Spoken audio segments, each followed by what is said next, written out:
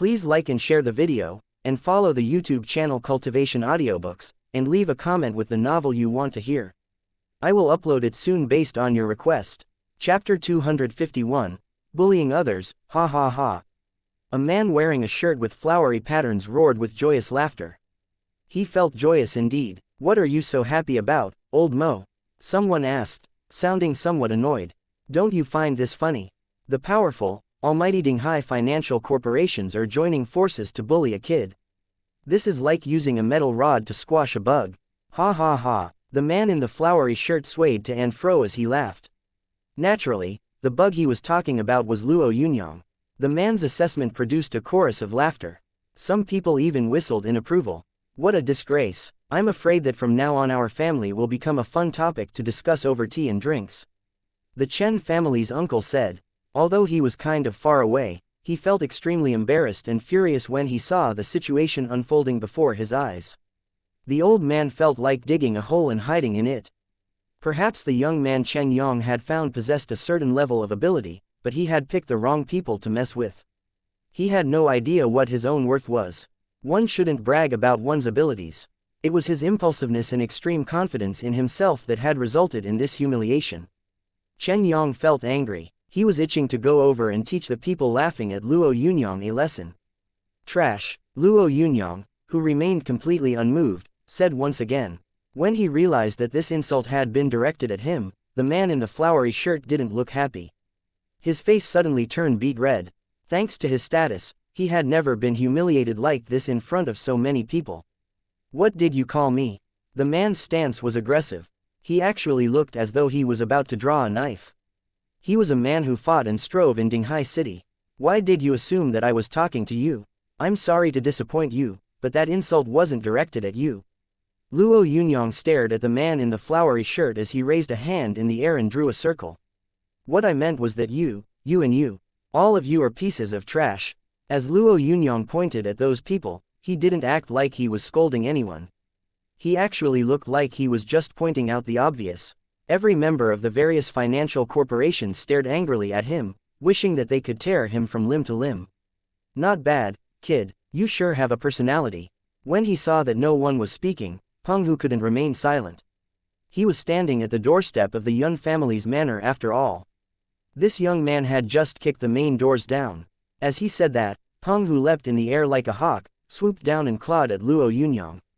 While he reached out with his palm, a green glow rushed out of his hand, forming a 2-meter-tall giant green claw that aimed at Luo Yunyang. Many people were scared witless when they saw this claw. Although Miss Lan also had the cultivation base of a martialist, she was just as frightened. Uncle Peng's forceful eagle claw is a handed-down technique. The Rising Dragon Army's Eagle King is Uncle Peng's great-uncle. Using such a technique to deal with an ignorant kid is just too easy, said Yun Yinghao, a third-generation member of the Yun family that served in an army. Miss Lan had been about to say something, when she saw Luo Yunyang wave his hands around lightly. As he did, the 2-meter-tall claw disappeared completely from the sky.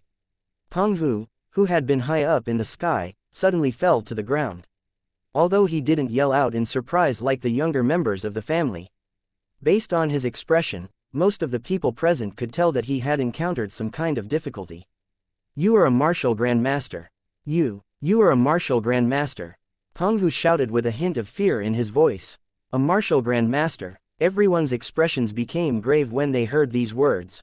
Although their power was spectacular, none of them had a martial grandmaster standing behind them.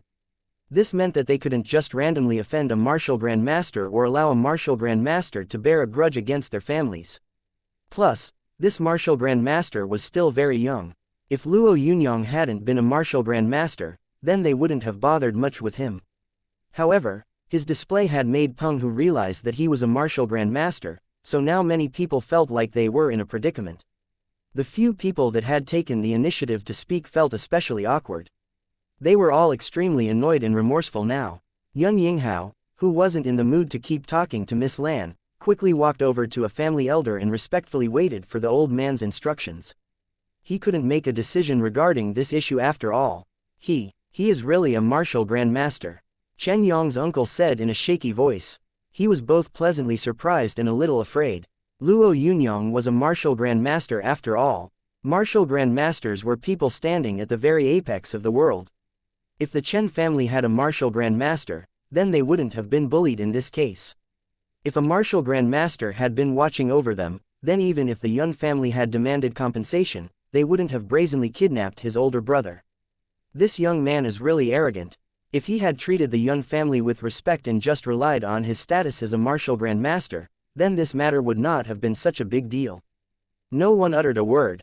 Although they all wanted to talk about this, nobody dared make any hasty comments. Martial grandmasters were like dragons among men. Sir, the fact that you became a martial grandmaster at such a young age is really admirable. However, even though you succeeded so young, this sort of insolence is still unacceptable, an old member of the Yun family said firmly. The Yun family manor isn't a place where you can come and go as you please. Do you think you can just offend the people behind these friends?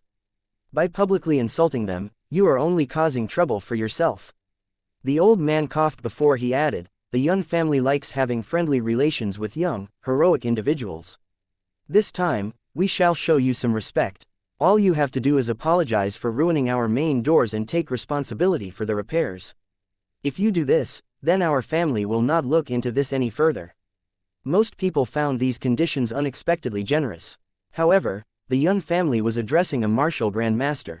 Most people would be more than willing to foster a good relationship with a young martial grandmaster.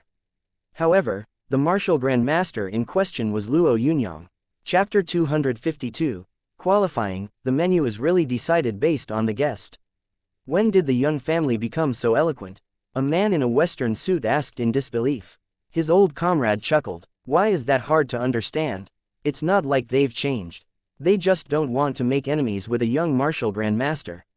The entire world has to cater to martial grandmasters. The Yun family also has martial grandmasters, yet unless they were stupid, they wouldn't fight to the death with a martial grandmaster. The guy in the suit had a look of admiration on his face. As he glanced at the various representatives who had stepped forward, he noticed that they all seemed kind of distressed. Although they didn't regret their actions, they had still tried to force a young martial grandmaster into dire straits. Smart people selected their friends carefully and avoided making enemies. Offending a martial grandmaster wouldn't make anyone happy under any circumstances. How do you think this issue will be resolved, Uncle Cheng? The young man asked softly after hesitating for a bit. How else? We will all behave ourselves. The old man guffawed as though everything was crystal clear to him. Many people had the exact same thought. Based on what they saw, including the attitude and the amount of influence the Yun family possessed, everything would be fine. However, as everyone waited for all the grudges and resentment to disappear with a smile, they heard the young man speak. I said that your family had 3 hours, but those 3 hours are already up. His words immediately made everyone around him go silent. The old man from the Yun family started trembling in anger. He had assumed that stooping so low and changing his attitude would already be a big deal. Never in his wildest dreams had he imagined that this young man would turn down his peace offering. How dare he say no?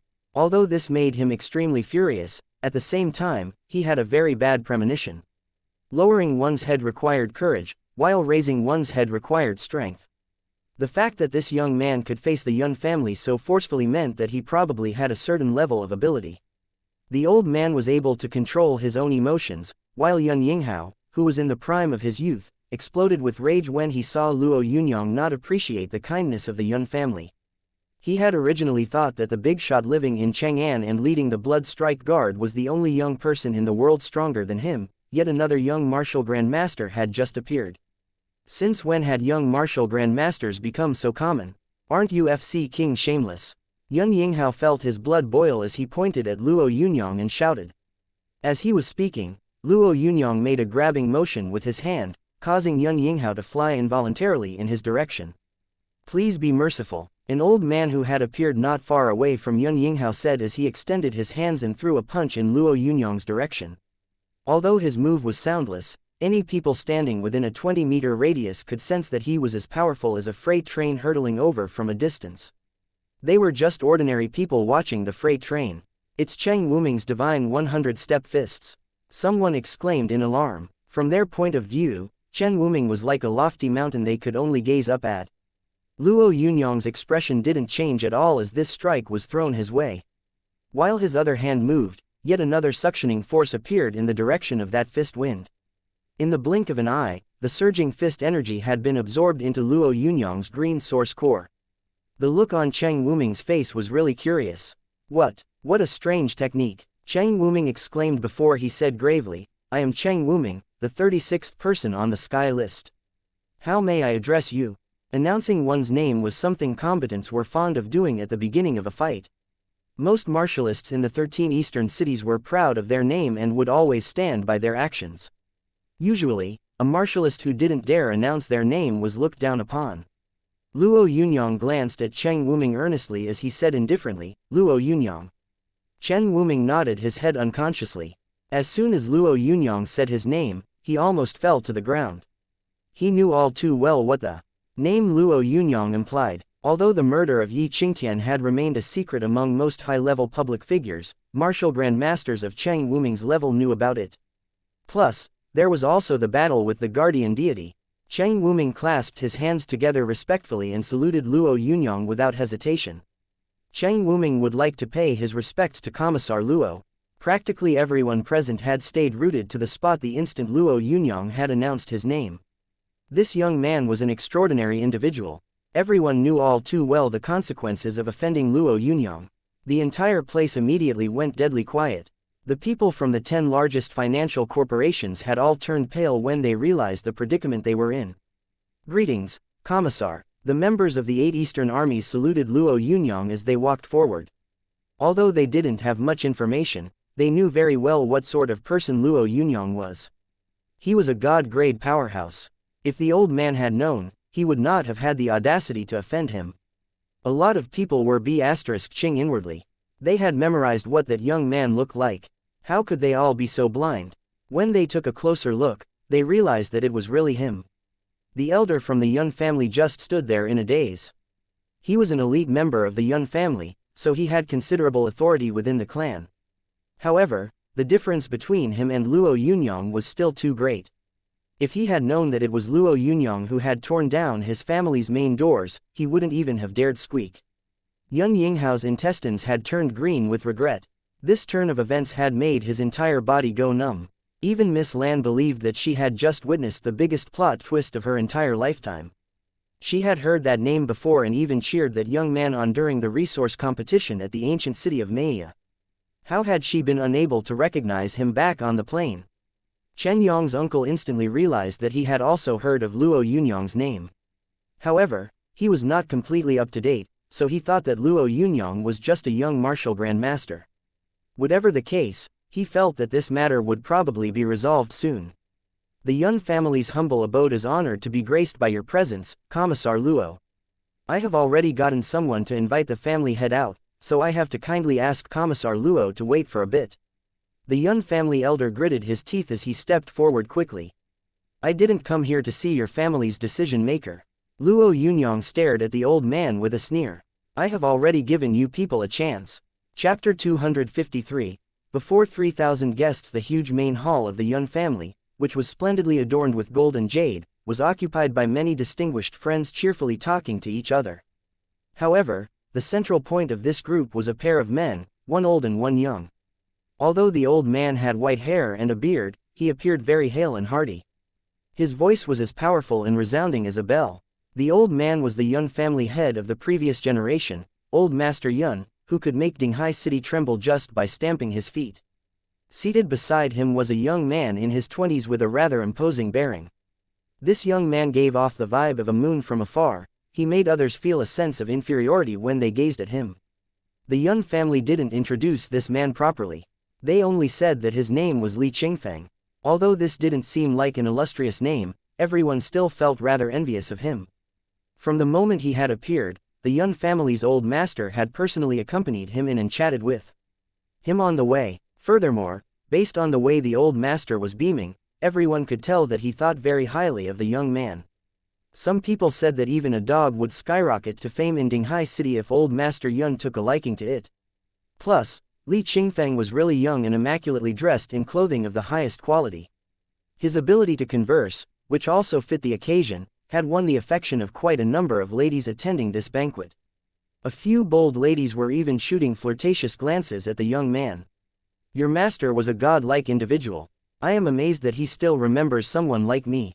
It really makes my old heart feel gratified. Old Master Yun, whose name was Yun Miao, chuckled. Many years ago, he advised me to follow him in cultivation. However, I was unable to bear such hardships. You are equally successful and widely known. Although the positions my master and you hold are different, you are both at the same high level. Li Qingfeng smiled as he complimented the old man smoothly. His words were extremely well received by old Master Yun, who kept chuckling non-stop. Many people were secretly admiring the young man's high EQ. His words were neither servile nor overbearing, yet they were really pleasant to hear. As the two men were chatting happily, a loud sound made them frown. Li Qingfeng was about to get up, when old Master Yun said, "Don't worry, the younger generation will handle it." His words seemed to have a strange calming effect. Practically the entire main hall calmed down immediately. 1 minute later, a number of people left secretly. Of course, these people were all young, so their motive was naturally to go and see what all that clamor had been about. Old Master Yun, who indulged those lively young people, pretended not to notice. "This is not good, grandfather." Yun Yinghao came running in.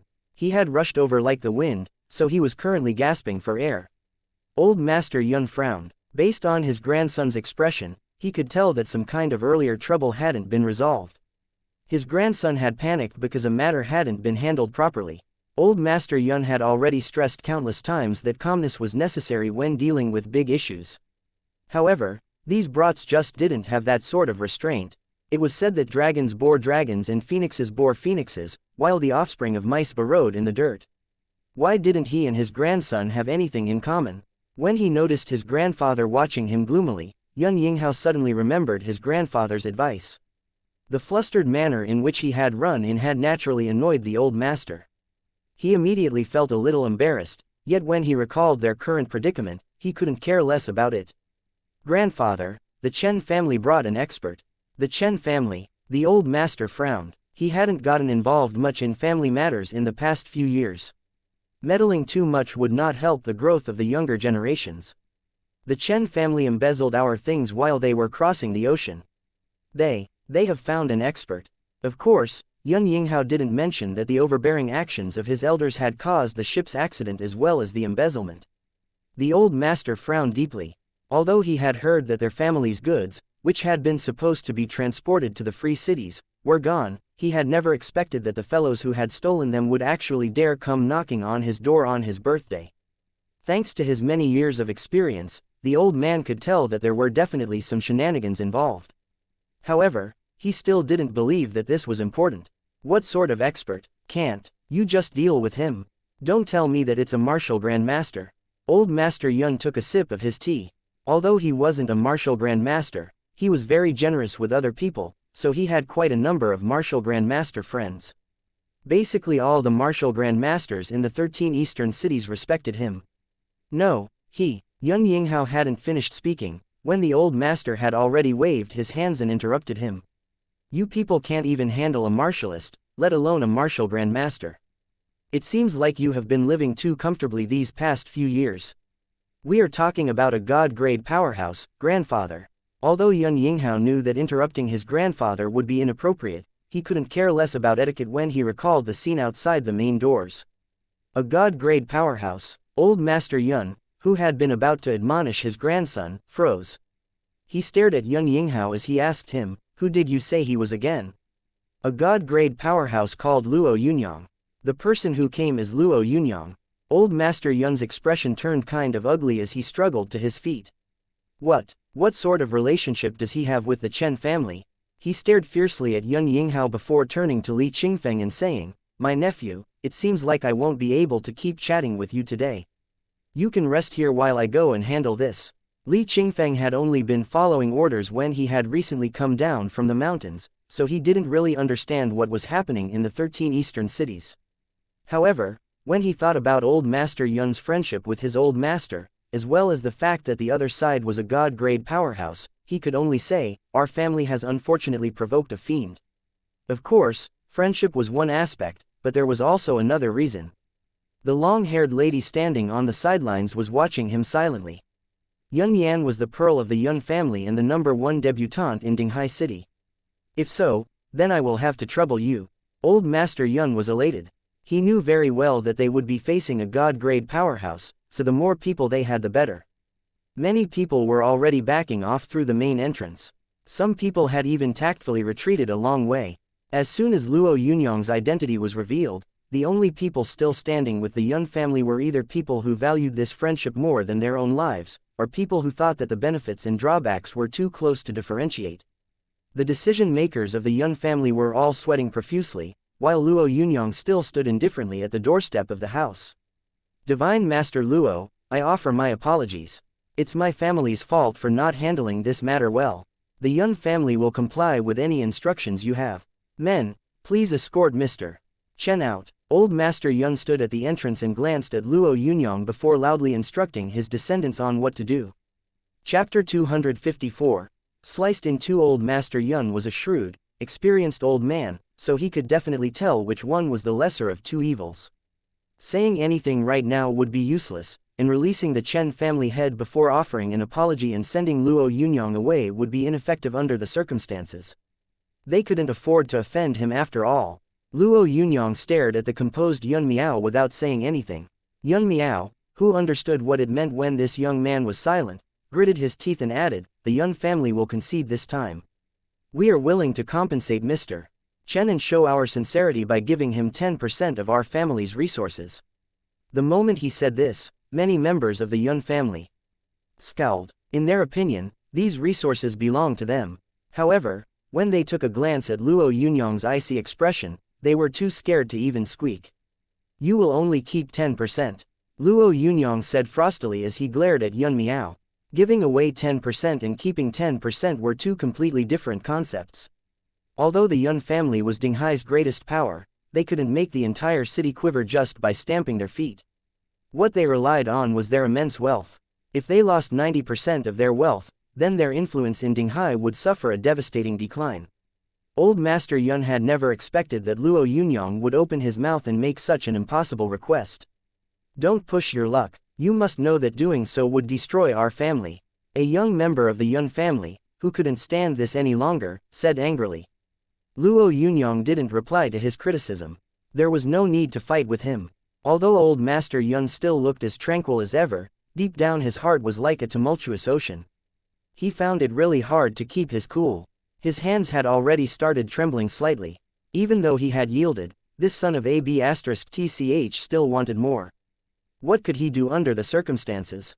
Divine Master Luo, demanding less of others shows one's magnanimity, and forgiving others shows one's mercy. Everything has to be tastefully managed to a certain extent. You must know that you aren't the only god-grade entity in this world. Li Qingfeng walked forward. "I'm Li Qingfeng. I've come over to wish Old Master Yun a happy birthday on behalf of the Edgeless Spiritual Master." Although a lot of people hadn't heard of Li Qingfeng before, when they heard the Edgeless Spiritual Master's name, their eyes lit up. What sort of person was the Edgeless Spiritual Master?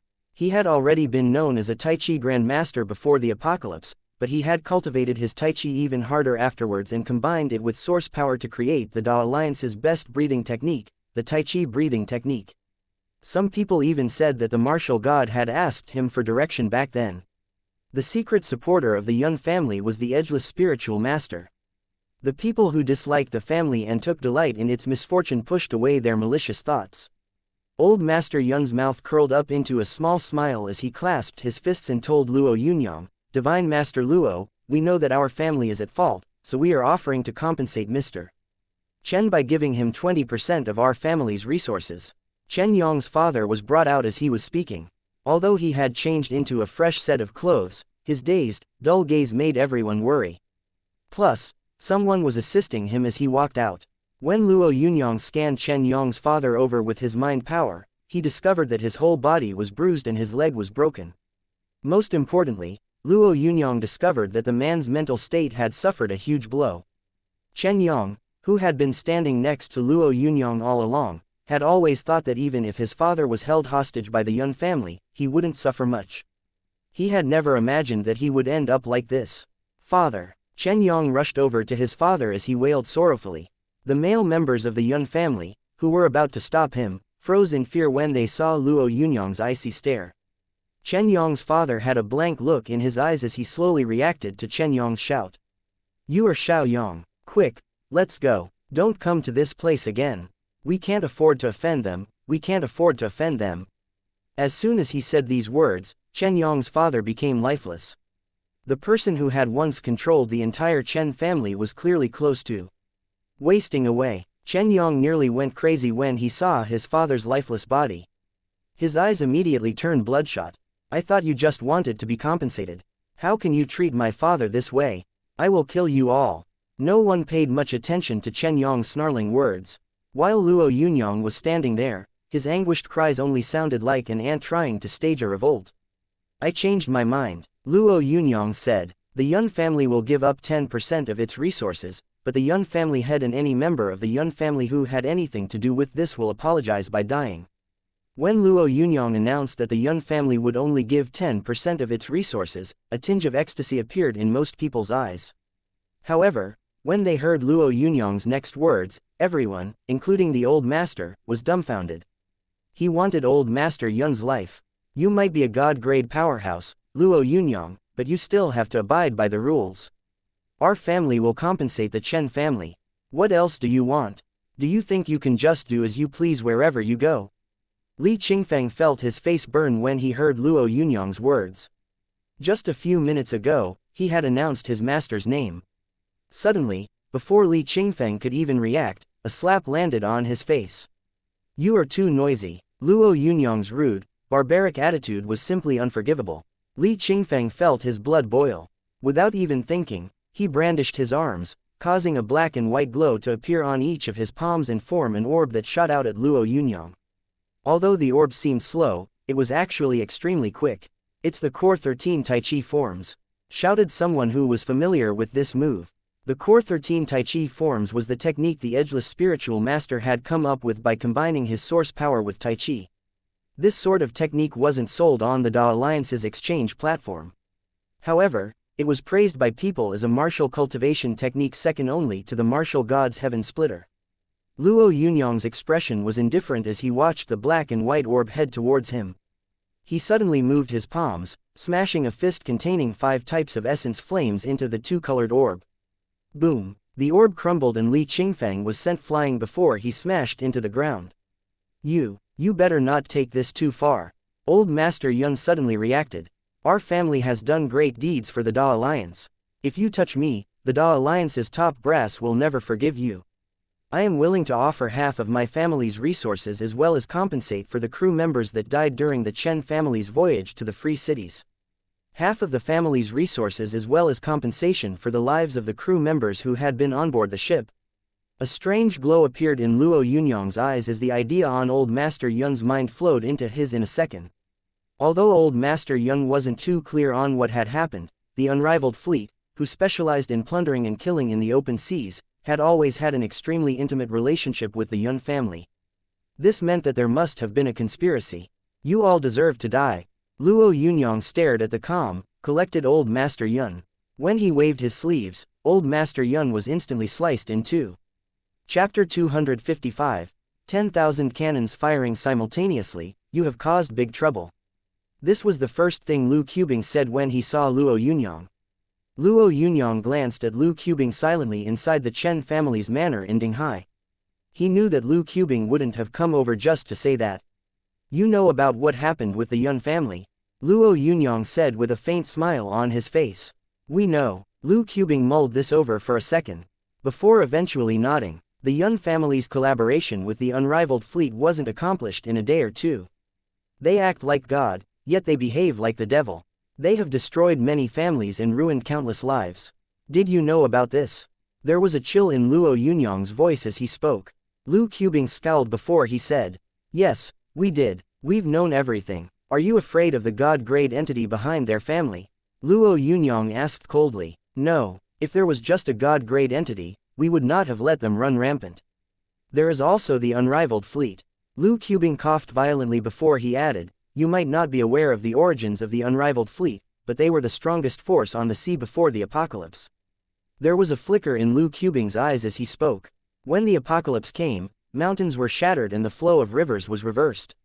Many areas of the world turned into ruins. However, the unrivaled fleet was on the sea, so they managed to remain completely intact. Luo Yunyang drank a sip of water quietly. He could kind of understand now. Although we have taboo weapons, they have even more than us. Plus, they've had the strongest strike force ever since before the apocalypse. 30 years ago, we tried to touch the Yun family, but I'm afraid we suffered some huge harm because of it. How many satellite cities are there in Dinghai? Lu Qubing asked gloomily. 4. Although Luo Yunyang could guess what Lu Qubing was getting at, he still answered. Wrong, there used to be 8. Lu Qubing said in a pained voice. However, after that attack, we were only left with 4. Every satellite city has millions of residents. Lu Qubing's voice was a little hoarse. In the end, the Da Alliance had no option but to leave them to their own business. Are God-grade experts unable to deal with the unrivaled fleet? Luo Yunyang asked Lu Qubing earnestly. Lu Qubing hesitated before he said, although God-grade powerhouses have their domains, the naval formation of the unrivaled fleet is like an impenetrable fortress. Plus, I've heard that there are God-grade entities within the unrivaled fleet. The unrivaled fleet's activities are mostly conducted 150 kilometers away from shore. God-grade powerhouses are unwilling to tread so far out into waters filled with boundless dangers. Even martial gods never provoke the unrivaled fleet. The unrivaled fleet has never dared offend a martial god either. Based on Lu Qubing's words, Luo Yunyang could sense the pressure the unrivaled fleet put on everyone. They ran rampant in the 7 seas and possessed large quantities of taboo weapons as well as god-grade powerhouses. Suddenly, an ear-piercing siren was heard. Luo Yunyang's expression changed when he heard it. He knew very well what this ear-piercing siren was. It was the highest-level alarm warning about an enemy attack. When Luo Yunyang soared into the air without hesitation, Lu Qubing followed him. The instant Luo Yunyang rose in the air, he saw over 1,000 lights streaking across the sky. These light rays were aiming at the 4 satellite cities of Dinghai City. When the multitude of those light rays struck, another bunch of light rays appeared in the sky and rushed over frantically. The directions they had appeared from were different, and so were the directions they were flying in. Everything in the sky was different. When he put all these differences together, Luo Yunyang felt a sense of powerlessness well in his heart. Although his mind power had already reached a god-grade level and he had slain the guardian deity in the past, he felt insignificant under the circumstances. Boom, boom, boom. Half a minute later, mushroom clouds started to rise in a dazzling white glow. Blossomed. Thanks to his extraordinary constitution, Luo Yunyang was able to see huge buildings turn into rubble in an instant. Meanwhile, 10-meter-deep craters started to form. When Luo Yunyang glanced in the direction these weapons had been fired from, he saw over 100 large ships lined up neatly in the distant oceanfront. Dazzling sparks were flying out of huge cannons. Luo Yunyang's face turned really ugly when he saw those giant warships. He instantly understood. The unrivaled fleet had arrived. They had bombarded Dinghai City simply because Luo Yunyang had killed Old Master Yun. Although the 4 satellite cities hadn't turned into ruins yet, they sure would after this battle. Don't blame yourself, Yunyang. We have already evacuated most of the population of the 4 satellite cities. Any residents that haven't been evacuated must have taken refuge in the shelters. Luo Yunyang glanced at the coughing Lu Qubing as he spoke. He knew that Lu Qubing had done all this to clear up the mess he had created. Thank you, Viceroy. Luo Yunyang rose into the air as he spoke and headed towards the ocean. Yunyang, where are you going? Come back, Lu Qubing shouted at Luo Yunyang. Although Luo Yunyang could hear Lu Qubing's shouts, he didn't turn back. He just kept flying towards the ocean like a streak of lightning. Let him go. Young people are proud and arrogant. This will be a good lesson for him. He has a god-grade cultivation base, so the unrivaled fleet's cannons should probably be unable to hurt him, Zhu Yi, who had just arrived, said gloomily. Lu Qubing hacked violently. Although he really wanted to say something, he eventually just shook his head. The Dinghai City Guard has already been upgraded, but it will be difficult for our guided missiles to lock onto the unrivaled fleet's warships. We lost quite a bit of technology during the apocalypse. Zhu Yi added. Lu Qubing started coughing again. He stared at the sky, where Luo Yunyang had already disappeared, and shook his head gently. The closer we get to danger, the wilder things become. The ways of this world are really. Boom, boom, boom. The acute sounds of explosions rang out once again. Chapter 256. Slaying a God. Luo Yunyang bit his lip. Although Lu Qubing had said that there weren't many residents left in the 4 satellite cities, Luo Yunyang had still seen people get dismembered by the brilliant blasts. Their deaths were his fault. Luo Yunyang didn't regret killing old Master Yun, who had behaved rampantly and been guilty of monstrous crimes, but what had all those innocent civilians done wrong? All these people had died because of him. Luo Yunyang didn't consider himself a saint, but he also didn't think that he was a cold-blooded person. He was just a hot-blooded young man. Smoke and dust seemed to cover everything, while the sky was ablaze. The flames made Luo Yunyang's lips feel parched. He actually felt as though he was on fire. Kill, kill, kill. A crazy thought formed in Luo Yunyang's mind. He suddenly urged the Buddha discs beneath his feet to shoot towards the multitude of fire cannons of the unrivaled fleet like a whirlwind. 5 kilometers, 25 kilometers. In a flash, Luo Yunyang had already rushed out of Dinghai City and reached a large expanse of water. 175 kilometers away, inside a huge steel fort-like warship, over 30 people were gathered inside a large hall. The hall was adorned with riches, ancient swords from the Middle Ages, porcelain chinaware from the Yuan dynasty, and various artifacts that should have been in a museum. However, all these extremely expensive items were only used as ornaments. An electronic screen inside the hall displayed various scenes within a 150-kilometer range. When the thunder rages, thousands of miles of land are laid bare. A tall, large middle-aged man with fair skin, blonde hair and blue eyes said. Even though I don't really like the people of the 13 eastern cities, ancient expressions are really domineering. I get a kick out of using them. The middle-aged man laughed heartily, triggering a chorus of laughter from his comrades. A handsome middle-aged man with an eye patch said amidst the laughter, during the past 30 years, our fleet hasn't shown its might. That god-grade entity's provocation came at the right time. Sky Axe, Model 32, Wind Chaser, Model 300. These are the most classic weapons we have researched and produced. The fellows at the research center have said that those weapons could even slaughter gods. It's high time we tested out their power. As they were speaking, a series of beeps were heard and a mechanical voice said, Admiral, an unidentified flying object was detected 35 degrees northwest. The large screen flickered and cut to a figure riding a pair of strange flying discs in their direction. It's Luo Yunyang, someone exclaimed. This fellow is a god-grade telekinesis master. We can't let him get within 25 kilometers of us. The fleet is in a state of emergency. Number 13, Number 15, fire the Wind Chaser 300s locked on Luo Yunyang. Battleship Number 1, prepare to fire the Sky Axe. Today, we will be slaughtering a god, said a rugged old man with staunch determination on his face. Judging by the 7 stars on his epaulette and his snow-white military uniform, this man was without a doubt the highest-ranking officer on that warship. His words made the huge fleet work itself up to a frenzy. At practically every battleship's bridge the crew members were repeating the same words. Let's slaughter a god, let's slaughter a god, let's slaughter a god. Although the unrivaled fleet was supposed to be invincible, whenever they encountered a god-grade powerhouse, they would make a strategic retreat. However, even though they had been making god-grade entities flinch for years, they had never slaughtered a god before. They would make up for this now. Although the soldiers of the unrivaled fleet were much stronger than ordinary soldiers, they still felt insignificant compared to a powerful god-grade entity. This time, they wanted to slaughter a god, which would be just like slaying a dragon if the stories they used to read younger were anything to go by. Fire! At the commander's loud order, bright lights rose into the sky from the warship, followed by an ear-piercing rumbling sound. Meanwhile, one of the most advanced planes took off from the warship's runway. Their objective wasn't to deal with Luo Yunyang, but pinpoint his location. The killing intent in Luo Yunyang's heart had already reached a tipping point. He needed to avenge all those innocent people, no matter what. He had to make these unbridled people face the punishment they deserved. They had bombarded the 4 satellite cities, costing many innocent people their lives. They had to die. As he was flying, Luo Yunyang suddenly felt a little tense. In an instant, he sensed an immense danger closing in on him frantically.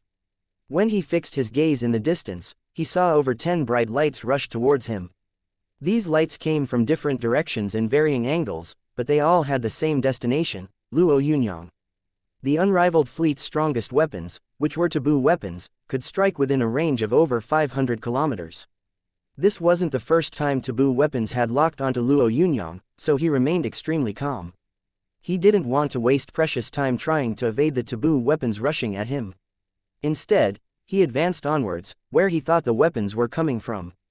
As the taboo weapons got within 5 kilometers of him, Luo Yunyang urged the Buddha discs underneath his feet to split up into more than 10 light discs and fly over at the onrushing taboo weapons. Boom, boom, boom. In the blink of an eye, the taboo weapons collided with the light discs, producing intense explosions that created 300-meter-tall waves on the seemingly endless ocean. The torrential waves in massive shaking motion felt like the beginning of a new apocalypse. The unrivaled fleet's huge warships fired taboo weapons maniacally at the waves, as if they wanted to blast a hole in everything. Both the command center of the unrivaled fleet and the Da Alliance's satellites found it difficult to see what was going on in this area. Luo Yunyang, who was right in the middle of everything, naturally could not see a thing either. As the taboo weapons thundered, a massive whirlpool formed right at the heart of the explosions. Today, the unrivaled fleet slayed a god outside Dinghai City. A blood-red notice appeared on the sky vision, shocking the entire world. Slayed a god. God-grade entities had so far been practically invincible, so these words shook the entire Da Alliance. Chapter 257. A clash of two ultimate powers. Back in Chengdu, Jin Zaishan had a grave, solemn expression on his face. He didn't care about the people around him. He was just staring fixedly at the boundless ocean. Meanwhile, in the ancient city of Maya, the top brass of the 17 western cities was gathered in a hall. Their objective was to watch the unrivaled fleet on their screens. This used to be our strongest fleet back in the day. How regrettable. Deep in the mountains, inside an ancient cave where everything was simple and unadorned, a tall, large man wearing a traditional robe watched the screen before him. On the screen, massive cannons containing immense energy were pointed at the sky. Two ultimate powers are facing off. The man in the traditional robe muttered to himself with glowing eyes. Boom. Roaring explosions that made it sound like the earth was being split apart rang out in the boundless ocean. Meanwhile, light beams sprayed out of a huge warship over 1 kilometer long. The target of this barrage was the area where Luo Yunyang was. It's Sky Axe, 32. Someone in Maya City said with a shudder. I heard that while the unrivaled fleet was testing the latest Sky Axe, a small island was destroyed. Its speed is way beyond extraordinary. As that person was speaking, the taboo weapon hidden within the light rays reached the surface between the waves. Many people clenched their fists tightly. They were all right at the top of the Da Alliance, so the majority of them weren't concerned about Luo Yunyang, but about the clash between the two powers the Da Alliance considered so magnificent. A god-grade powerhouse and a powerful taboo weapon were about to clash. Luo Yunyang felt his heart beat faster. His mind attribute had just reached its max. Accurately slicing the taboo weapon rushing through the air in two was already hard enough. However, the moment the taboo weapon was destroyed, it would also explode. Although Luo Yunyang's constitution was very strong and he had mastered the heaven-battling ape dragon chart's ice-fire discordant barrier, its energy consumption was massive, so even though he had already made a breakthrough and linked up 7 apertures, he still found it slightly difficult to pull off. Plus, Luo Yunyang felt extremely sullen. He had considered transferring all his attribute points to his speed and rushing over to the unrivaled fleet in a flash, but he realized that although his speed wasn't slower than the taboo weapons locked on him wouldn't be interrupted. If he transferred all his attribute points to his speed, he would definitely die a miserable death. Luo Yunyang believed that a massive computer was calculating everything and firing those weapons. He could hear the thunderous booms. Suddenly, he sensed a sun-like object advancing towards him. In 3 seconds, this taboo weapon, which was way more powerful than the previous ones, would be upon him. The sea was in a torrential rage, while small-scale taboo weapons were exploding all over the place. Huge masses of energy collided, making the area seem like part of a purgatory. Luo Yunyang thought for a second before he headed into the sea water, all the while using his mind power to control the Buddha discs again. 500 meters, 1,000 meters, 1,500 meters. As Luo Yunyang submerged himself frantically, he sensed a big threat. Suddenly, he felt a beam of light surge towards him in the water. Although it wasn't as quick as it was in the air, it was still approaching him extremely fast. His own mind power wasn't the same as it was in the air. Luo Yunyang, who could clearly sense the power contained within that ray of light, made a decision without hesitation. He adjusted his constitution once again and submerged himself even deeper. He now felt heavier than a bar of gold. Boom, boom, boom. As Luo Yunyang descended another 500 meters, the intense sound of an explosion reverberated throughout the ocean. The wild explosion caused the sea water to churn violently. Luo Yunyang felt a massive force try to rip his body apart. Luckily, he was still quite a distance away from the central point of the explosion, so this ripping force did not cause him too much damage. Target has sunk 2,000 meters under the surface. Our alloy submarines have already locked onto him. They can fire the sky axe at any moment. The mechanical voice in the command center said once again. Although the old fellow with the 7 stars on his shoulder had a cool expression on his face, a faint flicker in his pupils made his eyes seem ablaze. Anyone familiar with him knew that the old man had reached a feverish state. Lock on the target's coordinates and prepare the Sea King. The moment the old man said this, the expressions of the officers around him changed dramatically. Sir, Sea Kings are weapons that we use for strategic deterrence, someone reminded him in a low voice. A Sea King costs as much as half a city. Once it is fired, if we want to slay a god, we can't stop halfway. This young man is very impressive. The speed at which he became a god-grade entity surpasses that of a normal person. We have to kill him right now, the 7-starred admiral said coolly. Besides, the Da Alliance has to witness the unrivaled fleet's progress.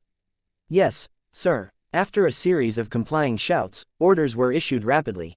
The command center, which was already very busy, suddenly went crazy with activity. Sea King Category 1 standing by. Sea King Category 2 standing by. Sea King Category 3 standing by. The mechanical voice kept rising and falling. Suddenly, the massive deck above the command center unfolded and a huge rampart with a perimeter of 500 meters slowly rose into the air. Meanwhile, Luo Yunyang's communication device started ringing. As soon as he put the call through, he heard Lu Qubing's voice. Get out immediately. Get out immediately. Lu Qubing's voice was filled with worry. Although he wasn't sure what he meant, Luo Yunyang still changed direction quickly. Unfortunately, although he was fast, the electronic targeting system was even quicker. Just 10 seconds later, a loud boom was heard once again. This time, the boom made the sea vibrate. Even Dinghai City started shaking because of it. A huge mass of light rushed towards Luo Yunyang. The moment it descended, a massive black hole appeared, covering the ocean within a 15-kilometer radius. As the sea water receded, massive waves surged. The imagery was uploaded on the Sky Vision. For a moment, the entire Da Alliance was deadly silent. A Sea King is essential for slaying a god. These blood-red words appeared above the black hole in the brutal image. Anyone who saw it shivered uncontrollably. Chapter 258, the 360-degree interception system. It was the unrivaled fleet. The entire Da Alliance heard about the unrivaled fleet. Practically every elite human now knew about them. They had used a Sky Axe and a Sea King. The names of these 2 taboo weapons resonated throughout the entire human world within seconds. The news that a god had been slain made many ordinary people go wild. However, as soon as the history of the unrivaled fleet was dug up, many people felt chills go down their spines. The unrivaled fleet had never joined the Da Alliance. They had moved on the oceans unhindered and swept away everything and everyone before them. They had destroyed 4 satellite cities over a small disagreement. Furthermore, the remaining 4 satellite cities of Dinghai had been demolished recently by their barrage of cannon fire. Basically, all the Da Alliance could do was leave them be. They had slain a god. Luo Yunyang, the brightest spark of the 13 eastern cities, had been bombarded by the unrivaled fleet in the ocean. It was currently unknown whether he was dead or alive. Silence enveloped the entire Da Alliance. Splash! As the black hole dissipated, a figure rushed out of the surging surface of the roaring sea. The figure soared up into the air like a flash of light and headed in the direction of the unrivaled fleet. Luo Yunyang! It's Luo Yunyang! Someone exclaimed in alarm. Meanwhile, the more than 100 beams of light 150 meters away started to shoot towards Luo Yunyang. The light beams gathered and formed a huge semicircle in the air, effectively blocking Luo Yunyang's path and enveloping him. Luo Yunyang's chest filled with fury. He had suffered some serious injuries during the earlier Sea King attack, as the intense vibrations had caused a crack to appear in the source core within his body. If Luo Yunyang hadn't used his attribute regulator to raise his rarely used golden body to the maximum, he would have probably been killed by that taboo weapon. The Ni family's taboo weapons had been like child's play compared to the Sea King. That explosive energy had seemed as though it would rip apart everything within range. Luo Yunyang would rush over and rip the unrivaled fleet to shreds. This was the most intense thought occupying his mind. Thus, when he rose into the air after the Sea King's energy dissipated, he had already transferred all his attribute points to his speed, making it even quicker than the speed of sound. Luo Yunyang estimated that he could run 150 kilometers in 2 minutes. However, after traveling for a few kilometers, a barrage of frantic cannon fire erupted. Although the majority of it wasn't taboo weapon fire, Luo Yunyang still had to evade this powerful attack. Boom, boom, boom. Luo Yunyang got angrier each time he had to dodge. He actually felt as if he was about to go crazy. Yunyang, retreat quickly. The satellite has already detected that the unrivaled fleet has a Sea King on standby just waiting to be fired. Lu Qubing's voice reminded Luo Yunyang through his communication device. As soon as he heard this warning, Luo Yunyang's intuition told him that he should hide. However, he did not want to. He reckoned that if he chose to hide, then he wouldn't be Luo Yunyang. Luo Yunyang gazed at the huge warships cruising 100 kilometers away before he picked up the God Slayer strapped to his back. Go! The ancient spear carried Luo Yunyang's ice and fire powers, as well as the fury in his heart, as it soared through the sky and took aim at the huge warship at the front of the fleet. Although the God Slayer's speed surpassed Luo Yunyang's, by the time it had flown 50 kilometers ahead, 3 taboo weapons had already collided with it. Boom, boom, boom. Massive explosions enveloped the ancient spear in an instant. The tiny bit of Luo Yunyang's mind power that still remained on the spear vanished completely. When the sky returned to its calm state, the God Slayer could not be seen anymore. During the barrage of the 3 taboo weapons, the spear had sunk to the depths of the ocean. Run! The Sea King has already been fired. Lu Qubing's voice rang out once more. This time, Luo Yunyang didn't try to defy him. He just dove frantically into the ocean. A devastating explosion caused the sea water to churn again and form huge waves. Even the sky seemed like it was going to tear apart. The Sea King's power scattered into the vast ocean. As it slowly dissipated, Lu Qubing's voice rang out next to Luo Yunyang's ear. Stop rushing towards the unrivaled fleet. Their defense system is controlled by a massive Zeus computer known for being able to intercept taboo weapons within 250 kilometers. If you rush forward, you will just become a target. A deafening horn was heard across the ocean before blasts of light blossomed in the sky like a firework display.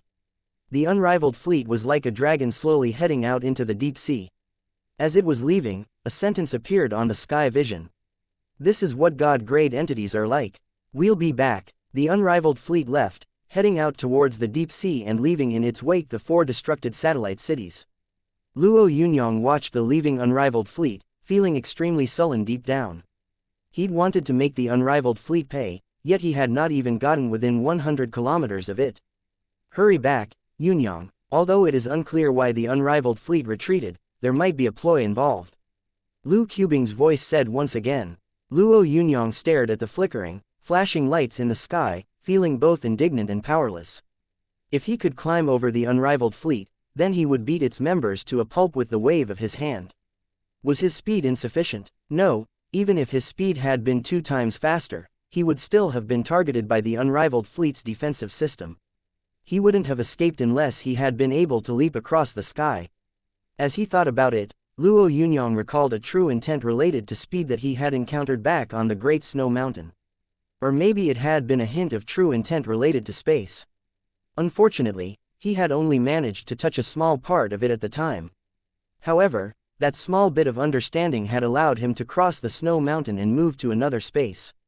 Still, due to the fact that he had grasped too little of it, he had yet to comprehend it fully and make it his own.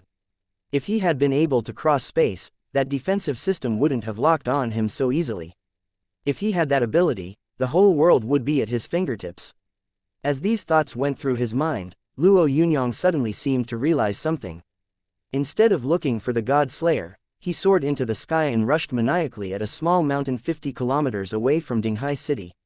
Although he didn't say anything, his eyes contained a crazy killing intent. Chapter 259, War or Peace. Luo Yunyang shut his eyes and thought on top of that small mountain. His mind attribute had already been raised over 10,000 points. A 20,000 point mind attribute would make everything extremely clear, but what was important to him right now was comprehension. He was currently thinking about how he had crossed the Great Snow Mountain. Actually, he was remembering the state he had been in when he had crossed from one snowy peak to another. Comprehending true intent was something very difficult for martialists. Sometimes, some experiences and thoughts would allow one to accomplish true intent naturally, but more often than not, it was very difficult to do.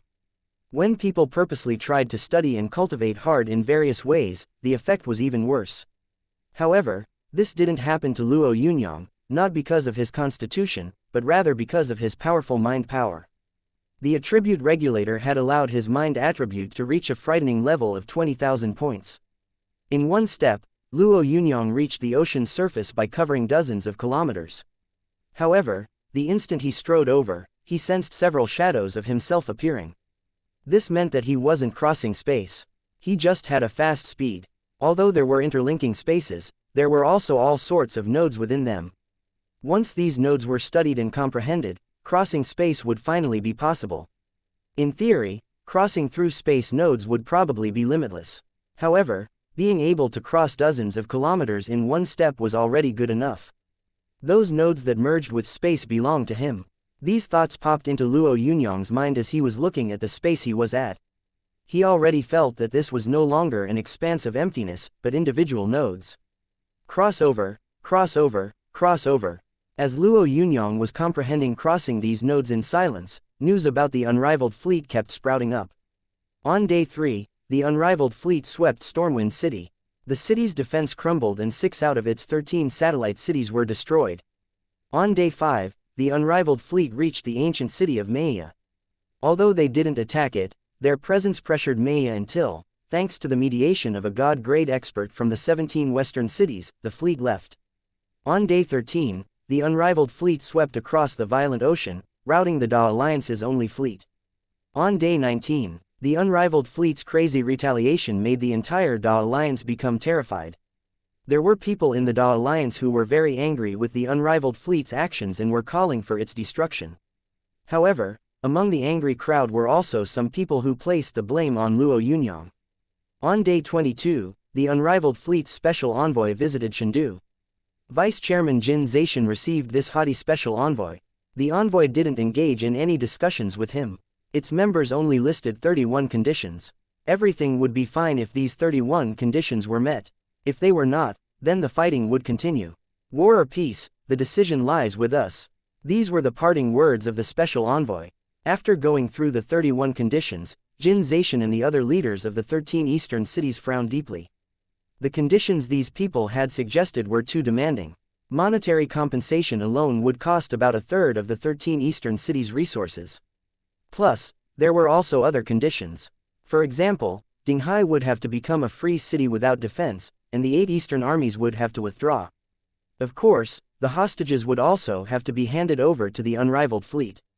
Luo Yunyang's mother and younger sister were to join those hostages. The 31st and final condition was to give old Master Yun a magnificent funeral. It was also explicitly stated that Luo Yunyang would have to attend the funeral and pay his respects along with the Yun family's descendants. Many people blew their tops when they heard these conditions. Lu Cubing threw the document listing the conditions to the ground furiously. Let's just fight. Why don't we? If a tiger doesn't roar, people will just assume it's a sick cat. Damn it, we mustn't yield, even if we have to fight it out with this scum until the world turns upside down. Although it was unknown who leaked Lu Cubing's words, half an hour later, the unrivaled fleet fired 3 more taboo weapons in the direction of Dinghai City. Even though these taboo weapons didn't cause much damage, their forceful deterrence was obvious. The people on the Sky Vision were fanning the flames and pinning all the blame on Luo Yunyang. Dinghai City is weeping, all because of a certain person's outrageous actions. If we aren't able to withstand the unrivaled fleet's attacks, innocent people will lose their lives. Old Master Yun was a person of great virtue and prestige. Even though he made some mistakes, they were mostly due to the negligence of his subordinates. It was lawless to kill him this way. The unrivaled fleet's conditions aren't that unreasonable. They are not even that important compared to our lives. Luo Yunyang deserves to die. His outrageous actions are unforgivable. The ancient martial families that had been suppressed by Luo Yunyang also chose to hop out now. Some of them even announced publicly that they had already paid in blood, so Luo Yunyang handing over 2 relatives wasn't much in comparison. He had to apologize and make amends. One always had to pay a price for doing the wrong thing after all. Soon, public sentiment surged. Many people who believed that their own lives had been affected by the menacing unrivaled fleet sided with these groups. Chen Yong's family barricaded itself to avoid the people running up to their doorstep and hurling abuse. Those people were blaming their family for causing trouble. The contents of these insults made Chen Yong's father so mad that he nearly couldn't take it. Although he knew that it was difficult to reason in this case, he felt so frustrated that he was about to explode. If no answer was given in 3 days, Dinghai City would be surrounded by taboo weapons. On day 23, when the unrivaled fleet's special envoy left Chengdu, large blood-red words appeared on the sky vision once again. The threat that Dinghai City would be surrounded by taboo weapons seemed to make the entire 13 eastern cities blow up. All sorts of clamor and shouts filled the 13 eastern cities. It was so bad that quite a number of legislative members gathered in Jin Zaishan's office and encouraged Jin Zaishan to follow the public sentiment. Jin Zaishan slammed his hands on the table furiously. However, it was no use. 2 days after the special envoy had delivered those terms and conditions, 36 large warships of the unrivaled fleet started to appear in the ocean 500 kilometers away from Dinghai City. The images transmitted through the satellites showed taboo weapon launchers being set up. The whole area was filled with a strong killing aura. Suddenly, the entire Dinghai City went into chaos. Even some nearby cities flew into a strange fervor. War or peace seemed like a very simple choice that Jin Zaishan would have to make. Chapter 260. Swallowing anger. Jameson's chest was puffed out as he held his head high calmly. He was only a major of the unrivaled fleet, and not a very favored one at that, otherwise he wouldn't have been dispatched to the 13 eastern cities to negotiate. At first, he had been furious.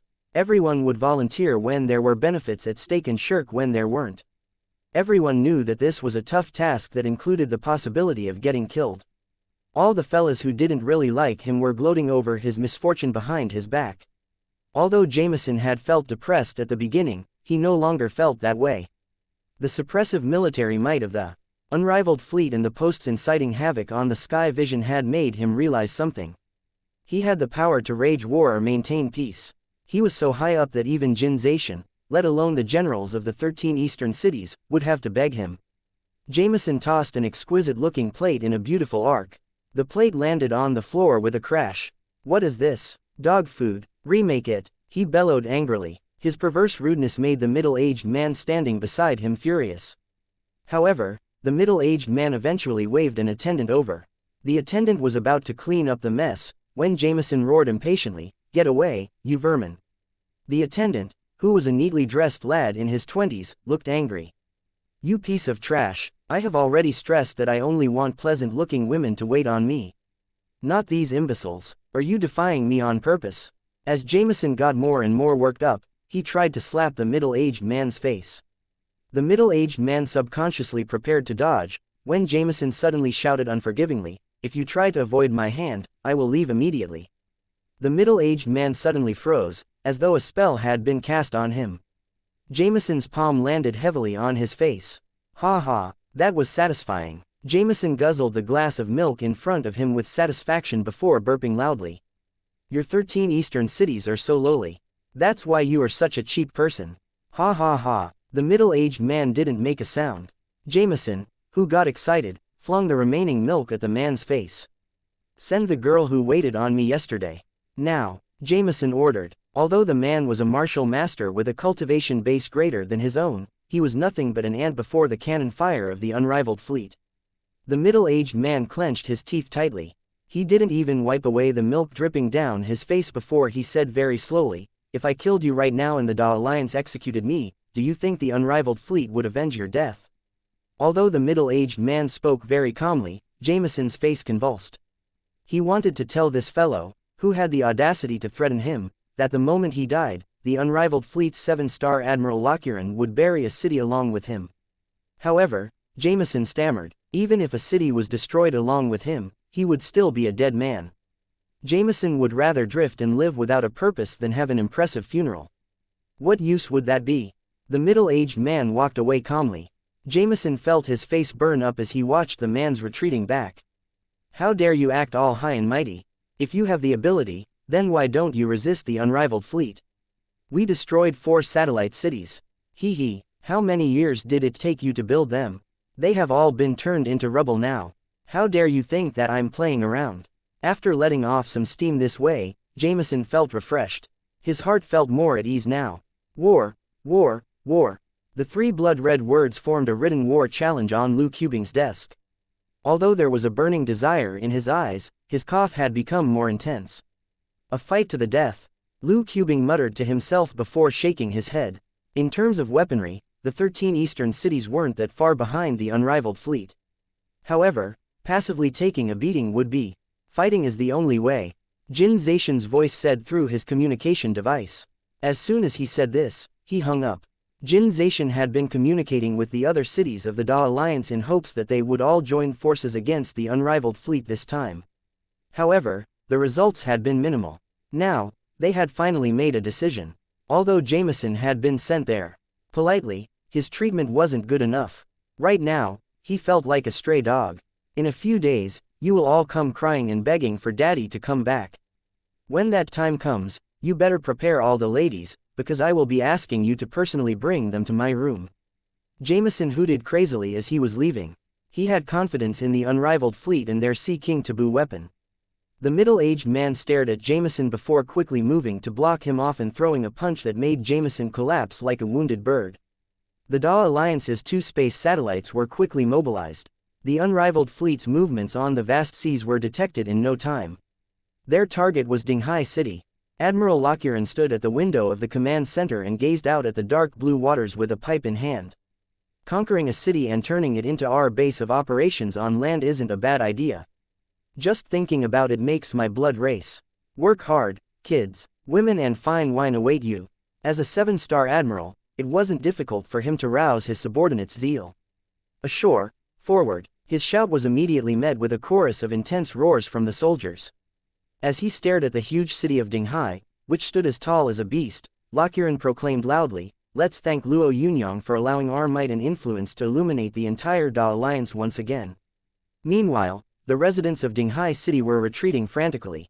Although some of them couldn't bear to part with the homes they had spent a large part of their lives striving for, in the end, all they could do was run away helplessly.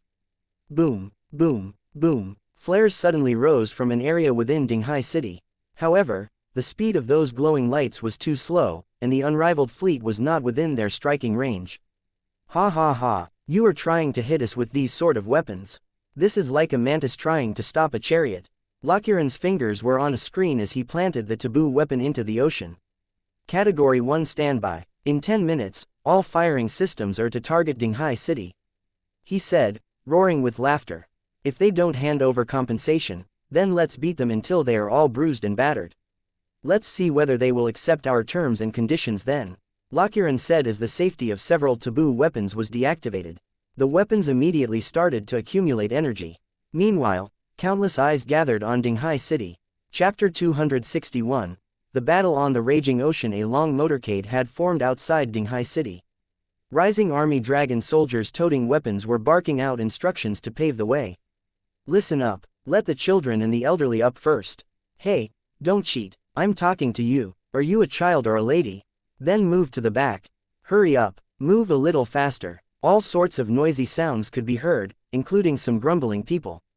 Damn it, it's all Luo Yunyang's fault. We were all living fine in Dinghai City until he went crazy. Don't say this, old Luo. We can't blame Commissar Luo for this. The unrivaled fleet has been running amok for years. If no one had defied them, they would have just climbed all over our heads and become even more savage. Everyone around nodded their heads when they heard this. However, they still felt worried. Where is Luo Yunyang? Why hasn't a god-grade powerhouse like him appeared yet? Even if he can't beat the unrivaled fleet, he at least has to. He wouldn't choose to run away at such a time, right? The man known as Old Luo said rather mockingly. When the rising dragon army soldiers passing by heard Old Luo grumble, they got angry. The iron-blooded rising dragon army firmly believed that compromising and being obedient would only show others that you were weak. The weak were liable to get bullied, so it was all right to get all bruised and battered if one could live to their heart's content. Luo Yunyang wasn't wrong. If they were in his place, they would have done the same thing. Bang, A big man bumped into old Lu, who landed on the ground in surprise. What are you trying to do? The battered old Lu cursed as he struggled to get up. I'm not trying to do anything. I'm sorry. The floor was a little smooth, so I slipped and knocked into you. How about I pay for your medical fees? The frank man said happily as he slapped old Lu hard on the shoulder. Old Lu touched his bump, which felt like he had been struck by a huge wooden club. He had just gotten up, when the big man slapped him ferociously. He suddenly felt pain course through his shoulder. It seemed as if there were needles pricking it. I think you are doing this intentionally. You are hitting me as a form of retaliation. I want to issue a complaint. All right, I have yet to receive a complaint this week. Go and tell the fellows in charge of the martial law. I am Old Tai, report me if you can. The big man seemed very confident that people would side with him. He actually hopped around as if he was boxing, intentionally making fun of old Lu. Old Lu's face turned red from rage. He believed that this world was filled with malicious intent.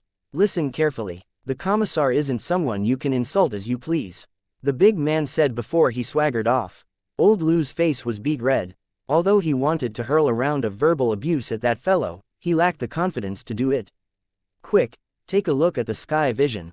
Someone shouted suddenly. Old Lu was considered an elite individual in Dinghai City, so his communication device was the latest model of technology. He quickly took out his communication device and saw a line of words displayed on it. Luo Yunyang had appeared outside Dinghai City. Luo Yunyang's hands were clasped behind his back as he stood outside Dinghai City. Endless waves were flowing beneath his feet, making him look like a sea god that had risen into the air.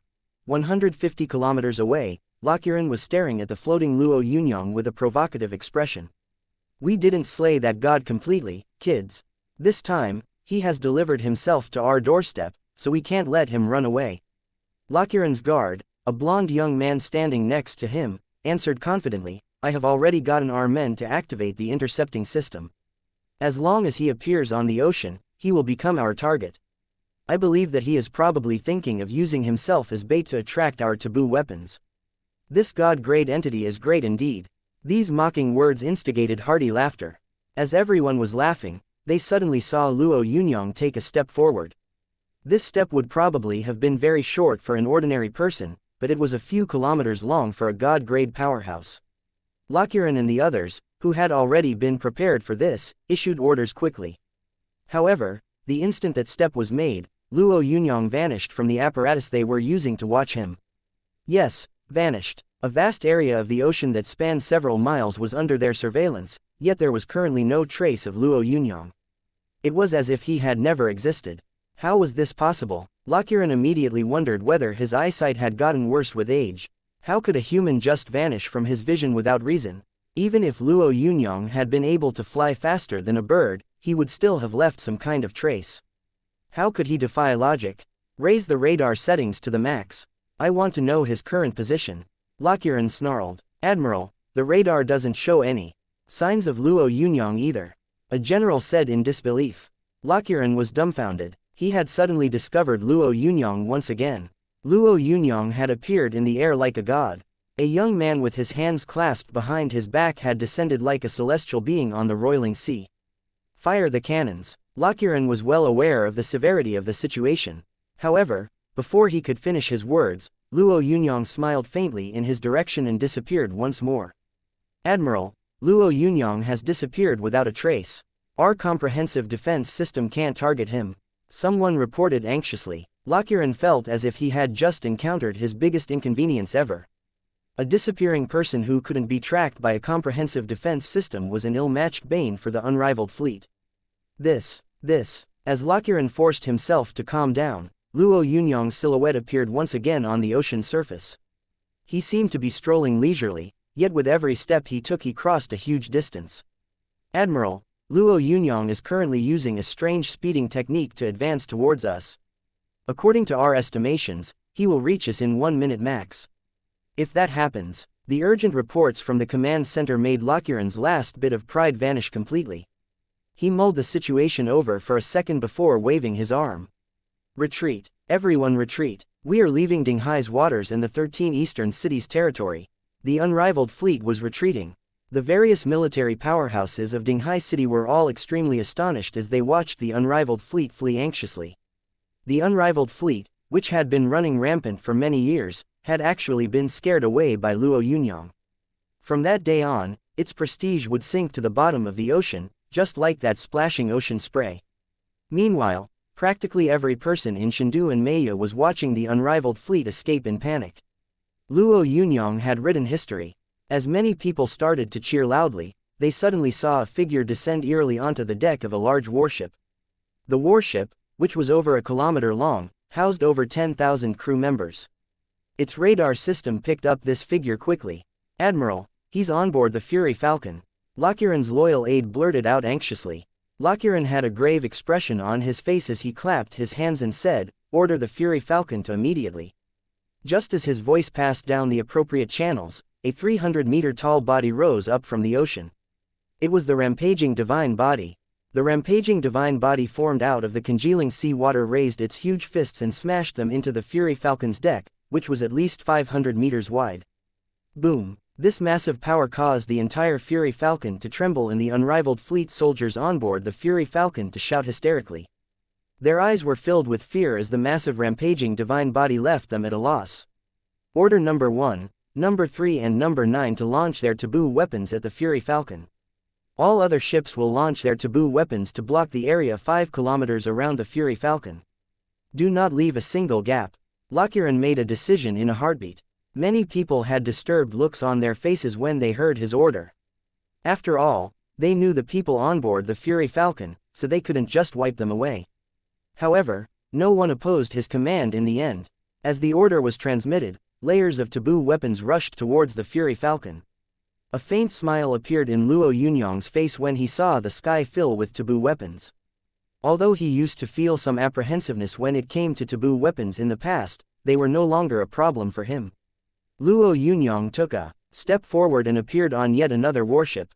This time, he unleashed his tyrannical mind power immediately and created a violent storm of mind power on the ship. "Admiral, the Fury Storm has lost its signal. Luo Yunyang is on board," someone reported to Lokiran in a hushed tone. Lokiran's hands started shaking. He had killed and plundered at wish for so many years because the Da Alliance had been forced to tolerate the cannon fire of the unrivaled fleet. Even a god-grade powerhouse hadn't been much of a threat in his eyes. However, this particular god-grade powerhouse was going to slaughter them all, which made him feel extremely afraid. Destroy the Fury Storm. Lokiran's hands kept shaking. Although he believed that this order wouldn't be effective, he still gave it. 3 minutes later, a warship 15 kilometers away from the flagship was enveloped by a golden blaze. As they watched the images displayed on the electronic screens, Lokiran and the others could hear hysterical cries. 1 ship, 2 ships, 3 ships. As large warship after large warship sank, the entire unrivaled fleet's command center fell into a deadly silence. Practically no one was making a sound. The soldiers' mouths were dry and they felt as though there was a heavy weight pressing down on their lips, preventing them from saying anything. "The little cat has fled." The silence in the command center was eventually broken by a hushed voice. If the little cat, which was part of the unrivaled fleet's main force, was running away, then the unrivaled fleet was about to collapse. In the past, the supreme commander of the unrivaled fleet would have caught all the officers on board the little cat and hung them. However, in this case, he could only shake his head softly without saying a word. The little cat appeared before their eyes, except this time it was encapsulated in ice. The sea water that sprouted up enveloped the little cat in an instant and turned it into pieces of azure ice. The entire ship was turned into an ice sculpture. Luo Yunyang stood still on top of the frozen mast. "We surrender." As the unrivaled fleet's supreme commander, Lokiran made the only decision he could at this moment. They had to surrender. The unrivaled fleet, a powerful military force that had been running rampant on the 7 seas, had hoisted up a white flag. Chengdu, Meiya and the free cities were stunned. Even some god-grade powerhouses couldn't believe it when they saw the white flag rising on the mast. However, when they saw the burning ships and the scattered forces of the unrivaled fleet, they felt that this had been both just and inevitable. A Buddha disc flew around Luo Yunyang's back and aimed at the white flag. The disc shot through the air and sliced the hoisted flag in two. Luo Yunyang was like an eagle gliding towards the unrivaled fleet's flagship, the Unrivaled. The moment the white flag was shredded, the warships still gathered around the unrivaled, scattered like the wind in every direction. "Admiral, we have to think of a way to escape. Otherwise, we will," a trusted aide advised Lokiran sincerely as he walked over. Lokiran shook his head. "It's no use. Luo Yunyang has torn up the white flag, which means that he plans on exterminating us. We no longer have the advantage of distance. We are mere ants before a god-grade powerhouse. Don't we also have a god-grade entity behind us, Admiral? You could ask for help." "Hurry up," Lokiran's subordinate urged him anxiously. "Ask for help. It's no use. There is no guarantee that help will get here in time. Plus, even if the god-grade entity could come in time, he wouldn't take action on our behalf. We are a notorious force after all." Lokiran pointed into the distance as he added, "Although we have lost this time, it wasn't due to our pride and arrogance. Our opponent was just too powerful. I'm afraid that the power of taboo weapons will become more and more insignificant in the future." As Lokiran said this, he sensed a power similar to a violent storm rush frantically into his mind. As this powerful storm attacked him, he was no longer aware of anything happening around him. Luo Yunyang was a telekinesis master. This was the only thing Lokiran could think of as his heart filled with indignance. This was the sort of indignance one felt after losing their remaining bargaining chips. Chapter 262. The gods, assembly destroying the unrivaled on the raging seas caused Luo Yunyang's position on the sky list to skyrocket. He suddenly jumped from 18th to 10th. Although 10th place didn't seem like a big leap, this advancement astonished many people. This position was right at the peak of the Da Alliance after all. People in the Da Alliance kept discussing rumors regarding Luo Yunyang enthusiastically. Many people in the 13 eastern cities, especially Dinghai, said that he watched over the common folk. However, the residents of the 17 western cities, especially those of the White Gold City, called Luo Yunyang a monster similar to Devil incarnate. This was because the White Gold City had ties with the unrivaled fleet. Some people even said that its headquarters were in the White Gold City. Although no one knew whether these rumors were true, a building in the White Gold City had crumbled down mysteriously. The White Gold City was near the sea, so its temperature was perfect for sightseeing. However, ever since the emergence of dire beasts and source beasts, very few people would go over to enjoy the landscape. Gezi Town, which was nearby, didn't see too many tourists either. The town was located at the foot of a mountain, so its scenery seemed to be straight out of a painting. Although it was a small town that was a part of the White Gold City, nobody would normally pay any attention to it. Only some rich, free people or moody martialists who stayed at the White Gold City would enjoy the leisurely pace of the place. Idle people never progress. Simon and the others were stupefied when they saw the huge blood-red signboard. They had traveled on foot for 5 hours until they reached Gezi Town and stopped to take a look at the charming, gentle scenery there. They were both tired and hungry, so they were hoping to replenish their energy when they entered the city. Although they had talked about what they would eat beforehand, the situation in front of them was completely unexpected. "I am a special grade elite from the Da Alliance. My name is Simon." Simon took out his emblem. Under normal circumstances, as soon as he said this, even the most strictly supervised place in the world would let him in. Standing beside Simon was a tall, slender lady that seemed kind of proud. She gave off this vibe because she could. It wasn't her fault her husband was so capable after all. However, her pride didn't last long. That haughty look only stayed on her face for 3 seconds before disappearing. "Go back and cultivate properly." The martialist guarding the place waved his hands dismissively as he said in an unquestionable tone, "You can't enter this place." A glint of anger flashed through Simon's eyes. He was already a martial master and a second-class martial master. His credentials, in combination with his age, made most people treat him rather nicely. However, this town had actually denied him entrance. Just as he was about to argue, he saw a young man in ordinary clothes walk over unhurriedly with a small backpack. When Simon saw his face, he got a little nervous. However, he still gritted his teeth and bowed respectfully before the man. Simon's comrades stared at Simon in astonishment. They all knew what a proud fellow Simon was. How could their prideful comrade bow before another young man of a similar age? Wasn't this kind of abnormal? The young man barely glanced at Simon before he strolled leisurely into the tightly guarded town. The soldiers in charge of guarding the place saluted him simultaneously as soon as he entered. The sight of over 100 soldiers saluting someone uniformly was very eye-catching. It also made one envious. The young man walked on undisturbed. Could this be? Someone asked a soldier in a hushed tone after Simon and his group had moved a fair distance away. Although Simon didn't say anything, the soldier seemed to understand. He nodded his head before patting Simon on the shoulder. Sorry, we don't have a choice. Simon smiled. Thank you, brother. Then, he said resolutely, come on, let's go back to the White Gold City. This is no place for us. Simon, who was that person you bowed to? The elegant, tall lady asked curiously. That's none of your business. Stop shooting your mouth off. Simon, who suddenly noticed tears forming in her eyes, felt some tenderness towards her. Back then, I still thought that he and you were at the same level. Now he is like a star in the sky, though. Let's go. This is a gathering of stars. Running into him was just fate. Simon and his group left, taking the same path they had come from. Occasionally, Simon would turn his head and gaze at Gezi town. Besides envy, there was also a hint of thirst in his heart.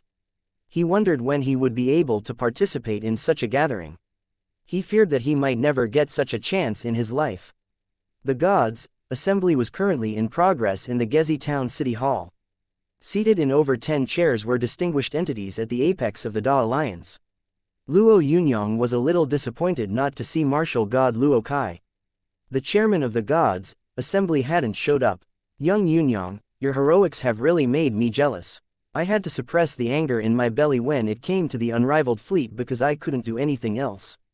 Thanks to you, I have finally vented that resentment. An old man with delicate features smiled as he addressed Luo Yunyang. He was dressed like an Eastern martialist, so he gave off a good vibe. He was actually an edgeless spiritual master. Luo Yunyang only knew this because they had been introduced. The two of them chatted for a bit before the edgeless spiritual master chuckled. That disciple doesn't know much about customs. Luckily, young Yunyang was lenient. When I get back later, I will make him offer you a humble apology. As Luo Yunyang glanced at the calm edgeless spiritual master, he could tell that his attitude was real. It's no big deal. You don't have to bother, he said, waving his hands casually. The edgeless spiritual master, who didn't dwell too long on this topic, chuckled. Even though this is your first God's assembly, you are definitely the protagonist of this meeting. However, the martial god didn't come, so some people might try to cause trouble. You must be careful, young Yunyang. The edgeless spiritual master's exhortations were very special. Although Luo Yunyang could hear him speak, the edgeless spiritual master's lips weren't even moving. Who would cause trouble? Luo Yunyang's gaze landed on unrivaled warrior Johann, who was speaking confidently. Deep down, he didn't think much of this man. In the 17 western cities, a set of cultivation techniques was sold at half the price it cost in the 13 eastern cities. Although Luo Yunyang hadn't purchased one back then, he still felt displeased. Chapter 263, 5 large intersections. Unrivaled warrior Johann had a golden flowing hand and a handsome face that looked as though they had been sculpted by a blade. Those features, in combination with his piercing sea blue eyes, gave him an extremely charming demeanor. Johann was currently talking about the changes that had taken place in the Da Alliance during the past year by mentioning specific numbers and individuals. We have scouted out the positions of the 5 large intersections. The space barrier's thickness has decreased by 30% this year. We even noticed that some cracks have started to appear on one of the nodes. According to the estimations of a group of Da Alliance specialists, the space barrier has already reached its limit, so it could crumble at any second. Of course, this would also have its benefits. Huge amounts of sixth factor would make the Earth even stronger, and perhaps even more heroes would emerge among the younger generations to join us. If the space barrier crumbled and source beasts entered the Da Alliance, it would be a massive disaster. Although many people had been anticipating such a calamity, nobody would be able to solve it. Next, let us welcome Luo Yunyang, who came from the 13 eastern cities to join us as a new member. Johann glanced at Luo Yunyang before he started clapping his hands. Although the applause was sporadic, everyone's eyes and thoughts were fixed on Luo Yunyang. They were all curious about this young bigshot who had become a god-grade entity at such a young age. As Johann spoke, a lady had her eyes closed, as though she was sleeping. The lady in question had long blood-red hair and a scrawny body that made her look like a witch. However, thanks to the huge axe the size of a truck tire beneath her feet, everyone shuddered when they met her eyes. It was Blood Butcher Marat. Luo Yunyang stood up and nodded at everyone in greeting. Although he could sense that not all the god-grade entities were friendly, the required procedure still had to be followed. Luo Yunyang is astonishingly admirable. When I first took notice of him, he was only a top-notch martial master. Less than a year later, he has already become one of us. Johann clapped his hands with a smile. There must surely be a reason behind this. How about we let Luo Yunyang tell us? Unrivaled warrior Johann's suggestion made the members of the audience start chiming in. In order to reach their current accomplishments, everyone present had spent many years cultivating to develop their own natural talent. How could a ridiculously younger man have surpassed the majority of them? He probably had been given opportunities that were very hard for others to come by. People often did not envy strangers who soared to great heights, but the people very close to them who succeeded. When they saw Luo Yunyang rise so high so soon, they naturally felt a little displeased deep down. Luo Yunyang would most likely not share the reasons for his success. However, if they used the fact that the Da Alliance was in a crisis as an excuse and pressured him into divulging some information, that would be something worth anticipating. Acquiring more skills was always beneficial after all. Besides, there was quite a number of people among the god-grade entities present whose cultivation bases had stagnated, which made them feel a little worried. Luo Yunyang glanced at Johann, who was smiling warmly. How could he not know what this man was thinking? He immediately smiled faintly at Johann and said indifferently, "Actually, my cultivation techniques are nothing special. Yunyang, the Da Alliance is currently at a really critical juncture. Therefore, practically every martial god and god-grade powerhouse is hoping that you will share with us your strongest cultivation techniques. If we pool our resources together, we could create even more outstanding warriors. Now that you are a god-grade powerhouse, it is your duty to share your cultivation methods." Johann was a little annoyed that Luo Yunyang was acting dumb. He obviously had no intention of speaking, so Johann's tone wasn't as polite anymore. However, his appearance was still as warm as a spring breeze. Luo Yunyang stared at Johann. He knew what this guy was trying to do. The numerous eyes fixed on him expressed everyone's innermost thoughts. He couldn't say that his secret was the attribute regulator. This wasn't a joke. I am not that outstanding.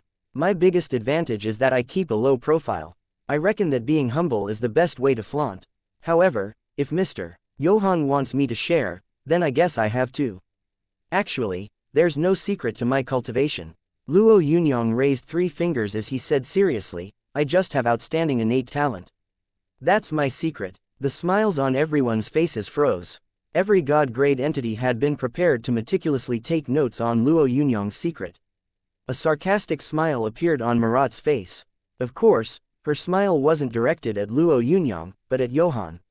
Your natural talent aside, don't you have anything else that you want to share with everyone, Luo Yunyang?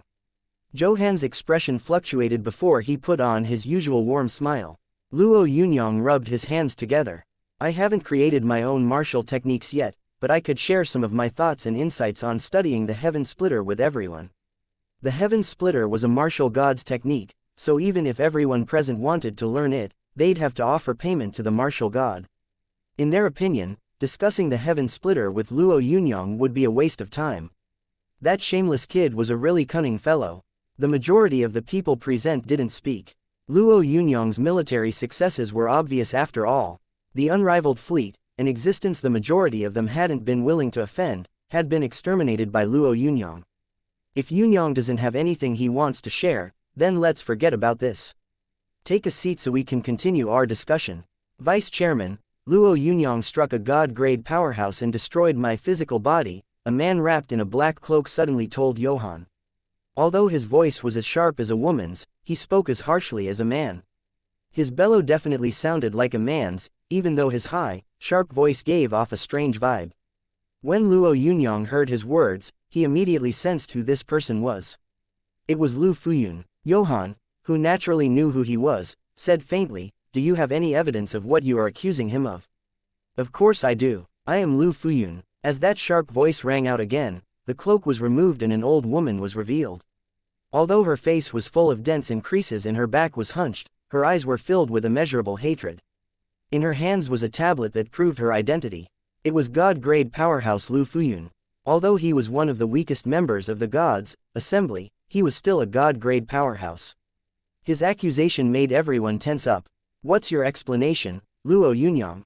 Johan's warm expression vanished and was immediately replaced by a cold, frost-like gaze. Chapter 264.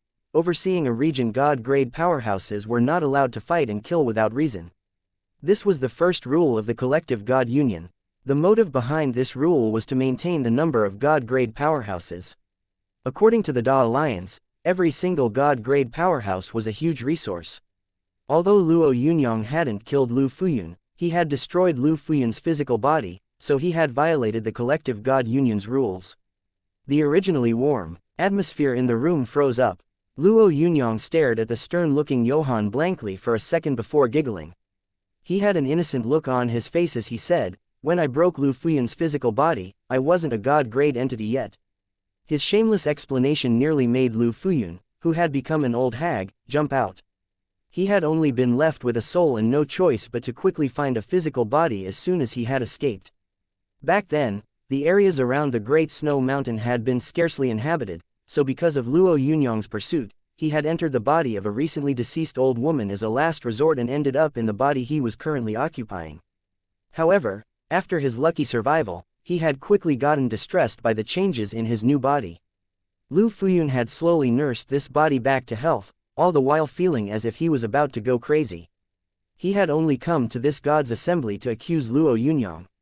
He had never expected that Luo Yunyang would actually give such an answer. His answer nearly made him vomit blood. There was no prohibition when it came to whom martial grandmasters could challenge, and there was no such rule between martial grandmasters and God-grade entities either.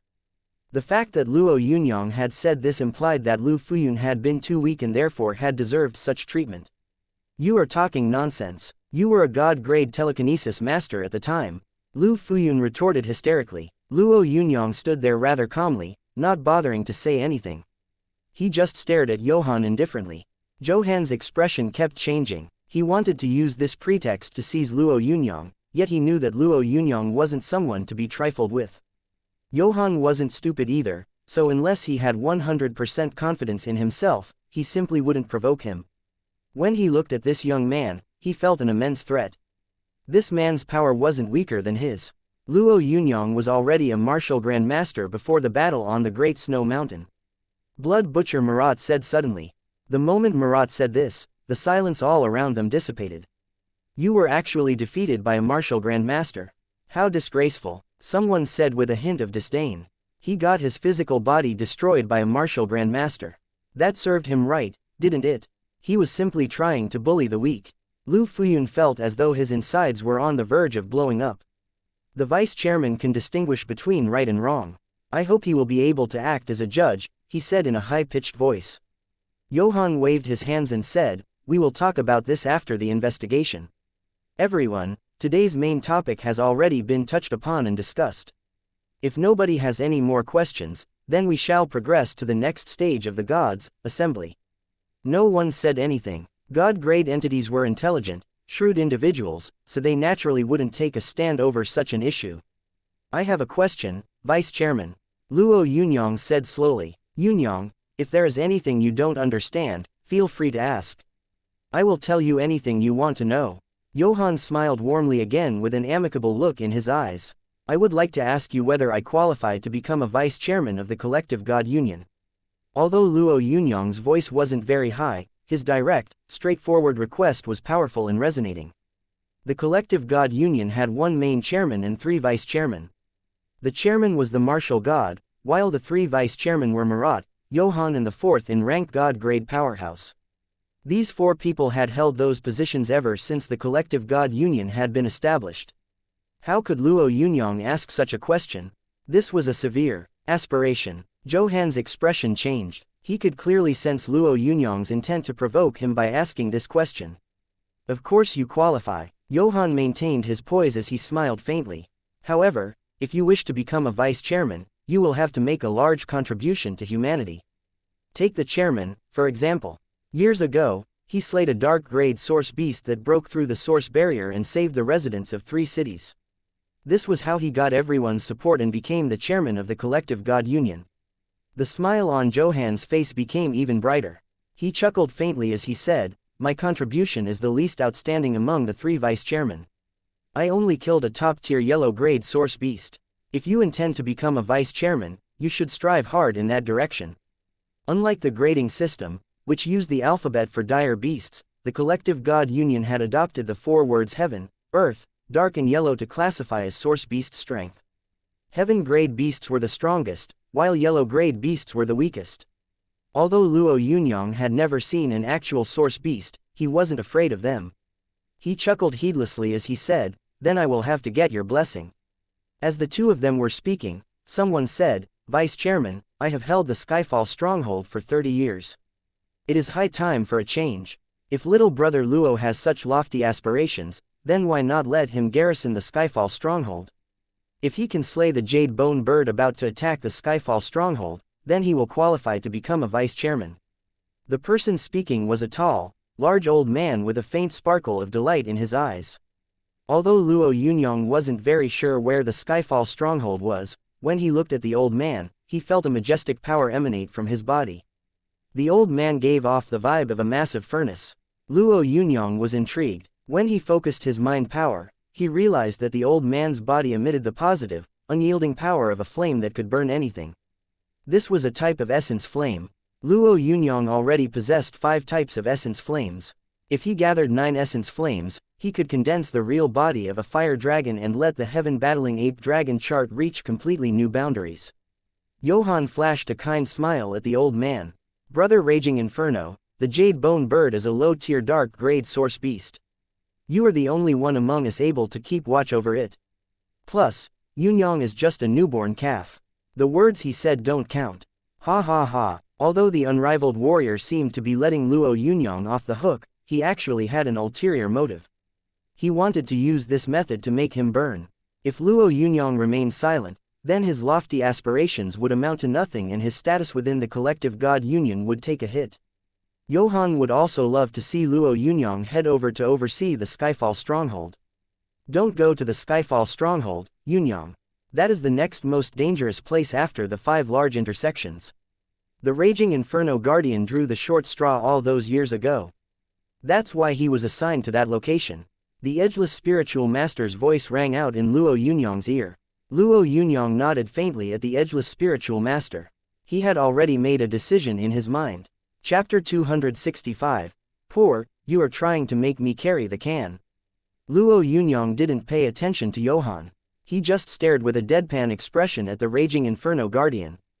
The Raging Inferno Guardian felt his hair stand on end when Luo Yunyang glared at him as though his despicable thoughts had been totally transparent. For a moment, he felt a chill go down his spine. Luo Yunyang currently ranked 3 places higher than him after all. Although the Raging Inferno Guardian wasn't very pleased with this, he couldn't deny that this ranking made him act more apprehensively around Luo Yunyang. Besides, Luo Yunyang just didn't have that sort of self-restraint. His attitude showed that he loved being direct and straightforward with everything he did. "Ha ha, if you don't want to do this, then forget about it. Just act as if I didn't say anything." Although he felt sad, the Raging Inferno Guardian still pretended that he didn't mind.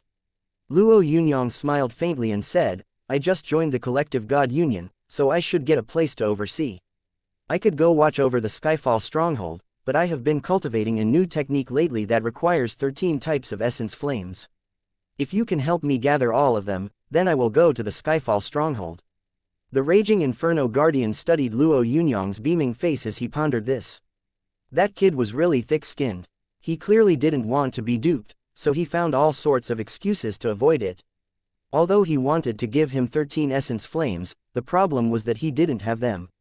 Just as the Raging Inferno Guardian was about to reject Luo Yunyang's proposal, he heard someone say, "Wait a moment." When he heard this, the Raging Inferno Guardian swallowed the words he had been about to say. "I will look into it." Unrivaled warrior Johann didn't look the slightest bit displeased about the conversation between Luo Yunyang and the Raging Inferno Guardian. He actually smiled and said, "Everyone, this matter is more or less resolved, so we shall move on to the second topic on the agenda." When he clapped his hands, a young man carrying a plate walked over slowly. "As the person in charge of this meeting, I will be presenting my topic first." When Johann waved his hands, the cloth covering the plate flew away, allowing Luo Yunyang to see clearly who that young man was. It was Lamardo. Lamardo, who had been nicknamed the Son of God back in Maya, had been radiating with a dazzling glow the last time they had met, so his presence there seemed rather normal. This was a gathering of God-grade powerhouses after all. The members of the younger generations that attended it were all being groomed to carry on their master's legacy. Although Lamardo saw Luo Yunyang, he kept his head lowered. "This is a piece of primal magnetic ore," was all Johann said. The primal magnetic ore was a jet-black piece of metal about the size of a fist. If it had been something ordinary, nobody would have taken notice of it. However, the item attracted everyone's attention. Quite a few God-grade powerhouses started talking with Johann at practically the same moment, so Luo Yunyang was unable to hear their exchange clearly. The primal magnetic ore is a material necessary for creating a God-grade weapon, the edgeless spiritual master told Luo Yunyang. "I have searched for many years, but only found a piece the size of a finger. I never expected that Johann would actually have such a primal magnetic ore." Although Luo Yunyang was also tempted by the primal magnetic ore, when he saw the disappointed looks on a few God-grade powerhouses' faces, he knew that this item wouldn't be that easy to obtain.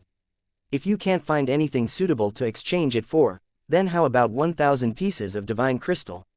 Johann sounded a tad disappointed. Divine crystal? Luo Yunyang was confused as to what a divine crystal was. Didn't everyone use the Da Alliance's day one? Since when had they started to use divine crystals? When he saw the pained expressions of quite a number of people, Luo Yunyang turned to the edgeless spiritual master and asked, "What are divine crystals?" The edgeless spiritual master glanced at Luo Yunyang helplessly before reaching into his leather pouch and taking out a few sparkling, translucent crystal gems about the size of a thumb. "These are divine crystals. This is actually a substance formed from condensed sixth factor, so not only can it aid in cultivation, but it can also replenish source power quickly during a battle." So these were divine crystals. Luo Yunyang had over 100 of these on him. He had obtained them as spoils of war after he had destroyed Lu Fuyan's physical body.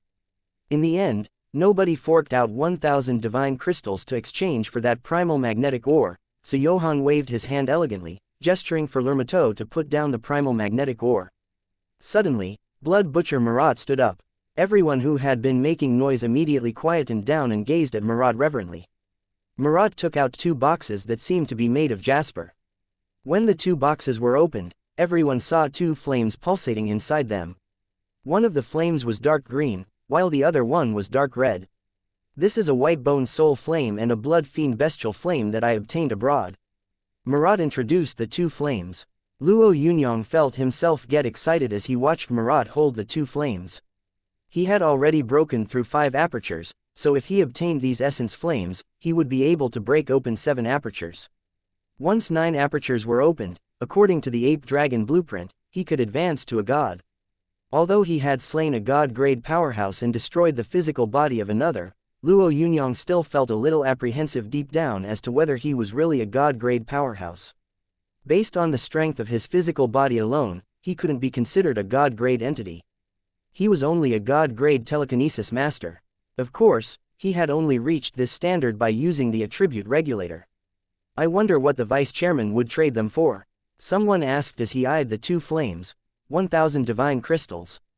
Marat said dryly with a wave of her hand. Luo Yunyang was at a loss. He didn't have 1,000 divine crystals. As he was in deep thought, he turned to look at the edgeless spiritual master. Although the 2 of them were only acquaintances, he was the only person Luo Yunyang might hope to borrow 1,000 divine crystals from. The edgeless spiritual master shook his head and said softly, "I'm only an old man with a treasury of 300 divine crystals." Luo Yunyang was speechless. If he couldn't borrow the money, then what else could he do? "Vice Chairman, I have a piece of star origin metal. I wonder if I could exchange it for the 2 flames," said the raging Inferno Guardian. Although he was very interested in the flames, he had waited before opening his mouth. Marat's expression changed slightly as she glanced at the raging Inferno Guardian. "Take out your star origin metal and let me have a look," she said indifferently. The raging Inferno Guardian retrieved the star origin metal immediately. The piece of metal was only about the size of a baby's fist, yet to Marat, it seemed as though it was the rarest treasure in the world. "Deal." Marat took the star origin metal decisively. While the 2 treasure boxes were transferred to the raging Inferno Guardian's hands, Luo Yunyang felt his heart ache slightly. As the exchanging session continued, other people put various rare objects up for exchange. Although Luo Yunyang didn't recognize all of them, his mind power was able to sense their benefits. However, he couldn't afford these items either. Chapter 266. Evil thoughts arise from the mind. The exchange session went on for more than 3 hours. Alpha LL sorts of rare and valuable items were offered, making Luo Yunyang shot covetous. Looks at them and sigh a lot. He wasn't able to afford a single item. Although the edgeless spiritual master didn't have many divine crystals, he had quite a lot of precious objects, so he eventually obtained a feather of unknown origin that could produce ice and fire powers when waved around. Actually, Luo Yunyang had wanted that feather for himself, but he couldn't afford the asking price, so he could only watch with wide eyes as it fell into the hands of the person beside him. How do divine crystals come about, old chap? Luo Yunyang asked the edgeless spiritual master after the exchange was over. The edgeless spiritual master toyed with the feather in his hand as he replied unenthusiastically, there are 2 sources of divine crystals. The first is the divine crystal mines that the collective God Union controls. Every year, they pay an annual salary to God-grade powerhouses.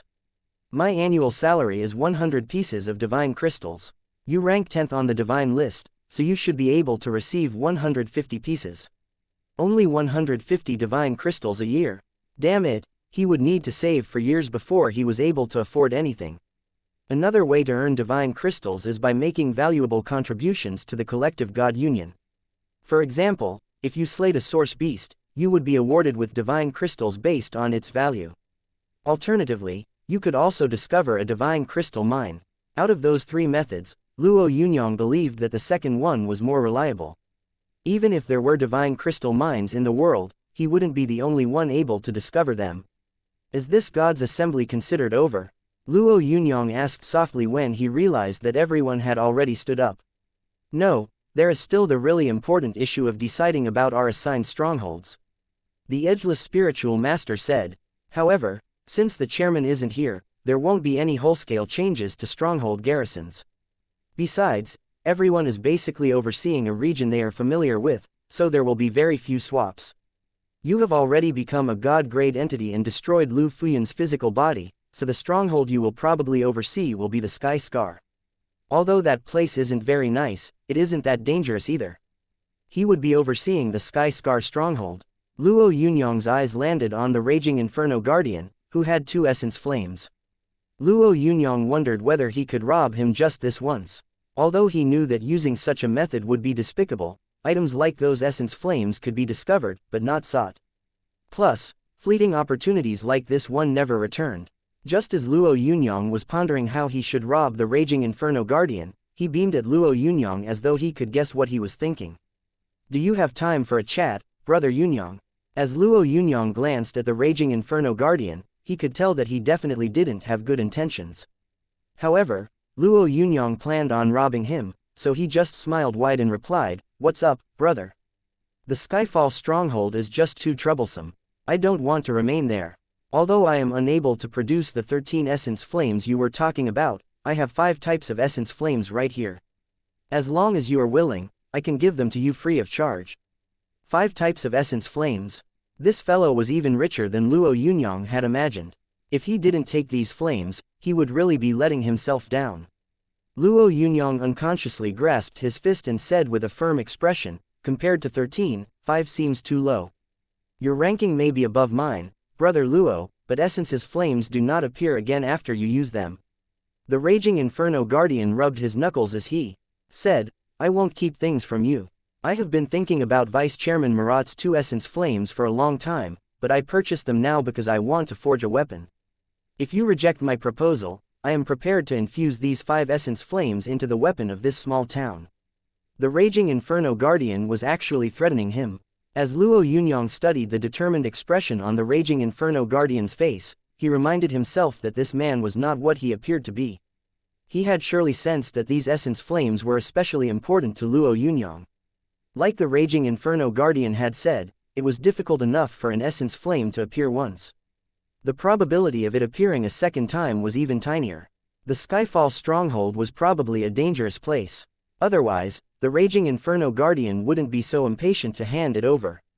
This was a time to test each other's determination. Then I will have to congratulate you on crafting a divine weapon, brother. Luo Yunyang waved his arms around silently before turning to leave. The raging Inferno Guardian watched unperturbed as Luo Yunyang turned around.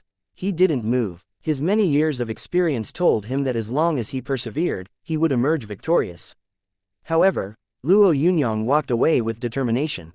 There was a total of 13 steps to the doorstep, and every step he took was exactly the same. Luo Yunyang reached the doorstep in a flash. The raging Inferno Guardian felt a little anxious. He knew that they would be deciding on the region soon, so if nobody volunteered to take over his, then he would have to oversee the Skyfall stronghold again. The Jade Bone Bird at the Skyfall stronghold. Brother Luo, I will add 500 divine crystals to my offer. This is really all I have. The raging Inferno Guardian said rather decisively as he gestured with his hands. Luo Yunyang turned his head towards the raging Inferno Guardian and said flatly, "Deal." The raging Inferno Guardian heaved a huge sigh of relief as he came to his senses. He suddenly felt like he had made a huge mistake in a chess game. If he had persisted a bit longer, perhaps Luo Yunyang would have given up first. Giving you these 500 divine crystals really pains me, brother Luo. The raging Inferno Guardian said before he handed over the 500 divine crystals and the 5 essence flames in a jade box. Luo Yunyang didn't pay much attention to the divine crystals. When he opened the jade box, he discovered that all the essence flames he needed were inside. A white bone soul flame, a blood fiend bestial flame, an earth demon poison flame, a returning flow origin flame, and a sky thunder origin flame. 5 essence flames in total. Although each one was only the size of a fist, Luo Yunyang was able to sense the terrifying power emanating from them the instant the box was opened. Thank you, brother Raging Inferno. Luo Yunyang flashed a faint smile at him. The raging Inferno Guardian chortled happily, but didn't say much. An hour later, the gods' assembly was still in progress. This was very vexing for many people because the main objective of this gods' assembly was to adjust the various strongholds and regions the god-grade powerhouses would oversee. However, the martial god wasn't present, so basically no regions changed. The only exception was the raging Inferno Guardian's region, which was handed over to Luo Yunyang. When the edgeless spiritual master glanced at Luo Yunyang's calm face, he immediately understood that he and the raging Inferno Guardian had reached an agreement. Why do I feel that something is amiss, brother Yunyang? The raging Inferno Guardian isn't known for his generosity. Luo Yunyang gave him a natural smile. Thank you for your concern, spiritual master, but I know what's going on. Chapter 267. Great changes. The raging Inferno Guardian had given Luo Yunyang a piece of a poisonous pie. However, no matter how poisonous this pie was, Luo Yunyang would still swallow it down. Essence flames and divine waters were really difficult to find after all. In the past, Luo Yunyang had searched place after place without resting and asked his subordinates in the Blood Strike Guard to collect information about the essence flames and divine waters. Unfortunately, he still hadn't learned anything. Although Luo Yunyang deep down was really confident about the Heaven Battling Ape Dragon chart's next breakthrough, he didn't know how long it would take him if he relied solely on cultivation. It was only a matter of time before the space barrier shattered. Even though there wasn't much time left, Luo Yunyang still wasn't strong enough. Therefore, even if this was a trap, he would have to endure it for the sake of an extensive upgrade to his cultivation base. You've done well this time, Raging Inferno. Johann praised him as he drank some water leisurely. The Raging Inferno Guardian chuckled. It was all because of your good guidance, Vice Chairman. I wouldn't have been able to get rid of it by relying solely on my own abilities. Although Johann didn't bat an eyelid, he really enjoyed this sort of praise. He regarded himself as wise and knowledgeable, so he wasn't stingy when it came to giving pointers. However, there were also some principles about helping others. After one reaped the benefits, they had to be deeply grateful. The Raging Inferno Guardian couldn't read Johann's thoughts. However, even though he never appeared weaker in front of others, when he saw Johann pondering in silence, he suddenly felt strangely embarrassed. He felt like he had become Johann's subordinate. How could such a feeling make him happy? Are you certain that the Jade Bone Bird is currently advancing its grade? Johann said eventually. His question made the Raging Inferno Guardian push his thoughts aside. His attitude became even more deferential as he said softly, I can confirm that the Jade Bone Bird is in the process of advancing, Vice Chairman. Last time I saw it, its eyes had already turned gold. A storm is approaching. Johan's voice sounded a tad melancholic. However, his gaze suddenly became slightly more determined. Only God can save a sheep that has lost its way. As soon as he said this, a slightly crazy look flickered through his eyes. The raging Inferno Guardian momentarily seemed dazed. They were all gods in the eyes of the ordinary people of the Da Alliance, so they could call themselves gods. How could a well-known god like Johann say such a thing? Was there still another god in his heart? As these thoughts circled in the raging Guardian Inferno's mind, he heard Johann say, if the Jade Bone Bird's ascension is successful, then besides the 5 large intersections, a 6th top-notch dark-grade source beast will appear and the space barrier at the Skyfall stronghold will possibly become the weakest. Let's hope that Luo Yunyang doesn't flee too early. Otherwise, things will be less than perfect, Johann added softly. Relax, sir. The Jade Bone Bird is currently undergoing advancement, so it definitely won't appear anytime soon. By the time Luo Yunyang discovers that something is wrong, it will already be too late. The Jade Bone Bird is the fastest source beast we have discovered after all. Besides, only Chang'an City lies within a 1,500-kilometer radius around the Skyfall stronghold, the raging Inferno Guardian added coldly. Although Johann didn't answer, his faint smile became a little brighter.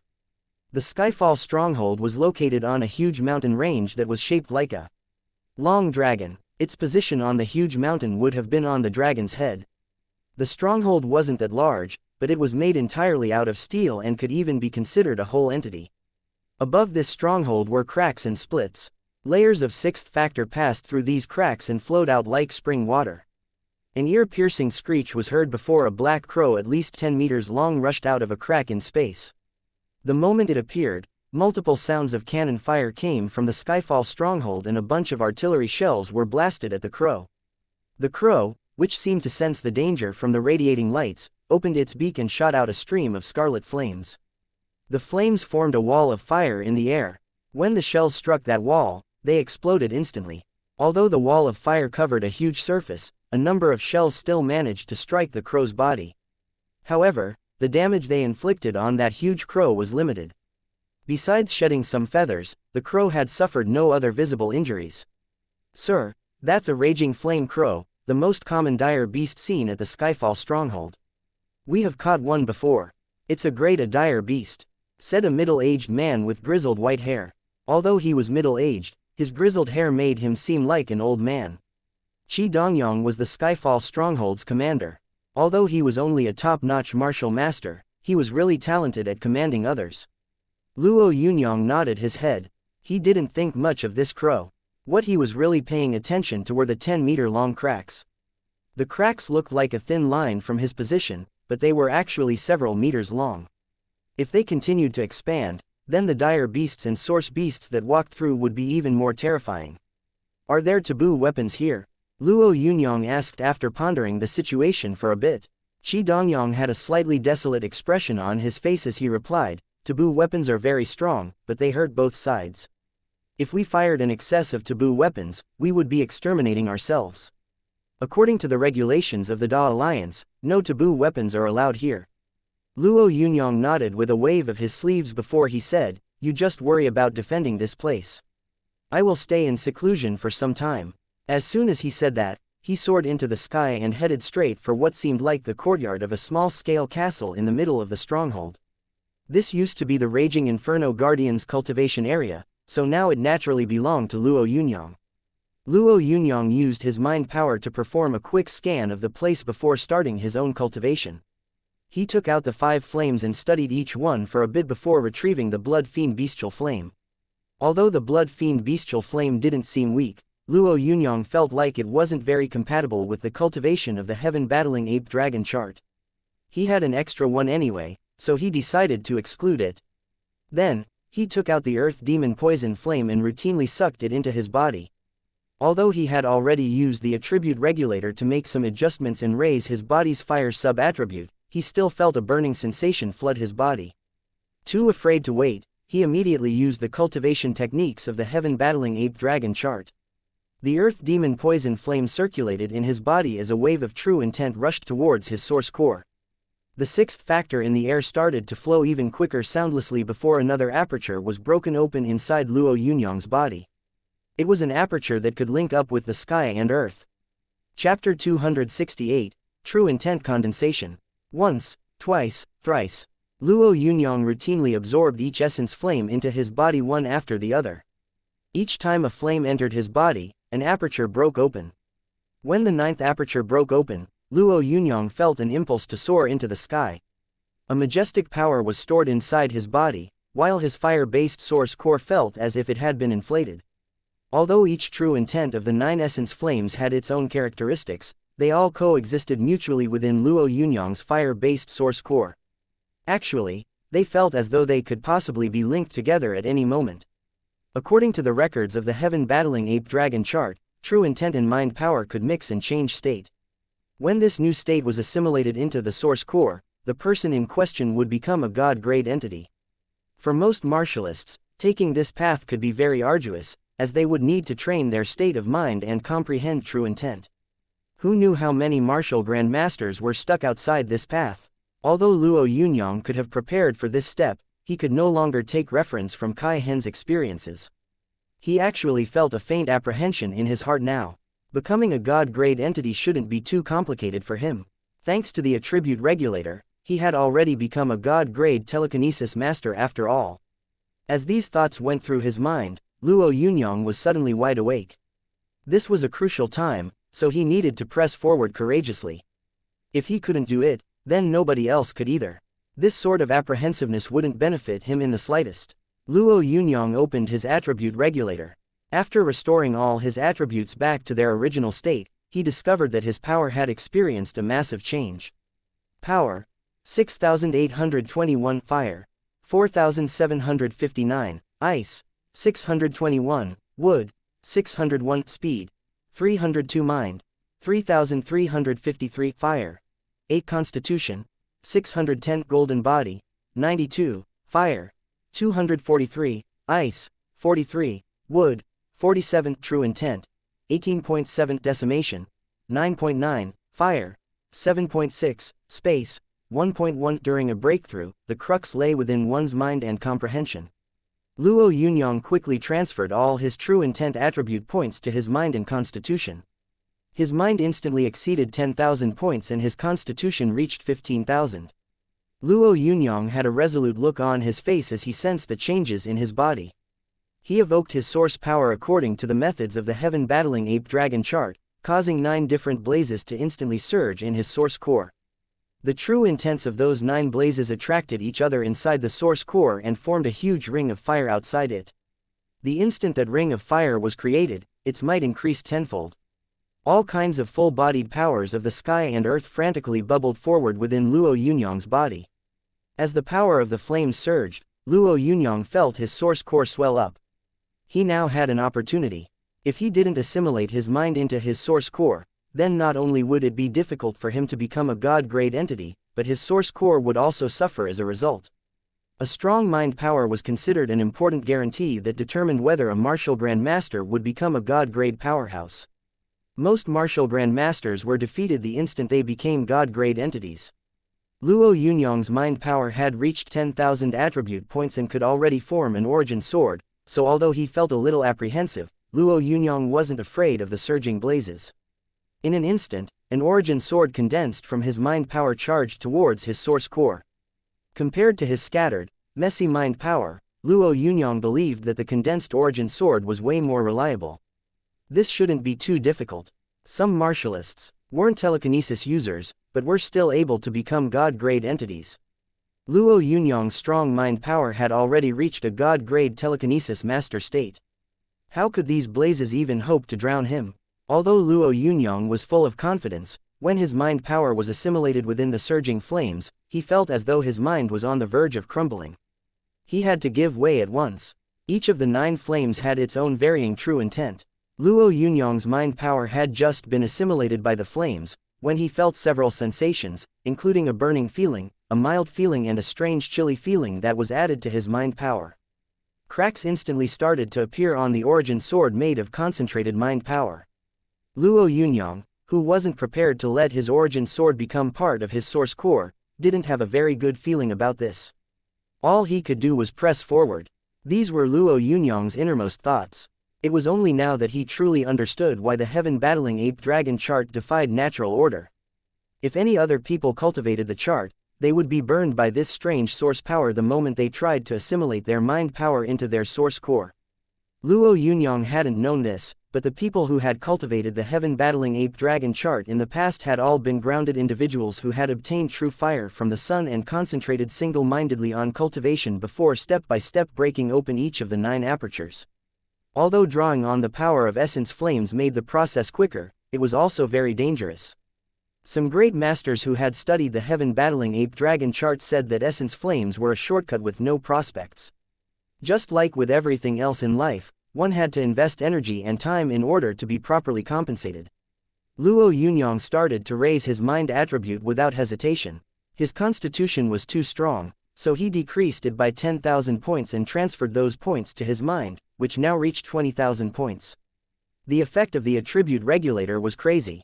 In just an instant, the burning sensation within Luo Yunyang's body became much more intense, while the origin sword, which had been full of cracks, started to slowly congeal.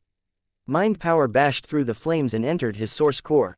Then, the mind power and the power of the blazes started to fuse and form a consciousness. The formation of this consciousness signified that Luo Yunyang's cultivation base had passed the god-grade boundaries. The concept of time slowly dissipated from Luo Yunyang's heart. After an indefinite amount of time, Luo Yunyang felt like he had broken through the last flames obstructing his progress. The image of a source core the size of a fist appeared in his mind. Without the slightest bit of hesitation, Luo Yunyang's mind power assimilated into the source core. In an instant, the 9 apertures that had already linked up with the sky and earth started to absorb power from all around them frantically. The flames that had originally prevented Luo Yunyang's mind power from entering quickly started to shrink rapidly after the mind power and fuse with the source core. Suddenly, Luo Yunyang sensed another form of himself appear within his body. However, this self existed inside a sphere that seemed to be enveloped by flames. A small golden-red person controlled that sphere of fire. Although the sphere was small, Luo Yunyang sensed that it could instantly envelop a radius of 25 kilometers. Could this be what a god felt like? Chapter 269, The Collapsing Sky. Compared to the Skyfall Stronghold, the Sky Scar Stronghold was much smaller and possessed way less manpower. However, this was no issue for the Raging Inferno Guardian, who was currently slowly enjoying a glass of fine wine. The lady he had flown all the way over from the 17 western cities the previous day was a charming beauty. Just staring into her deep-set eyes was enough for him to feel like he was drowning. Of course, the current circumstances made him feel more at ease. When one was overseeing a stronghold, besides using deterrence, it was also really important to prevent source beasts from entering the earth by breaking through the space barrier. For example, the familiar jade bone bird's most common method was taking advantage of the cracks in space and spewing layers of dark green flames in hopes of melting down the land that housed the stronghold. Although the Raging Inferno Guardian was the #1 person who controlled fire within the Da Alliance, he still found it strenuous to face those dark green flames. However, this assignment had been given to him by the collective God Union, so he did not have the power to change it. What worried him the most was that the jade bone bird was about to evolve. A dark-grade source beast wasn't a beast an ordinary god-grade entity was capable of holding off. This task required an ultimate powerhouse, such as a martial god. There were only 5 known ultimate powerhouses in the entire Da Alliance, and they were the people who occupied the first 5 positions on the divine list. Each of those people oversaw an intersection. Compared to the cracks in the space near the strongholds, the intersections were far more important and dangerous, as within each one was a top dark-grade source beast. When the 5 large intersections appeared, god-grade powerhouses with no knowledge of the might of the source beasts within them had been killed by the beasts during the displacement. What did the emergence of this 6th dark-grade source beast mean? It seemed to signify that the good days of the Da Alliance had reached their end. The Da Alliance, which had been facing an imminent crisis, had already reached the end of the game. The Raging Inferno Guardian didn't want to run away. The collective God Union and the martial god were still around after all. However, he didn't want to become an offering for the jade bone bird as it evolved either. Although fooling Luo Yunyang seemed kind of contemptible, those days, one had to choose between killing and being killed. Besides, he had made an offer that Luo Yunyang had not been able to reject. The fact that Luo Yunyang had swallowed the bait had nothing to do with him. After putting his mind at ease, he quickly took out his communication device and searched for an image on it. He had no opinion in regards to cultivation, so what he wanted to do was enjoy himself thoroughly before the Da Alliance collapsed. Whenever he thought about the lady that would be transported over from the 17 western cities, his mood improved greatly. There wasn't much danger at the Sky Scar stronghold after all. He had heard that the primordial diabolical bull was rather lazy and not very powerful.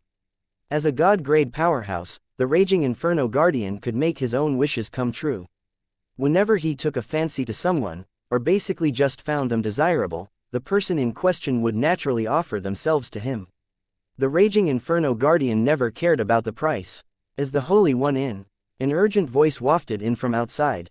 The Raging Inferno Guardian frowned when he heard it. He was really annoyed that someone would disturb him at such a time, especially when that someone was the person in charge of defending that place.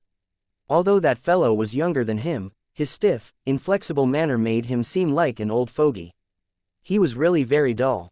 However, there were some matters that needed to be taken care of right now. After hesitating for a bit, the Raging Inferno Guardian said, "Come in." "Sir, the space sensors show that the crack has been expanding. Furthermore, the primordial diabolical bull seems to be making a move," an old man in his 60s said urgently. "The bull is actually coming out. Ha ha, seems like I'm running out of luck. How about I go take a look later?" The Raging Inferno Guardian sounded slightly proud of himself. "Sir, it's best that you take a look now. Quite a number of dire beasts has already rushed out of that dimensional fracture. Their number has exceeded the one we had been warned about." Although the old man knew that it wasn't advisable to offend the Raging Inferno Guardian, when he recalled the situation at hand, he warned the Raging Inferno Guardian anxiously. The Raging Inferno Guardian had held down a stronghold for many years, so he naturally knew all this. So what if the number was bigger than they had expected? Who knew where the primordial diabolical bull was sleeping anyway? What was most pressing was choosing the delicacies he would eat that night. Who knows better, you or me? Perhaps you think that you know more than me. Is that why you feel the need to give me orders? The Raging Inferno Guardian's eyes were wide open, so he gave off the dignified air of a god-grade entity. Although the old man wanted to stand straight, he couldn't help but kneel on the ground when he felt this aura. "Get out of my sight, Ba Shenji. Grow some balls and stop ruining my fun all the time," the Raging Inferno Guardian snarled. Nobody in the Da Alliance dared ignite the rage of a god-grade powerhouse. Ba Shenji naturally understood this, which was why he had been able to become the top officer of the stronghold. However, he still couldn't help but say, "Sir, I understand the rules, but..." Scram! The Raging Inferno Guardian waved his sleeves. This time, Ba Shenji was enveloped by flames and tossed outside. He simply had no way of resisting this sort of power. How dare an ant like him actually? The Raging Inferno Guardian was muttering to himself, when he saw a colossal black bull appear behind the dimensional fracture. The black bull was staring straight back at the Raging Inferno Guardian. When their gazes met, the Raging Inferno Guardian saw contempt, disdain and an oppressing intent in the bull's eyes. This feeling made the Raging Inferno Guardian extremely uncomfortable.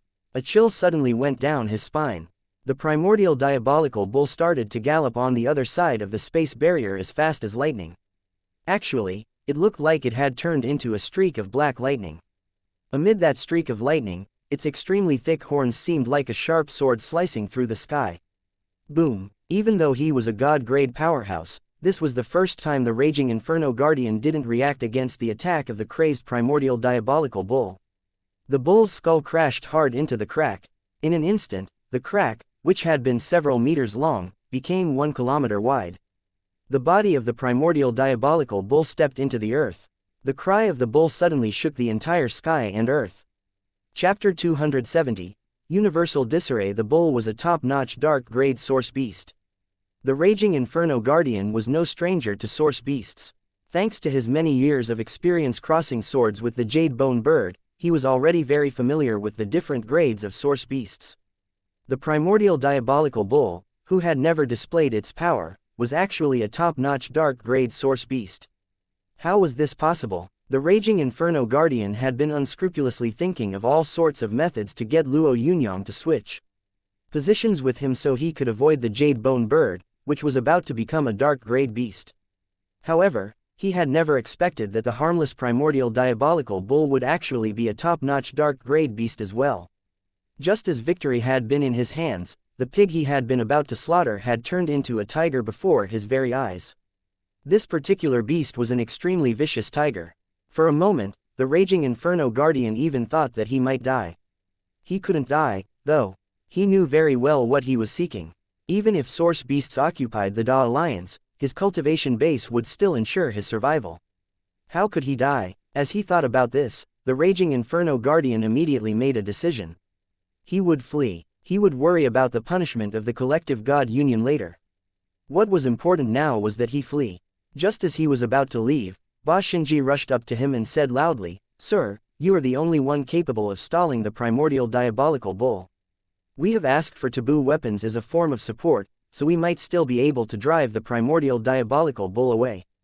The dimensional fracture hasn't fully formed yet, so if we drive the primordial diabolical bull away, it might shrink. Actually, it might even return to its original size." The raging Inferno Guardian stared at the staunch Ba Xinji as he chuckled. "You want me to hold off the primordial diabolical bull? Sir, I know that this is very dangerous, but we don't have any other choice. Behind us is Jinfu City, which is..." The raging Inferno Guardian slapped Ba Xinji's face before he could finish speaking. God damn it, even a pair of nesting birds on the same tree would fly off separately in the face of a catastrophe. What else can I do here? These are dangerous times. Do you want Daddy to brave through fire and water to hold off a source beast for you people? That would be too goddamn generous. After slapping the repulsive Ba Xinji, the raging Inferno Guardian soared into the air and disappeared frantically into the distance. The raging Inferno Guardian had fled. Ba Xinji got up with difficulty and looked on dumbstruck as the raging Inferno Guardian disappeared. Never in his wildest dreams had he imagined that such a prestigious god-grade powerhouse would actually flee without any regard for his prestige. How could he flee? He had received all sorts of offerings for so many years. How could he choose to flee at such a crucial time? Besides, Jinfu City was behind them. If they fled, then the residents of Jinfu City would simply have no hope of escaping a swarm of countless dire beasts. What do we do? A puerile young man asked in panic as he helped Ba Xinji to his feet. Are you afraid of dying? Ba Xinji said calmly before gently pushing away the young man's hand. The young man hesitated for a bit before ultimately nodding his head. I am. Ha ha, you are very honest, kid. Actually, to tell you the truth, I am also afraid. Ba Xinji said gravely. However, there's no other way out. If we retreat any more, we will reach Jinfu City. Every moment that we stall the primordial diabolical bull we save countless lives. No matter how you see this, it seems worthwhile. Relay my orders and request for emergency assistance from Shindu. Then follow me. Streams of flames shot towards the position of the primordial diabolical bull, continuously taking down the dire beasts pouring through the crack made by the bull. However, the fortress these jets of flames were shooting out from was turned into rubble after a battering from the shadow of the huge bull. The body of the primordial diabolical bull had thoroughly split open the dimensional fracture. However, the bull didn't stay. It immediately left the void with a light hop and landed on solid ground. A lively bestial cry left the mouth of the primordial diabolical bull before countless dire beasts flew out of the huge crack and headed in the direction of Jinfu City like a flowing waterfall sweeping everything in its wake. Run, run, run. Throngs of people crowded on the main street, which wasn't wide enough. The crying, shouting and weeping sounds they made caused the street to seem like hell. Move quickly. The dire beasts are coming.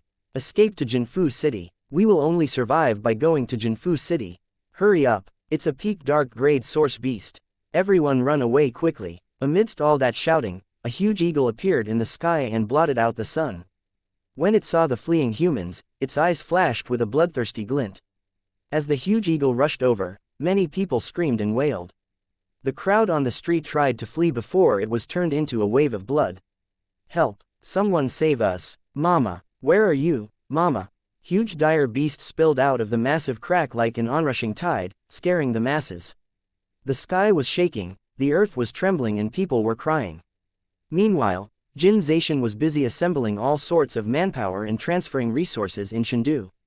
His words were laced with murderous intent as he spoke. Hold them off. I command you all to hold these dire beasts off, no matter the cost. 1 hour. You guys have to hold on for 1 hour. Don't give me any excuses. Although Jin Zaishan's mouth was dry, he knew that he had to do this. He couldn't afford to hesitate at such a crucial time. The Rising Dragon army doesn't have enough manpower. Let the Sky High military support them. I don't care if we have to sacrifice our lives. Let's do it. Jin Zaishan eventually picked up the glass of water before him and took a sip. Meanwhile, his eyes landed on Zhuge Yi, who had been waiting beside him. How is it going? Can the martial god help? Zhuge Yi shook his head. The martial god is currently in isolation. He can't move out. As for the other ultimate powerhouses, they have all reported that they are protecting their own locations. Huge numbers of dire beasts and source beasts have gathered, so it is difficult for them to provide assistance. Jin Zaishan's fingers seemed to freeze in mid-air. He looked at Zhuge Yi, whom he trusted the most, as he said in a trembling voice, "Can't the martial god come out of seclusion? If we aren't able to seal that crack within 24 hours, then it will become permanent. If that happens, the 13 eastern cities will be doomed." Zhuge Yi's voice was filled with grief as he said, "Out of all the ultimate powerhouses, unrivaled warrior Johann is under the least pressure. However, he hasn't answered our request." Jin Zaishan didn't say anything. He just stared desolately at the screen as his eyes became redder. Chapter 271. Ultimate powerhouses. All god-grade powerhouses existed within the same tier. However, there were only 3 ultimate powerhouses widely known to the public. The martial god, Marat, and unrivaled warrior Johann.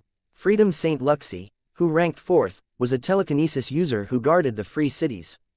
The thundering wizard god, who oversaw Nanawang City and ranked 5th, was an ultimate powerhouse adept in both forms of cultivation, just like Luo Yunyang. They each guarded one of the 5 large intersections and fought the top dark-grade source beasts inside the intersections. Thus, it was usually very difficult for any of them to leave their domain for long periods of time. When Zhuge Yi turned on the screen, he saw a gigantic tail at least 300 meters long rapidly strike the sky. The tail belonged to a ferocious black tiger as tall as a mountain. Marat was waving her axe below the gigantic tail frantically. Practically each time the axe struck, a bloody trace was left on the tail of the black tiger. However, each time the giant tail descended again, those bloody traces had vanished. This was a top dark-grade source beast called a divine black sky tiger. Although the battle between the two seemed ruthless, Jin Zaishan and the others could actually infer that the divine black sky tiger had only one objective: stalling Marat. An intersection was more important than a dimensional fracture, so the moment a problem appeared at an intersection, the number of dire beasts and source beasts that came rushing in would be way bigger. At the Free Cities intersection, which was 500 kilometers away from the Free Cities, Saint Luxi was controlling a huge sword while battling a huge ape. Although they were separated by the intersection, their battle was as crazy as wildfire. Every single strike seemed to make the sky shudder. That's a sky-ripping divine ape. The scene cut to the Thundering Wizard God, who was also in battle. The Thundering Wizard God's entire body seemed to be dyed black. Meanwhile, he clutched a white skull staff in one hand and a jet-black spear in the other. His opponent was a massive body hidden at the other side of the intersection. It was a gigantic golden eagle able to create whirlwinds by flapping its wings. Although it didn't seem like they were locked in a deadly battle, they still. Finally, the screen cut to the intersection Johann was guarding. Even though Johann wasn't currently locked in battle, a colossal ant shining with a golden luster was staring fixedly at him through the space barrier. When Jin Zaishan finished viewing all these scenes, he seemed even more downcast. He immediately turned his doubtful gaze to Zhuge Yi. Vice Chairman, the ant standing off against Juhan is a top yellow-grade source beast. According to our deduction, the Golden Queen ant has already reached the top dark guard and is currently going through its spawning period, Zhuge Yi, who understood what Jin Zaishan meant, said. As Jin Zaishan pondered this for a bit, the screen cut to the scene outside Jinfu's city once again. Countless dire beasts covered both the sky and the land. Although the forces of the 8 armies gathered there were unleashing all their firepower, they were simply unable to stop the tide. We have to rush, brothers. We need an hour so that the women and children behind us can safely escape from Jinfu City. A martialist with a resolute expression roared loudly as he brandished his blades. The over 100 martialists looked just like daggers charging against the tide of dire beasts. They gathered as one in their maniacal charge and sliced apart dire beast after dire beast with their swords and blades. However, in the end, Those valiant heroes were drowned by the powerful flood of dire beasts. We must think of a way to seal the crack at the Sky Scar stronghold, Vice Chairman. Otherwise, as an influx of dire beasts is added to the dire beasts already around, our satellite cities will be overrun and the consequences will be unimaginable. Although Zhuge Yi stopped speaking, he believed that Jin Zaishan would understand what he was suggesting. Put me through to Johann. I don't care what the conditions are, just let me speak with him. Jin Zaishan said. Zhuge Yi nodded. He quickly got his men to make the call. However, the voice that rang out wasn't Johann's. It was actually a rather thunderous sound. Jin Zaishan, I know that you need to save the residents of Jinfu City, but we have lives to save over at Maya City as well. You must have probably noticed the intellect of these source beasts. If Sir Johann leaves right now, the intersection will fall instead. If you try to nag Sir Johann again, I will complain to the chairman. As soon as he stopped snarling like crazy, the other party ended the call. Jin Zaishan had a disappointed look on his face. Mobilize as many god-grade powerhouses that can move and stop the primordial diabolical bull as you can. It would be best if we banished it from the crack. Jin Zaishan's order was executed very quickly. Although most of the god-grade powerhouses of the collective god union were overseeing dimensional fractures, the 13 eastern cities were able to employ various methods and send 5 god-grade powerhouses to the Sky Scar stronghold. The 13 eastern cities suddenly filled with hope. However, a short while later, when 3 of those god-grade powerhouses withdrew due to injuries, this hope turned to despair. The primordial diabolical bull was too strong. Its horns could detach from its body and strike, so when it attacked by using them, 2 god-grade powerhouses were killed right away. As far as the other 3 were concerned, although they had managed to land strikes on the primordial diabolical bull, they had still been unable to break through the bull's unyielding defense. The dimensional fracture kept expanding, while the primordial diabolical bull was like a giant mountain in the sky that cast a shadow over the people of the entire Da Alliance. Taboo weapons. By now, even the most cool-headed people had started calling for taboo weapons. Although their destructive force was two-way, more and more dire beasts were entering the crack the primordial diabolical bull had widened. According to the stipulations of the Da Alliance, using taboo weapons required the approval of the Da Alliance's legislative assembly. However, Jin Zaishan, who didn't care much right now, gave the order immediately. Even more powerful taboo weapons than the ones the unrivaled fleet had used against Luo Yunyang roared towards the void. As the taboo weapons rose into the sky, the primordial diabolical bull seemed to sense something and suddenly retreated frantically into the dimensional fracture. Explosions lit up the sky like fireworks as the taboo weapons made the crack that led to the starry abyss become even wider. As soon as the taboo weapons were used, the primordial diabolical bull stood up in the void and glared coldly. Jin Zaishan, Zhuge Yi, Lu Qubing and the other strong fighters of the 13 eastern cities all had dim expressions on their faces. They had already sensed the pressure on their shoulders. It was so heavy that, withdraw from Jinfu City, someone finally suggested in order to resolve this situation. However, this method would be really painful. Jin Zaishan waved his hands dejectedly. Withdraw? How do we withdraw? As soon as he said this, the screen in the command center showed an image of Jinfu City once again.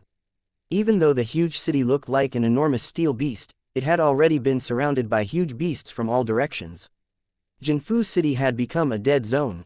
Chapter 272. There is still hope, Vice Chairman, it won't just be Jinfu City. Judging by the rate at which dire beasts are entering, it won't even take them a month to increase 100-fold in the 13 eastern cities, Zhuge Yi said gloomily. Furthermore, the majority of the dire beasts entering through the crack are bestial flying locusts. If they continue to enter for 3 more days, then we will see massive changes. Just thinking about bestial flying locusts everywhere sent shivers down one's spine. Therefore, we should probably make a decision fast. Zhuge Yi's voice was icy and emotionless. The suggestion he had made earlier had basically been a death penalty. Jin Zaishan, Lu Qubing, as well as the other army leaders shuddered in their own seats. The 13 eastern cities still had quite a number of secret bases within those little cracks in space. However, once the 13 eastern cities were lost, those bases would simply have no more resources and would ultimately die. What else could they do without any preparations, though? We could avoid this. When the martial god returns, perhaps everything will go back to how it was before. A middle-aged man said. His mellow face was calm, but his trembling legs betrayed him. Lu Qubing coughed acutely. The middle-aged man's expression turned ugly when he heard that cough. He stared at Lu Qubing like a wounded beast. He knew very well what he had said, but the fact that Lu Qubing wasn't treating him with respect made him feel really angry. Besides, Lu Qubing wouldn't live much longer. He had heard from a confidential source that Lu Qubing only had 20 or so days of life left. He had originally decided not to offend someone who was on their deathbed. Even if they went crazy on him, it still wouldn't be worth it. However, he also didn't care much about someone who had 20 days left to live. How could a person who was about to die make any difference? This was an unstable period of time. Practically the entire Rising Dragon army was pressing towards Jinfu City, so he couldn't afford to be apprehensive. What did you mean by that cough, Viceroy Lu? Do you think that I'm wrong? Or perhaps you have an even wiser idea? Lu Qubing had never liked this middle-aged man, but he had always let him be because he was a trusted aide of Jin Zaishan. He hadn't liked what the other man had said right from the start. If they followed his suggestion, then they would be abandoning the 13 eastern cities and 90% of their population. What you're saying is just bullshit. Lu Qubing's voice contained a boundless fury. As he spoke, he had another violent coughing fit. Why are you shouting at other people? If you don't have a better idea, then I won't let you off. The middle-aged man then told Jin Zaishan loudly, Vice Chairman, a gentleman like me would rather die honorably than live disgracefully. Jin Zaishan waved his hands. All right, now is not the time to bicker. What do you have in mind, old Lu? I have an idea that isn't really an idea. We should try asking Luo Yunyang. Lu Qubing said resolutely after pondering the situation for a second. The Skyfall stronghold, which he oversees, is currently the safest stronghold. The Jade Bone Bird hasn't been active lately. Lu Qubing coughed. He took a yellow handkerchief out of his sleeve and covered his mouth. He is our best hope. He is the only god-grade powerhouse we can call upon right now. When Lu Qubing was done speaking, the room fell silent. Nobody made a sound or uttered a word. All they did was stare at Jin Zaishan without blinking. Jin Zaishan was their backbone after all. This was a crucial period that would decide the fate of the 13 eastern cities, so only he could make a decision. Luo Yunyang ranks 10th on the divine list. Although he isn't considered an ultimate powerhouse, he is pretty close. A man in his 50s with delicate features said softly, we also asked another god-grade powerhouse for support, but Lai Fangfeng unfortunately was defeated by the primordial diabolical bull's horns. Luo Yunyang's strength is an important aspect, but the Skyfall stronghold really affects the safety of Shendu City. Shendu is the fundamental capital of the 13 eastern cities, the chubby man with the mellow face said in an unquestionable tone. If Shendu faces a problem, the situation will be way trickier than in Jinfu City. Your suggestion is a gamble, Viceroy Lu. It would put our lives at stake. Lu Yunyang simply can't handle the primordial diabolical bull. Lu Qubing's cough became even stronger as the assembly's atmosphere became even more rigid. For a moment, it even felt as if the air had frozen up. Lu Qubing stopped coughing with some difficulty and said, I would like to ask everyone to believe in Luo Yunyang. Just as Lu Qubing was about to try convincing them again, a Rising Dragon Army lieutenant colonel came rushing in. Given his rank, he shouldn't have come in. However, he was sweating as profusely as if he had been running for a long time, so no one said anything. Reporting, Viceroy, the man walked up to Lu Qubing and said, Commissar Luo has already left the Skyfall stronghold and is headed towards Jinfu City. This news stunned everyone who had found it hard to reach a consensus. Many people found this unexpected. The mellow middle-aged man snarled loudly. What is going on? Why did he leave the Skyfall stronghold on his own accord? Does he know what sort of place the Skyfall stronghold is? He is simply undisciplined. Deal with him. He must be disciplined properly.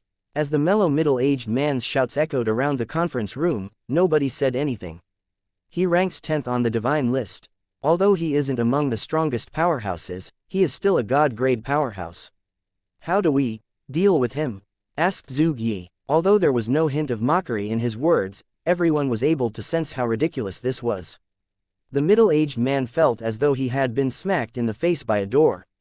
However, he couldn't say a thing now. While he had been hooting, he had forgotten a basic fact. Luo Yunyang was a god-grade powerhouse he could not afford to offend. Whether Luo Yunyang could be mobilized or not wasn't a decision that the Da Alliance could make. That decision was up to Johann. He He must have a death wish. The mellow middle-aged man said rather indignantly. Chapter 273. 1,000 foes can't bend my will. Many god-grade powerhouses would choose to avoid the calamity of meeting the primordial diabolical bull.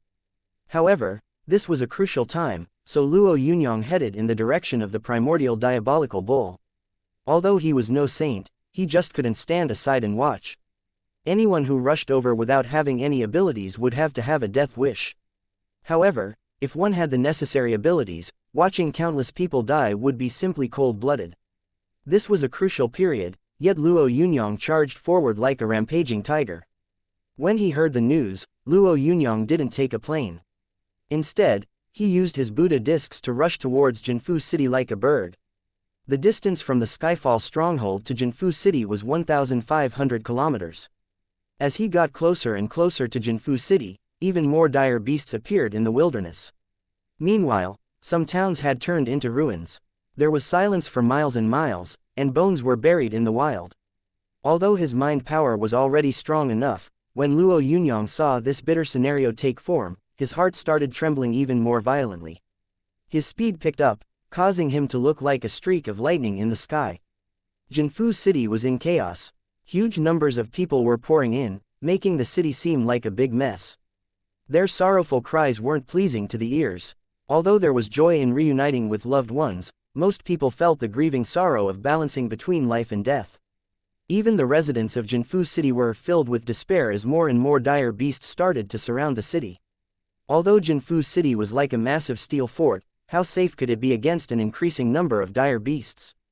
The taboo weapons had been unable to banish the primordial diabolical bull. Meanwhile, the 5 god-grade powerhouses had dropped to 2, and the ultimate powerhouses were unable to spare a hand. Who else could come and save them? The news on the sky vision kept decreasing until eventually there was no news from Chengdu. The lack of information made many people tremble with fear. Luo Yunyang is here. Just as everyone had been completely disheartened, news of Luo Yunyang's arrival emerged on the sky vision. As the news spread, the entire Jinfu City seemed to explode. It's the youngest god-grade powerhouse, the Blood Strike Guard Commissar. Unfortunately, he isn't an ultimate powerhouse. If no ultimate powerhouses can come, the 10th in rank person on the divine list will do. All sorts of discussions broke out all over the city as many people expressed their views. Luo Yunyang might be overestimating his capabilities. A post on the Sky Vision forum described and analyzed various aspects of the gap between Luo Yunyang and the primordial diabolical bull. The final conclusion could be summed up in the following sentence: a hot-blooded young man was attempting the impossible. The last half of the sentence was an evaluation of Luo Yunyang, while the first half contained a deep irony. When the post was published, it irritated many people, especially some people in Jinfu City who were still able to access the Sky Vision. These people attacked the post with incessant abuse. However, after this crusade, some people started to lose hope. After all, the difference between Luo Yunyang and an ultimate powerhouse was just too great.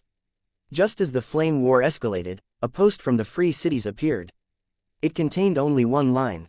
The 4th in rank god-grade telekinesis master called Saint Luxi said that he won't be able to break the primordial diabolical bull's defenses.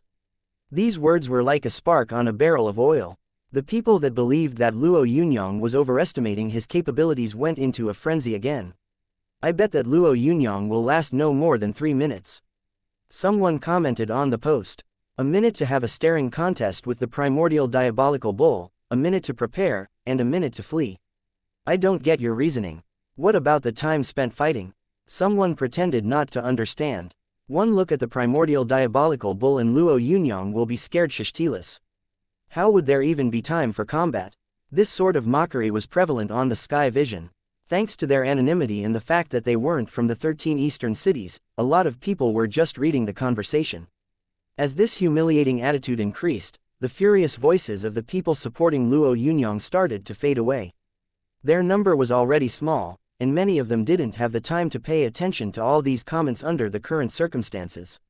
If you people are so impressive, then why don't you fight the primordial diabolical bull? Suddenly, a golden account appeared on the Sky Vision. A lot of people were stunned, as there were many people within the Da Alliance who supported the owner of this account.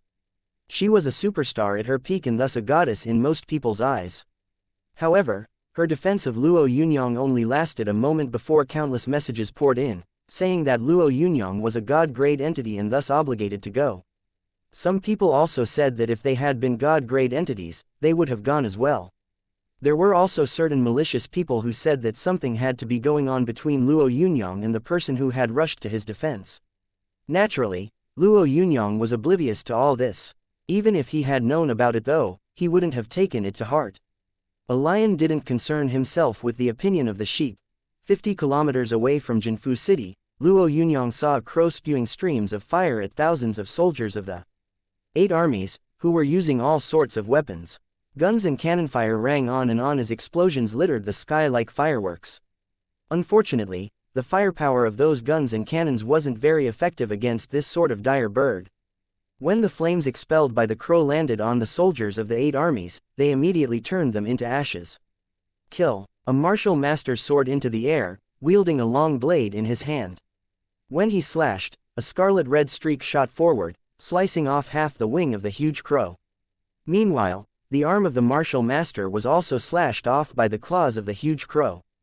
The martial master used his remaining arm to wave his blade with great difficulty. Although he didn't fall, a stream of flames suddenly descended towards him. The teenage martial master waved the blade in his arm and turned his head with difficulty, gazing in the direction of Jinfu City.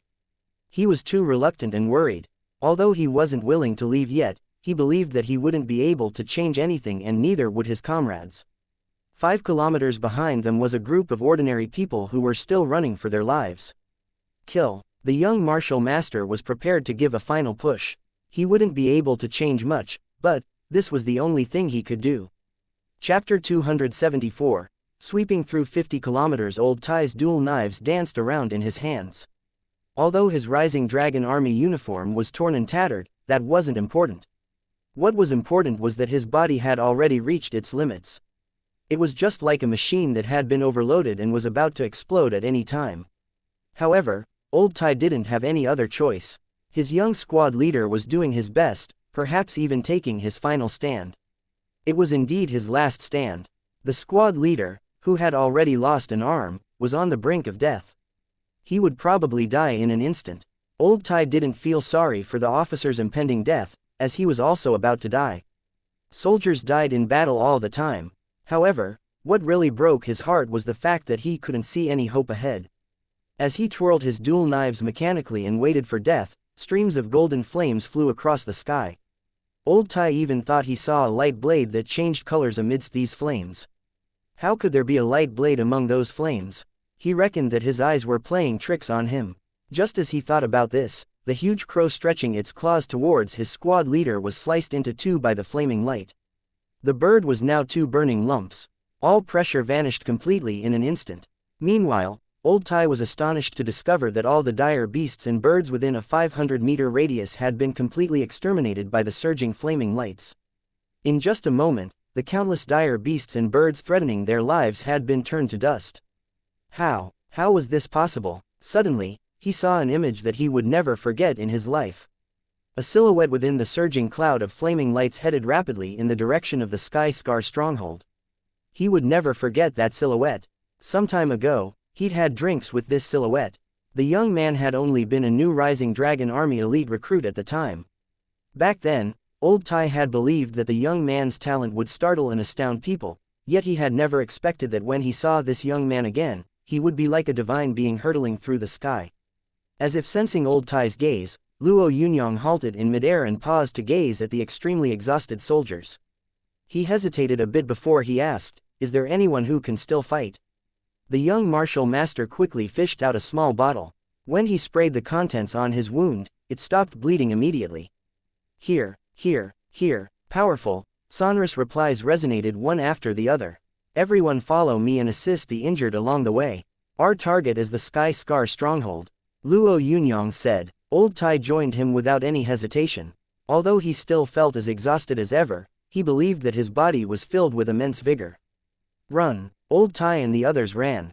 The waves of dire beasts and birds were like falling leaves amid a strong gale. The mind power of a god-grade telekinesis master combined with the Buddha discs allowed everything within a 500-meter radius to fall under Luo Yunyang's cage of light discs. Even some tyrannical S-grade dire beasts were sliced apart when they encountered Luo Yunyang. Run, run, run. The only thing Old Tai and the others could do right now was run. From time to time, some comrades who had been trapped would join them. Their ranks of over 1,000 men slowly formed a steel current of over 10,000 people. Kill, kill, kill. Although they were following Luo Yunyang, which made it difficult for them to cross swords with dire beasts, they still wanted to fight. The beaten troop that had been prepared to fight to their last breath had turned into a team of soldiers of 1,000 victories. They were an unstoppable tide of steel. A furious cry suddenly shook heaven and earth. That crazy, loud bellow immediately froze Old Tai and the other soldiers' hearts. They had been having some R&R a few days ago, when this loud cry had shaken up the 13 eastern cities. When he lifted his head, Old Tai realized that the massive bull wasn't that far away from him. The primordial diabolical bull was still using its body to prop up the dimensional fracture in the space above the Sky Scar stronghold. However, the massive bull was now surrounded by raging flames. 2 lines of golden light rays shot out of the primordial diabolical bull's eyes like glowing dots sweeping across the heavens. When Luo Yunyang saw the 2 glowing dots fly over, he sensed that the primordial diabolical bull was aiming at him.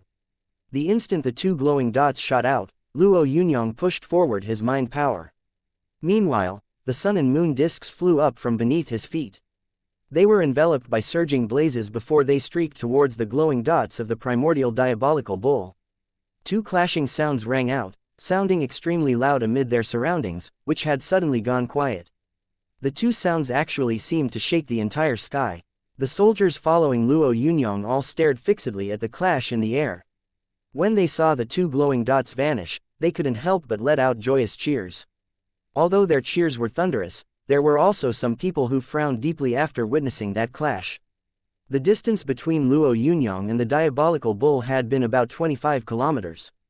However, the flickering dots had clashed with Luo Yunyang's 2 discs about 5 kilometers away from Luo Yunyang. Actually, Luo Yunyang had been very lucky during this exchange. Although the golden beams of light had vanished, the 2 attacks had been matched evenly. The top brass of the 13 eastern cities frowned as they watched this through the satellites silently. I told you so. Luo Yunyang is simply overestimating his abilities. The mellow-looking middle-aged man proclaimed loudly. Although he is a god-grade telekinesis master, the sun and moon discs that he relies on heavily couldn't overcome the light beams of the primordial diabolical bull. We better get him to withdraw quickly. Lu Qubing's hands were shaking. He was really itching to strike the fat man. That piece of trash was really asking for a beating. There was always a jealous piece of trash, no matter where one went. However, after witnessing what had just happened, Lu Qubing was also worried about Luo Yunyang. Luo Yunyang was the pride of the 13 eastern cities, as well as the entire Da Alliance. If he was buried there by the hooves of the primordial diabolical bull, the Da Alliance would take an extremely big blow.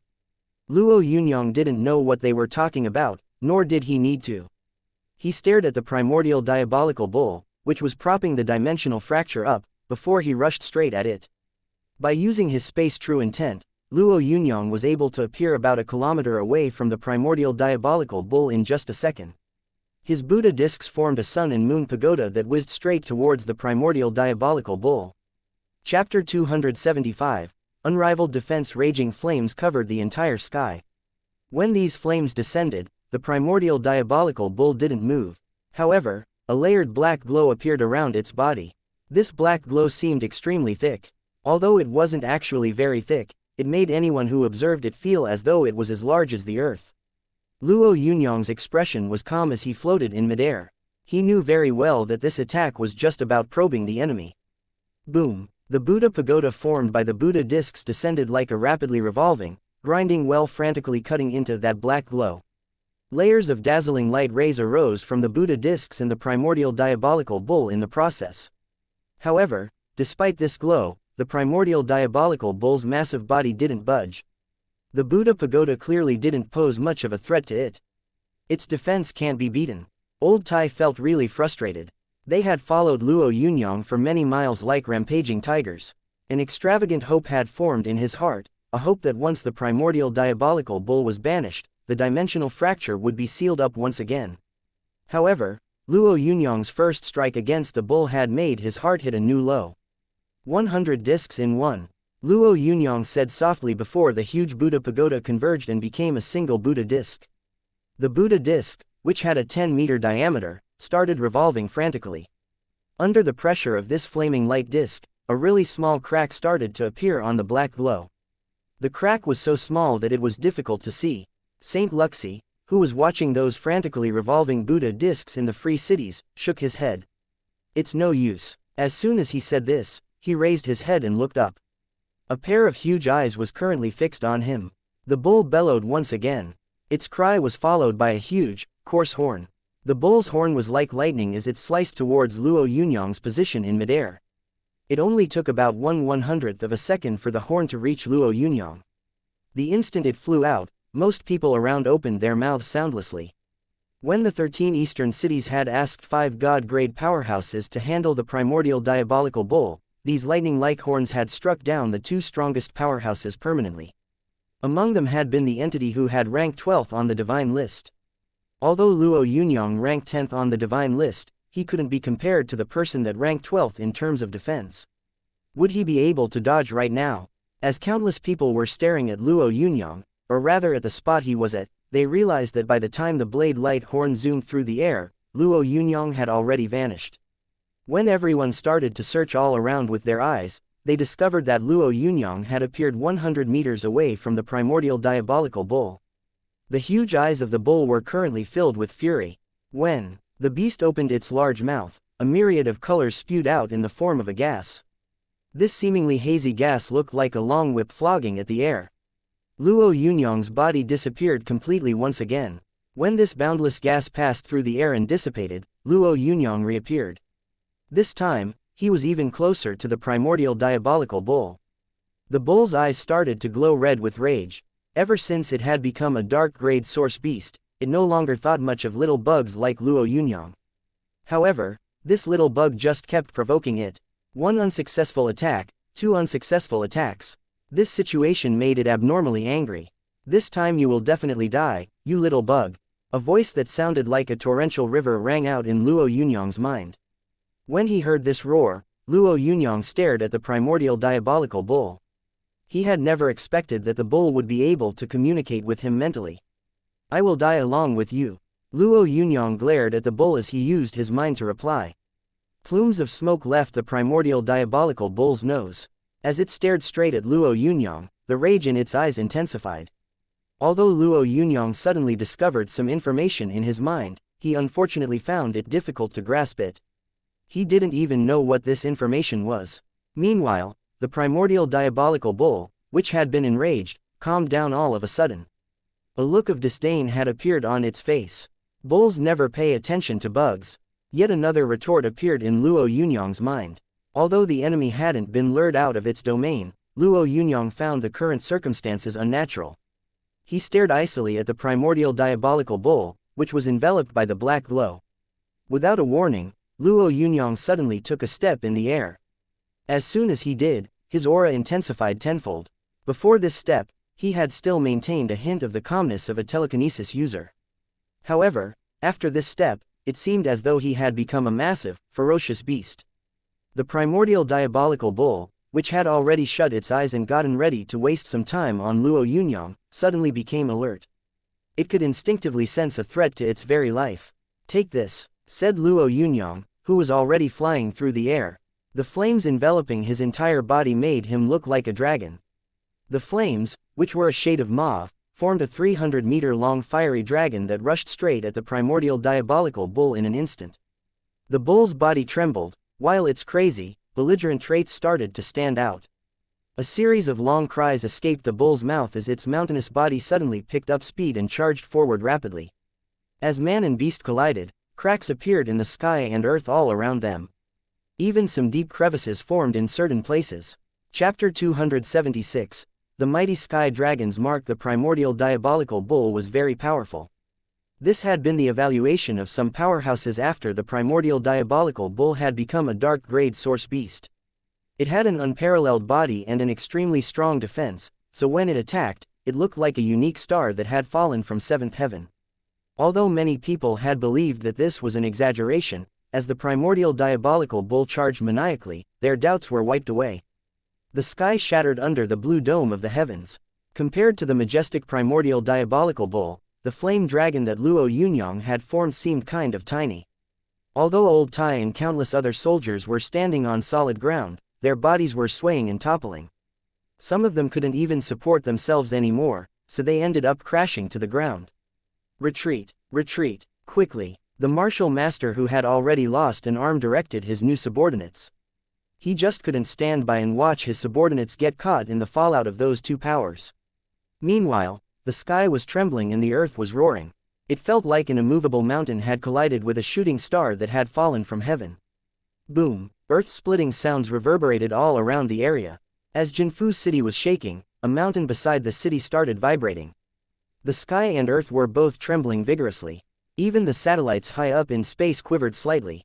Although this sort of tremors didn't pose much of a threat to the satellites, anyone who saw this shaking motion got scared. This reaffirmed the importance of the two space satellites. These two satellites were practically the Da Alliance's last belongings. If they were also lost, then. However, the showdown between Luo Yunyang and the primordial diabolical bull was still more alarming in comparison. How would this confrontation end?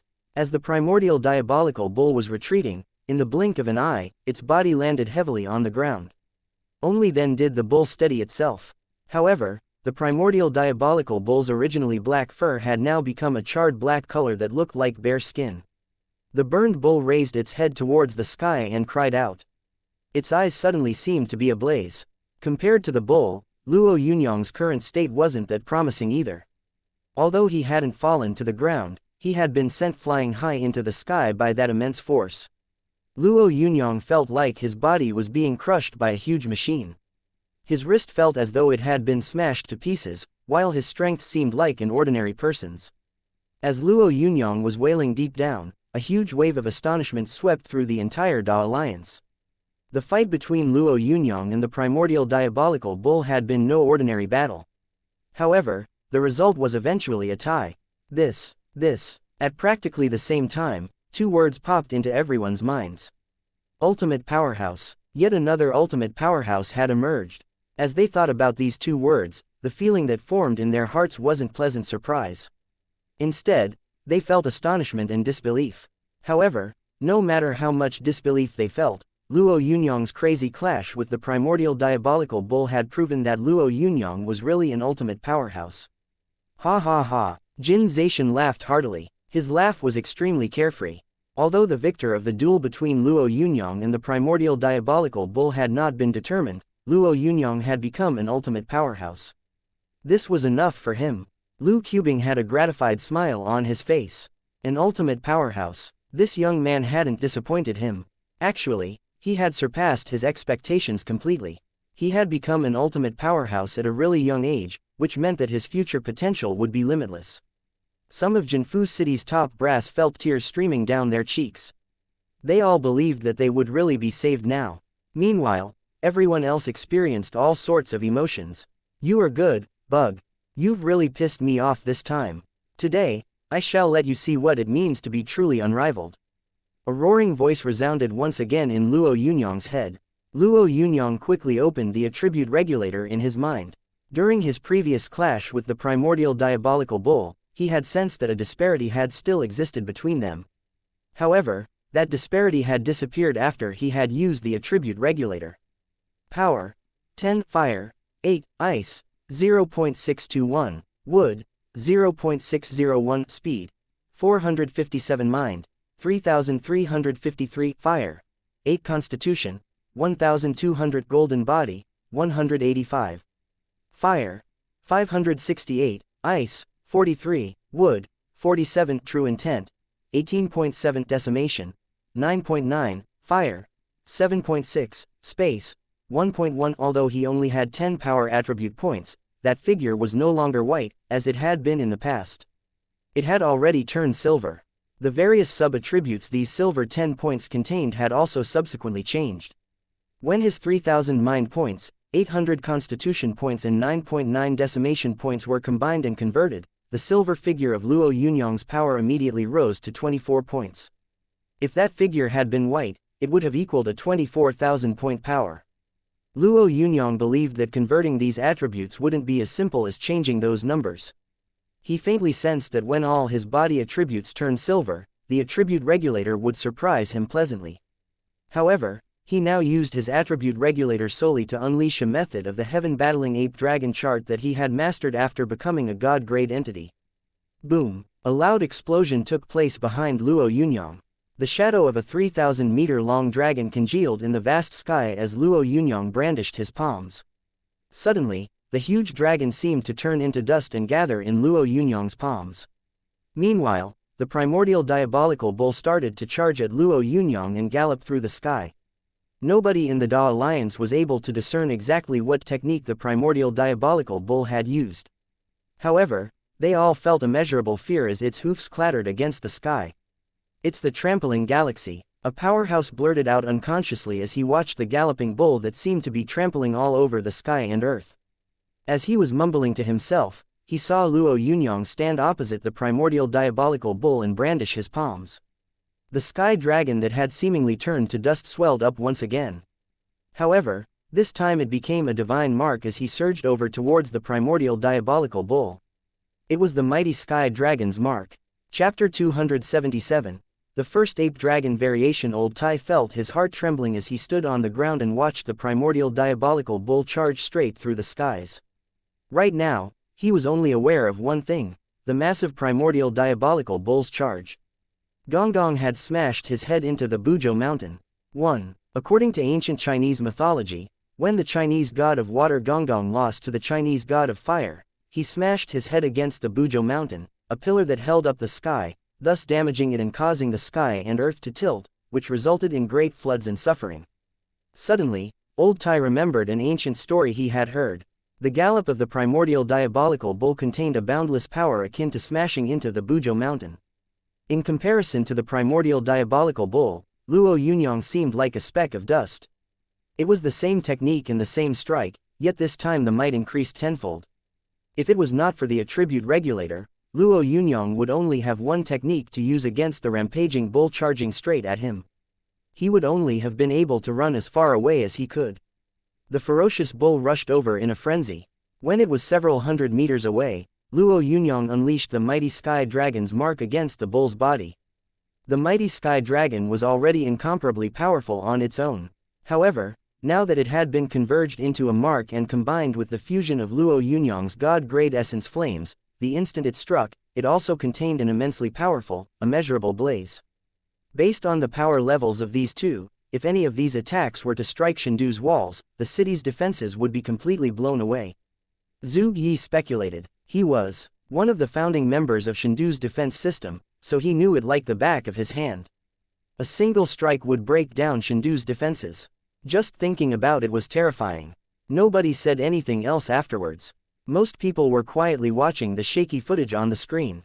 They saw how terrifying the exchange between the two strong ultimate powerhouses had gotten. As a loud crash reverberated, it seemed like the sky was ripping apart. The rampaging bull's body had collided with the mighty sky dragon's mark. Before it was attacked, the primordial diabolical bull had still been thinking of charging forward. The power contained in its blood was already aroused, so the bull definitely wouldn't retreat. However, that strike was so powerful that it seemed to turn the world on its head. Even the force of the primordial diabolical bull's trampling galaxy was stopped. Boom! The bull's body landed heavily on the earth like a comet crashing down. The primordial diabolical bull let out a savage cry. Its eyes were already blood red, and its power appeared to increase. In an instant, the black bull was a massive blood-red bull. Its eyes were blazing like the sun, while a crystal the size of a fist had appeared between them. Luo Yunyang was stunned when he saw that crystal. He suddenly recalled an excerpt from the heaven-battling ape-dragon chart. It's using a heavenly source stone. All the cultivation techniques in the heaven-battling ape-dragon chart had annotations. One of the most important annotations was that if the search for essence flames and divine waters proved difficult, one could search for a heavenly source stone. A heavenly source stone could reverse attributes, turn essence flames into divine waters and vice versa. However, these weren't the main functions of the heavenly source stone. Its most important use was to increase a martialist's vital energy absorption rate and purify blood. The use of a heavenly source stone in combat could raise the power of blood multiple times. Right now, the primordial diabolical bull was probably using a heavenly source stone to raise the power within its own blood. When he thought about the harm the bull would do to the heavenly source stone, Luo Yunyang was pissed. Such an important object was something that could only be discovered, not sought. The fact that the primordial diabolical bull was wasting it in such a manner was simply unforgivable. Put down my heavenly source stone. The primordial diabolical bull froze. It had never expected to hear such a thing while it was using the heavenly source stone it had been saving for so long. This heavenly source stone was clearly its possession. It was an object that had allowed the bull to ascend from an ordinary dire beast to its current state. How the hell had it become Luo Yunyang's? The primordial diabolical bull charged once again without any explanation. This time, blood-red stars appeared around its 4 giant blood-red hooves. Meanwhile, a vague blood-red path appeared beneath its legs. This strange path, which didn't seem to exist, led all the way under Luo Yunyang's feet. When he saw the bull frantically charging at him, Luo Yunyang didn't hesitate. He moved his palms the same way again and unleashed the mighty sky dragon's mark. However, when the mighty sky dragon appeared behind Luo Yunyang, he didn't immediately form a mark. Instead, he adjusted his attribute regulator quickly and converted all his power attribute points into moon power. Suddenly, a giant arm appeared on the formidable mighty sky dragon. It was an incomparably dark arm that seemed to cover the sky. Meanwhile, the body of the mighty sky dragon changed greatly. Its coarse waist and body were like those of a huge ape. This was the first ape dragon. Variation. Given Luo Yunyang's current cultivation level and the fact that only his sun power had reached god-grade boundaries, he shouldn't have been able to unleash the first ape dragon variation. However, thanks to his attribute regulator and the conversion of flame power into frigid ice, Luo Yunyang was able to unleash this simple ape dragon variation. The transformation of the mighty sky dragon into the sky-ripping violent ape allowed the power of the violent ape to increase tenfold in an instant. This had been Luo Yunyang's most important reason for coming to the Sky Scar stronghold. As he had waited for the primordial diabolical bull's impending arrival, Luo Yunyang had used the shadow of the dragon's head and ape's body to unleash the ape-dragon variation against the primordial diabolical bull. By the time his palm had gotten close to the primordial diabolical bull, it was about 30 meters wide. However, compared to the massive bull, it was still tiny. Despite its size, when his palm struck, the primordial diabolical bull was sent flying. There was no resistance or sluggishness. Luo Yunyang had moved his hand as normally as if he was just swatting away a fly. The bull fell to the ground once more and stared at Luo Yunyang fearfully. Although that strike hadn't hurt his steel-like body much, it had made it feel extremely terrified. If it continued to stay there, it would definitely die. This was the only thought on the bull's mind. Thus, after glaring at Luo Yunyang, it moved its legs and streaked towards the huge dimensional fracture like a black flash of lightning. The primordial diabolical bull had fled. Luo Yunyang looked a little anxious as he watched the bull enter the dimensional fracture. Although he didn't give a damn about the fate of the primordial diabolical bull, he certainly couldn't abandon the stone. Give me back my divine stone. As soon as the power of the ape-dragon variation dissipated, Luo Yunyang chased after the primordial diabolical bull. Chapter 278. 1,000 miles of mountains and rivers. What was beyond the dimensional fracture? Practically everyone could describe it, as besides the fact that they were able to see through the space barrier, they had also witnessed many dimensional fracture incidents. Imposing primordial mountains, huge trees that blotted out the sun, and flying source beasts that could cover the sky lay beyond. However, if someone asked them if anyone had ever stepped beyond a dimensional fracture, these people would have no answer. Perhaps some ultimate powerhouses had entered these dimensional fractures, but nobody could say for certain. That day, before the eyes of countless people, Luo Yunyang rushed into that dimensional fracture. The primordial diabolical bull, which had already stopped to rest on a colossal mountain within the dimensional fracture, had never imagined that Luo Yunyang would actually rush in. Its previous clash with Luo Yunyang had left the bull with severe injuries. This strange situation was totally unexpected, so for a moment it didn't know what to do. Give back my heavenly source stone. Luo Yunyang shouted righteously. Although the primordial diabolical bull became stubborn easily, it was no fool. When it heard Luo Yunyang's shout, it turned its head and ran off into the distance without hesitation. FCK Luo Yunyang. This heavenly source stone was clearly the bull's. What was all this talk about returning it to him? The moment he entered the dimensional fracture, Luo Yunyang realized that this vast world seemed to contain huge quantities of sixth factor. Just the mountain he was on contained 10 times the sixth factor of the Great Snow Mountain and way higher sixth factor than base 7. You can't escape, Luo Yunyang roared and used his space true intent. However, instead of traversing dozens of kilometers in one go, Luo Yunyang only managed to cover 2 to 3 kilometers. He actually sensed vaguely that if it had not been for his space true intent, his speed would have been even slower there. In this world, he felt like he faced a certain obstruction. Actually, it was his true intent that came up against some form of resistance. As the primordial diabolical bull ran frantically towards the depths of the colossal mountain, Luo Yunyang glanced at the dimensional fracture behind him. He hesitated for a bit before ultimately chasing after the bull. The heavenly source stone was something that could only be discovered, not sought. If he couldn't obtain a heavenly source stone to raise his ice-based source core to a god-grade level, Luo Yunyang would need at least a few decades of hard work. Alternately, he could perhaps spend a lot of effort searching for all sorts of divine waters. However, not only would this search be time-consuming, but it would also rely a lot on luck.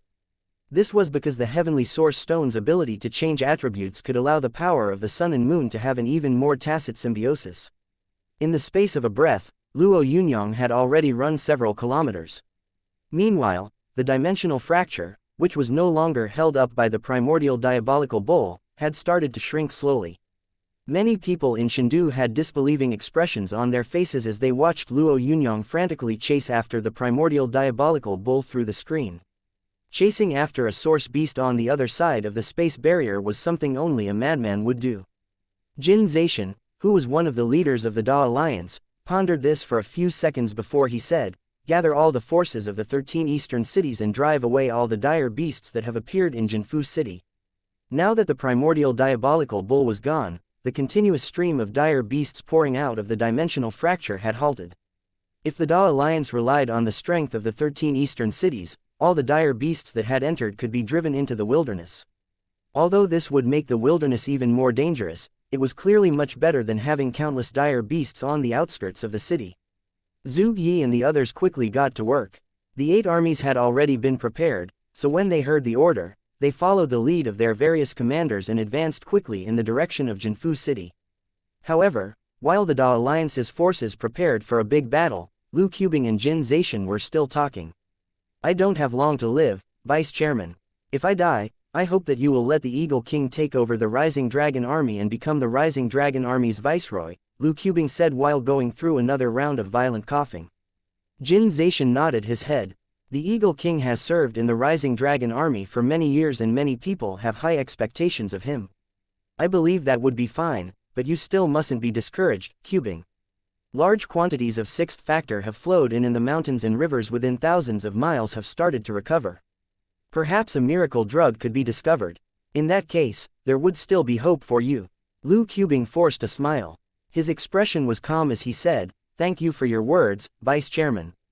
I also hope that things will work out." Then, he added, "Actually, I was hoping that Luo Yunyang would succeed me as the Rising Dragon Army's viceroy. The Rising Dragon Army's viceroy needs to have both a high prestige and a formidable fighting strength. When Luo Yunyang returned from Maya City, I thought that his experience was still lacking and his cultivation base was insufficient, so he didn't qualify.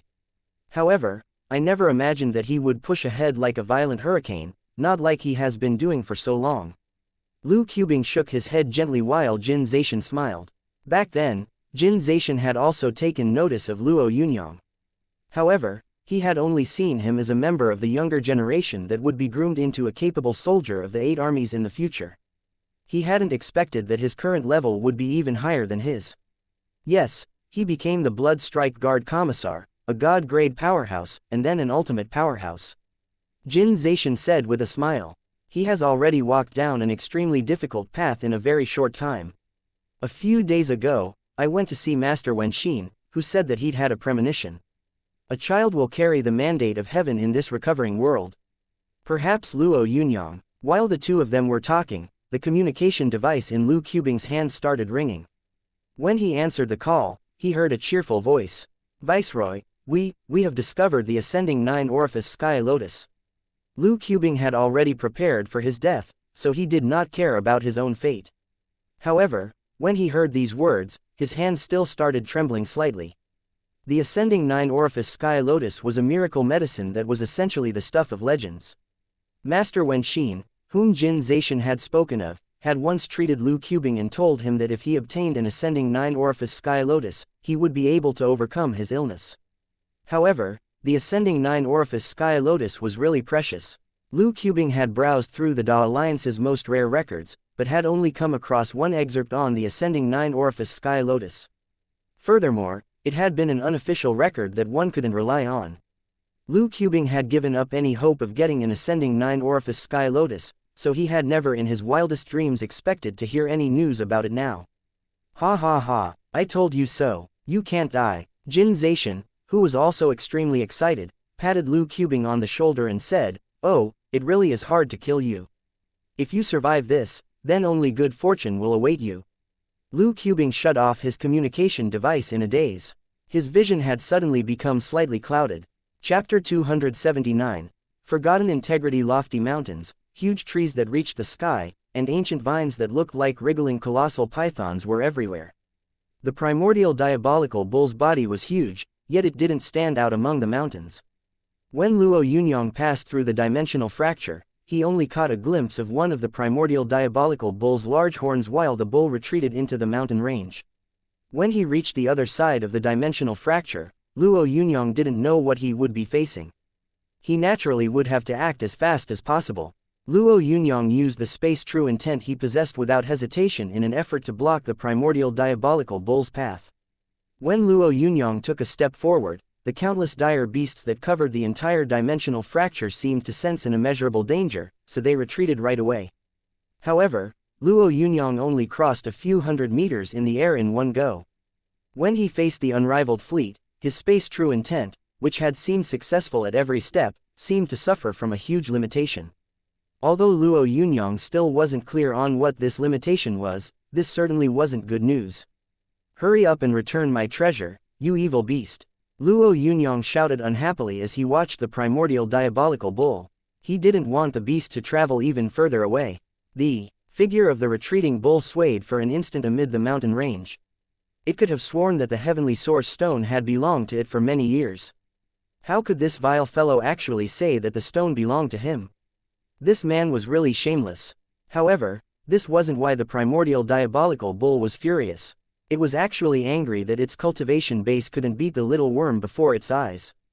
Retreat, retreat, retreat. The bull spread its 4 hooves and ran frantically amid the mountain range. When its heavy body came into contact with the rocks on the mountain, the entire mountain started shaking non-stop. In the past, this sort of might would have made all the dire beasts in the area concede in fear. However, the bull was now running away. After running for about 5 kilometers, the primordial diabolical bull was finally stopped by Luo Yunyang. The bull's eyes stared straight at Luo Yunyang as the primordial diabolical bull let out an ear-piercing bellow. That boundless might, in combination with the colossal body of the bull, was really terrifying. Luo Yunyang, who had prepared himself for a battle with the primordial diabolical bull, had already opened the attribute regulator and started to make adjustments. He was hoping that the first ape dragon variation would be as effective as it was supposed to be. Just as Luo Yunyang started feeling a little apprehensive, some mind power rushed into his mind. "I have already surrendered. Why do you feel the need to try to exterminate me? What the FCK?" Luo Yunyang froze as he looked at the ferocious primordial diabolical bull. This seemed kind of wrong. "You stole my heavenly source stone. Return it to me and I will spare you this time." Luo Yunyang didn't care about the facts of the matter, so he said that the heavenly source stone was his once more.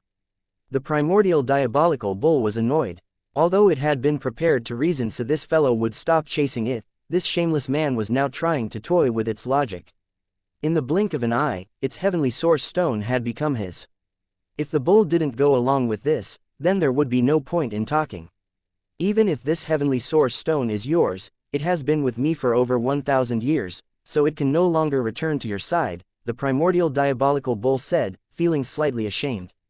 Damn it, if this information leaked out, how would it dare show its face around this mountain range again? "If you owe a debt, then you have to pay. That is only right, hee hee. Daddy has methods to deal with debtors like you who don't pay back their debts. Despite the primordial diabolical bull's forbearance, Luo Yunyang didn't seem to become the slightest bit more lenient. Instead, he continued to pressure it. The primordial diabolical bull felt like crying. This was basically a robbery. Why did Luo Yunyang make it sound like he was being righteous?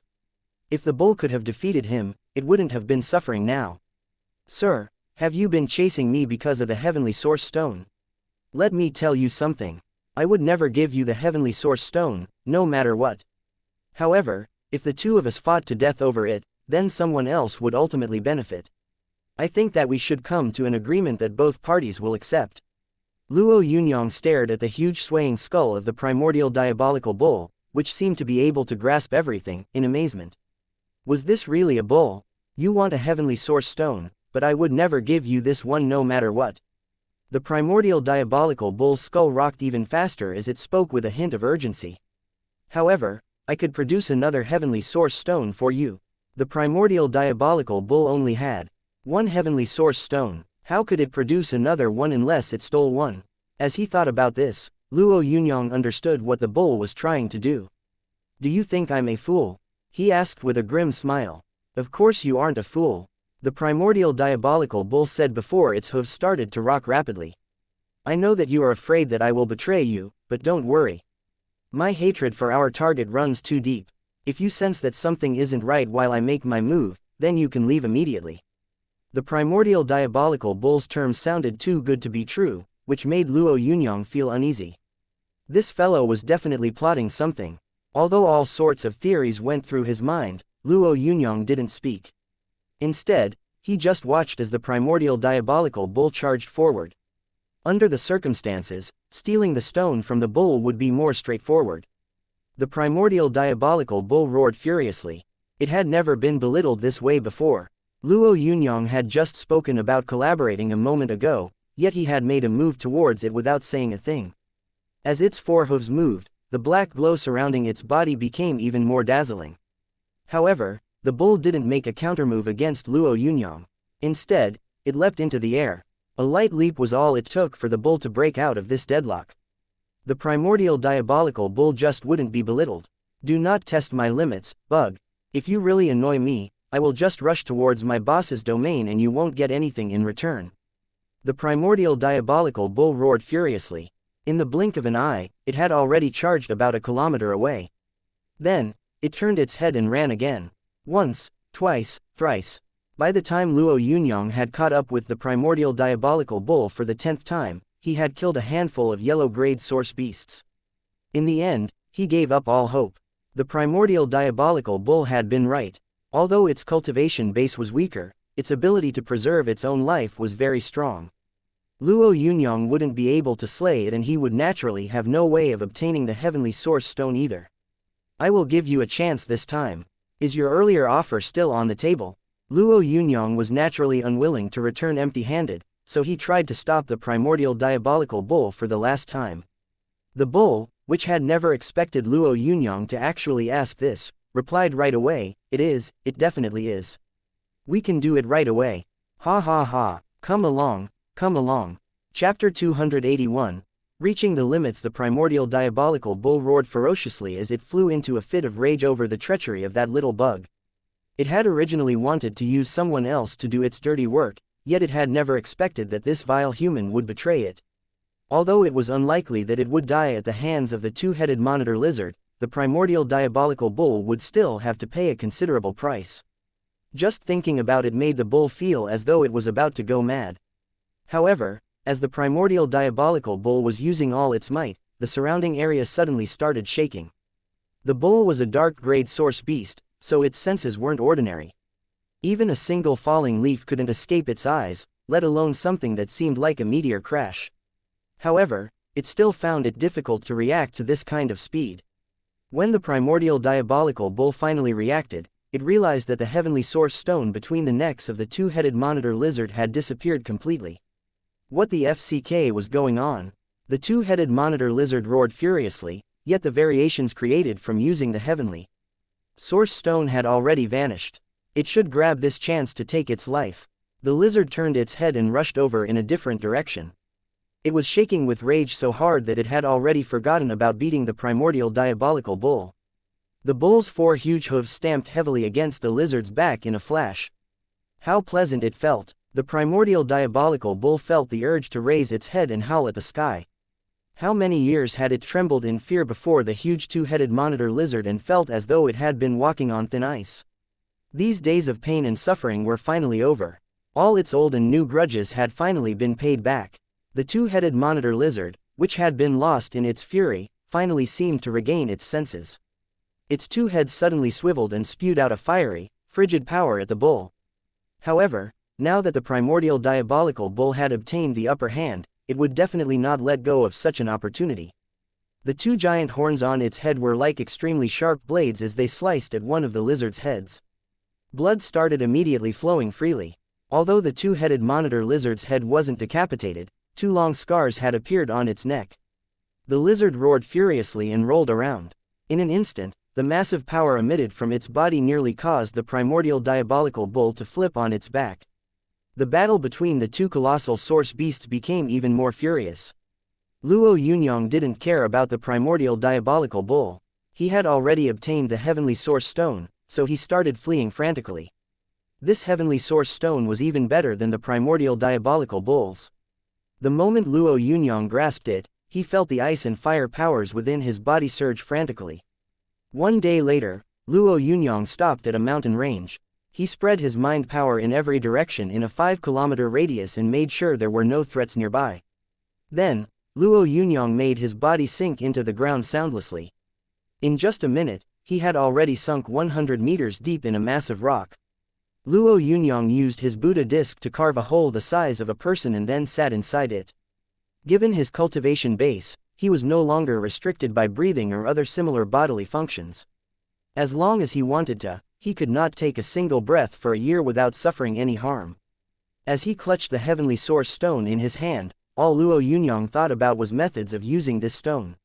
After some derivation from the Heaven Battling Ape Dragon chart's techniques, he held the Heaven Battling Ape Dragon chart and started to try and transform the first flame. The true sun flame was the most important of the 9 essence flames within his body, so Luo Yunyang chose it in order to ensure a successful upgrade. Everything went really smoothly. When the first bit of true sun flame controlled by Luo Yunyang passed through the heavenly source stone, it turned into a frigid drop of water. However, as soon as this drop of water was produced, Luo Yunyang's delighted expression turned into a startled one.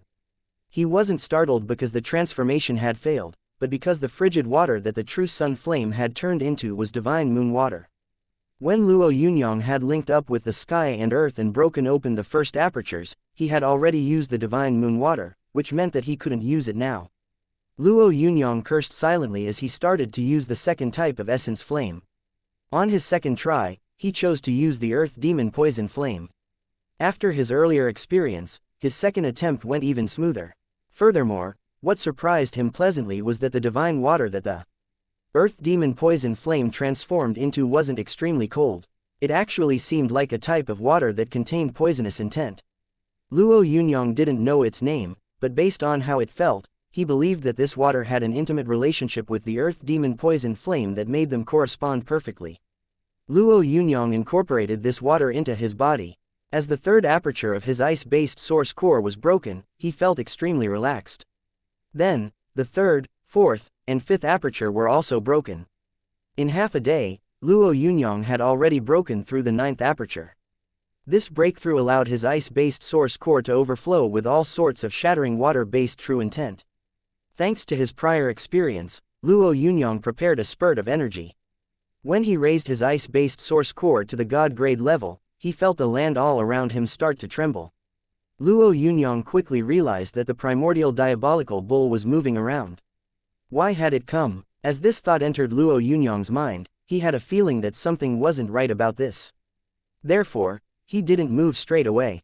Instead, he shrouded himself with mind power and waited quietly for the primordial diabolical bull to leave.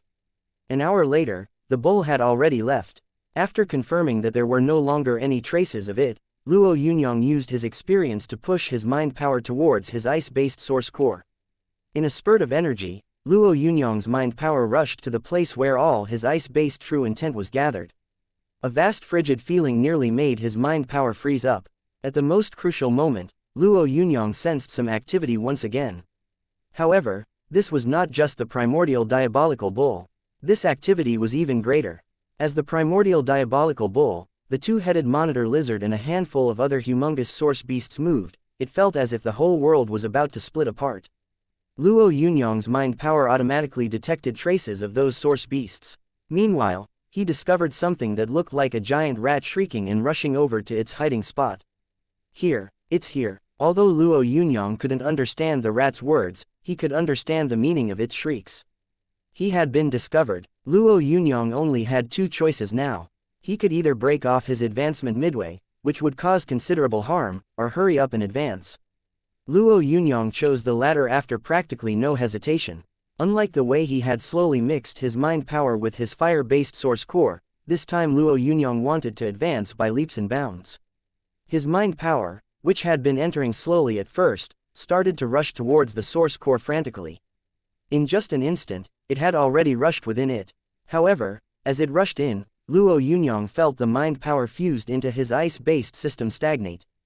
It was crumbling and failing at the final step. Even if Luo Yunyang wanted to fuse his mind power into his ice-based source core, it would be impossible now. Suddenly, a giant claw swiped heavily at his hiding spot. In a second, the rock and dirt above Luo Yunyang's head disappeared completely. When it saw Luo Yunyang, the two-headed monitor lizard, which was only left with one head now, let out a carefree, maniacal howl. It had lost one of its heads because of this vile bug. If this human hadn't stolen its heavenly source stone, it would never have lost a head. Plus, it had been suppressed by the primordial diabolical bull.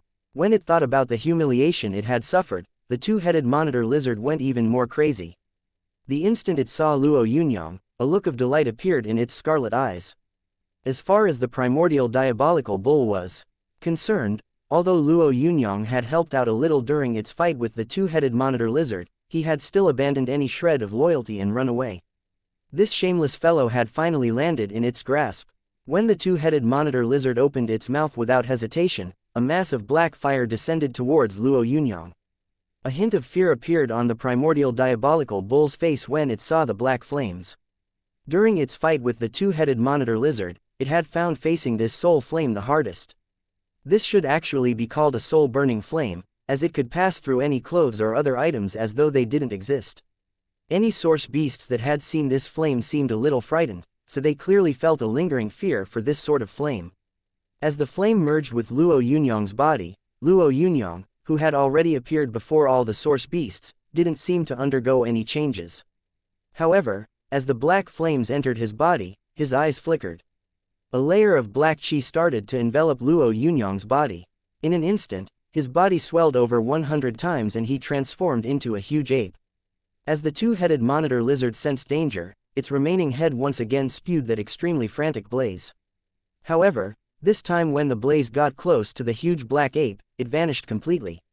The blackness, which was a glow similar to water, quickly gathered as Luo Yunyang waved his palms in a vast wave and rushed towards the two-headed monitor lizard. The lizard simply couldn't react quickly enough, so when it was struck by the jet-black palms, its entire body was sent flying. The primordial diabolical bull was flabbergasted. Even though it had cooperated with Luo Yunyang a while ago and didn't really trust him, when it had fought with him, it had discovered exactly how strong he was. Although Luo Yunyang had been stronger than it, he hadn't been able to send that unlucky lizard flying. It seemed like he was way stronger now. Just as the primordial diabolical bull started having second thoughts, the huge black ape surrounded by that boundless black chi lifted the two-headed monitor lizard up and tossed that tyrannical entity straight towards a mountain. Practically every source beast that had followed the primordial diabolical bull and the two-headed monitor lizard suddenly seemed to realize something and didn't make a move against Luo Yunyang. Instead, they all scattered in different directions. The rat that had found Luo Yunyang was even more frantic. At the first sign that things were not going well, it quickly disappeared out of sight. Luo Yunyang didn't stop the source beasts. He just turned his gaze towards the primordial diabolical bull that also wanted to flee. Although the bull really wanted to escape, when it locked gazes with the huge black ape, it realized that there was nowhere to escape to. Thus, it made the choice not to run. What's this? Have you made up with the two-headed monitor lizard already? Or perhaps you two have been conspiring all along to trick me and attack me sneakily? Luo Yunyang asked bluntly as he cursed the tactfulness of the primordial diabolical bull, which had calmly decided not to try to escape. The two of us weren't working together. In fact, when you took its heavenly source stone, I was still prepared to kill the two-headed monitor lizard. I just never expected that our activity would alert a king-level entity. It was that king-level entity that made us stop. When he heard about you, he gave an order to make sure that you stay in the divine beast wasteland. This was a matter of life and death, so the primordial diabolical bull's explanation was very quick. The bull, which was afraid that Luo Yunyang would sense that it was lying, said loudly, I didn't have a choice. All I could do was come along when they tried to kill you. In fact, you are the best partner I've ever had. How could I bear to kill you? Luo Yunyang's expression turned grave as he looked at the crying primordial diabolical bull and the two-headed monitor lizard that he had almost beaten to a pulp. Anyone that could make these two forget their grievances was no ordinary individual after all. Is that king-level source beast very strong? Luo Yunyang asked. The primordial diabolical bull nodded. I am just an ant in comparison. Luo Yunyang was about to ask some more questions, when an extremely powerful arrow swept across from a distance. When he sensed it, Luo Yunyang felt his body shudder. Chapter 280. The Two-Headed Monitor Lizard King. The two-headed monitor lizard has water and fire powers. Furthermore, by using its heavenly source stone, it can also interchange these powers. The primordial diabolical bull sounded a little pissed as it glared at the huge valley ahead. It clearly had a bad relationship with the two-headed monitor lizard. The Ice-Fire Valley was originally my domain. Damn it, look at the sort of place I have been chased away to. The primordial diabolical bull suddenly got even more worked up. When we slay the two-headed monitor lizard, its heavenly source stone will become yours. Luo Yunyang's face turned a little red when he heard the bull's words. He glanced at the primordial diabolical bull before he said, Actually, I chased after you and tried to kill you because you killed all those people. Hee. The primordial diabolical bull ignored Luo Yunyang's words. The two of them stopped conversing happily and moved faster. Luo Yunyang wanted to hide inside the ear of the primordial diabolical bull and wound the lizard mortally while it was fighting with the bull. Of course, this suggestion was unceremoniously rejected by the bull. Although the beast didn't give a reason, Luo Yunyang could see some distrust in its eyes. In the end, the two of them decided that the primordial diabolical bull would draw the attention of the enemy and Luo Yunyang would attack sneakily. Can you tell me what's been going on around here, bull? Why have you been striving to enter our domain? The primordial diabolical bull didn't ignore Luo Yunyang's question. Instead, it said with a cold snort, This is the divine beast wasteland. Hee. I wanted to enter the human domain just to take over your territory. Although your land is abnormally barren and the food isn't great, I've always believed that there is some good stuff hidden there. The primordial diabolical bull shook its skull before it added, Since we are fighting side by side, I will give you a word of advice. When you get back, you must search some more. When he saw the sincere expression of the old bull, Luo Yunyang felt his head hurt. However, he really couldn't think of anything within the Da Alliance that these beasts would covet. There were too many things that the primordial diabolical bull wasn't willing to say. According to it, this corner of the divine beast wasteland belonged to the two-headed monitor lizard. Just like the bull, the two-headed monitor lizard was the underling of an Earth-grade source beast. Luo Yunyang's first thought when he heard the primordial diabolical bull's explanation was that it wasn't true. Are all source beasts like you really classified into heaven, earth, dark and yellow grades? It has been this way since I was born, the primordial diabolical bull answered with a calmness that made Luo Yunyang feel a little weird. He realized that perhaps he wasn't the first person to enter the divine beast wasteland. After man and beast ran out of things to say, they started to formulate their plan. The primordial diabolical bull would attract the attention of the enemy, while Luo Yunyang would hide in a corner and wait for the two-headed monitor lizard to come over. As he hid under a massive rock, Luo Yunyang started to ponder the possibility that the primordial diabolical bull was deceiving him. If the primordial diabolical bull and the two-headed monitor lizard were in fact good friends, then while Luo Yunyang had been pursuing the bull, the beast could have sought refuge from the two-headed monitor lizard. By doing so, it would have found a way to survive. From this perspective, it seemed like the relationship between the two beasts could be As all sorts of thoughts flashed through his mind, Luo Yunyang thought about the other huge beasts that had appeared through the space barrier. It seemed like there was some kind of relationship between them. Could they all be from the divine beast wasteland, or were they perhaps from separate, different spaces? If all sorts of source beasts unified, incidents such as the primordial diabolical bull's entrance into the world would become even more prevalent. Just as Luo Yunyang's head was barraged by a multitude of thoughts, two massive roars were heard in the distance. As the sky and earth started trembling, Luo Yunyang saw the primordial diabolical bull and the two-headed monitor lizard frantically engage in combat. Compared to the primordial diabolical bull's mountain-like body, the two-headed monitor lizard's body seemed a little stronger. While the two colossal source beasts fought at close quarters, the bull slowly turned blood red. One of the heads of the two-headed monitor lizard was spewing a barrage of frigid ice spears, while the other head expelled a blaze that looked like a slender snake. The bull's horns were like flying curved blades continuously attacking the colossal two-headed monitor lizard. Soon, the two massive source beasts were riddled with scars. The primordial diabolical bull, who had suffered a bite on its leg, was in a worse state. However, the two source beasts were especially adept at defense, so despite their ferocious battle, neither of them had received any mortal blows. This caused a sliver of doubt to form in Luo Yunyang's mind. Damn it! Who could guarantee that these two were really fighting with all their might and not just putting on a show for him? As Luo Yunyang hesitated, the primordial diabolical bull rushed over to him. However, Luo Yunyang didn't make a move. The primordial diabolical bull, who thought that it had been deceived, roared furiously, as if denouncing Luo Yunyang's treachery. Meanwhile, the attacks of the two-headed monitor lizard became even more frantic. Boundless flames and frost converged and formed a burning, freezing hell that made the primordial diabolical bull suffer. The bull was now thoroughly pissed. When it activated the heavenly source stone on its forehead, an unyielding aura arose. Thanks to this aura, the bull soared into the sky like a flash of lightning and charged maniacally at the two-headed monitor lizard. This wasn't the first time the lizard had faced this sort of attack.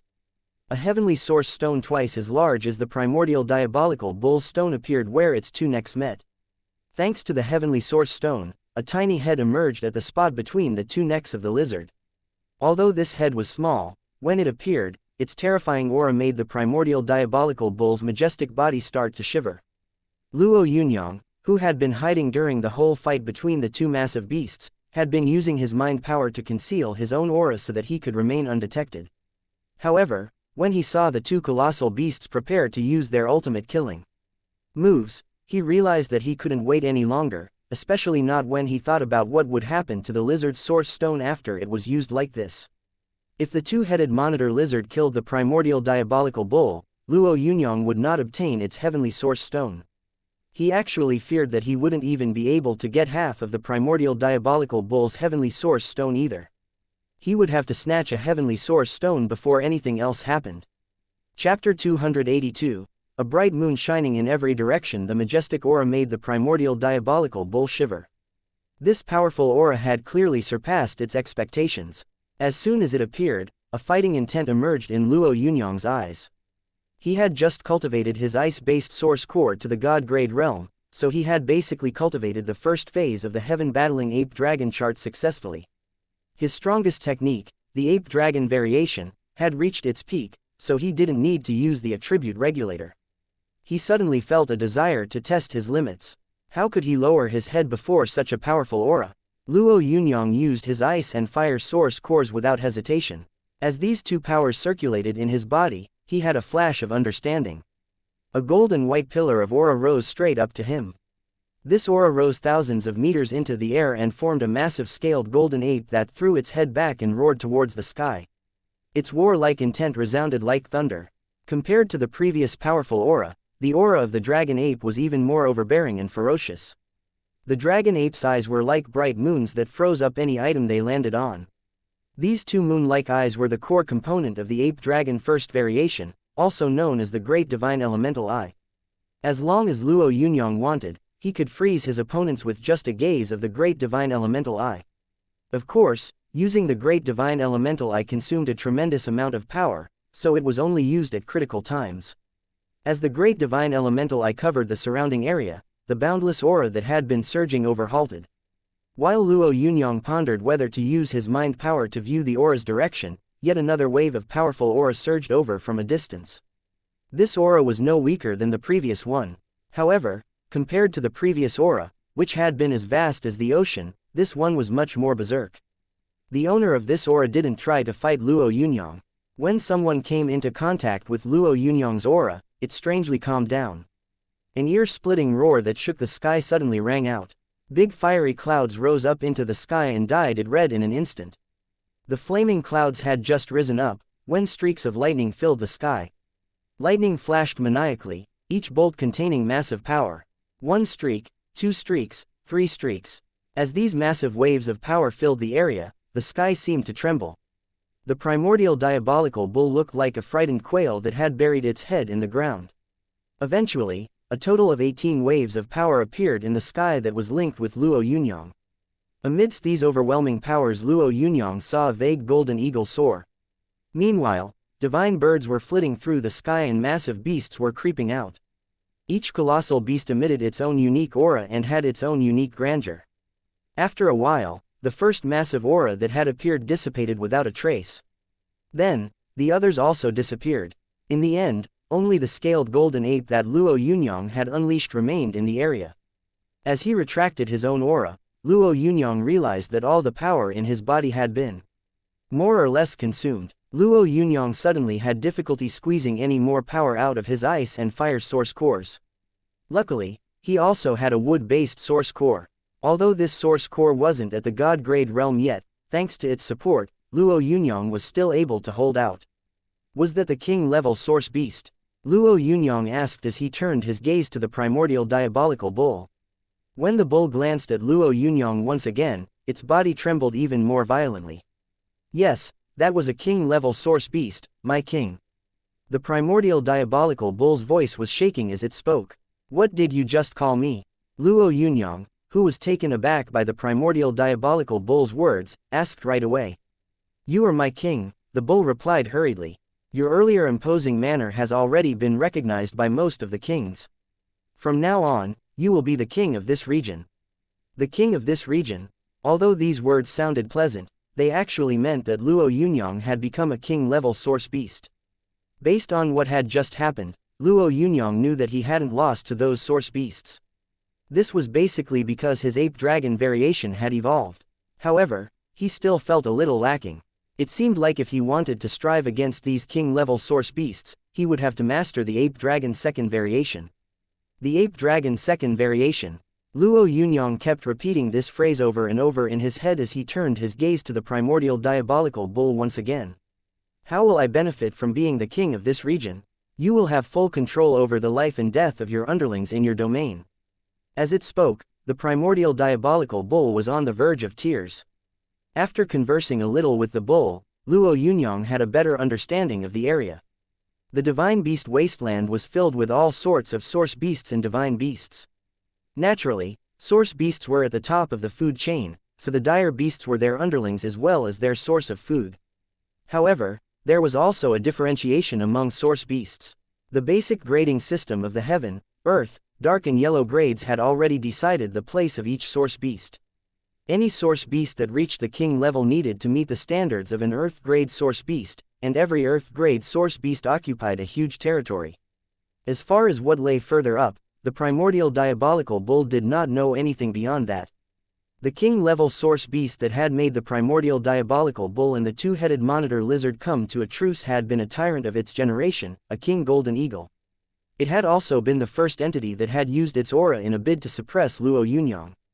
According to the primordial diabolical bull, although the king golden eagle had currently chosen to acknowledge Luo Yunyang, it wouldn't be happy to lose half its territory and would definitely think of a way to regain it. Why don't the king golden eagle and the other kings enter the dimensional fracture? Luo Yunyang finally asked the question he considered the most important. When the primordial diabolical bull heard this, it stared at Luo Yunyang as though he was an idiot before it said carefully, the kings are indeed really powerful. Although the space barrier can't contain them, it would be very easy for them to make the space crumble. If that happened, the violent storms that would occur would be too much even for a strong powerhouse like the king golden eagle to handle. Luo Yunyang felt like he had gained a lot from this conversation. As he gazed at the luxuriant mountains, he felt the urge to return. Although this place wasn't bad, Luo Yunyang still had many things to handle back at the Da Alliance. He pondered this for a bit before he said, "Go get the source beasts of this domain and tell them to prepare some offerings for me." Chapter 283, The Ascending Nine-Orifice Sky Lotus. The landscape looked magnificent at sunset. Lu Shu stood at the foot of a small hill with a worried expression on his face. As a martial Grand Master, he had already reached a state that allowed him to be unwavering. However, Lu Shu currently looked like a young man waiting for his lover. From time to time, he would glance at his communication device fretfully and then look up at the sky uneasily. When he heard a sound, Lu Shu unconsciously raised his head and saw three hawk-like figures flying over from a distance. The three of them streaked through the sky with wings made of source power. The instant the three silhouettes appeared, a ferocious roar was heard from the depths of a distant mountain. Was it successful? Lu Shu, who didn't care about anything else, walked quickly over to the man at the front. "Yes, the mission was successful," said the middle-aged man. Although his expression was staunch, there was delight in his eyes. As he spoke, he handed a transparent bag over to Lu Shu and said, "Chief Instructor Lu Shu, you must deliver this to the Viceroy quickly. The Rising Dragon Army cannot go a day without the Viceroy." As soon as he said this, the middle-aged man, who had been looking full of vigor just a moment ago, crashed to the ground. Lu Shu suddenly discovered that the man's meridians had snapped. This type of break wouldn't usually be life-threatening. As long as one didn't use source power, they would be able to recover after a few days of rest. However, this man hadn't chosen to rest. Instead, he had used his source power to fly over, which was the main reason he had lost his life. Chief Instructor Lu, Big Brother Lu was a virtuous man. This was all worth it. The man to the right said. Several S-grade dire beasts on the mountains have gotten startled, and a few honorary delegates are currently stalling them. This shouldn't take too long. They are just asking that you follow the plan. Lu Shu nodded. If this had been any other battle, he wouldn't have abandoned his comrades. However, the object in his hands was too important. He needed to take this to Lu Cubing as fast as possible. At first, he had thought that he would lose his commander. However, heaven always found a way. Just when Lu Cubing's path had seemed to be set in stone, an ascending nine-orifice sky lotus had surfaced. Although the Rising Dragon Army was one of the strongest forces of the 13 eastern cities, it had used its full power to come up with numerous plans to find this ascending nine-orifice sky lotus. Given the current situation, this course of action was the most appropriate plan. Practically the entire Rising Dragon Army's vast power had been mobilized. The 4 great generals were guarding the entire area, while the 8 honorary delegates and some other Rising Dragon Army powerhouses were in charge of obtaining the ascending nine-orifice sky lotus. Although the ascending nine-orifice sky lotus was already in their hands, the plan was only halfway through. If the lotus was delivered to Lu Cubing, then the plan would be a complete success. 25 kilometers away was a Rising Dragon Army secret base. 3 planes were already on standby, ready to fly at a moment's notice. Lu Shu didn't say anything. He just nodded at the 2 Rising Dragon Army warriors before speedily heading in the direction of the base. Lu Shu was a martial Grand Master, so he had always been confident in the past.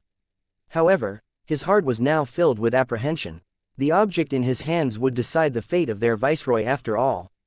The Rising Dragon Army's top brass had always worried about Lu Cubing's body. Although the Rising Dragon Army wouldn't crumble if Lu Cubing was gone, he was still the soul of the entire army.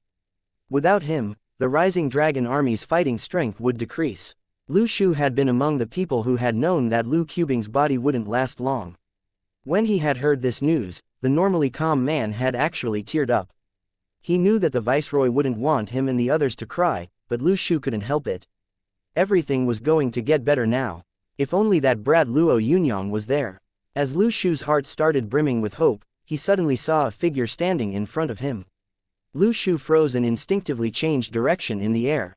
In a moment, he had already created a distance of several dozen kilometers. However, just as he descended, he discovered that the figure had strangely appeared in front of him again. "Have you gotten it out, kid?" the figure asked in an unquestionable tone. Although Lu Shu hadn't seen who this person was yet, he felt a chill go down his spine. He could sense that a big turn of events was about to happen, but no matter who this was, his mind was set. "Sir, I do not know what you're talking about. Lu Shu had just spoken, when he felt a chilly wind pass by him and sweep up his body. He didn't even get a chance to do anything. Only a god-grade entity could have trapped him in such a manner. When he thought about god-grade powerhouses, Lu Shu's blood froze. He struggled to open his eyes to see this person's face. It was the Raging Inferno Guardian. When this name flashed through Lu Shu's mind, his mood hit rock bottom. By the time Lu Shu tried to urge his source core to struggle, the Raging Inferno Guardian had already taken the box containing the Ascending 9-Orifice Sky Lotus. It really is an Ascending 9-Orifice Sky Lotus. I am reaping the reward without making any effort. Ha ha ha. The Raging Inferno Guardian chortled heartily. Sir, this Ascending 9-Orifice Sky Lotus is meant to save the Rising Dragon Army Viceroy's life. We went to a lot of trouble to obtain it. Lu Shu had never begged anyone in his life, but he needed to do so that day. If you return the Ascending 9-Orifice Sky Lotus to the Rising Dragon Army, I would be willing to be your servant for the rest of my life. Just you.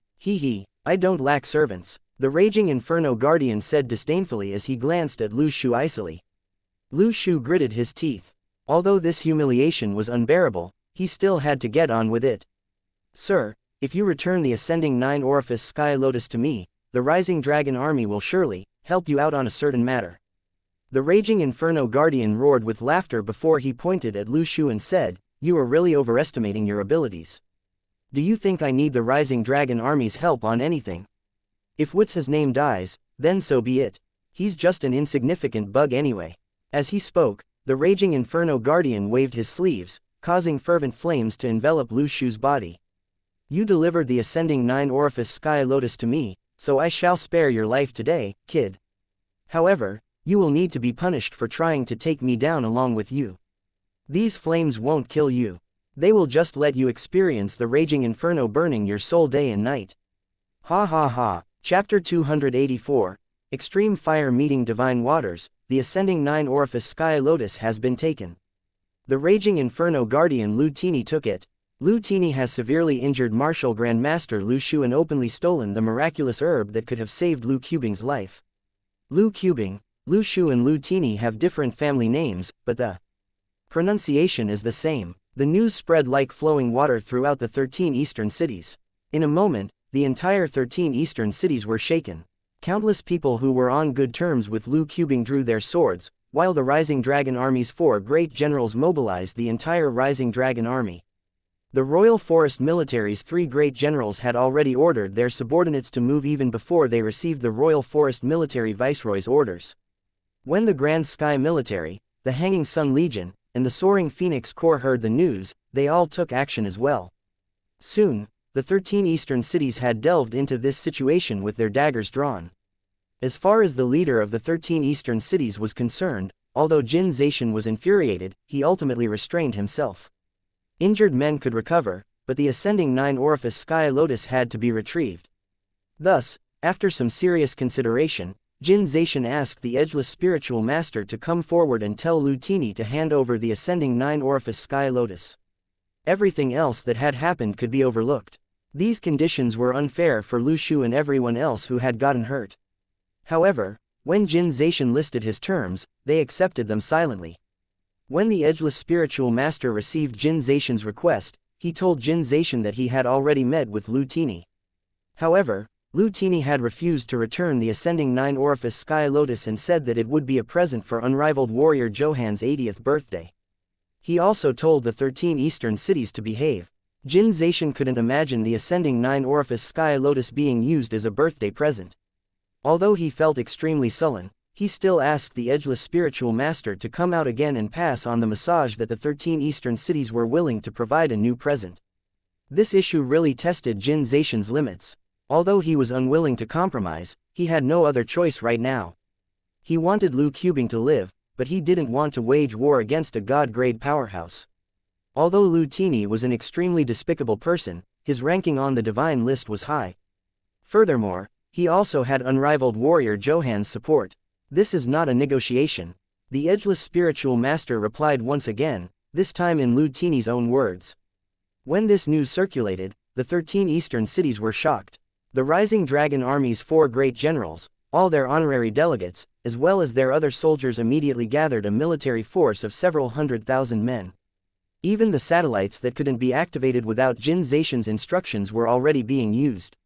All sorts of means were employed to confirm Lu Tini's location over and over again.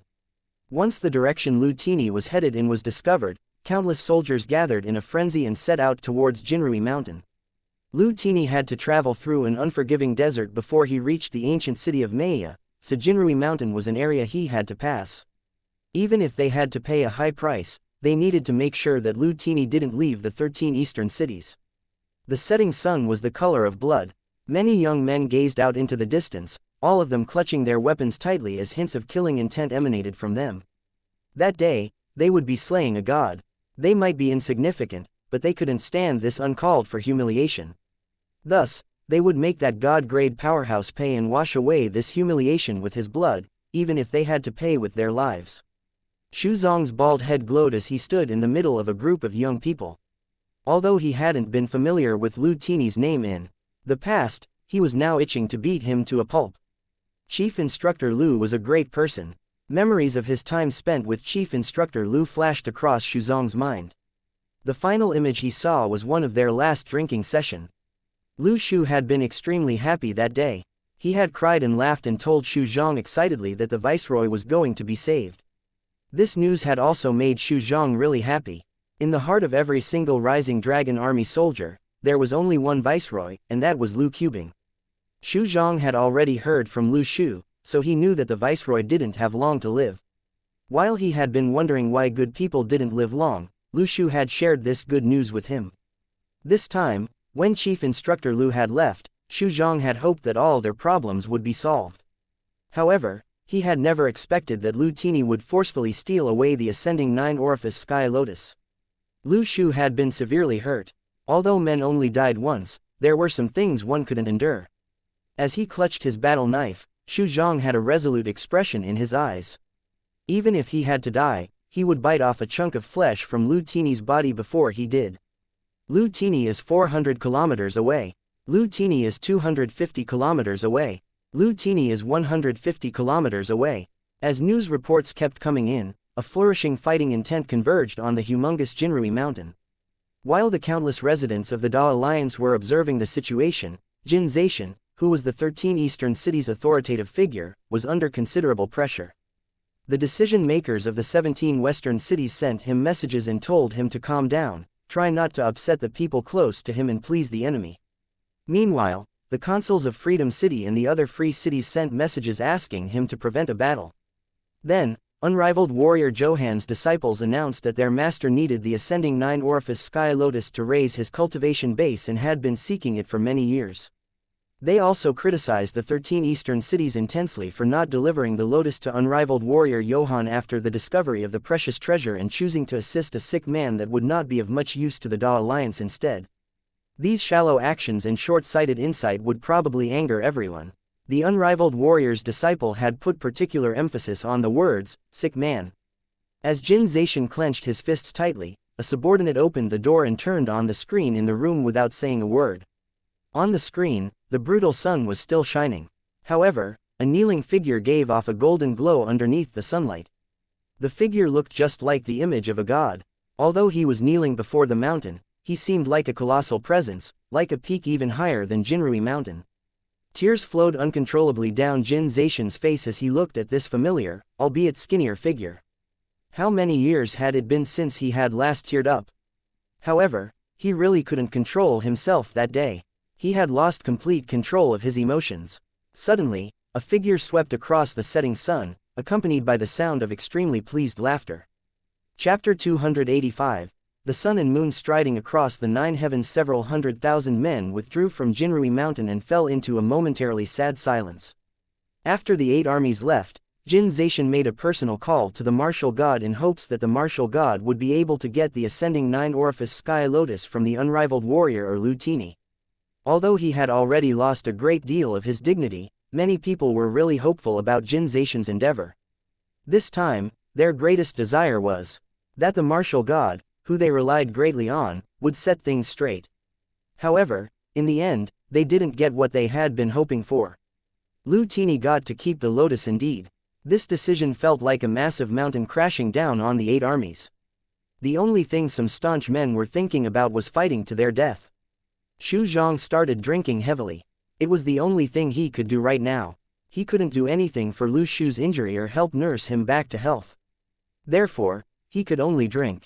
Luo Yunyang, where have you run off to, you son of AB*TCH? Xu Zhang grumbled as he picked up his bottle of wine. Among all the people he knew, perhaps only Luo Yunyang would be able to solve this problem. However, Luo Yunyang had already run off into the dimensional fracture. Nobody was able to contact him, so people were going around spreading rumors. They said that Luo Yunyang had overestimated himself by entering the dimensional fracture. Compared to the huge amounts of source beasts inside the fracture, the primordial diabolical bull was just a negligible factor. The bull's power hadn't exceeded its limits, so the space hadn't ripped completely. Luo Yunyang had driven it away successfully, yet he would turn into food for those powerful source beasts soon after entering the dimensional fracture. Xu Zhang was really angry about these rumors. He didn't know exactly who had made these ungrateful speculations about Luo Yunyang, the very man who had saved the 13 eastern cities.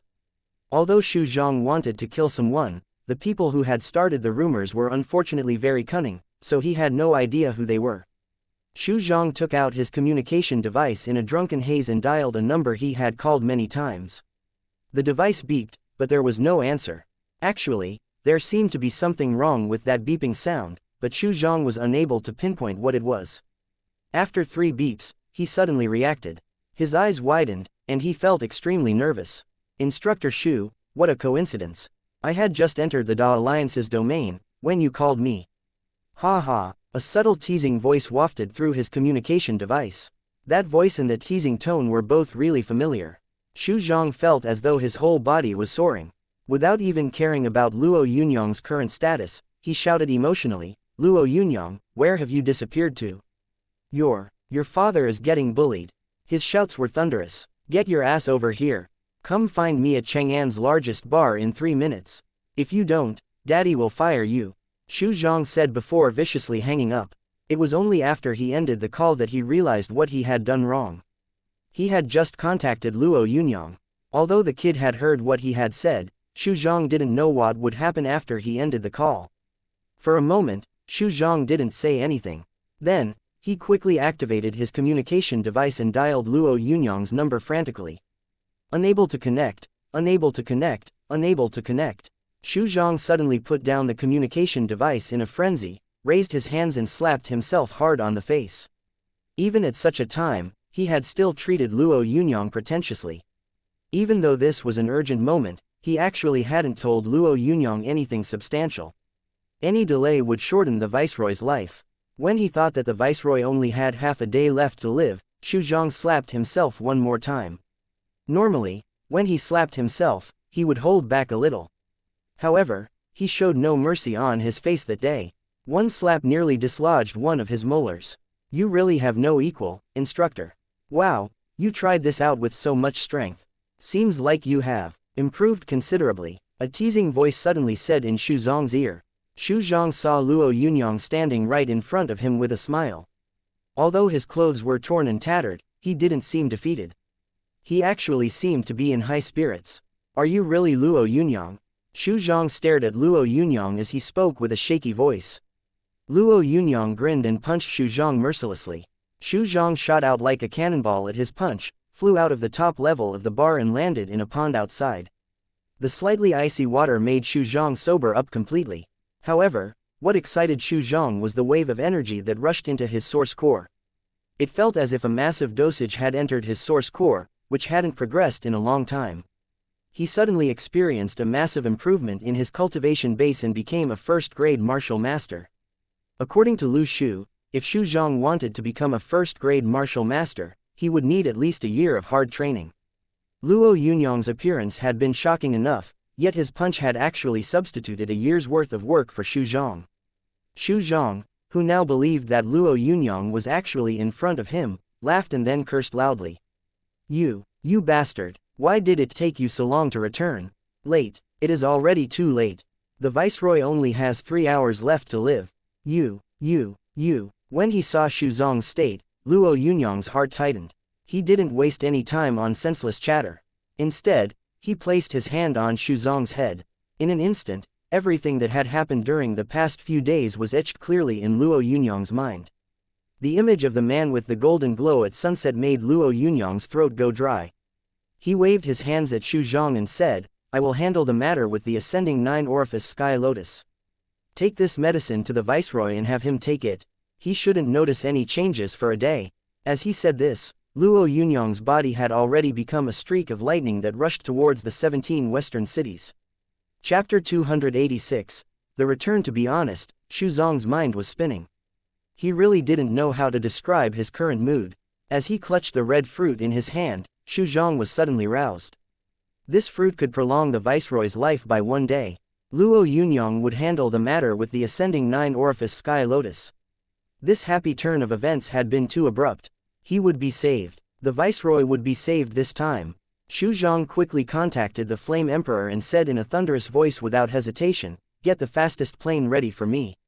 I have a miracle medicine that can prolong the viceroy's life." Luo Yunyang has returned. He is currently rushing over to Maya. The Flame Emperor wasn't in Chang'an. Ever since the incident on the Jinrui mountain, he had been forcibly taken to Chengdu by Lu Qubing. He, along with the Rising Dragon Army's other powerhouses and Jin Zaishan, were all guarding Lu Qubing's house. Lu Qubing's house was very small, so it was ill-suited for so many people. However, this had been the most important place in Lu Qubing's entire life, so if he died, he wanted to die there. Lu Qubing was sitting on an old, shabby rocking chair with a blanket over his knee. Although he didn't feel cold, everyone present had assumed that he would probably be. No one was speaking. Everything that Lu Qubing had wanted done had already been done. Thus, there was a stifling atmosphere inside the small house. During this silence, the Flame Emperor's communication device started to ring. Given the ranks of all the people present, their communication devices should have been ringing non-stop. However, all of them had given strict orders not to receive any calls. When the Flame Emperor accepted the call, everyone heard the voice that came from his communication device. When they heard what was said, practically everyone present stared in disbelief. The majority of them hadn't believed that Luo Yunyang would fall inside the dimensional fracture. However, Luo Yunyang hadn't returned, so their confidence in him had wavered considerably. Xu Zong's words now allowed their broken hearts to feel a renewed glimmer of hope. "What did you say, you brat? Say it once more," the Flame Emperor roared into his communication device. "I said that Luo Yunyang has returned. He gave me a miracle medicine that can prolong the viceroy's life by 1 day. Xu Zong raised his voice. "Hurry up and get a plane to pick me up. I have to rush over to Chengdu within 3 hours. "What about Luo Yunyang?" the Flame Emperor asked loudly. "He has gone to Maya City. He says that he will retrieve the ascending 9-orifice sky lotus." Xu Zong sounded delighted. Everyone had thought that the ascending 9-orifice sky lotus had been about to fall into the hands of unrivaled warrior Johann, so no one would basically have any hope of getting it back. However, this depended on who the person who tried was. If martial god Luo Kai spoke up, even unrivaled warrior Johann would reluctantly have to offer the ascending 9-orifice sky lotus up with both hands. Even if Marat asked, although Johann would be unwilling, he would ultimately have to hand over the ascending 9-orifice sky lotus. If one of the other two ultimate powerhouses, such as god-grade telekinesis master Luxi, opened their mouths, Johann would still respect them. However, Luxi would have to pay some kind of price in return. The edgeless spiritual master's word wouldn't do, but this wasn't necessarily so for Luo Yunyang, who had defeated the primordial diabolical bull and had already surpassed Luxi on the divine list and reached the 4th place. Unrivaled warrior Johann was only slightly ahead of him. If Luo Yunyang spoke up, Johann would definitely respect him. However, he would have to pay a slightly higher price. The Flame Emperor didn't say anything. Meanwhile, the Eagle King had already spoken into the communication device. "You stay right there. A plane will come pick you up in 5 minutes. A delighted glow appeared on everyone's faces when the call was ended. Nothing could beat a sudden turn of events right when everything seemed to be lost. However, Lu Qubing, who should have been the happiest, had a grave expression on his face. When the Flame Emperor and the others noticed this, they heard Lu Qubing say in a serious tone, "If this happens, I'm afraid that there will be huge repercussions." Although Lu Qubing's voice wasn't loud, the people around him were no fools. In an instant, they all recalled Luo Yunyang's experiences over the past few years. "Connect me to Luo Yunyang," said Jin Zaishan. However, he was disappointed. Luo Yunyang's communication device was no longer contactable. After failing repeatedly 5 times, Jin Zaishan stopped his subordinate and told him, "Get me the chairman." A minute later, Jin Zaishan was put through to the chairman's communication device. An impatient voice was heard from the other end of the line. "Jin, I've already said that I am powerless to do anything about this. I understand how you feel, but ultimate powerhouses." Jin Zaishan didn't bother listening to the same tune on repeat. Instead, he interrupted the man coarsely. "Luo Yunyang has returned. He is headed to Maya City." Although his interruption was really rude, the chairman, who usually put emphasis on etiquette, seemed not to notice this time. "Stop him. I order you to stop him." "I don't have a choice," Jin Zaishan said calmly. "He is an ultimate powerhouse. You should know all about ultimate powerhouses." "Jin, wait a minute. I will inform Johann." The voice on the other end of the line had become urgent. After putting down the communication device, Jin Zaishan felt invigorated. Ever since he had become vice chairman, he'd rarely had the opportunity to blow off steam this way. 10 minutes later, the communication device rang again. It was the chairman. "I have already spoken to Mr. Johann. The ascending 9-orifice sky lotus can be redeemed by your people. Mr. Johann has only asked for a ton of A-grade evolution source fluid in return." A ton of A-grade evolution source fluid was practically 10 years' worth of the 13 eastern cities' allocation. Unrivaled warrior Johann's appetite was extraordinary. If Luo Yunyang hadn't returned, Jin Zaishan might have gritted his teeth and accepted these terms. However, he now declined without hesitation. "It's too much. We can't afford it. Jin, you have to understand that this is the unrivaled warrior we are talking about. He has already sacrificed his dignity by suggesting these terms. You know that rejecting his kind intentions would be the biggest kind of provocation to him. You can't afford to make a mistake." The tinge of rage in the man's voice made Jin Zaishan very uncomfortable. He suddenly felt an urge to chuck the communication device aside. Meanwhile, his subordinate informed him that they were unable to contact Luo Yunyang. "Chairman, Luo Yunyang has already left the domain of the 13 eastern cities, so I am powerless to stop him. You better think of a way to stop the impending fight." As soon as he said this, Jin Zaishan ended the call. Chapter 287. The God's Holy Realm. 150 kilometers away from Maya was a manor with a landscape straight out of a painting. Deer strolled leisurely and swans soared in the sky, making the place exude an elegant grace. Many top luxury models of rapid gem automobiles were lined up neatly in the parking lot. Attendants in standardized uniforms guided honored guests in a courteous fashion as they walked into the large manor. This place was called the Divine Shelter, and every person that entered the manor felt as though they were making a pilgrimage. The owner of this place was unrivaled warrior Johann, the godly entity that stood side by side with Marat in the 17 western cities.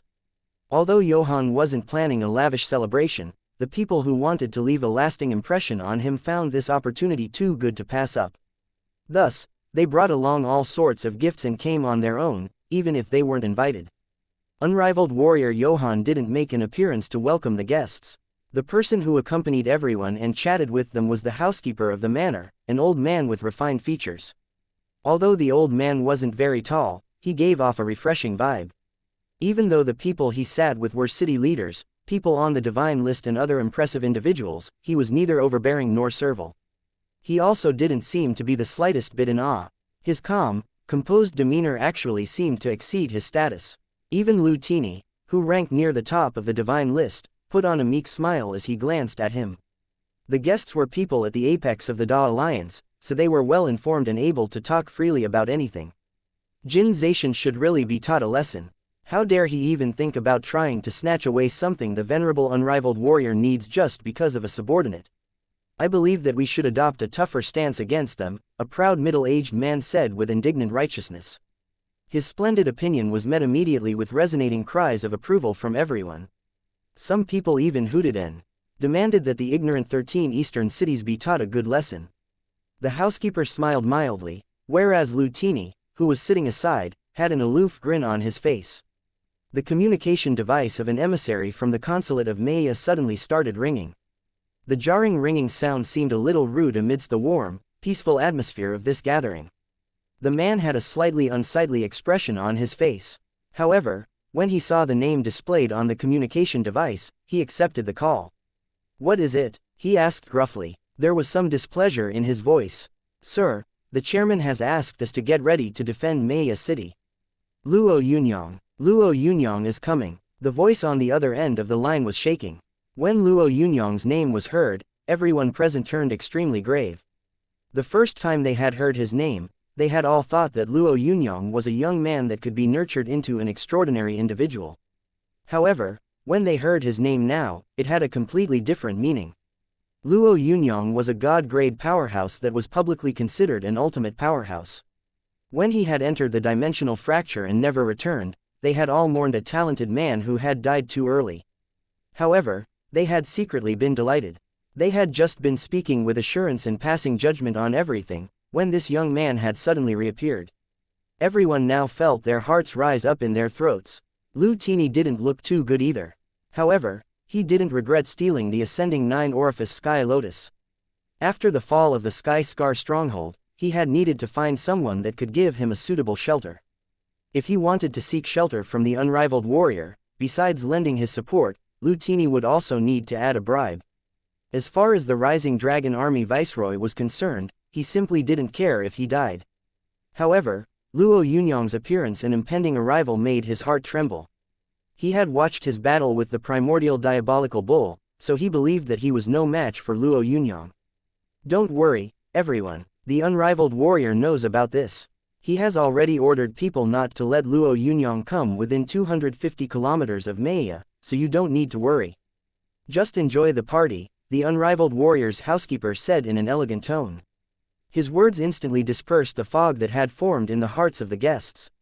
They all believed that Luo Yunyang wouldn't act rashly if the unrivaled warrior had already set a decree. On an island more than 250 kilometers away from Maya, Alice stood quietly on a massive rock as the sea breeze rippled through her black clothes. As she gazed at the ocean, she looked like a deity that had just descended from the heavens. Although Alice wasn't very pretty, there was a charming grace about her. As she moved her palms lightly, layers of sea water separated from the embrace of the ocean, gathered in the sky and formed a huge peak with a 10-meter radius. This move required impressive control, as well as the ability to link up the sky with Earth.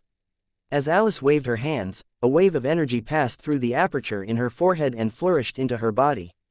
Breaking through apertures made one a martial grandmaster. However, although Alice had already become a martial grandmaster, she wasn't really that pleased. On the contrary, her spirits seemed kind of low. She wanted to become an ultimate powerhouse. Just as she mouthed those words to herself, she saw a silhouette approach from afar. The silhouette was like a streak of lightning that appeared right before her in an instant. "Long time no see," Luo Yunyang said coolly as he looked at Alice. Alice smiled faintly before putting on a serious expression and telling Luo Yunyang, "I know that the gulf between us is great. I am just waiting here because my master ordered me to. She is asking that you return first. Then, she will speak with the unrivaled warrior about the ascending 9-orifice Sky Lotus. Even if a price has to be paid, it won't be too excessive. It should probably be something that you can afford." Alice's master was naturally Marat. Luo Yunyang gazed at Alice as he retorted slowly, "Why do we have to pay a price for something that was originally ours? I have come to take back what belongs rightfully to us. You will just be giving it back. I know you are an ultimate powerhouse, but you mustn't underestimate Johann," Alice said with a faint smile. "He is an ultimate powerhouse with supporters that possess considerable strength. Forget about the others. Just the bitter cultivators alone could beat you. Johann is the leader of the bitter cultivators, so even if he doesn't show up personally, he can still defeat and shame you." Bitter cultivators. Some information about the bitter cultivators immediately appeared in Luo Yunyang's mind. Their strength was equal to the strength of the ancient martial families of the East. They are just a bunch of useless people. If they dare block my path, then do not blame me for slaughtering every single one of them. Chapter 288. 13 Holy Weapons. Although Alice still stood on that massive rock, she turned her gaze in the direction of Maya City. Luo Yunyang had already soared off into the air in that direction. The Buddha discs beneath his feet and his source-powered wings made him look like a divine entity high in the sky. In the blink of an eye, there were no longer any traces of him. "Master, I wasn't able to stop him. Alice said helplessly as the call on her communication device was connected. I don't care if he dies 1,000 times. How could someone with such a resolve become an ultimate powerhouse? Not being able to stop him is no shame, said an indifferent voice with a tinge of desolation. Perhaps a little suffering would do him some good. Marat's voice was transmitted once again. There are some things that can only be learned through experience. He should probably know by now that one can't just become an ultimate powerhouse in a rush. As soon as she said this, Marat ended the call. Luo Yunyang naturally didn't know about this exchange between master and disciple. His speed was so astounding that he had traveled dozens of kilometers away in an instant. The ocean in a 250-kilometer radius was like a layer of jasper. Luo Yunyang saw Maya City, as well as the place where he had ambushed the ravenous wolf a few years ago. The god slayer, which was strapped to his back, seemed to sense something. It immediately became warmer when Luo Yunyang gazed at the spot where he had slain the ravenous wolf. That dense murderous aura seemed to be in complete sync with Luo Yunyang's own aura. Luo Yunyang felt as though he was one with the god slayer. The feeling of the long spear streaking through the sky filled his mind. Mr. Luo Yunyang, Mr. Luo Yunyang, I have been ordered by the Da Alliance's Legislative Assembly to ask that you return to the 13 eastern cities immediately. A mechanical voice was heard from a huge ship dozens of kilometers away. Luo Yunyang glared over icily when he heard this voice. The person repeating the message felt a wave of boundless killing intent wrap around him as soon as Luo Yunyang's gaze was fixed on him. His entire body couldn't help but shiver. His originally tall body sank to the ground as fear filled his eyes. The comrade standing beside him also sank to the floor with a tremble. Meanwhile, their other comrades were frantically pleading, "Don't kill us, don't kill us." This fear only lasted for about a minute before it disappeared completely. However, the fear etched on the faces of those ordinary martialists would make anyone who saw them think that they had been experiencing this feeling for countless years. The might of a god-grade entity is something we can never hope to reach, Chairman. I think it's best that we don't participate. The person who had given Luo Yunyang the message pleaded into the communication device as he struggled to stand up. Although everyone was safe, they were well aware that if that power had wanted to, it could have turned them to dust just moments ago. The reason they had fortunately survived was because of the benevolence of that god-grade entity. Maya City was right ahead of him. However, as Luo Yunyang was about to go ashore, he saw 13 statue-like figures standing still and upright on the shores of Maya. Their eyes were all quietly fixed on him. Although their gazes didn't seem bright, each and every one was profound. They were 13 top-notch martial grandmasters. Luo Yunyang determined their cultivation bases as soon as he saw them. For him, 13 top-notch martial grandmasters weren't much. If he wanted to, his Buddha discs could finish them off right away. The god says that you should go back where you came from. The central figure said with a dull voice that seemed to contain a majestic threat. The figure wasn't taller than 5 feet, yet as he stood on the ground, he seemed like a pillar propping up the sky and suppressing everyone around him. In his hand was a stone rod. When Luo Yunyang heard him speak, his eyes went straight to the stone rod. The moment his mind power probed the rod, he felt a massive power contained within it. The rod actually didn't seem to be inferior to the God Slayer. Every single one of the 13 top-notch martial grandmasters was holding a stone rod. At first, this seemed weird. However, the solemn expressions on their faces didn't seem fake. The 13 of them were holding the stone rods piously, as if they weren't stone rods, but someone they loved dearly. Luo Yunyang burst out laughing when he thought about this. He already knew those people's backgrounds, so he just said bluntly, "Scram." This one word contained an immeasurable might as well as a deep disdain. Despite Luo Yunyang's bluntness, not a single trace of anger appeared on the men's faces. Their stiff expressions didn't change at all, as if they hadn't heard what Luo Yunyang had said. "The god says that anyone who insults me will die," said the bitter cultivator standing in the middle as he raised his stone rod slowly. As the rod was raised, a white glow started to emanate from it. In the blink of an eye, the 13 bitter cultivators were enveloped by this white glow and their cultivation bases rose rapidly. The white glow extended until it covered the area within a 5-kilometer radius. The aura of each of the 13 bitter cultivators became a god-grade aura. Although there weren't many god-grade powerhouses in the Da Alliance, thanks to the support of the stone rods in their hands, the 13 cultivators had just stepped into the god-grade realm. This large stride seemed extremely strange. As he gazed at the bitter cultivators surrounded by the white glow, Luo Yunyang had an epiphany. Although it seemed like there was only a white glow around their bodies, it still made them seem more powerful. However, their souls had actually already been controlled by the soul within each of these 13 stone rods. Kill! An icy shout rang out of the mouth of the first bitter cultivator, who brandished the long rod in his hand and swept it towards Luo Yunyang. Meanwhile, the 13 figures also brandished their huge rods and swung them hard at Luo Yunyang. 13 blazing white glows that looked like 13 beams of light streaked across the sky towards Luo Yunyang. Although the 13 glows seemed scattered, when they were launched, they blocked Luo Yunyang's way out in an instant.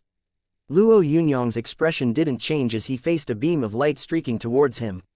He lifted his arms up and aimed a strike at the white light. Boom! When his fists met the white light disintegrated completely. Meanwhile, the other 12 white lights surged towards him in an effort to suppress him. Chapter 289. Fire on the left, ice on the right. As he faced the 12 turbulent beams of white light, Luo Yunyang decided not to dodge. Instead, he lifted his right arm up and pushed forward. As soon as he made this move, an immense chill permeated the sky. The light beams froze within the ice immediately. Even when the turbulent white glows stagnated, they still seemed to be struggling to break out. Luo Yunyang's left fist suddenly punched a huge layer of ice hard. When some golden red flames bombarded the ice, it shattered into countless ice and fire shards that formed a whirlwind that surged towards the 13 bitter cultivators. The 13 bitter cultivators didn't seem surprised that their attacks had failed, as they knew very well that they weren't facing an ordinary martialist, but an ultimate powerhouse. As the ice and fire whirlwind picked up, the 13 of them didn't even budge. When they waved the stone rods in their hands lightly, a white light linked the 13 of them together. Their white lights gathered and formed a white barrier that looked like a white world. One could hear the faint voices of people singing within this world. The ice and fire whirlwind struck the white glow as it rose up. Then, the white light acted like a curtain being violently struck by torrential winds and rain. Cracks started to appear right away. However, the white light was very tough. Although the intense flames and frigid ice were very powerful, they weren't able to shatter this layer of white light. The god says that everything is difficult. The lead bitter cultivator proclaimed loudly as the violent ice and fire powers were about to dissipate. The other 12 bitter cultivators didn't say a thing, yet the circle they had formed started to shrink. The 13 stone rods were flourished at a much faster speed now, while the white glows on the stone rods were even more dazzling. All 13 stone rods moved in sync with every single motion. Although this technique appeared very simple, it was actually very difficult to achieve. Luo Yunyang chose not to avoid this attack. Instead, he raised both arms as the moon and the sun converged in his left and right fist respectively and unleashed a flurry of strikes.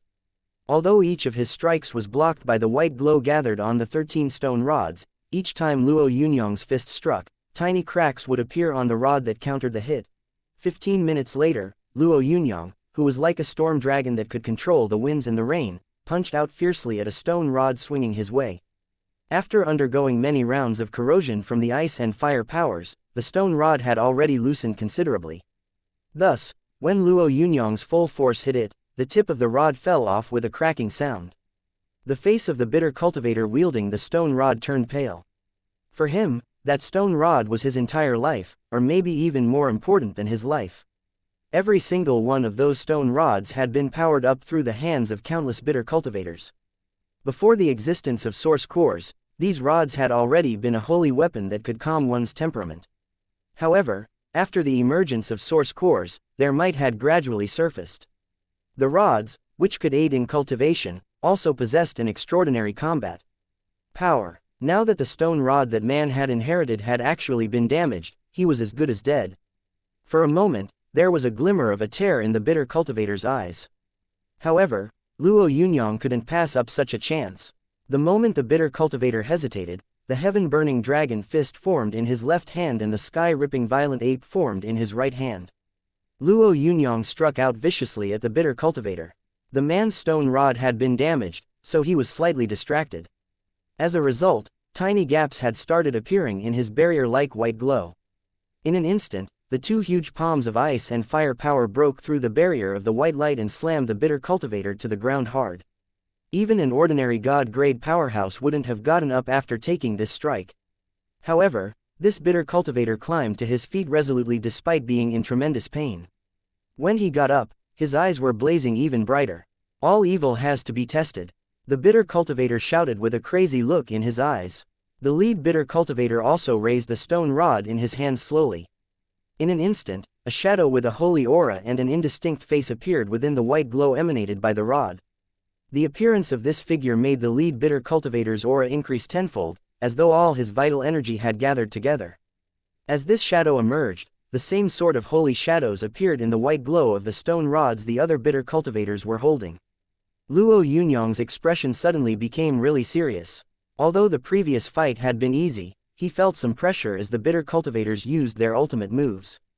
Holy Judgment, the lead bitter cultivator said while the 13 shadows brandished their arms at the same time.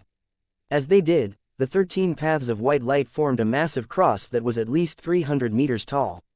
When this cross descended, the sky and earth around it started to shake. Although Luo Yunyang had already made some preparations, his expression was now extremely grave. He was able to sense that the power of this technique surpassed the strongest attack of the primordial diabolical bull by far. In the past, he would never have ventured into the divine beast wasteland, so his best choice when he heard these heaven-suppressing words would have been to run. However, Luo Yunyang wasn't the same person anymore. As the cross pressed downwards, he took a step forward and an icy blue glow started to converge around his body, forming a 30-meter-tall giant ape. It was the sky-ripping violent ape of the heaven-battling ape-dragon chart. The two huge azure hands of the ape clawed at the cross as they came falling down. The cross didn't move away, so the two forces collided. When the huge ape caught the cross, a crack appeared on its arm. Luo Yunyang felt his heart drop. The power locked within this cross was even stronger than he had imagined. There was no time for him to use the ape-dragon variation now, so he quickly transferred all his attribute points to his constitution. Then, he transferred all his fire attribute points to his ice attribute. Open. These conversions allowed the power of the huge azure ape to double and its already massive body to swell in size. When all these changes were complete, the huge ape grabbed the cross in its hands and dragged it. Chapter 290. The Sky-Ripping Violent Ape, He's Overestimating Himself. A giant screen in the unrivaled warrior's manner showed the huge ape-like image of Luo Yunyang's body. Some of Johan's disciples sneered when they saw the giant ape reach out and grab the cross.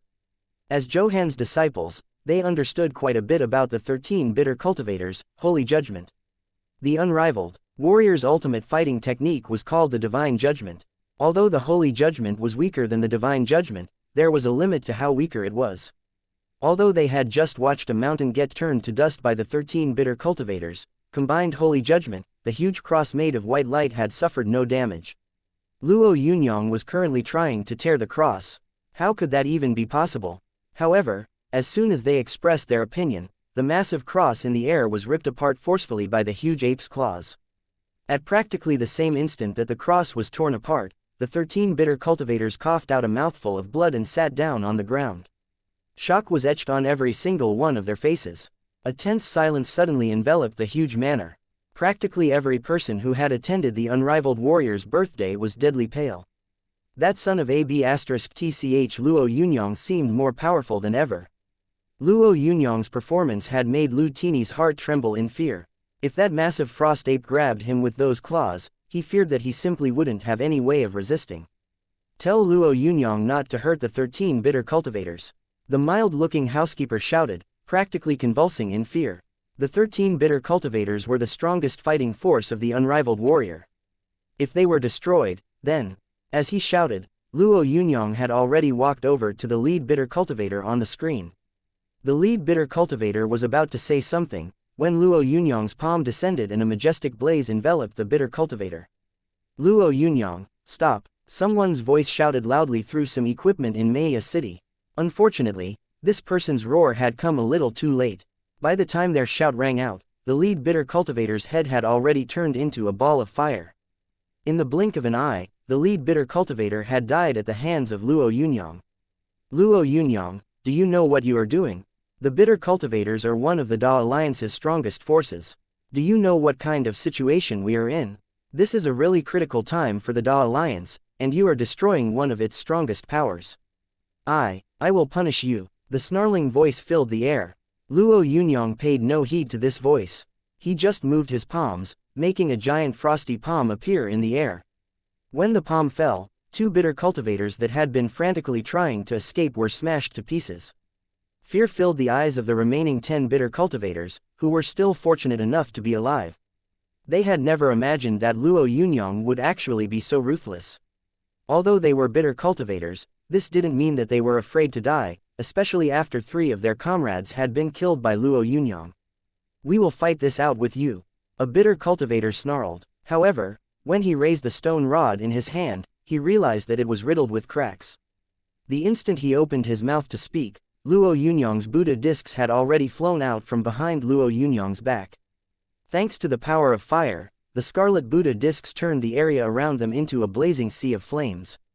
If the bitter cultivators hadn't been hurt, they would have been able to resist. However, they were currently unable to retaliate. It only took a few moments for the 10 remaining bitter cultivators surrounded by the fire to completely disappear from this world. Only their 13 stone rods were left lying quietly on the ground. The huge guest hall of the manor was deadly silent as everyone stared fearfully at the image on the screen. At first, the 17 western cities hadn't really respected Luo Yunyang.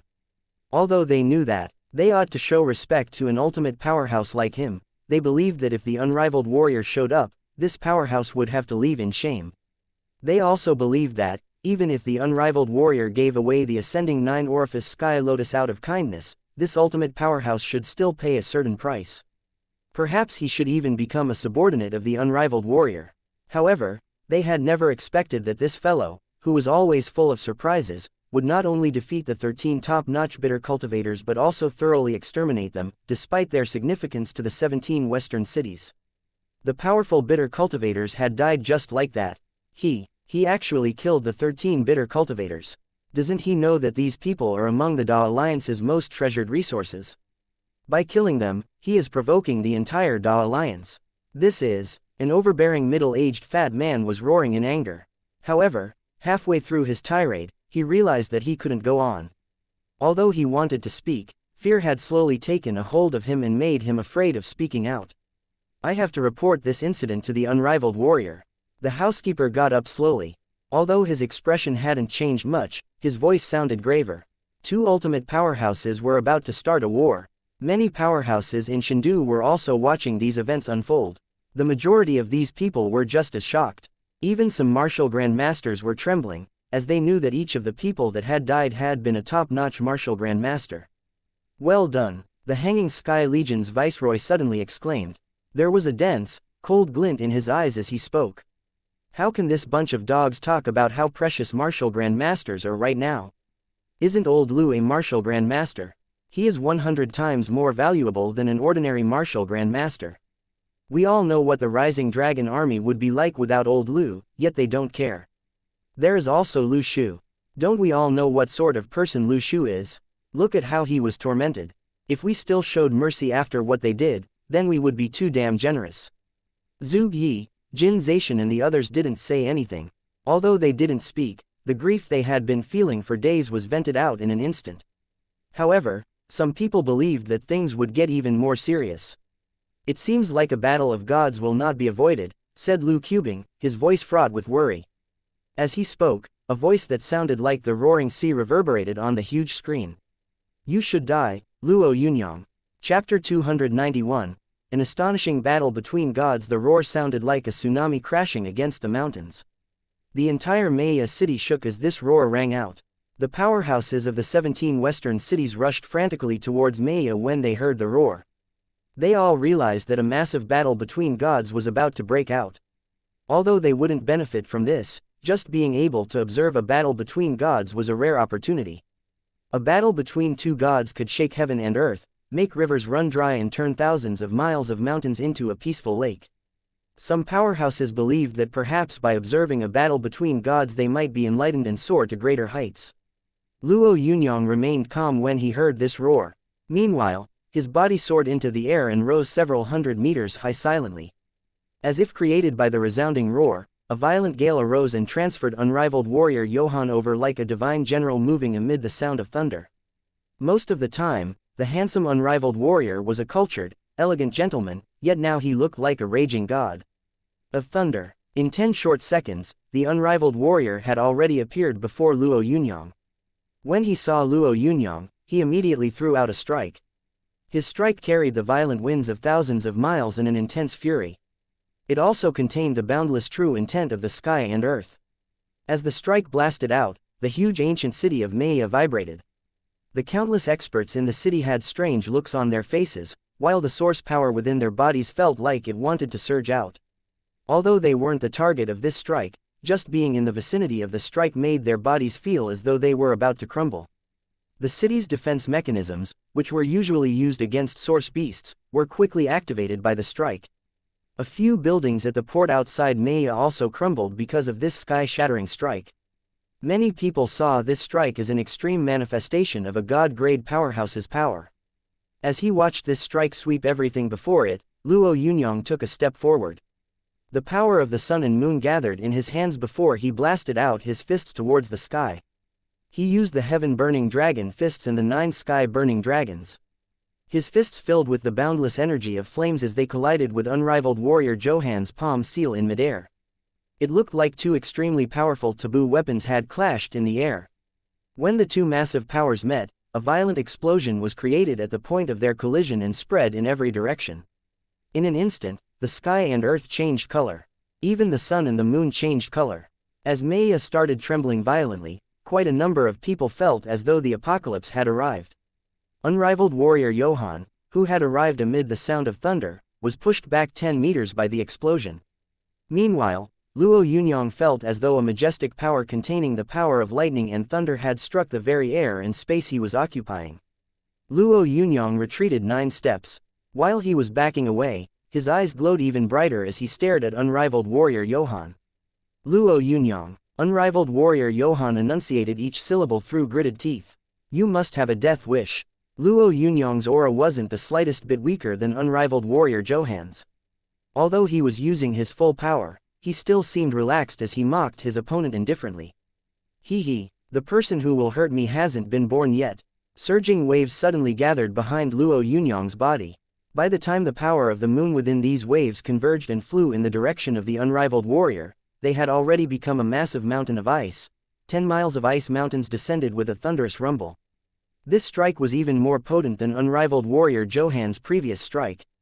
This is nothing but a minor technique. Johann shouted. He threw his fist out as the icy mountain descended towards him. Although this strike seemed ordinary, Johan's body looked weak and small next to the 10 miles of ice mountains. However, when his fist struck the ice mountains, the massive wall of ice and frost shattered in every direction.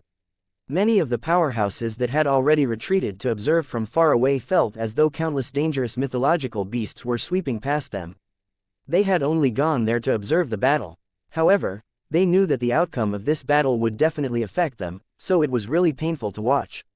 Luckily, the shattered ice and frost weren't targeted at them. Otherwise, they might not even have gotten a chance to avoid them. The 2 exchanges had both been thunderous. Sishindu and Maya had currently fallen silent. Although the power displayed during the earlier exchange between Luo Yunyang and the 13 bitter cultivators hadn't been minor, both sides had actually been controlling their strength so that the contained power didn't spill out. As the unrivaled warrior's immense power swept everything along, Luo Yunyang used his power even more frantically. Everyone present could feel that this exchange between the strongest entities alive was no ordinary insanity. Stop right there. Just as unrivaled warrior Johann was about to strike again, an icy voice reverberated in the sky. Then, Marat appeared at the city gates in black clothes. You know me, Marat, so it's best that you don't say anything. The unrivaled warrior stared at Marat with a staunch resolve in his eyes. Although Luo Yunyang and Marat weren't on friendly terms, he had a rather favorable impression of her. Thus, he smiled and said, if I don't get a satisfactory explanation for this issue, I won't let the matter drop. Luo Yunyang's voice wasn't very loud, but his attitude was decisive and unhesitating. Many people felt a faint chill in their hearts when they heard him say this. Luo Yunyang wouldn't let this matter drop. Not after he had killed the 13 bitter cultivators. A glimmer of helplessness flashed across Marat's eyes as she studied Johann and Luo Yunyang. Although her ranking was higher than unrivaled warrior Johan's, In terms of actual strength, she wasn't that much stronger than him. Even though she could suppress Johann, now that Luo Yunyang was added to the mix, she didn't have the strength to back up her words. I don't care about the fight between you two. I just don't want you to fight next to Maya City.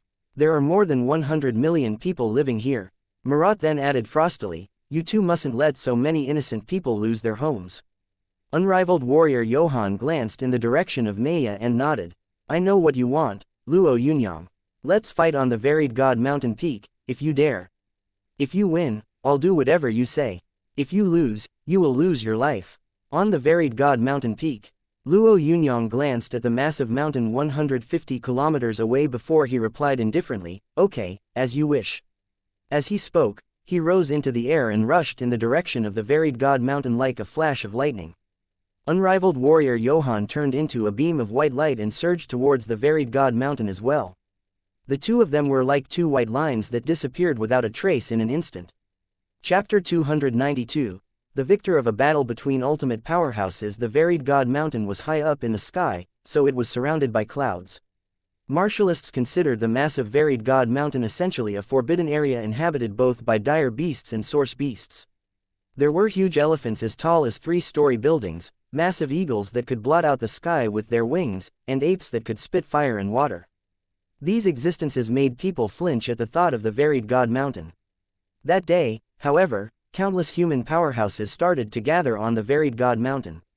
Meanwhile, the powerful dire beasts and source beasts on the mountain started to retreat frantically. Some source beasts with extraordinary intellect had already wisely chosen to leave the instant the first two figures had stepped foot on the varied God mountain. Look, it's the dark blood practitioner. Someone pointed at a figure standing on the mountain. Saint Luxi has also arrived. He is one of the ultimate powerhouses. Naturally, these quiet discussions didn't escape the ears of Luxi and the other god-grade powerhouses. However, they didn't pay any heed to this clamor. Their attention was fixed on Luo Yunyang and Johann, who were atop the mountain. The two of them stood apart, one of them on a peak to the left of the varied God mountain peak, while the other stood on a peak to the right. The two of them didn't intend to make a move yet. However, their gazes were locked on each other. It's already been 3 hours, someone said softly as he glanced at his watch. Even though there was some discontent in his voice, he didn't dare express it. 3 hours. Ordinary people perhaps would have found it very difficult to stay still for so long, but the people observing did not. Many people had thought that an intense, world-shaking battle would erupt the moment those two arrived on the varied God mountain peak. However, they had never expected that they would stop as soon as they landed on the two peaks on either side of the main peak. It was as if they had already forgotten about the battle and were just enjoying the scenery. The people that had come to spectate were the most elite powerhouses in the world, so although the two men's oars weren't spilling out yet, everyone there knew that there was a reason they weren't making a move. Once a move was made, it would be a strike that would make the skies and earth tremble. A strike that could possibly determine the victor of this battle. Look, Marat is also here, someone said excitedly as he pointed to a mountain peak 5 kilometers away from the varied God mountain's main peak. Ultimate powerhouse Marat had an even higher ranking than the two powerhouses who were about to fight. She had been the one who had stopped the decisive battle between the two ultimate powerhouses outside Maya City. Now, Marat had appeared once again.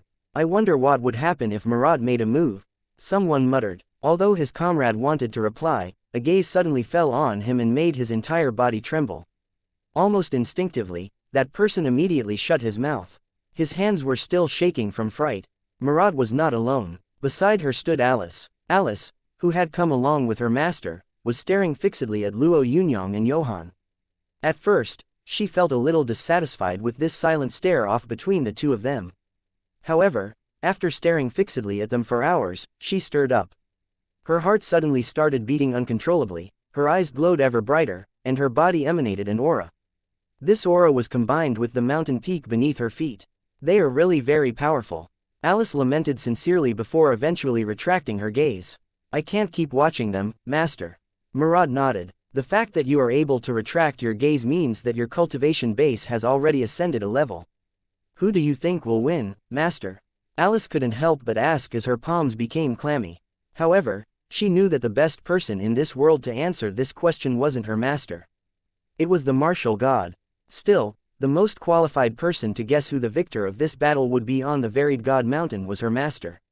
Marat smiled faintly. No idea. When she sensed that her disciple seemed a little disappointed, she explained gently, "It's not that I don't wish to say.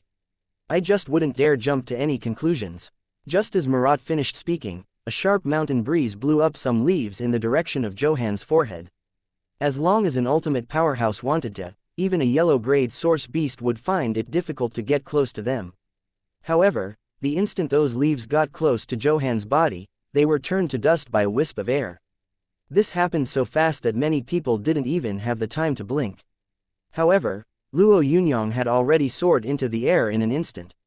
His body was like a massive dragon dancing in the air, heading straight at Johan. Johan, who wasn't the least bit startled by these changes or Luo Yunyang's sudden attack, took a deep breath and soared into the sky himself, becoming a whirlwind that swept towards Luo Yunyang. In the blink of an eye, the two of them exchanged 100 blows in midair. Their hands and feet were so fast that even some martial grandmasters couldn't keep up with the speed of their exchanges. Some younger martialists who had followed their seniors to experience this firsthand thought that all they could see were two flickering lights. When they widened their eyes, they saw two glows rushing towards the horizon.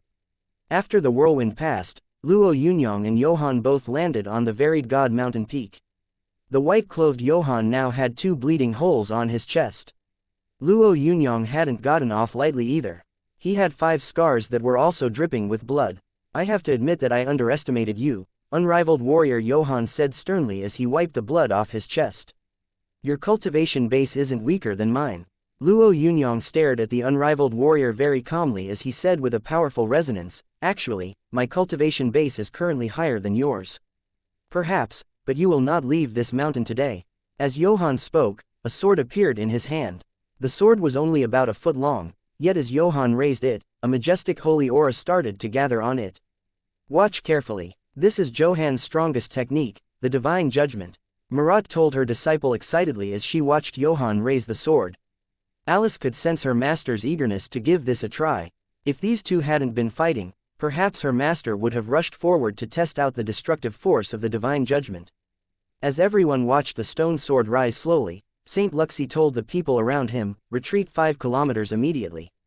Everyone present was already watching from quite a distance, so if they moved back 5 more kilometers, that distance would be even greater. However, even though this arrangement would make observing the battle harder, nobody disobeyed Luxi's order. Although they did not fear Luxi's reputation, they were afraid of getting caught in the fallout of this massive battle and losing their lives for no rhyme or reason. Everyone retreated 5 kilometers very quickly. Just as some martial grandmasters lost their footing, they felt an extremely powerful true intent appear in the air. Many powerhouses felt the urge to prostrate themselves in worship before this true intent. Meanwhile, the sword-wielding Johan had already become a god in their eyes. He was a god with power over their very lives. They found it so difficult to resist his sword that they didn't even intend to try. Any individual that could become a martial grandmaster had a resolute willpower. However, they all felt the urge to pledge subservience to him. Luo Yunyang was facing Johan and was the actual target of this divine judgment, so what he experienced was even stronger. If the 13 bitter cultivators, holy judgment had been a condensation of their spirit, then the divine judgment, which made people feel that it could control the fate of the world, was the genuine true intent of a god-grade powerhouse. This sort of true intent could conquer any obstacle, so it was extremely difficult to resist. As this wave of true intent became stronger and stronger, Luo Yunyang's hands moved rapidly and he used the heaven-battling ape dragon chart's first variation. A 300-meter-tall ape appeared behind Luo Yunyang's body. The giant ape's golden scales made it seem even more ferocious. "The god is ordering you to die." Johan flourished the stone sword in his hand. As he waved it, a pure white sword light that contained boundless true intent rushed over at Luo Yunyang. The extremely powerful sword light extinguished everything it passed by. Nobody found this sword strike simple. Everyone actually felt an extreme might, a power that could conquer all. As the sword light enveloped Luo Yunyang, even the sky seemed to be shrouded by it. While the sword light descended, Luo Yunyang used the first ape dragon variation. The giant ape full of golden scales swung its fist out at the sword light, splitting the sky and earth. Its golden fist shadows collided violently with the majestic sword light. For a moment, the mountain range shook and the earth roared. Chapter 293, Supreme Adjudication, Are They Really Still Human? Countless people among the top brass of the Da Alliance were flabbergasted by this crazy battle. Most of them didn't dare believe what they were seeing. Although they were separated by thousands of miles, the sword light that was filled with matchless intent made them feel afraid. This slash had also made them feel a lingering fear. The golden fist mark seemed like it was going to rip the sky apart. Ordinary martialists would feel like small ants against these fist marks. Their attacks have already surpassed the strongest models of taboo weapons. Someone said softly. No one replied to this report, as it hadn't come as a surprise. The might the two men had displayed earlier had already prepared them mentally. What every single one of the people staring fixedly at the screen wanted to know was who exactly would come out victorious.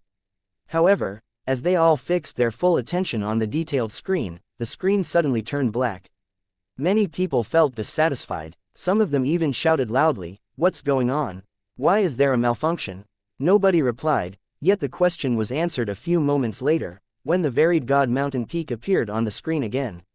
When the smoke dispersed, the figures of Luo Yunyang and Johann appeared once again. The two of them were still on the peak of the varied God Mountain. However, one of them was standing at the center of the mountain peak, while the other was standing on the edge. Johann was on the edge. If he took one step back, he would fall off the mountain peak. However, such a fall wouldn't affect him much. In any case, the positions of the two men allowed the people watching to predict the outcome of this battle. Johann's face was currently pale, while deep cracks had appeared on the stone sword in his hand. Johann has been defeated, Saint Luxi said in disbelief. It could be said that Saint Luxi knew the unrivaled warrior quite well. He had been unable to ward off the divine judgment years ago, so he was right below Johann on the divine list. Based on what Luxi had seen, besides the martial god and Marat, no one else should be able to ward off the unrivaled warrior's divine judgment. That son of AB*TCH Luo Yunyang was too damn savage. Good technique, said Johann. His calm voice contained no discontent. There was even a faint smile on his handsome face. His smile seemed natural. The unrivaled warrior was extremely broad-minded.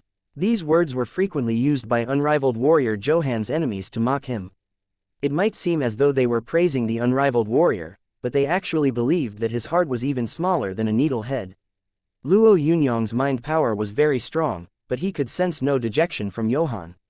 Although the first ape dragon variation had defeated Johann's divine judgment during their clash, Luo Yunyang had sensed how powerful and mighty his opponent's sword strike had been. Unrivaled warrior Johann was much stronger than the two-headed monitor lizard. Luo Yunyang remained indifferent as Johann smiled. He didn't say anything. Instead, he soared into the sky like a dragon and charged at Johann. Johann retreated. In the blink of an eye, he had backed away about 1 kilometer. However, as he was backing away, a silver crown had appeared on his head. Although the crown was as small as a toy, Johann placed it on his head as he retreated. The tiny crown looked a little comical on his head, yet when the unrivaled warrior put it on, his aura became extremely majestic and solemn. I was planning on using this move on Luo Kai, but you shall have a taste of it on his behalf today, Johann said indifferently. Don't blame me. Blame yourself for being too young. Young people were impulsive and inexperienced, which sometimes led to their death. By the time Johann said that Luo Yunyang was too young, his eyes had turned silver and he waved his stone sword once again. Supreme Adjudication. Although everyone knew that the unrivaled warrior's strongest technique was the divine judgment, the technique he used was the Supreme Adjudication. Even Marat's expression turned extremely grave, as she didn't know what Johann's Supreme Adjudication would be like either. The stone sword wavered lightly. There was no light, so there was no power or anything else. Johann actually looked like a kid slashing at the air with a toy sword. However, his slash created a tear in the sky. The tear appeared in the entire area the slash had been aimed at. At the edge of that area was Luo Yunyang. It's the power of law, Marat said as she clenched her fists. The way she gazed at the unrivaled warrior was slightly apprehensive now. Although Marat had always ranked above unrivaled warrior Johann on the divine list, when she saw the boundless power this seemingly gentle slash contained, she no longer felt confident enough to defeat Johann. However, she didn't ponder this for too long. Instead, she fixed her gaze on Luo Yunyang, who was already trapped by that sword strike. Even though Luo Yunyang was very strong, Johann's cultivation base wasn't lower than his. Plus, Johann had just unleashed a technique containing the power of law. Would Luo Yunyang be able to resist this type of power? When this sword strike was gently unleashed, Luo Yunyang felt a wave of power about to slice him in two. Given his current cultivation base, he would still be able to live, even if he was sliced into multiple parts. However, he sensed that if he was cut into two by this strike, he would ultimately die. Nevertheless, Luo Yunyang never even thought about dodging.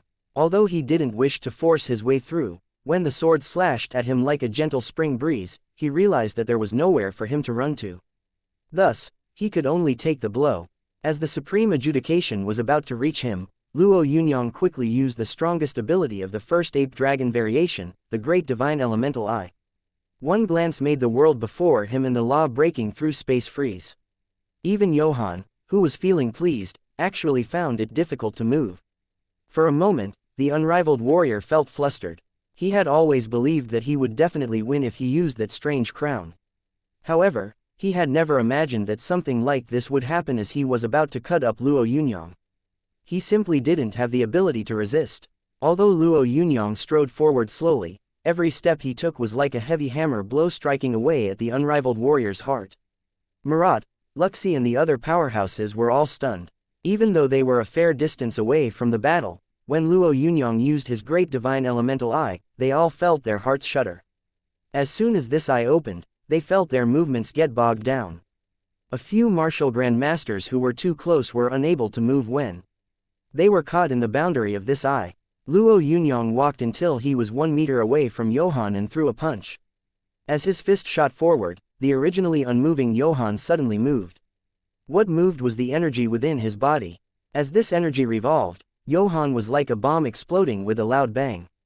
The strange small crown on Johann's head gave off a dazzling glow before it turned into a bright streak of light that shot out into the distance.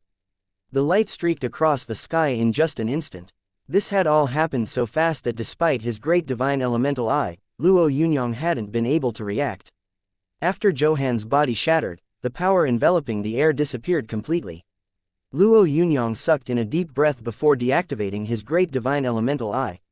Although the Great Divine Elemental Eye was powerful, it consumed too much of his body's power. Right now, Luo Yunyang sensed that the two source cores of the heaven-battling ape dragon chart within his body were completely devoid of power. Luckily, the power of his wood-based source core was supporting his body. Otherwise, Luo Yunyang would have sat down on the ground. The spectators, whose souls had frozen, suddenly came back to their senses. There was fear in their eyes as they watched Luo Yunyang. Even God-grade telekinesis master Luxi was looking at Luo Yunyang strangely. The technique he had just used made Luxi feel afraid. It was without a doubt fear that he was feeling. Some members of the top brass of the 17 western cities were now watching Luo Yunyang fearfully. They could vaguely sense that after that day's battle, the structure of the entire Da alliance would change massively. Within the space of a few moments, Luo Yunyang had recovered. His gaze fell on a powerhouse from the 17 western cities. Where is Johann's residence? If Luo Yunyang had not ruined unrivaled warrior Johann's physical body, this powerhouse would definitely not have betrayed the unrivaled warrior.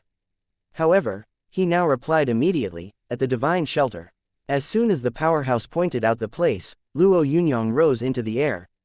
Although he believed that Johann wouldn't return to the divine shelter, the reason he had gone to Maya City wasn't to kill Johann.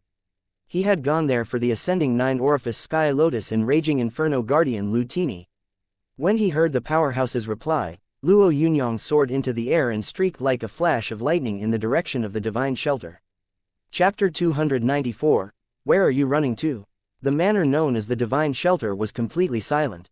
Everyone that had watched the extraordinary battle between the two gods transmitted by the satellites on the screen was staring flabbergasted at the seemingly still image. The live broadcast had already stopped, yet the outcome of the battle was deeply etched within everyone's minds.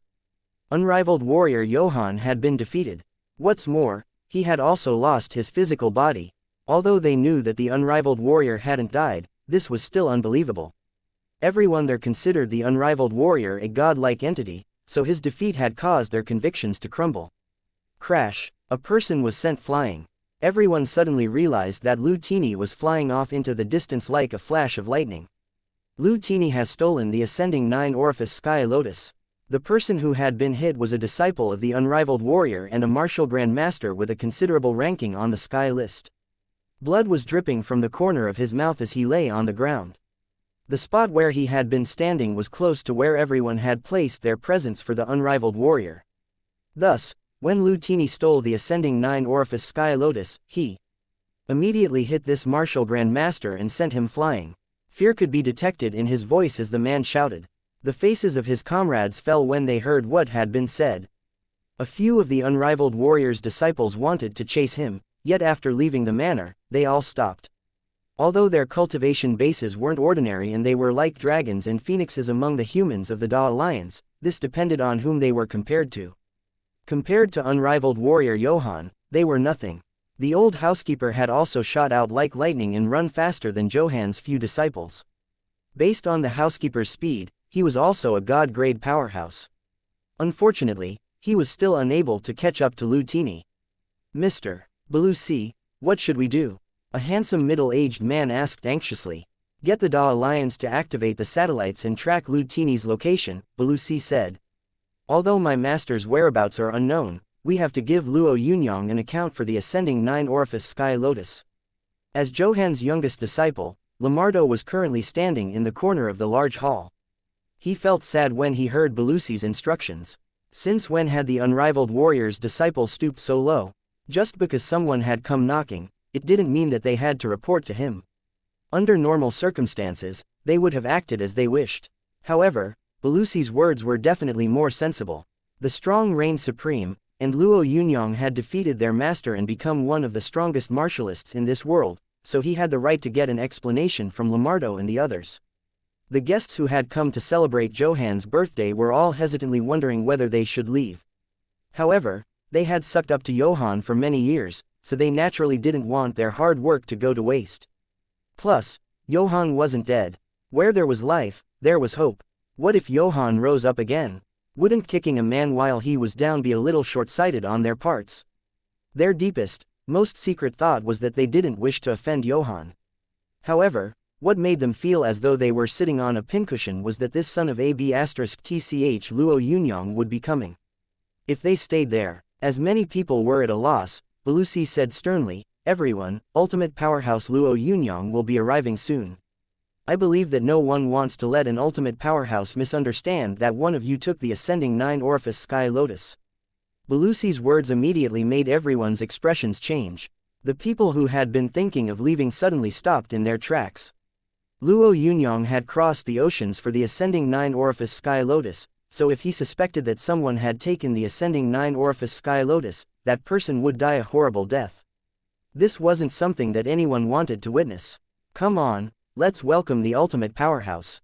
Belusi glanced at Lamardo and the other disciples before he added, Lamardo, you've met Luo Yunyang before.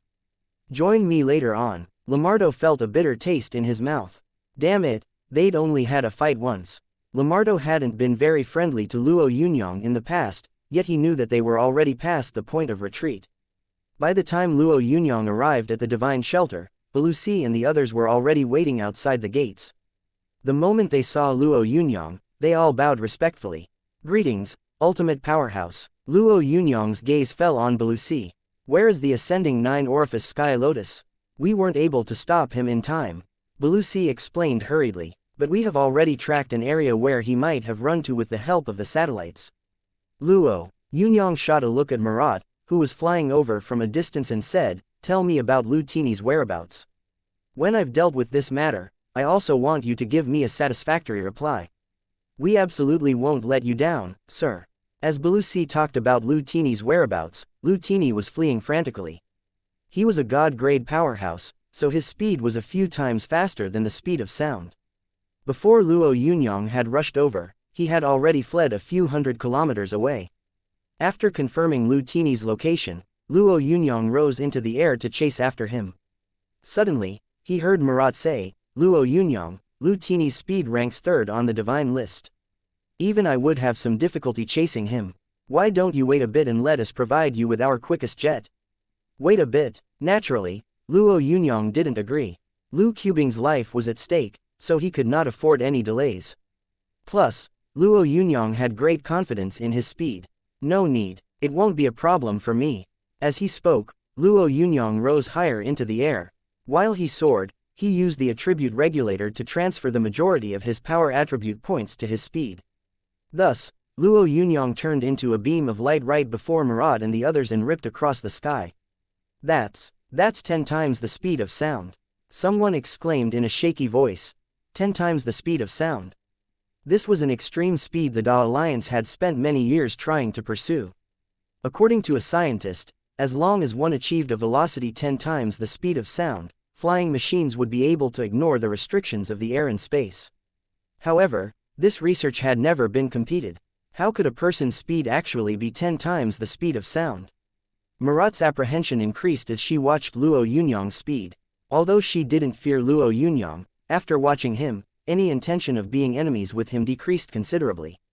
Meanwhile, Lu Tini clutched the ascending 9-orifice sky lotus in his hands tightly as he fled frantically. His mind was currently swirling like the raging waves of the ocean. Watching this astounding battle between gods had been surprising. In his opinion, although Luo Yunyang was an ultimate powerhouse, unrivaled warrior Johann was definitely stronger than him. As long as he could hide behind Johann, he wouldn't have to fear any revenge from Luo Yunyang. Thus, stealing the ascending 9-orifice sky lotus so he could rely on Johann was the normal thing to do. Who didn't want to find an even bigger supporter? He surely had a good enough reason for doing so. However, despite how good his scheme had been, he had never imagined that the unrivaled warrior would actually be defeated this way. Although he had managed to preserve his soul, his physical body had already been lost during the battle. Luo Yunyang might be able to pardon the others, but he definitely wouldn't forgive him. Considering his involvement in the Sky Scar stronghold and the ascending 9-orifice Sky Lotus incidents, Luo Yunyang would not let him go unpunished. Thus, before Luo Yunyang could rush over, Lu Tini had decided to flee. The place he was going to this time was a rough place. However, this was the lesser of two evils. Compared to death, heading to this extremely dangerous place was the better alternative. When he raised his head towards the sky, Lu Tini sensed something high up observing his movements. However, he didn't care. He hadn't even taken any precautions to cover his tracks. Getting from the divine shelter to the area he was headed to would only take him an hour, so he didn't believe that Luo Yunyang would be able to chase him. Mountains passed beneath his feet quickly. As his destination got closer and closer, Lu Tini felt somewhat pleased deep down. However, just as he started feeling excited, a wave of danger suddenly flooded his mind. As a god-grade powerhouse, his reflexes were extremely quick. Yet, as he moved his body frantically, the hand clutching the ascending 9-orifice sky lotus was severed by a sword light. Both his arm and the lotus fell into another arm. Lu Tini felt his heart pound even harder when he saw the figure standing before him. He immediately howled in disbelief. How could you catch up with me? How could you? As Luo Yunyang held the ascending 9-orifice sky lotus in his hands, he tossed Lu Tini's severed arm to the ground. Then, he stared at Lu Tini and said coldly, "I caught up to you 10 minutes ago. If I hadn't been worried about the lotus, you would have already died." Luo Yunyang had caught up to him 10 minutes ago. How was this possible? How could Luo Yunyang be that quick? However, he instinctively knew that Luo Yunyang wasn't lying. He simply had no reason to lie. Perhaps it was because of their respective statuses, but he no longer believed that Luo Yunyang would tell him any lies. As he clutched his severed arm, Lu Tini said, "Luo Yunyang, you have already obtained the ascending 9-orifice sky lotus and I have lost an arm. Can we call this even? Call this even?" Luo Yunyang stared at Lu Tini with an unnatural smile as he said indifferently, "Do you think that's possible? There should always be a 30% chance of anything happening. You mustn't leave others no way out.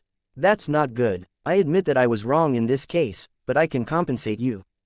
If you let me off this once, I will be your slave for 10 years. Lu Tini pondered this for a bit before eventually gritting his teeth. For a top-notch god-grade powerhouse, becoming a slave for 10 years was a huge sacrifice. Hee, I want your life, Luo Yunyang said indifferently. Your fate was already decided when you acted against my friends. You actually want the life of a god-grade powerhouse just because I harmed a bunch of ants? Don't you think that's laughable? Lu Tini grew anxious when he saw Luo Yunyang's attitude. There are too many stupid fellows who think too much of themselves in this world. In my opinion, you are also an ant. Luo Yunyang stared at Lu Tini before he said unceremoniously, "If you don't have anything else to say, it's time you went on your way." Chapter 295. All gods ultimately fall. Luo Yunyang, the space cracks are getting larger. The world is getting even more dangerous each day. I am a god-grade powerhouse, so my contribution to humanity will only increase. Lu Tini was now speaking even faster, so his remaining hand danced around hysterically. If you kill me, it will be humanity that suffers. You mustn't kill me. Trash. Luo Yunyang took a step forward and used the heaven-burning dragon fists. Suddenly, a fiery dragon rushed forward and enveloped Lu Tini. Although Lu Tini was only left with one arm, he was still a god-grade powerhouse, so when he saw Luo Yunyang trying to kill him, he waved his remaining arm and a fiery fist flew over at Luo Yunyang. The fist mark was like a flame that collided with Luo Yunyang's flame dragon. The instant the flame dragon appeared, his body became a streak of lightning that fled frantically into the distance. However, no matter how quick he was, there was still a big gap between him and Luo Yunyang. His body had just risen into the air, when Luo Yunyang's fist smashed into his back. Given Luo Yunyang's cultivation base, one punch was enough to take Lu Tini's life. However, as Luo Yunyang's power was about to flow into Lu Tini's body, a scarlet blaze surrounded Lu Tini and helped block Luo Yunyang's strike. Lu Tini smashed heavily onto the ground, but quickly got up. It didn't seem like Luo Yunyang's recent strike had inflicted much damage on him. "Luo Yunyang, you can't kill me." Although Lu Tini looked a little pleased, his eyes were still filled with fear. Luo Yunyang's expression became a little graver. Given his cultivation base, slaughtering Lu Tini shouldn't have been a problem. However, the glow from Lu Tini's body had actually absorbed the power of his attack. What was that thing? While Luo Yunyang was thinking about this, his attack didn't weaken in the slightest. His two hands were brandished simultaneously. The heaven-burning dragon fist gathered in his left hand, while the negative power of the moon gathered in his right. When unleashed, the two powers became two spheres that pressed towards Lu Tini. Although Lu Tini couldn't ward them off, every time Luo Yunyang's attack was about to hurt him, half of the power would be absorbed strangely by that formless power. As Lu Tini calmed down, his eyes shined a little brighter. While he ran frantically forward, he exchanged blows with Luo Yunyang. 5 kilometers, 25 kilometers, 50 kilometers. Soon, Lu Tini had already fled 100 kilometers away. As Lu Tini's eyes grew, Luo Yunyang sensed that Lu Tini still had some comrades. When he realized that no ordinary method would be able to kill Lu Tini, Luo Yunyang stopped abruptly.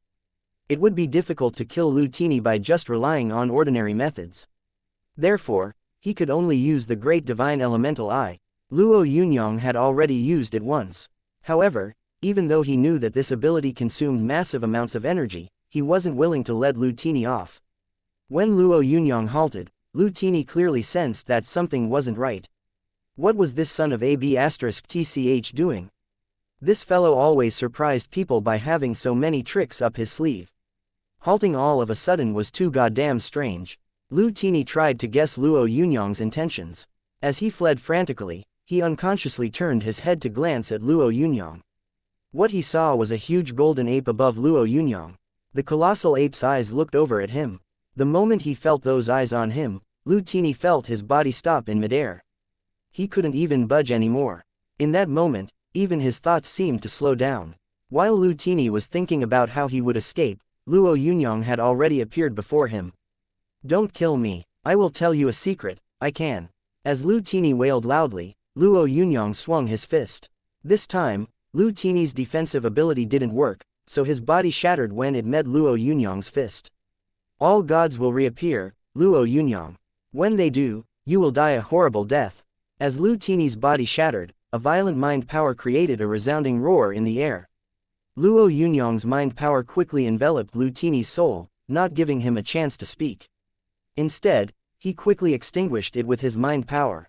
The instant Lu Tini died, a plate the size of a palm that looked like a heart mirror fell to the ground near Luo Yunyang's feet. A heart mirror is a piece of armor used to protect one from arrows. This plate contained a warm aura. When Luo Yunyang picked it up, he felt his mind power frantically flow into it. In the central point of the plate was a small lion. Although it was only made of a few brush strokes, it looked extremely lifelike. The moment he saw this plate, Luo Yunyang realized that this was probably what had protected Lu Tini and absorbed his own power. Without thinking much, Luo Yunyang picked it up along with Lu Tini's storage pouch and flew in the direction of Maya City. He still had to return to Chengdu, so he didn't have much time to stay around. However, this time he hoped to ride back on a Maya City aircraft. He believed that Maya would still be happy enough to provide him with a plane. About half an hour after Luo Yunyang left, two figures appeared at the place where Lu Tini had died. Although sunlight shone on them, they still seemed sort of hazy. "He's already dead," one of the figures said extremely calmly. He spoke as if it wasn't a god-grade powerhouse that had died, but a random cat or dog. "The person who killed him isn't weak," said the other person. His eyes scanned their surroundings as he added softly, "I can sense it." This was the power of law. The law is controlled by the master. The first figure said bluntly. Anyone else who comes into contact with it will be punished by death. As they spoke, the two figures searched the area around them. The figure who had spoken first suddenly said, "The Sky Lion armor is missing. Seems like the person who killed Lu Tini took it. Let's go. Now isn't the time to handle this sort of matter." The other figure shook his head. Even if the Sky Lion armor landed in the hands of this person, it would still be nothing more than a scrap of metal. The journey from Maya City to Chengdu took only 3 hours. When Luo Yunyang descended, Jin Zaishan and practically the entire Chengdu's top brass were there to welcome him. When Luo Yunyang got off the plane, everyone gazed at him respectfully. Unrivaled warrior Johann had always been a tough individual among the 13 eastern cities.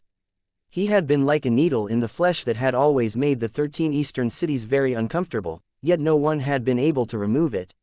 Although the unrivaled warrior wasn't dead, he had been defeated by Luo Yunyang. "Greetings, ultimate powerhouse." Jin Zaishan arched his back and bowed respectfully as he walked over to Luo Yunyang. Most people's expressions changed when they saw Jin Zaishan bow. Jin Zaishan's status within the 13 eastern cities was unparalleled after all. All these years, he had only arched his back and bowed before martial god Luo Kai. Luo Yunyang exchanged a few words with him before he took out the Ascending 9-Orifice Sky Lotus.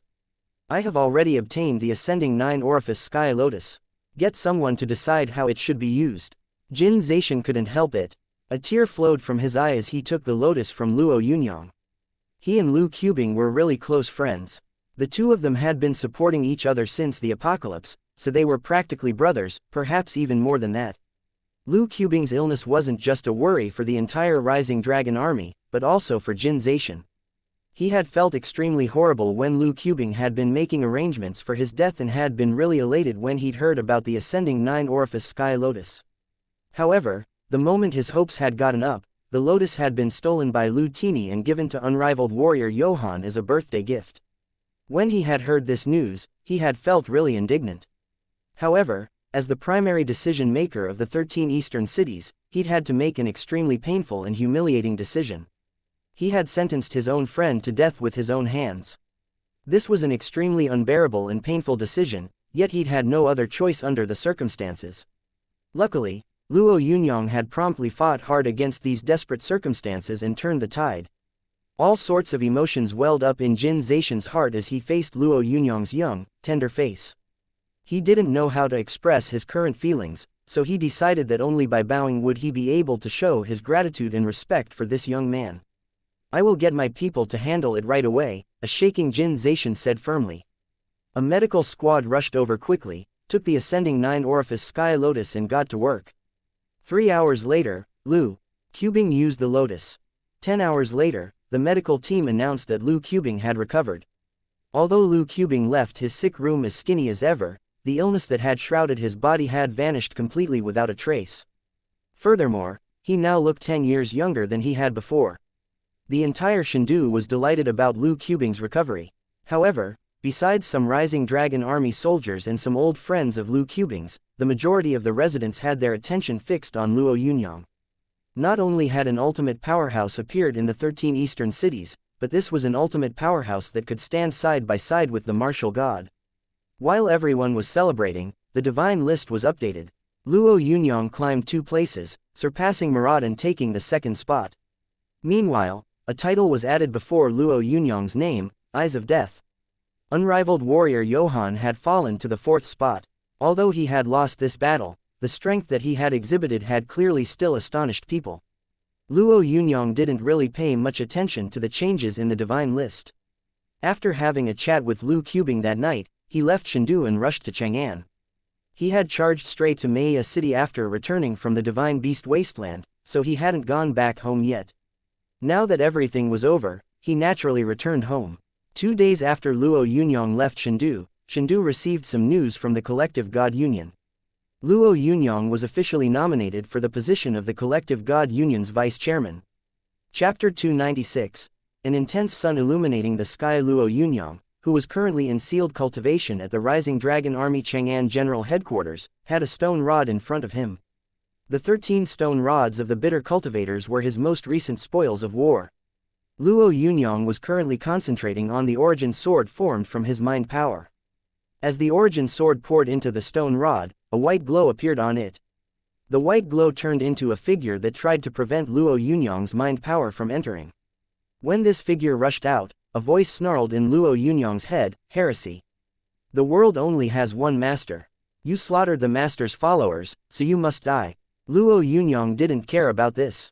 As he focused his thoughts, the origin sword emitted surging flames and the figure was turned to ash. Without that snarling voice, what remained on the stone rod was pure mind energy. Luo Yunyang, who had already become a god-grade entity in terms of his cultivation level and mind power, only had to think about this for the mind power to wrap around the stone rod and rush into his own mind. Almost as soon as this mind energy flowed in unobstructed, Luo Yunyang felt his mind power double.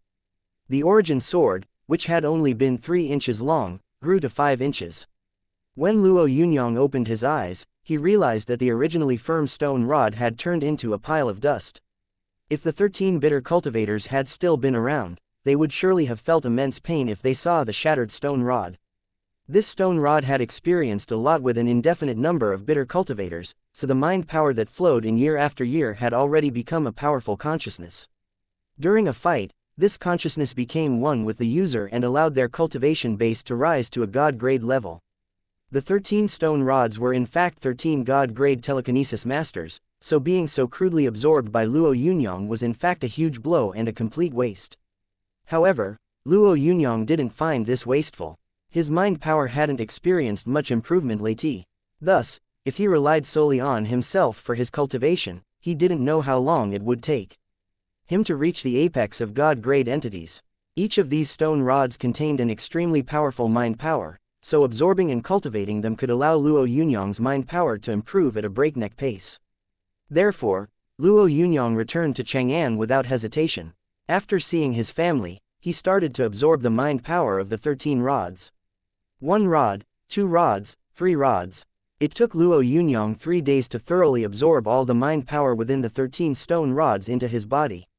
When the mind power of the 13 stone rods had been absorbed into his mind, Luo Yunyang felt the mind power within his mind condense until it became solid. When he opened the attribute regulator, the improvements of his various attributes appeared clearly in his head. Power: 20 fire, 8 ice, 8 wood, 0.601 speed, 619 mind, 35,900 fire, 110 constitution, 2,200 golden body, 185 fire, 568 ice, 568 wood, 47 true intent, 18.7 decimation, 9.9 fire, 7.6 space, 1.1. His mind attribute had gone from 3,000 plus points to over 30,000 points. Although this was a massive leap, there were no visible changes yet. As he thought about his experience with the silver words for power and true intent, a thought popped up in Luo Yunyang's mind. His mind power had entered the boundaries of a god-grade entity. In the past, his mind power had reached this level by relying on his attribute regulator, but his actual mind power had remained within the Grandmaster boundaries. However, now that his mind attribute had surpassed 35,000 points, he had really become a god-grade entity. Unlike martialist source core cultivation, when telekinesis users reached this level, their mind power was able to become solid and create all sorts of physical objects for offensive purposes. For example, the origin sword Luo Yunyang had cultivated while he had still been a telekinesis grandmaster was actually an offensive technique of a god-grade entity. Naturally, this was the simplest way to pour all his mind power into the origin sword. Plus, this origin sword possessed a fire attribute. However, Luo Yunyang believed that this was the only attribute it possessed.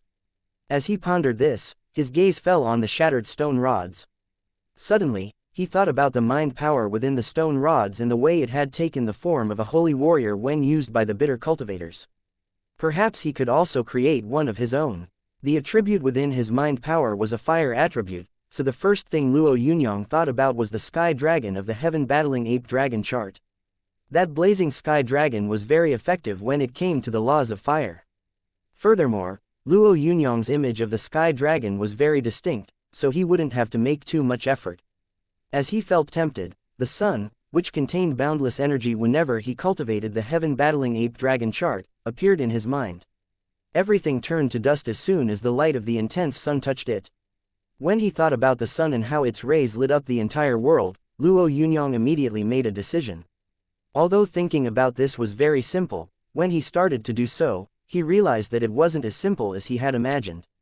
When his mind power gathered and formed the outline of a huge sun, Luo Yunyang was astonished to realize that the vast, surging mind power he had just sensed suddenly felt exhausted. It wasn't enough. There wasn't enough mind power. What could he do? Should he just stop and let it be? The best option for most telekinesis users that faced this problem was naturally to stop. However, Luo Yunyang was different. He possessed the attribute regulator, so he could transfer points from his other attributes to his mind power.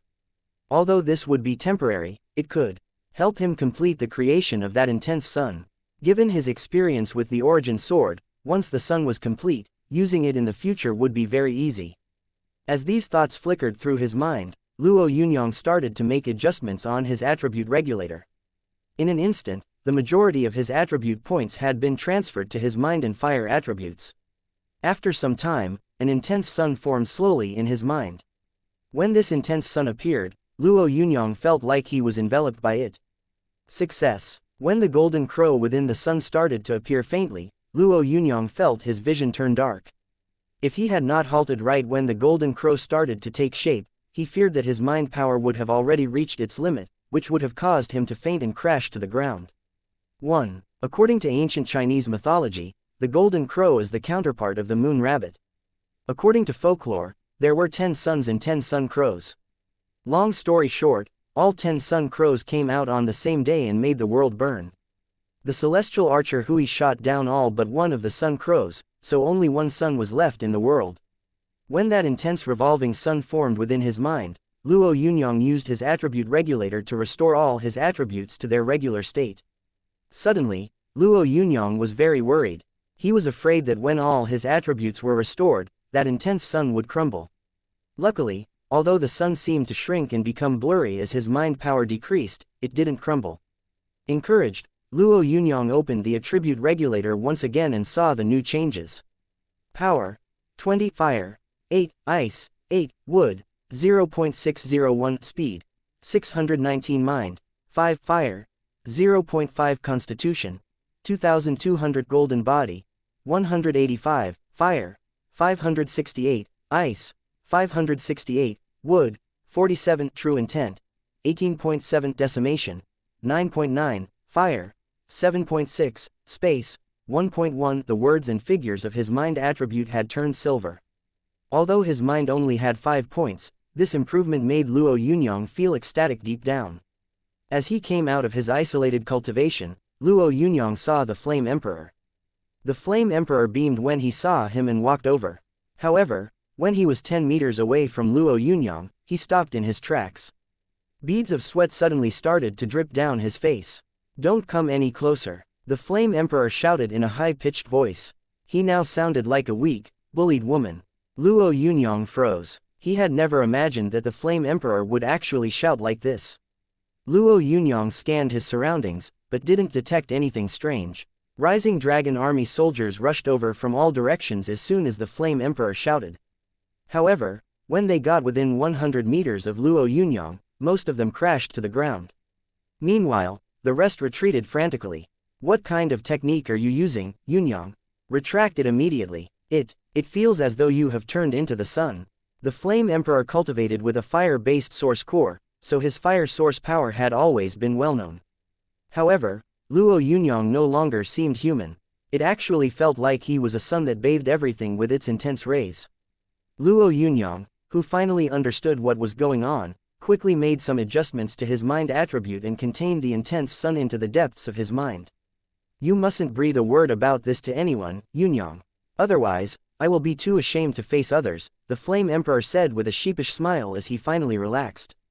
Luo Yunyang chuckled. Don't worry, Flame Emperor. I won't say a word. The Flame Emperor laughed. The Viceroy has asked me to keep an eye on you. The chairman has already arrived in Chengdu and is preparing to have a chat with you. Jin Zaishan suggests that you pay a visit to Chengdu, while the Viceroy intends to let you decide. Although going over and coming over didn't seem that different, they actually were. Luo Yunyang's mind power surpassed ordinary people's by far, so he could naturally tell what this meant. He even knew the meaning behind Lu Qubing's words. Thus, after pondering this for a bit, Luo Yunyang said, since he is allowing me to decide, let him come over. The Flame Emperor nodded with a pleased smile on his face. As the two of them spoke, a loud sound that seemed to make the sky and earth tremble reverberated around them. As soon as this noise stopped, the earth beneath their feet started trembling violently. Chapter 297. The Vanished Tribe Reappears, It's an Apocalypse. The Flame Emperor had an extremely unsightly look on his face when he heard this intense rumbling sound. He was someone who had already experienced an apocalypse, so the terrible memory of it was too deeply rooted in him. Another apocalypse would be an absolute calamity. Luo Yunyang's god-grade mind power had spread out, so the changes to their surroundings were firmly reflected in his mind. Chang'an City didn't suffer much destruction. It was a city completely constructed out of steel after all. However, massive cracks and fractures had appeared outside Chang'an City, turning the area there into ruins. Layers of vital energy were emitted from the crevices in the ground. The majority of this vital energy was sixth factor, so quite a number of plants started growing furiously as the dense sixth factor enveloped them. Was this yet another apocalypse? Just as Luo Yunyang was about to fly up in the sky, that intense shaking motion stopped. However, a minute later, everyone received some news that caused mixed reactions. A huge island had appeared far in the vast ocean. Although the two satellites in space could capture Luo Yunyang's fights clearly, when they focused on this huge island, they could only capture an outline. Every time the satellites were ordered to zoom in, the images transmitted became extremely blurry. Actually, the imagery captured by the satellites seemed to be enveloped by a layer of frost. Why do I feel that this isn't good? The Flame Emperor said worriedly as he stared at the island that had just mysteriously appeared. Luo Yunyang waved his arms. Don't worry, one can beat soldiers with weapons and water with walls. We just have to adopt the measures that the situation calls for. Ha ha, you are right, Yunyang. These are just groundless fears. Besides, this might be a good thing. The Flame Emperor had experienced a lot, so he was much wiser than most people. Therefore, when he heard Luo Yunyang's words, he smiled. There was no other news for the time being, so Luo Yunyang stopped observing the island and returned home. Given his current status, he could occupy the best area in Chang'an City. The leaders of the 8 armies in Chang'an had been tactful enough to offer him the biggest manor at the city center. However, Luo Yunyang hadn't moved in. Instead, he continued to stay at the Rising Dragon Army's villa. Although there were Rising Dragon Army guards there, Luo Yunyang still asked 2 experts from the Great Snow Mountain to stand guard outside his house. At first, the Great Snow Mountain had been a little reluctant to pledge its allegiance to Luo Yunyang. However, these 2 guards were very respectful and enthusiastic to be dealing with Luo Yunyang, who ranked second on the divine list and was the second strongest entity in the world. Everyone on the Great Snow Mountain thought it was best to fawn over Luo Yunyang now rather than later. Luo Yunyang nodded at the 2 guards and pushed open the door to the house. Inside, Luo Donger was cultivating earnestly in white training attire. Her each move and technique was deadpan serious, which made her look really adorable. Luo Yunyang stood aside and observed her for a while. He realized that the Great Snow Mountain secret techniques that Luo Donger was practicing were both vigorous and methodical. According to his estimation, every strike his sister made had a strength of at least 250 kilos. She was considerably stronger than he had been before he had obtained the attribute regulator. Big brother, Luo Donger, who suddenly noticed that her brother was back, squealed in delight. She shot over like an arrow and embraced Luo Yunyang, clinging to her brother's neck like a koala. Luo Yunyang carried his beloved sister tenderly as he strode into the living room. His mother Xianxia was packing some stuff inside the living room. Although the rising dragon army had already provided the Luo family with attendants, Xianxia wasn't used to letting others do her own family's chores. When it came to everyday household chores, she was even more diligent than any attendants, so she made them stand aside awkwardly and watch her. In the end, she still let the attendants return. "Big brother, I heard people say that you are currently the second strongest person in the world. Is that true?" Luo Donger asked curiously, clutching Luo Yunyang's shoulder. "Of course it's true." Luo Yunyang pinched his sister's little nose. "Then why aren't you the strongest in the world?" Although Luo Donger said this very naturally, it seemed like an acute strike. Luo Yunyang was dumbfounded for a bit. Then, he folded his arms and said, "I will probably be after some time." The dialogue between the two siblings made Xianxia beam with happiness. She quickly went to prepare a few of her specialties so the family could have a boisterous, lively meal together. "Yanger, there is something I want to tell you," Xianxia said after hesitating for a bit. Luo Yunyang glanced at his mother seriously and placed down his chopsticks. "Go ahead." An iron tile had appeared in Xianxia's hand. The tile was glossy, as though someone fiddled with it frequently. "Before your father left, he mentioned that I should give you this metal tile on the first day of the 9th month of this year. You have to take it to the listening tide platform." Xianxia rubbed the tile while gazing at it longingly. Luo Yunyang knew what his mother was thinking about. All these years, he had also frequently thought about his father, who had left and never returned. For Luo Yunyang, this issue had always remained a shadow in his heart that he hadn't been able to get rid of. Ever since he had become a martial grandmaster, he had started to use his strength to search for his father. However, he hadn't been able to find anything by relying on the Rising Dragon Army's strength. The Rising Dragon Army's primary focus was fighting strength, and his father was a nobody in the Da Alliance, so he didn't have a reputation. After becoming a god-grade powerhouse, Luo Yunyang had ordered his Blood Strike Guard subordinates to conduct some secret investigations. However, they had yielded no results either. His mother was now holding in her hands a metal tile that his father had left behind. Regardless of the use of this tile, Luo Yunyang was prepared to take a look at the listening tide platform. At the very least, he might be able to get some information about his father there. "I will take a look," Luo Yunyang said solemnly as he took the tile. "Don't worry, Mom, I will find father and bring him back." Xianxia nodded, as she had confidence in her son. On the first day of the 9th month, Luo Yunyang would go to the listening tide platform outside Chang'an City. When his mind power wrapped around him, Luo Yunyang looked like an ordinary young man.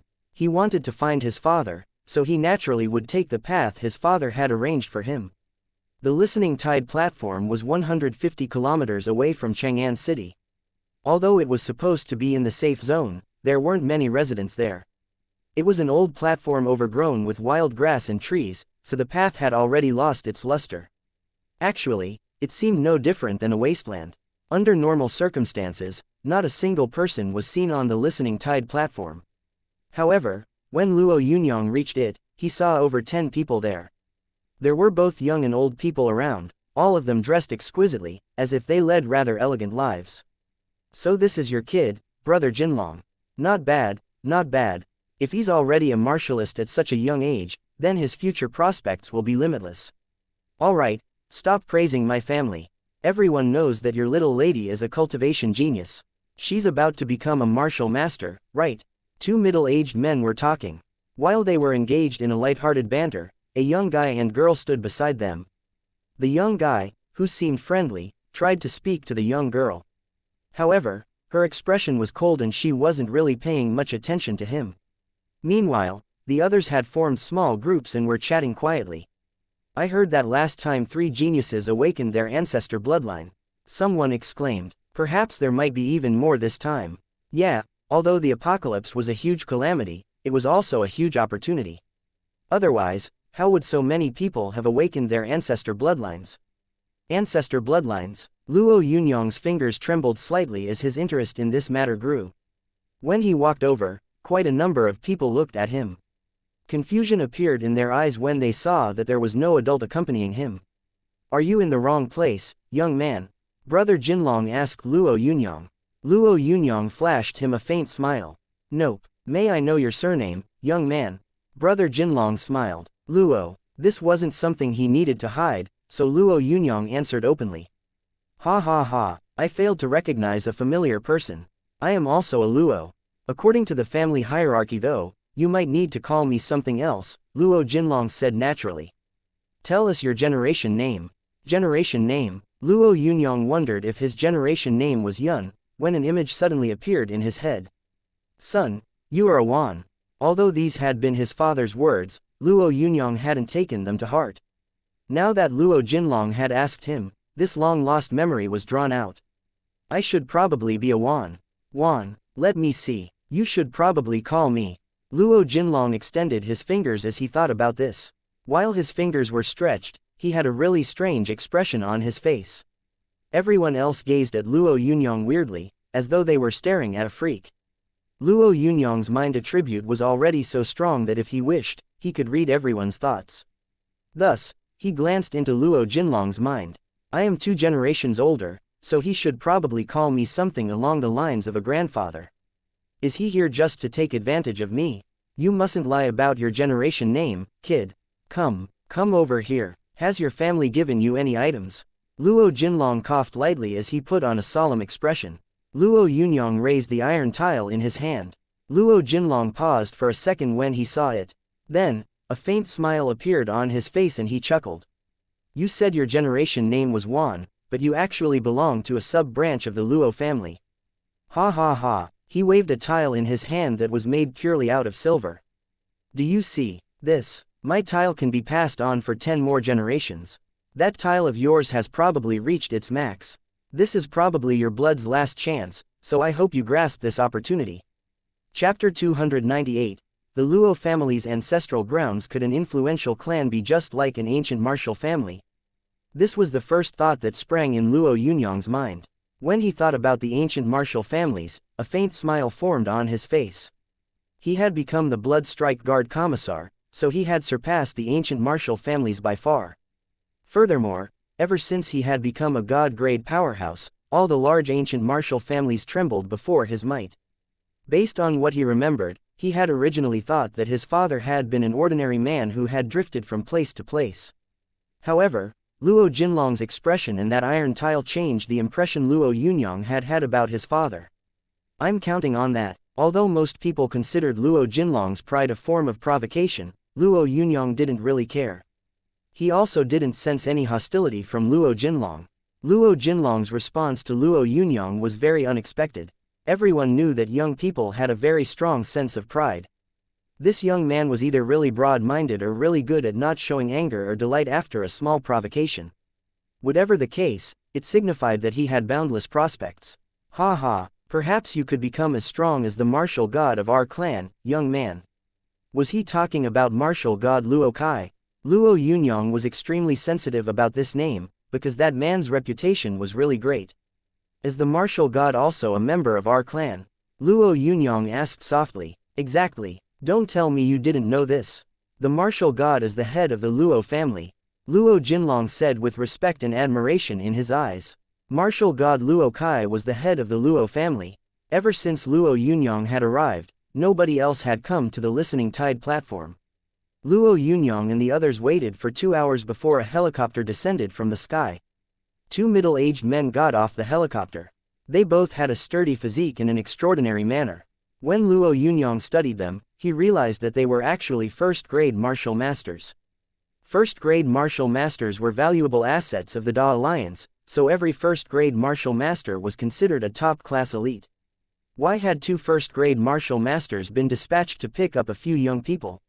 Nice to see you again, brother, Luo Jinlong said excitedly as he rushed over to a middle-aged man. The middle-aged man paused for a bit before he replied in surprise, you are. I am Xiao Long, Luo Jinlong exclaimed, the man that's always lived behind your home. Oh, Xiao Long, you have grown old. The man nodded his head as he said indifferently, this must be your child. I will take him and groom him properly. Although there was nothing wrong with his words, his indifference was obvious. Based on the first-grade martial master's tone, Luo Yunyang could tell that he felt a sense of superiority. Take out all your tiles, the other middle-aged man said. You should all know the clan's regulations. Trying to get a couple of children to make up the numbers is wishful thinking. If the vein testing becomes problematic, you can't blame the clan for any punishment you receive. The killing intent in those words made most people's hearts tremble. However, it didn't have an effect on Luo Yunyang. There weren't many people gathered, so soon it was his turn. Luo Yunyang flashed the tile in his hand. The first-grade martial master in charge of collecting the tiles shook his head gently when he saw it. In his opinion, the closer the blood, the greater the chance of an awakening. However, letting Luo Yunyang, who possessed only sub-branch blood, take the test would be a waste. It's the purple dragon vein. The other martial master's voice trembled when he saw the tile in Luo Yunyang's hand. When the first martial master heard his words, his expression changed. He immediately reached out and took Luo Yunyang's tile with a solemn look on his face. Where did you get this tile, young man? Tell me, one of the middle-aged men told Luo Yunyang gravely. Luo Yunyang was aware of the peculiarity in the man's voice, however, he now was even more resolved to discover his identity and family background. Luo Yunyang, who had been under the impression that his father had been an ordinary man, could sense the importance these two first-grade martial masters placed on this small iron tile. There was definitely something strange about this whole situation. However, the truth would be revealed if he kept acting vulnerable. My father left it behind, Luo Yunyang said seriously. What was your father's name? The other first-grade martial master asked sternly. Luo Zhancheng, Luo Yunyang replied. The two men exchanged a look before the other man said, your father's name was Luo Chengyan, not Luo Zhancheng. Then, the two of them turned towards Luo Yunyang and the others. The source pool is about to open. You must all get on the helicopter immediately. Don't waste any time. 3 boys and 2 girls boarded the helicopter along with Luo Yunyang. However, it seemed as though the 5 of them had been instructed by their families not to speak to Luo Yunyang on the helicopter. They obviously wanted to keep their distance from him. The helicopter was fast, so an hour later, they had already landed on a mountain range. Get off right away, we still have some distance to cover on foot. The 2 martial masters said sternly before they got off the aircraft. When Luo Yunyang and the others disembarked, they saw 8 more helicopters parked there. All around the helicopters stood young boys and girls clad in all sorts of strange attire. They all exchanged curious glances, as if they were sizing each other up. Although Luo Yunyang seemed calm, the area within a 5-kilometer radius was etched clearly in his mind. There were 2 martial grandmasters and over 10 first-grade martial masters around. This sort of fighting strength, which was comparable to a rising dragon army garrison in a major city, had only been used to fetch a group of young people. The 2 first-grade martial masters handed the tiles they had taken to an elderly martial grandmaster and gave him a report. As the 2 martial grandmasters' eyes fell on him, Luo Yunyang sensed that one of them wasn't that kind. Everyone be quiet, a top-notch martial master in his 40s said sternly as he looked at Luo Yunyang and the others. I believe that your family has already told you why you have come to the ancestral grounds. This concerns your future, so you must abide by the rules after you enter the ancestral grounds. If I find out that anyone is disobeying, I will be merciless.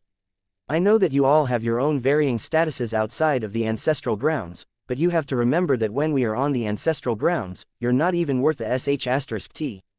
Flashes of anger appeared in a lot of young people's eyes when they heard these degrading words. However, they ultimately chose to endure this. Luo Yunyang remained silent as he took a step back and waited to see what was going to happen. Purple dragon vein, my ass. A martial grandmaster grunted. His grunt contained disdain, hostility and a trace of coldness. As Luo Yunyang stared at the martial grandmaster speaking, he decided that when he investigated what had happened to his father and hopefully found him, he would eliminate that fellow. The route they took mainly required walking. As they followed the 2 martial grandmasters leading the way, they passed through a mountain peak and entered a valley that didn't seem to exist. While they went through the valley, they crossed a forest full of peach blossoms. The grass swayed in the breeze as birds flew in the sky. Everything made this place seem like a paradise. The young people that had come along with Luo Yunyang took in the sight in disbelief. They couldn't believe that such a huge region could exist inside this small valley. This is the Luo family's ancestral grounds, said the top-notch martial master who had given them a stern warning earlier. Ever since Zhu Long unified the 9 regions, the Luo clan has resided here and continued to grow. Although you are all our disciples, you have to remember that if you aren't able to awaken the power of your bloodline, you won't be able to remain here. Sir, I would like to ask a question. After Zhu Long's unification, did the next rulers not know that our family has been here all along? Asked a girl with a heroic spirit. Her question seemed a little out of line, but her smiling face helped her not get reprimanded. Actually, the top-notch martial master smiled and said, "No bad. This was a good question. It would be simply impossible for no one to discover our existence after thousands of years. Every single ruler has known about our existence." The martial master chuckled. The Luo family had a top-notch martial grandmaster even before the existence of the sixth factor. Therefore, all the rulers could do was let us keep living here freely. Although martial grandmasters weren't the strongest fighters in the Da Alliance, most people looked up to them. Even guns and cannons couldn't hurt a martial grandmaster easily. The thought of a martial grandmaster existing before the apocalypse sent shivers down everyone's spine. They all discussed this in muted voices. Although there was some doubt in the young people's eyes, their spirits started to soar. After entering this area, which was similar to Base 7, and walking for 1 more hour, Luo Yunyang and the others reached a mountain. The mountain was so massive that it towered over them like a horned dragon. A thought popped up in Luo Yunyang's mind when he saw the mountain. This wasn't a mountain, but a horned dragon that wanted to soar into the skies. He could even feel a majestic blood and vital energy flourish from the horned dragon, stimulate the blood within his body and stir it up. Chapter 299. The purple vein. The power surging in his veins was extremely powerful. Luo Yunyang had a premonition that as long as he was able to activate it, his power would increase even more. Activating this power seemed very easy. After all, this power had already started to surge within his veins.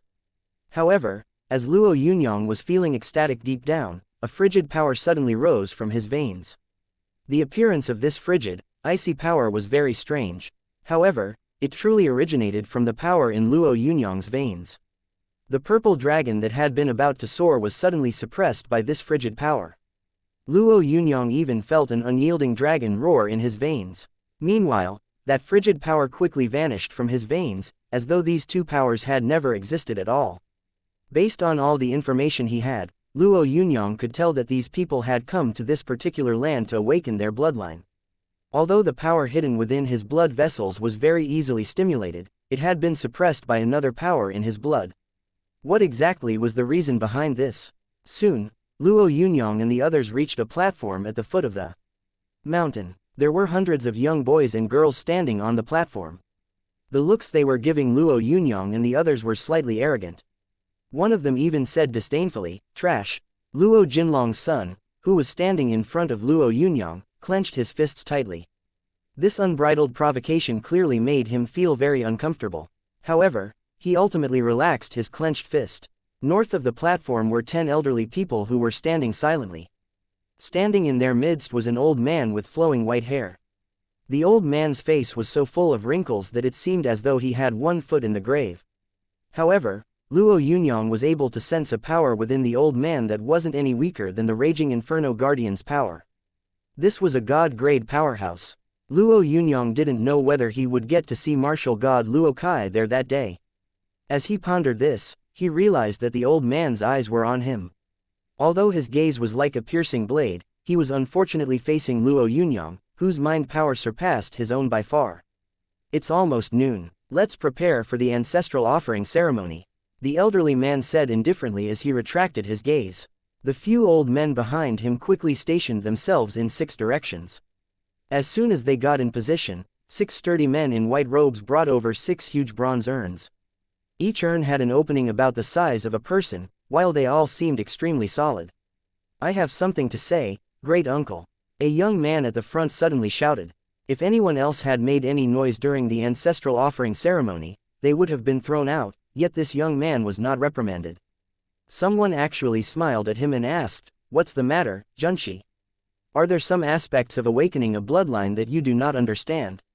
If there are, I can explain them to you." The young man was tall and lanky, and his eyes glittered like electricity. He could actually be considered an elegant, handsome young man. Although his head was currently raised, he didn't reply. Instead, he said with a smile, What I want to know is why we are still letting trash waste our clan's precious resources. While he said this, his fingers were pointing at Luo Yunyang. I believe that we should just throw out any pieces of trash who haven't awakened their bloodline in 10 generations, he said bluntly.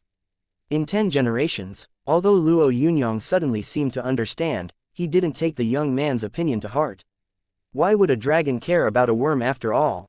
He wanted to see what this Luo family that was related to Luo Kai was like.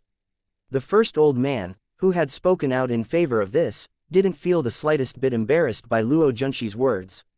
He actually chuckled. As expected from the best member of our clan's youngest generation, Junxi's suggestion isn't unreasonable. Then, he turned to the elderly man in charge of the ancestral offering ceremony and said, I think that Junxi is right, uncle. We shouldn't waste the time of someone who is not destined to do this. Without waiting for a reply, he instructed 2 men who looked like retainers, take him away. Luo Yunyang was still extremely calm. At first, he had wanted to ask what was going on, but now it seemed like he would need to employ a different method. Just as he was about to make his move, the man everyone had been calling great uncle said icily, can the rules of our ancestors change just because you say so? His blunt words made the 2 retainers, who had already stepped towards Luo Yunyang, stop in their tracks. The old man's face flushed as he spoke. He was considered an important member of the clan, so he hadn't imagined that he would be disrespected in front of everyone. This treatment had caught the old man off guard. When he thought about his great-uncle's cultivation base, the old man swallowed his anger, even though deep down he was holding a grudge against his ancestral uncle. He might be helpless against him now, but one day he would repay him this humiliation. Luo Junxi had a ghastly expression on his face.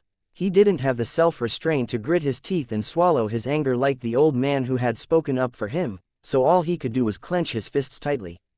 Eventually, he turned his gaze to Luo Yunyang. He was an especially privileged person, as behind him stood the strongest members of the Luo family. Even though he was facing a god-grade powerhouse, he still had to remain dignified. Thus, he strode over to Luo Yunyang and pointed in the distance. Just show some tact and scram. Otherwise, I will kill your whole family. The young man's venomous tone made the great-uncle's face twitch. He had just spoken with a sense of righteousness. How dare this young man actually treat him this way? If he had been an ordinary kid, he would have given him a slap. However, Luo Junxi wasn't just any kid. Luo Yunyang watched the snarling Luo Junxi with a faint smile on his face. He didn't know anything about his background and he didn't care where he came from either. He had just gone there to investigate his father's identity. Based on these people's reactions, Luo Yunyang already had a few guesses. He believed that he had more or less found the answers he needed. There was no point exchanging words with these people, so he just raised his hand and slapped the young man hard. Luo Junxi had never imagined that he would actually get slapped on the face viciously in front of so many people. The first thought that came to his mind the instant he was slapped was that he hadn't been prepared. The other man had landed a surprise attack on him. Thus, he didn't take the time to think. He just rushed over to Luo Yunyang like a wild beast. In an instant, his fist split into more than 10 shadows that seemed to cover the entire sky. However, how could this technique compare to Luo Yunyang? Luo Yunyang raised a leg and kicked Luo Junxi, sending him flying away. If someone had not caught him, Luo Junxi would have landed on the ground. The huge ancestral offering platform was deadly silent. Everyone was staring strangely at Luo Yunyang, unable to understand how he could even think of doing this. Be starred, I will end you. Luo Junxi tried to rush over at Luo Yunyang, yet he was held back by the person who had caught him. Keep saying rubbish like that and I will kill you, Luo Yunyang said indifferently while shooting a loathsome look at Luo Junxi. Luo Junxi couldn't help but tremble uncontrollably under Luo Yunyang's glare. His struggling body suddenly stopped. The person holding him back had been the old man who had caught Luo Yunyang. The old man glanced at Luo Junxi, who was in a sorry state, and told the great uncle, that man struck out and injured someone. We can't ignore this. The old man frowned at Luo Yunyang.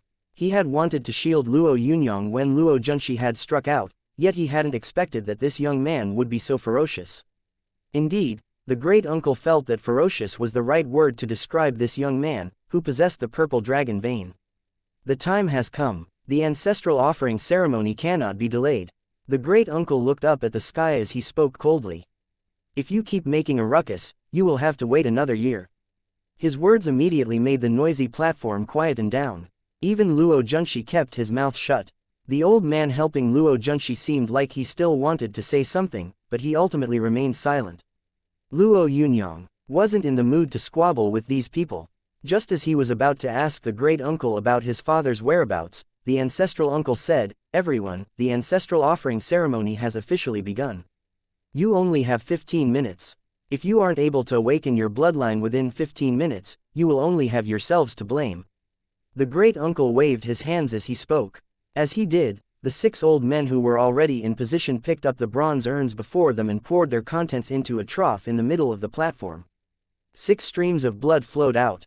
This surging blood of unknown origin seemed to contain a boiling energy. Thus, when the hot blood landed on the stone trough, clouds of mist rose up. As the blood poured in, Luo Yunyang thought that the mountain range, which looked like a massive horned dragon, had come to life. In his mind, he could even hear the huge horned dragon's roar. Although this roar was soundless, it still made the sky and earth tremble. As it rang out, Luo Yunyang felt the suppressed power within his blood start to bluster frantically. This power seemed like it wanted to struggle out of its restrictions and soar towards the 9 heavens. However, as it started to surge, a frigid power soon appeared. This power was like a net constricting the power about to soar within Luo Yunyang's body. Chapter 300.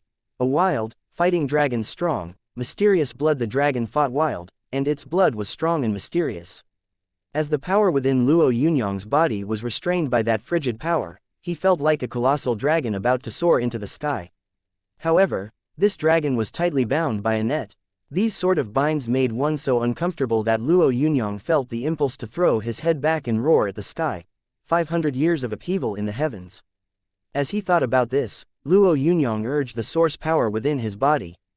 However, when his source power was activated, the power that felt like a surging dragon and the power binding it simultaneously disappeared from his bloodstream. His source power was no use, and his mind power had no effect either. Luo Yunyang could sense how helpless his own ancestors had felt. What could be done? Would he really have to give up? Although Luo Yunyang didn't lack power now, this sort of surging power made him feel indignant deep down. He didn't want to give up. He just couldn't give up. He wasn't willing to give up. As these thoughts flashed through his mind, Luo Yunyang opened his attribute regulator. Although he didn't know whether it would be of any use, he had still instinctively chosen to use it. There hadn't been too many changes to his attributes, yet 2 additional choices had appeared next to his constitution. True Purple Dragon Blood. 5. Divine Frost Dragon Blood. 5. When he saw these 2 choices, Luo Yunyang immediately understood that everything had happened because of this and made an adjustment. He increased his True Purple Dragon Blood to 10 points and set his Divine Frost Dragon Blood to 0. As soon as these adjustments were made, Luo Yunyang felt relieved. The vast, majestic power within his blood felt increasingly powerful, whereas the frigid power that had seemed like a net vanished completely. In the blink of an eye, that majestic power tried to rush out of Luo Yunyang's body. The purple dragon vein will vanish from the Luo clan's lineage today, someone said sarcastically as he watched the expressionless Luo Yunyang. It's such a pity. Just a few centuries ago, the purple dragon vein had been our clan's most powerful bloodline. At the time, the purple dragon vein had made a huge contribution to protecting the clan. Unfortunately, these last 10 generations haven't produced a clansman able to activate the bloodline. Someone who can't awaken it has no right to be a member of the Luo family, the old man who had spoken up for Luo Junshi said disdainfully. Then, he groaned. Slightly over 10 years ago, the successor of the purple dragon vein had an extraordinary aptitude.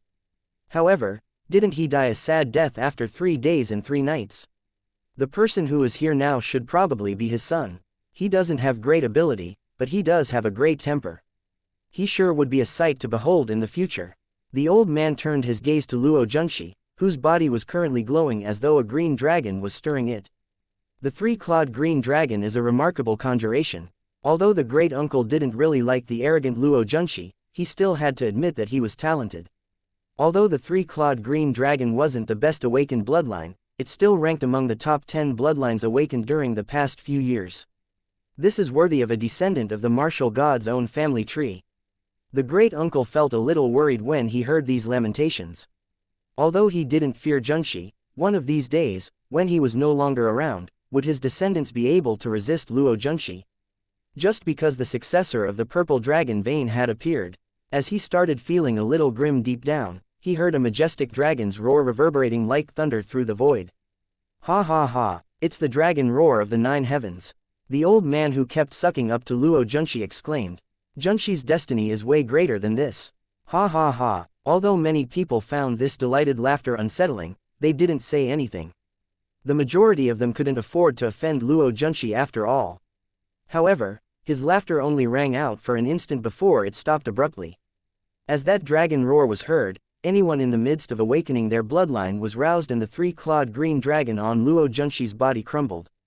The crumbling of this awakened bloodline meant that this bloodline activation had failed.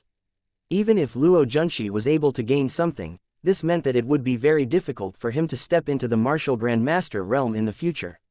While everyone was shocked, a purple glowing shadow suddenly rose up from the ancestral offering platform and turned the entire sky purple in a flash. 3,000 purple clouds covered the sky, while the dragon roar of the 9 heavens shook the void. All the powerhouses responsible for the ancestral offering ceremony were flabbergasted. They had been in charge of quite a number of ceremonies, yet this was the first time they had seen something like this. The purple clouds covering the sky are recreating the purple dragon. The great uncle, who had remembered an excerpt from the clan records, recited it with a trembling voice. Right now, his emotions were a complete mess. His hands danced around, and he looked clearly elated. Nothing stirred a clan up more than the rise of a strong descendant. However, despite the great uncle's elation, a number of people were staring at Luo Yunyang coldly. The old man who had been kissing Luo Junshi's butt had an extremely gloomy look on his face. The purple dragon filled the sky for a moment. Suddenly, more than 10 figures rushed over from every direction and stared at Luo Yunyang in a strange manner. From their point of view, Luo Yunyang was just an unfamiliar young man. His blood was burning. Luo Yunyang could feel his own blood burn once again as a surging feeling flooded his heart. Suddenly, he felt an impulse to raise his head up to the sky and let out a long roar before proudly looking over the sky, earth and people. The power of this bloodline was a gift his own father had left him. However, his father had probably been unable to activate the bloodline within his body. Many thoughts danced around Luo Yunyang's mind. As these thoughts flashed through his mind, the purple dragon bloodline that filled his surroundings slowly entered his body. Although the power of this bloodline didn't take the form of an individual source power, Luo Yunyang had already sensed its wonder. The improvements to the digits on his attribute regulator made him extremely delighted. When this power calmed down, Luo Yunyang saw a group of people walk towards him. "Spy, you are a spy," the flattering old man shouted as he walked over to Luo Yunyang. "Speak, who ordered you to come cause our family trouble? I will investigate this matter until the truth comes to light." The old man moved his hands as he spoke, causing a huge claw shadow to move towards Luo Yunyang and try to envelop him. The great uncle's face fell when he saw the old man attack Luo Yunyang. As he was about to make a move, an old man around his age blocked off his advance. "We have similar cultivation bases, brother. Don't tell me you are really prepared to strike out at another brother." Although the old man's tone was calm, his attitude seemed unquestionable. The great uncle snorted. "I can't just stand by and watch you destroy the purple dragon vein's successor. He is our clan's hope. Brother, the continuity of this entire family doesn't depend on the purple dragon vein, but on the martial god. Even you must be able to see this, right?" The old man kept blocking the great uncle's path as he declared, "Two tigers cannot share one mountain. Do you understand that, brother?" The great uncle scowled. Of course he understood this rule. He also understood that if the young man in front of him had awakened the purple dragon vein and was subsequently a young tiger, then the martial god, who had been the pillar of the entire clan for so many years, was a fierce flying tiger that soared around the 9 heavens. The clan would naturally choose the fierce tiger over the young tiger. But how can we allow the purple dragon vein that hasn't been awakened in 10 generations to die out like this? Although the great uncle criticized the others angrily, everyone could still hear a trace of compromise in his tone. "Brother, the purple dragon bloodline won't go to waste. Perhaps this is also an opportunity. It just so happens that Junshi hasn't awakened his bloodline. I would be fine with a blood exchange," the other god-grade powerhouse said. A blood exchange would naturally decrease the true blood's power considerably. However, such an action would allow Luo Junxi's cultivation base to soar to new heights. If Luo Junxi's limit had been becoming a martial grandmaster in the past, then now there was a possibility that he might exceed the god-grade realm. The great uncle hesitated for some time. Although he believed that this was possible, as he was considering whether to insist on preserving the life of this young man, he saw the young man the others considered a sheep brandish his fists. Most people thought he looked like a mantis trying to stop a chariot. However, as the young man moved his hands, the martial grandmaster who had kept flattering Luo Junxi was sent flying. As his body soared through the air, it turned straight into blood. A martial grandmaster had been killed with one punch. This astonishing scene stunned many of the Luo family's martialists. Some of them even shouted, "Show mercy, brother. That kid's blood is still useful." As they shouted, blood splattered over quite a few of them.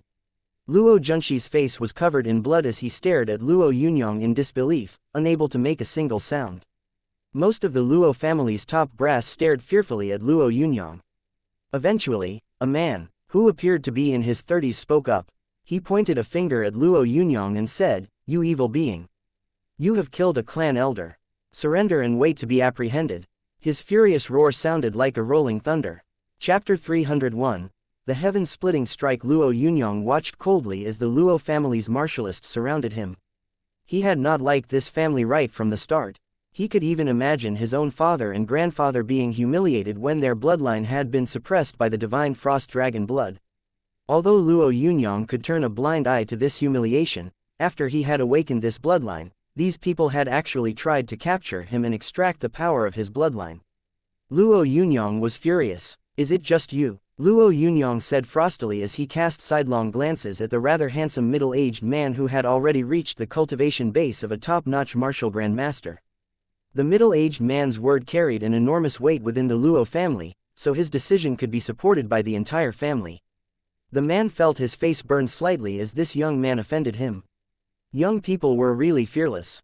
How dare Luo Yunyang be so bold at such a young age? This son of AB*TCH doesn't know his place. Fifth great uncle, seventh great uncle, I will have to ask you two to seize him. The middle-aged man instructed calmly with his hands clasped behind his back. The seventh great uncle was the man currently blocking the fifth great uncle's way. When he heard the middle-aged man's instructions, he immediately turned and walked over to Luo Yunyang. The fifth great uncle hesitated a bit before slowly walking over to Luo Yunyang as well. When the two of them walked over, they displayed their might. The power of a god-grade powerhouse was as boundless as the ocean, so it made all the clansmen retreat quickly. Killing an elder. This kid must have a death wish.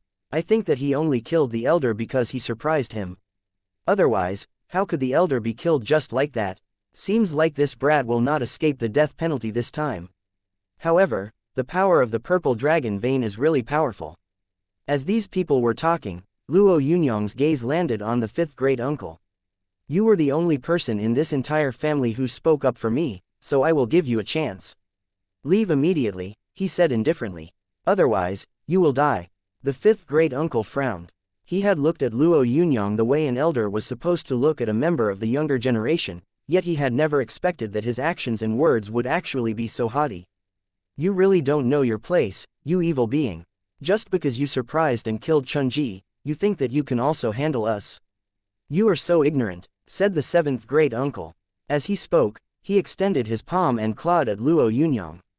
However, the instant he reached out, Luo Yunyang's eyes were fixed on him. Suddenly, he felt a huge sun appear within his mind. This massive sun seemed to be burning the sky and the earth. As the sun cauterized everything, the consciousness that had already been incorporated into his source core started to tremble wildly and countless golden sword lights frantically descended upon his consciousness. The sword lights were like a fire that instantly smashed through his defenses as a wave of the sun's fire erupted out of his body. Ah, help me! The seventh great uncle convulsed in fear as he cried for help. Unfortunately, when the surging flames erupted from his body, practically no one could help him. In an instant, the surging blazes had turned him into a pile of ash that was scattered into the wind. The seventh great uncle was dead. The fifth great uncle stared at Luo Yunyang as though he was a monster. His own cultivation base was at a similar level with the seventh great uncle's, so now that the seventh great uncle was dead, he felt a wave of sorrow wash through him. Suddenly, he realized that Luo Yunyang's appearance had changed before his eyes. He had now turned into a figure he had seen somewhere before. Although he was still a young man, he had definitely seen this young man before. The other people also had astonished looks on their faces. Although the delicate young man still looked delicate, they all thought that the young man before them looked familiar. Luo Yunyang. A middle-aged man spat out his name one syllable at a time. As he did, the clansmen that had been surrounding Luo Yunyang had ghastly looks on their faces. The Luo family was so powerful that there wasn't even a handful of people that they respected within the Da Alliance. However, no matter how strong they were, they all felt their hearts start to tremble before Luo Yunyang, who ranked second on the divine list. Yes, martial god Luo Kai was the strongest person in the world, but this kid wasn't that weak either. He was an entity that had destroyed unrivaled warrior Johan's physical body. Even though Luo Kai thought nothing of Luo Yunyang, this didn't mean that other people would not be afraid of him either. You are Luo Yunyang, the middle-aged man who had called upon the fifth great uncle asked, his voice wavering slightly. Luo Yunyang's eyes scanned the middle-aged man as he said calmly, "Yes, I am." The Luo family's ancestral grounds became extremely silent. Practically no one knew how this situation would turn out. They had been calling for blood and trying to attack Luo Yunyang and obtain his bloodline, so now they might have to pay a price for their petty intentions. This person ranked second on the divine list. He had defeated Johan, inhibited Murad and had even been proclaimed an entity no weaker than martial god Luo Kai. Whenever his name was mentioned, their family would normally say that he could not be compared to the martial god. However, now that he truly stood before them, no one could face him head-on. Luo Yunyang, my father is martial god Luo Kai. The Luo family isn't a place where you can come and go as you please. Today, you must give the Luo family an explanation. The middle-aged man mulled this over for a bit before he addressed Luo Yunyang. Unfortunately, no matter what he said, Luo Yunyang still slapped him squarely across his handsome face. His slap immediately sent the middle-aged man flying. When he landed face first, he formed some ugly cracks on the ground. You are still trying to hurt people. The self-proclaimed son of Luo Kai was infuriated. He had already stated his father's name. Even if he had been facing unrivaled warrior Johan, just the name of his father would have been enough for Johan to show him some respect. However, this wild young man had actually slapped him without a warning.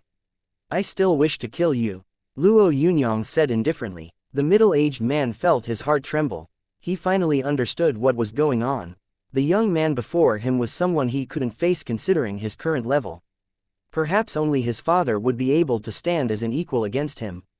Luo Yunyang, the Luo family is at fault. Let's call this quits, the fifth great uncle said softly after pondering this for a bit. Luo Yunyang glanced at him and said calmly, the Luo family is the Luo family, but they are something else. Didn't they call for me to be seized so that my bloodline could be drawn out of me? Come on, go ahead. As he said this, Luo Yunyang's gaze fell on Luo Junshi. Don't you really want my bloodline? Luo Junshi's heart was pounding like crazy. If god-grade powerhouses were like stars in the sky, then Luo Yunyang was like a red sun suffocating him until he found it difficult to breathe. I didn't have that intention. Luo Junshi started to stutter in fear. Every member of the Luo family was just as afraid. They knew very well that their lives were in Luo Yunyang's hands now. Luo Yunyang, we are all members of the same clan and descendants of the martial god. If you do anything to us, the martial god will not let you get away with it. The middle-aged man was breathing heavily. This matter ends here. We are all brethren of the Luo family. Ha ha, what a great descendant of the Luo family. Luo Yunyang glared at the middle-aged man as he snorted. The martial god hasn't educated his child well. I am already being generous by not looking for him. You all actually want to obtain other people's bloodlines. To hell with you. As he spoke, Luo Yunyang brandished his palms. Suddenly, the wave of a mysterious icy power enveloped both the middle-aged man and Luo Junshi. Just as the middle-aged man's body was about to be encased by the power of the heaven-battling ape-dragon chart, a faint white glow emerged from the body of the middle-aged man.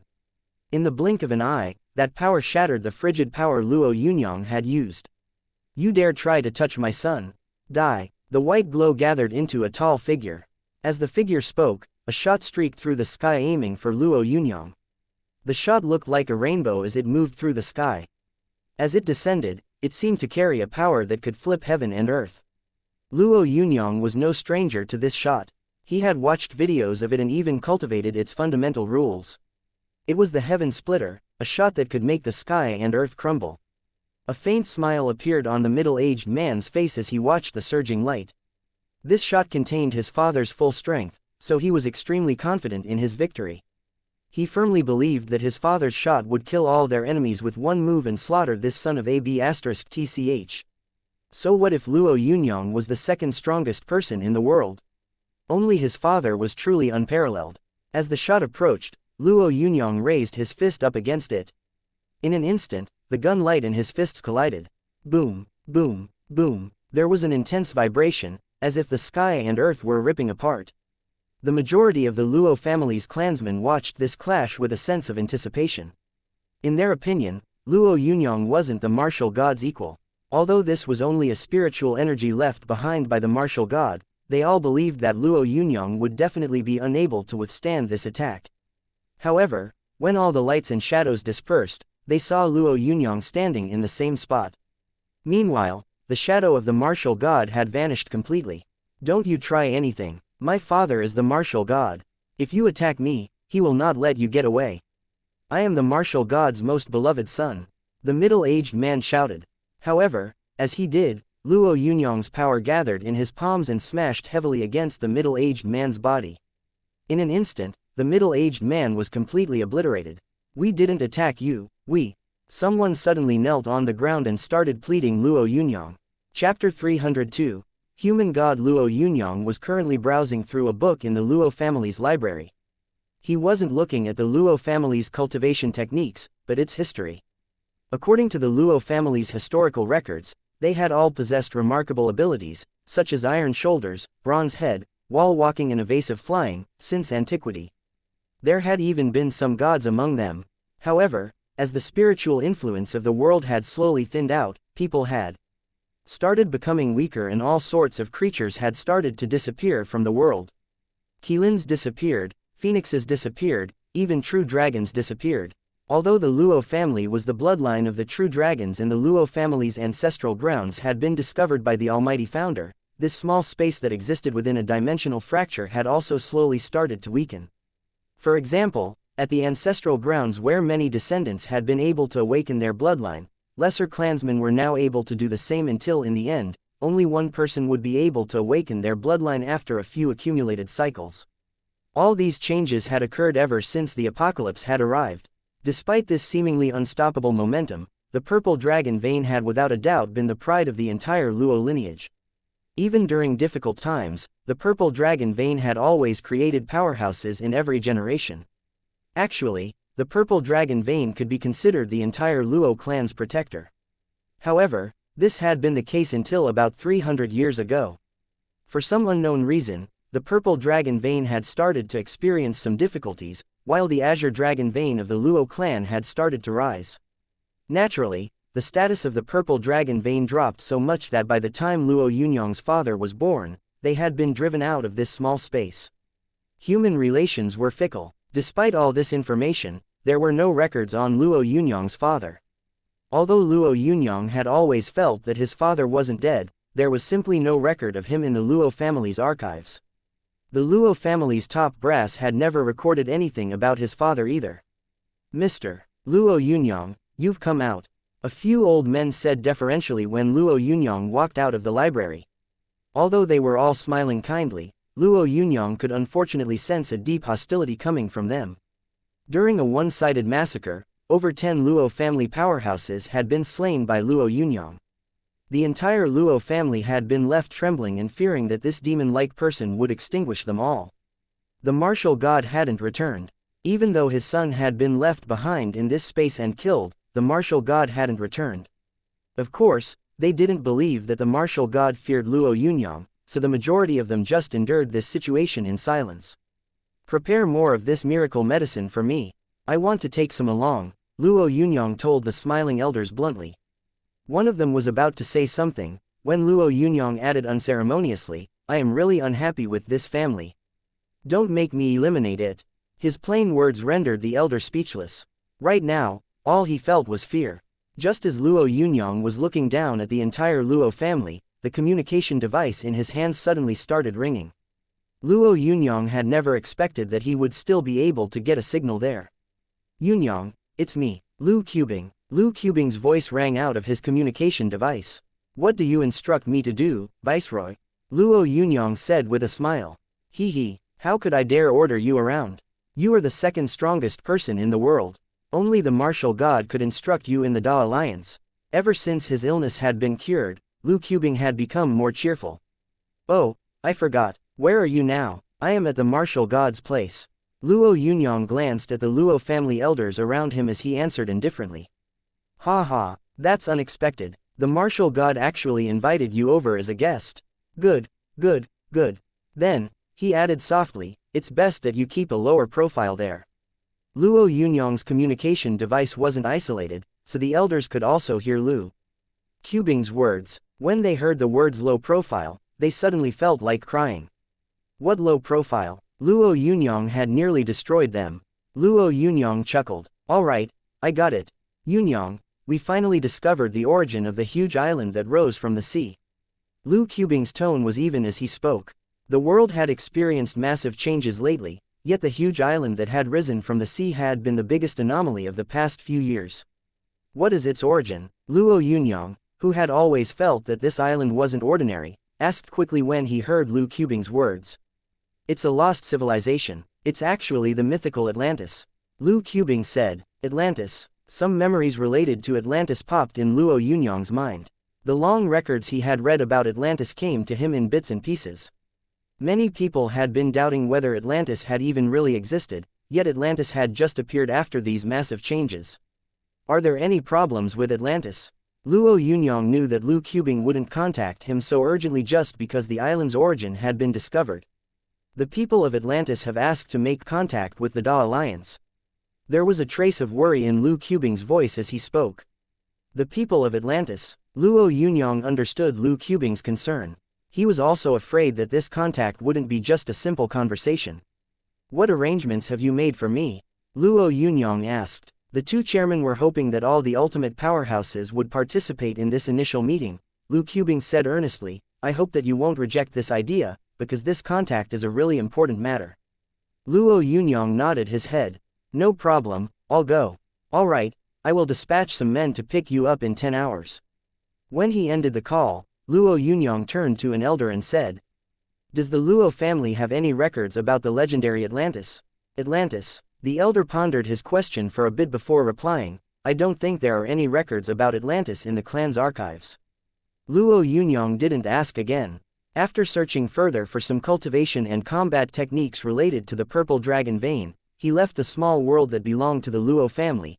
10 hours later, he would be meeting Atlantis, representative after all. Luo Yunyang's departure lifted a huge weight off the minds of all the Luo family clansmen, so they collectively let out a huge sigh of relief. Their forced smiles also disappeared. As they thought about Luo Yunyang's actions, they all felt both exasperated and helpless. The martial god won't let him get away with this. An elder roared furiously. At first, Luo Yunyang had thought that he would get 10 hours to spend time with and bid farewell to his family. However, he had never expected that when he returned to Chang'an City, the Flame Emperor would be waiting for him at home. "Yunyang, the Viceroy asked me to wait here. You have to head to Chengdu immediately. He is waiting for you there." The Flame Emperor started dragging Luo Yunyang's arm as soon as he saw him. Luo Yunyang and the Flame Emperor were very close. Although he didn't leave immediately, he just informed his mother and then boarded a plane to Chengdu. Slightly over an hour later, Luo Yunyang reached Chengdu.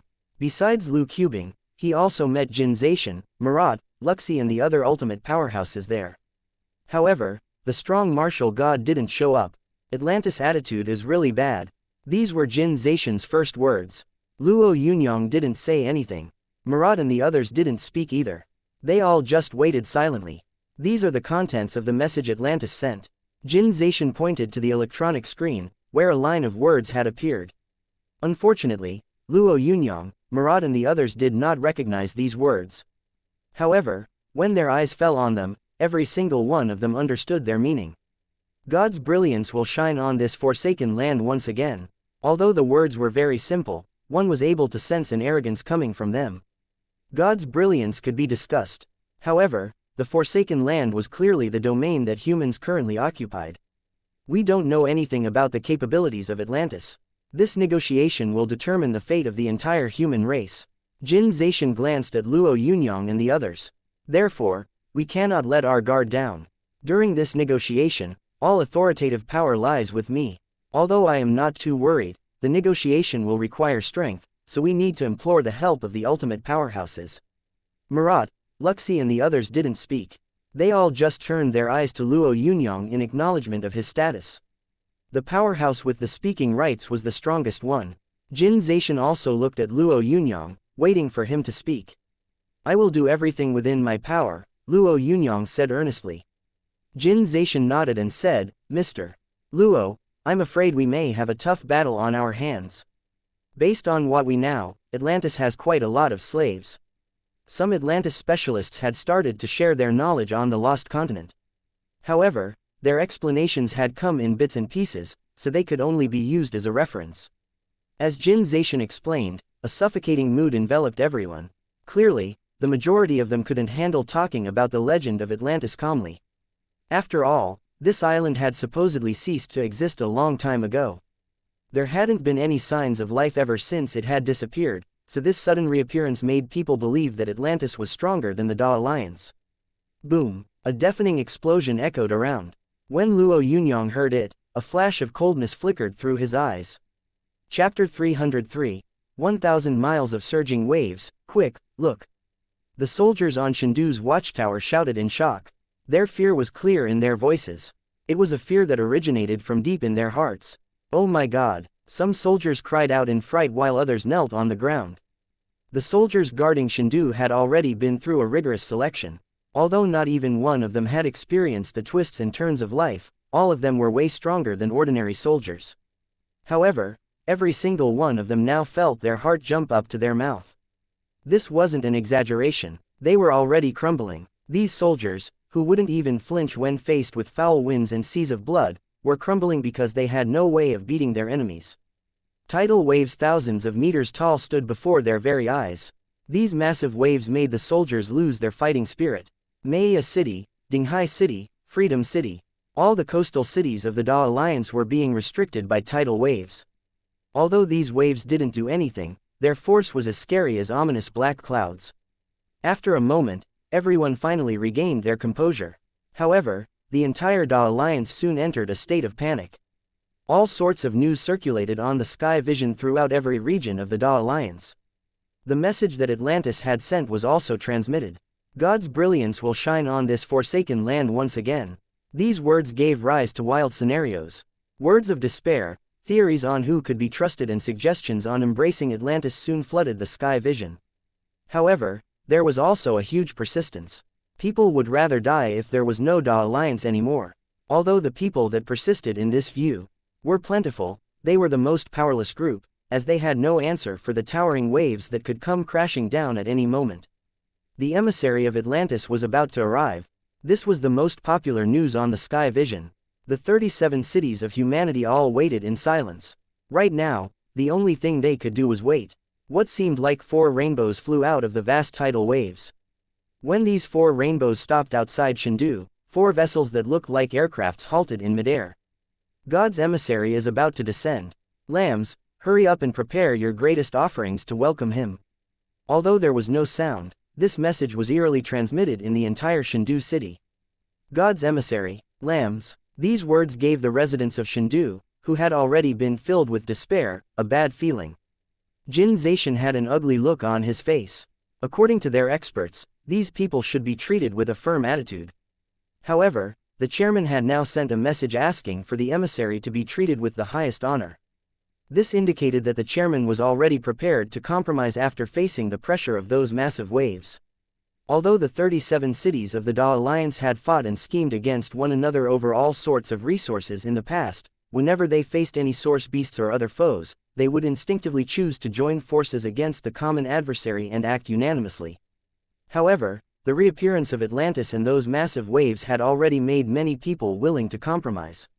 What now? Jin Zaishan eventually asked Luo Yunyang and the others. Luo Yunyang gazed coldly at the 4 huge flying vessels, which were suspended in the air like deities overlooking the earth. He suddenly felt an urge to soar over there and smash these flying vessels to bits. However, although smashing them would be easy, the aftermath would be something that they would all need to think about. Although taboo weapons are powerful, they wouldn't be any use against these tidal waves, someone said when it was suggested that they should intimidate the people of Atlantis. The first thought that came to mind was naturally taboo weapons, which were practically the strongest weapons of humanity. However, Atlantis seemed to be shrouded by some sort of strange magnetic field, so no taboo weapons would be able to land on the island. Plus, those humongous waves seemed like something these people simply had no way of dealing with. Don't tell me we are really going to do what they tell us. Lu Qubing said indignantly. Unfortunately, no one replied. Although similar suggestions were made by other people, the answer to this question was too desperate to be voiced. Some people thought about the martial god and instantly placed all their hopes on him. In their hearts, the martial god was the god of the entire human race. Only if he took action would this problem be solved. However, their calls were never answered. The martial god was in isolation. Someone should slaughter their way into Atlantis and show the people of Atlantis that while they control these massive waves, we also have the power to hurt them just as bad, so both sides will be suffering in the end. I believe that only by doing so we will be able to sit down and have a negotiation on equal terms. Someone expressed his opinion on the sky vision. However, although there didn't seem to be anything wrong with his views, his idea was actually very difficult to execute. Nobody knew what they would find on Atlantis. However, based on the way they controlled these waves, the people of Atlantis were far stronger than the residents of the Da Alliance. Slaughtering one's way into Atlantis would be suicide right now. I will go welcome them. Jin Zacian had finally made a decision, even though he knew very well that the moment he stepped forward, they would have to lower their heads and negotiate. His decision to welcome the people of Atlantis would make the negotiation even more difficult, but he had no other choice. Luo Yunyang's eyes flickered as he watched the departing Jin Zacian. He wasn't an impulsive person, yet the current circumstances and the critical juncture before his eyes made him realize that he could no longer hesitate. Prompt decisions had to be made. Since taboo weapons were ineffective, the only way Atlantis would be intimidated was if the god-grade powerhouses took action.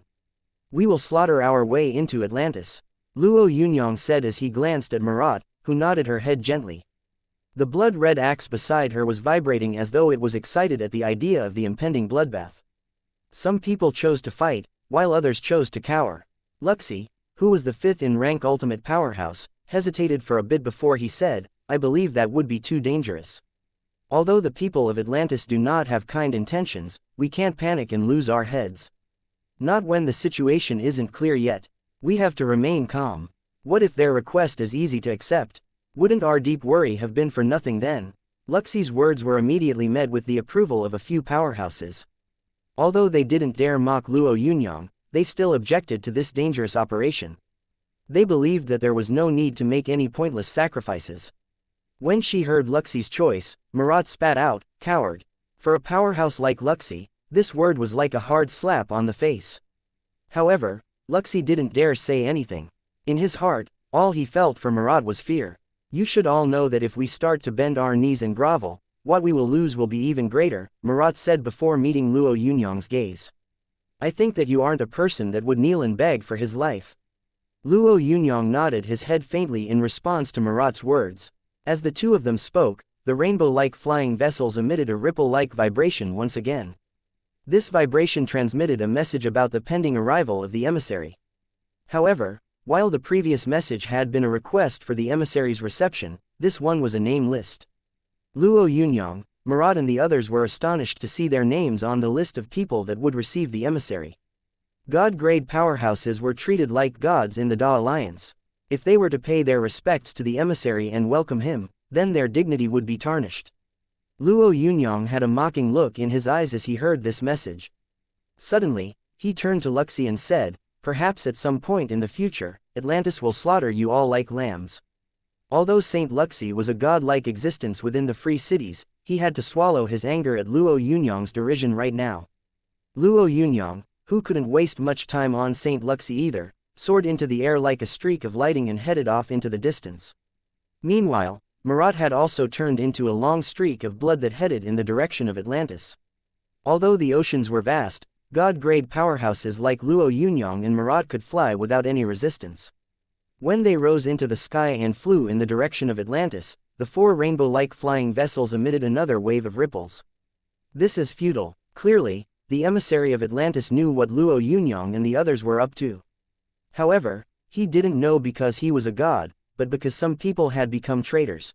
15 minutes later, Jin Zaishan welcomed four tall men with blonde hair, blue eyes and big robes as they walked out of the four flying vessels. Each of them was exceptionally good-looking. Besides being taller and larger than ordinary humans, they also gave off a vibe that made whoever saw them feel an uncontrollable urge to kneel and pay their respects. Do you want to rebel against our great god, lambs? Ha ha, isn't this basically attempting the impossible? How amusing, the man at the front of the party said without any constraint. While they were speaking, Luo Yunyang and Marat faced their first challenge in their bid to rush towards Atlantis. Luo Yunyang had just soared into the air, when a long spear suddenly rose from the boundless waves and aimed straight at him. The spear was completely formed out of ocean water, so as it rose into the air, it became a 100-meter-wide jet of water. Chapter 304, Ocean Warriors, Worms. How laughable, they are actually struggling in vain. A pretty lady that looked like a goddess said disdainfully as she stood on a huge altar embedded with precious gems.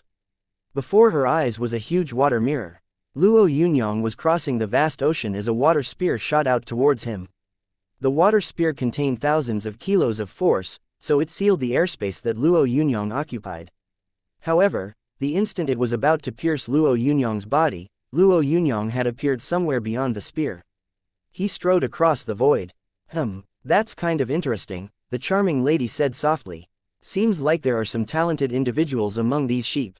The lady then glanced at a man at her side. The man's handsome features and flowing silver hair in combination with his ancient armor gave him an enchanting vibe. However, he was currently gazing at the lady as if he was intoxicated. Dalasi, how much longer will it take your ocean warriors to squish these bugs? There was a hint of disdain in the lady's voice as she spoke. The man smiled and said, 12 ocean warriors have already gathered. According to the classification of these bugs, they are all god-grade powerhouses, so squishing them will be really easy. Then, the man added, ever since we degenerated to our first form and had to return to the depths of the ocean, the reverence these sheep have for our race has diminished. I believe that we could be even more demanding in announcing our terms to these bugs. This way, they will understand that the god cannot be offended. The lady, who really liked hearing these words, suddenly glowed like a flower. She nodded her head gently and said, that is only right. If they intend to trample all over the god's dignity, then they must pay for their actions. The sheep in this region will all be reduced to second-class slaves. As the lady spoke, she waved her hands lightly and a huge map appeared on her water mirror. The position of the 13 eastern cities had been circled by a red line. The goddess is wise. The man flattered her without even thinking. However, when he raised his head, a merciless slap landed on his face. On the surface of the vast ocean, a warrior clad in azure armor that had just rushed out of the ocean had been obliterated by Luo Yunyang in one strike. That's Zolunsi, Dalasi shouted in astonishment and fear. Zolunsi was one of the ocean warriors. Based on their understanding of the Da Alliance, Zolunsi wasn't a match for Luo Yunyang. However, the party they had dispatched to slay Luo Yunyang included 12 ocean warriors, so they had assumed that killing Luo Yunyang would be a piece of cake. They had never imagined that the first ocean warrior that had appeared would actually be killed right away. Plus, he had been killed in the middle of the ocean. This was very difficult for the entire top brass of Atlantis to accept. There was only one thought in their minds. How could this even be possible? How could a mighty ocean warrior be slain just like that when he had only just entered the fray? Meanwhile, Luo Yunyang seemed to be staring straight at them provocatively. Kill him, the goddess said frostily. If the ocean warriors won't do, then get a sea god rider to take action. A flash of anger rippled across Dalasi's face. He immediately got on one knee and said, please don't worry, goddess. My ocean warriors will use the blood of that bug to wash away the humiliation they just suffered. As he spoke, the precious mirror showed 11 ocean warriors in full armor charge out of the ocean. The weapons they carried with them created boundless waves that crashed towards Luo Yunyang. Luo Yunyang hadn't found it difficult to kill an ocean warrior with one strike. Although these people were all god-grade entities, Luo Yunyang had killed 13 bitter cultivators with one move, so this wasn't much in comparison. As the 11 ocean warriors rushed towards him, Luo Yunyang quickly made a decision and unleashed the Scarlet Sun in his mind. In an instant, the expressions of the 11 ocean warriors changed dramatically. They quickly halted their attack, while layers of water power frantically wrapped around their bodies. However, as their bodies were enveloped by this water power, a faint golden flame erupted from within them. In an instant, they were all engulfed by this golden flame and turned into balls of fire enveloped by water. Their surroundings turned silent as soon as the 12 bonfires formed. In the exquisite palace deep within Atlantis, the beautiful lady called the goddess was stunned. According to their assessment of the Da Alliance's strength, if the Atlanteans pressured it, the entire Da Alliance would be so wary that it wouldn't even put up any resistance. However, two top powerhouses of the Da Alliance had chosen to attack Atlantis while the might of the vast ocean pressured their domain. When they discovered this plan, they thought that these people were crazy. Perhaps their bravery was commendable, but their brains were certainly damaged. Who did they think they were? They reckoned that dispatching 24 ocean warriors would easily resolve this situation and intimidate this bunch of sheep that had dared provoke the might of God. However, they had never imagined that the 12 ocean warriors would fall at the hands of Luo Yunyang moments after the battle had begun. This wasn't good news for Atlanteans. After all, every ocean warrior was an important asset of Atlantis. The quick death of 12 ocean warriors meant that their opponents would have to pay a huge price. After killing the 12 ocean warriors without breaking a sweat, Luo Yunyang rose into the air and looked all around him. Just 25 kilometers away from him, Murad was currently battling 12 men in similar ancient armor. The blood axe in her hands seemed to have the power to cleave mountains. However, the 12 ocean warriors' coordination was flawless. They stood on the surface of the ocean as the inexhaustible power of the water took all sorts of forms. Occasionally, it would take the form of a spear or a shield. Not only did it nullify Blood Butcher Murat's attacks, but it also resumed an offensive or defensive stance at once. As he looked at her from above, Luo Yunyang made Murad look over. When she saw him heading over, a look of resolve flashed across her eyes. Just as Luo Yunyang was about to descend, Murad raised her blood-colored axe high. A strange glow was emitted from the axe, making Luo Yunyang feel that the person supporting the blood axe wasn't Murad, but a half-human, half-demon entity. Die! A thundering roar left Murat's lips as the blood-red axe cleaved forward gently. While a red glow streaked through the sky, the surging waves that the 12 ocean warriors were frantically controlling formed a huge shield as large as a mountain around them. Although the blood axe didn't land on the huge shield, that blood-red light sliced the massive shield in two. Then, the 12 ocean warriors were all sliced in two by the light. There was a crazy look in Murat's eyes as a dense killing intent emanated from her. 1,000 miles of ocean water around this spot had turned blood red. I let you witness my humiliation. Murat glanced at Luo Yunyang. Although she was still smiling, her frail body actually seemed to contain a power that could turn the world into ruins. As Luo Yunyang watched Murat, his mind went to work. He had 3 techniques that could deal with that strike of hers, but none of them was easy. Suddenly, Luo Yunyang understood why Murat ranked above unrivaled warrior Johan. It was not much, Luo Yunyang said seriously. Atlantis is probably even more powerful than we can imagine. Although the enemies we've encountered can't be considered small fries, they are probably only the tip of the iceberg. Murat nodded. The two of them glanced in the direction of Atlantis silently before moving forward. They both knew that by taking this path, they already had no other choice. Torrential waves raged as the sea level continued to rise. Although these waves seemed to be restricted by some sort of power as they got close to the cities so they didn't come crashing down, their intimidating nature was becoming stronger and stronger. Some people shivered, while others felt their spirits crumble as the massive waves threatened to overflow and crash down. Any intent the Da Alliance had of resisting was thoroughly extinguished by this mountain-like ocean water. Luo Yunyang, who was flying above the surface of the ocean, couldn't sense this oppression.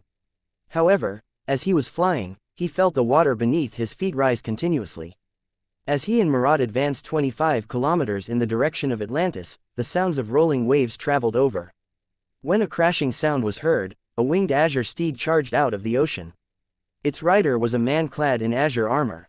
As the azure rider rushed out, the vast ocean water all around him fused with his figure. The moment he appeared, he seemed to indicate that he was the master of everything beneath the sky. He was one with the vast domain of the ocean. Marat's eyes flickered when she saw the azure figure. "It's a god-grade, emperor-grade expert," she said tartly. "You aren't too bad yourself. You are actually a god-grade, general-grade expert. Only a god-emperor could use the power of law, so the deaths of those idiots were justified." Although there was no sound, the air vibrated and carried the man's words. "My name is xianxia, and I am one of the 9 great sea god riders of Atlantis. Now, I shall personally send you on your way." Chapter 305. Daxing Hall. Daxing Hall was Shendu's most important place, so it was mainly used for meetings that concerned the most important issues of the Da Alliance. It was like the Freedom Mountain of the Free Cities, so the two of them were known as the most important great halls of the Da Alliance. Usually, the hall's main doors would be tightly shut and they would only open once a year. However, Daxing Hall was full of people that day.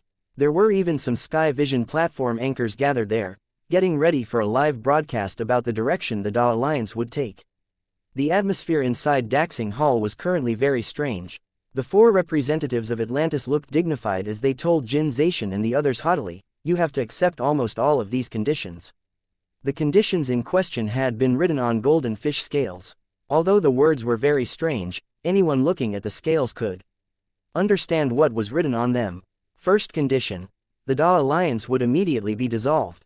Second condition: all the people of the Da Alliance would become God's slaves. Their lives and everything else would belong to God. Third condition: God's emissaries would possess the highest authority and would be able to. Every condition felt tyrannical for the Da Alliance.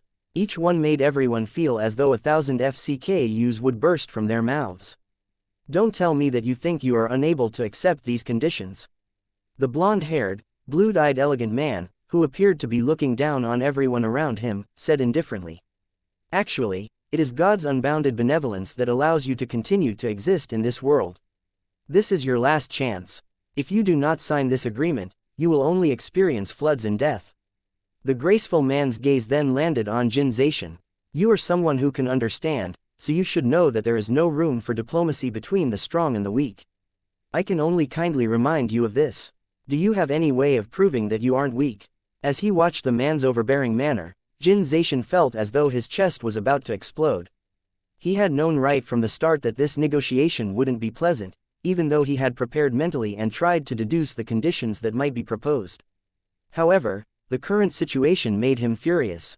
He couldn't accept this. He really wanted to hurl a barrage of curses and criticize this arrogant fellow loudly.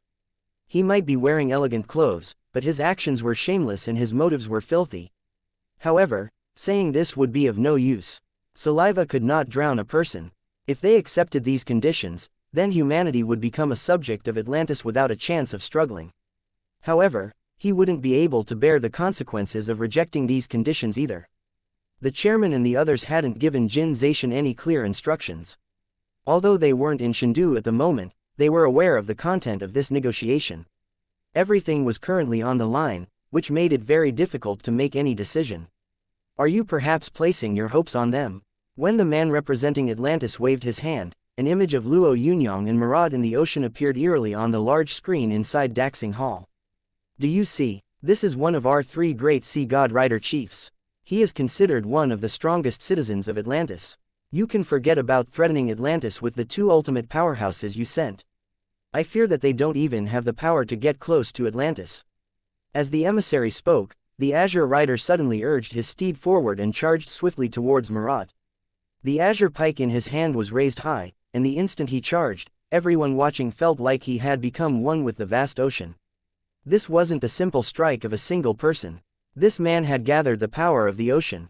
As his attack rushed forward, Marat swung her axe hard. While she moved, she looked as though she had turned into Asura. 1. Asura is a Buddhist deity demigod. Even though they were only watching through an electronic screen, the dense killing intent she emitted still terrified them. Some people even shivered in fear. When the huge axe and the azure pike clashed in the air, Marat, who had used a sweeping cleave, was sent flying back. As she landed heavily on the surface of the ocean 5 kilometers away, a bloody cut appeared on the palm of her hand that had been holding the blood-red axe. Marat had been defeated. Suddenly, Practically everyone knew what the outcome of this exchange was. A wave of sorrowful emotions started to rise everywhere. Although the massive torrential tides had already been whittling away at everyone's intent to resist, Marat's failure made any intent to resist disappear. The human race knew that Marat ranked third among the ultimate powerhouses, right below Luo Yunyang and the martial god. If their third strongest had been defeated with one strike, how could the human race hope to match the strength of those emissaries who claimed to be gods? She is still 15,000 kilometers away from Atlantis. I could give you all a chance. If your envoys are able to get within 5 kilometers of Atlantis, I will allow you to amend one of the conditions. The elegant man's tone was haughty as he spoke. This wasn't a gamble for him, but a certain victory. Of course, if you lose, we will add more conditions. What do you say? The sides of Jin Zaishan's mouth twitched acutely. Marat's state made his heart tighten. Although Marat wasn't his only weapon, the current situation made him feel really powerless. What do we do, Vice Chairman? Zhu Yi, who stood next to Jin Zaishan, asked. Although he was known as a wise person within the 13 eastern cities, he felt dispirited right now. Strength of a certain level could still be used if one was slightly weaker. However, the current situation made everyone feel desperate. Jin Zaishan glanced at Luo Yunyang on the screen and pondered this for a moment before nodding his head. Deal, Chairman, if we agreed, wouldn't that result in our complete annihilation?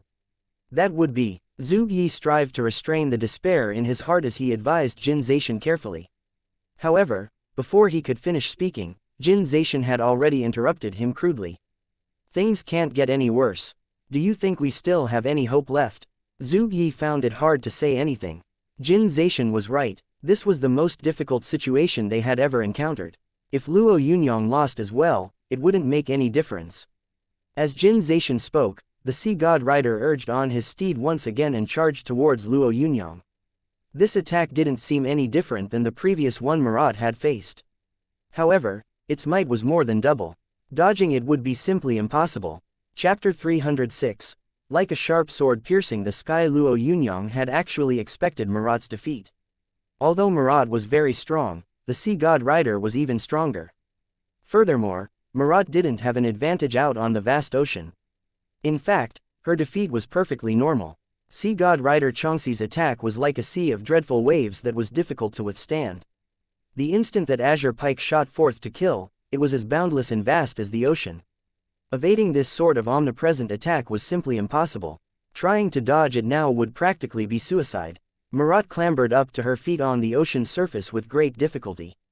Her 5 viscera hurt, and she felt a burning sensation within her body. Her source core had ruptured.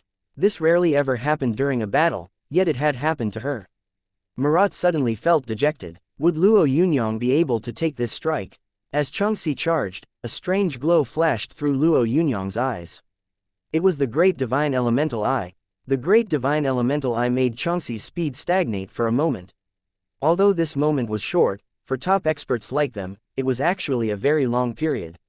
As Xianxia was suppressed by the Great Divine Elemental Eye, Luo Yunyang's fists collided hard with the Azure Pike. Boom! Xianxia was pushed back. The raging ocean waves that were like a row of mountains frantically receded along with this strike. Good technique. Xianxia calmed the Azure steed he was riding. There was a trace of heartfelt praise in his voice as he spoke to Luo Yunyang. Similarly, Luo Yunyang felt really surprised that Xianxia had been able to break free of the Great Divine Elemental Eye's binds that quickly. He had reckoned that his Great Divine Elemental Eye would at least be able to restrain Xianxia for 3 seconds. However, the moment Xianxia was affected by this restricting power, a special power emanated from his body. This suffocating power broke through the restraints of the Great Divine Elemental Eye and allowed Xianxia to retaliate quickly. You are very strong. If you could keep unleashing this sort of techniques, then you wouldn't be any weaker than me. However, if the humans only have one expert like you, then I have to advise you to turn back.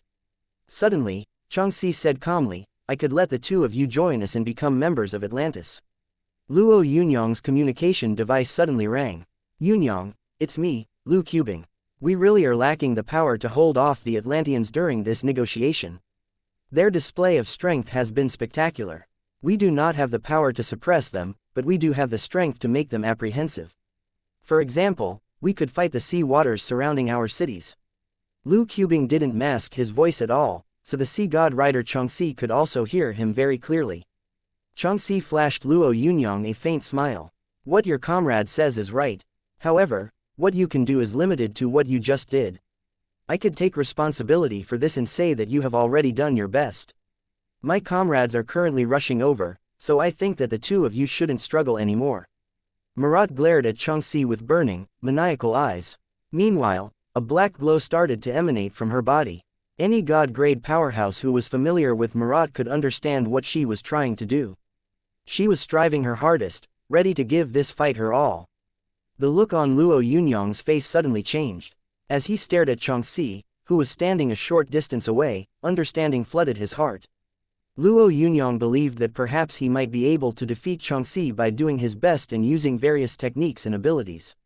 However, the outcome would eventually still be a wretched victory.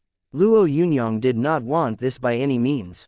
He had moved with Marat for the sake of giving the Da Alliance a chance to negotiate on equal terms, not so that they would become the sheep the so-called god saw them as. I want a tour of Atlantis, and you can't stop me from getting it. Luo Yunyang said calmly as he stared at xianxia confidently. Although xianxia's face was shielded by a helmet, he could still project his own thoughts. Ha ha ha, are you saying that you can enter Atlantis? I can already tell you that you have no chance. Forget about the defense within Atlantis, you won't even be able to break free from me. As he spoke, he patted the azure steed he was on and said calmly, this is one of the sea god rider's steeds, the ocean Pegasus. It can cover 1,000 miles in an instant. No matter how quick you are, you can't beat the ocean Pegasus. As if aware of its master's praise, the huge Pegasus raised its neck proudly. Ocean Pegasus. Luo Yunyang stared disdainfully at the massive horse that seemed to ripple with power. Then, he stopped chattering with xianxia and opened his attribute regulator. Power. 20 fire. 8 ice. 8 wood. 0.601 speed. 619 mind. 5 fire. 0.5 constitution. 15 dragon blood. 10 golden body.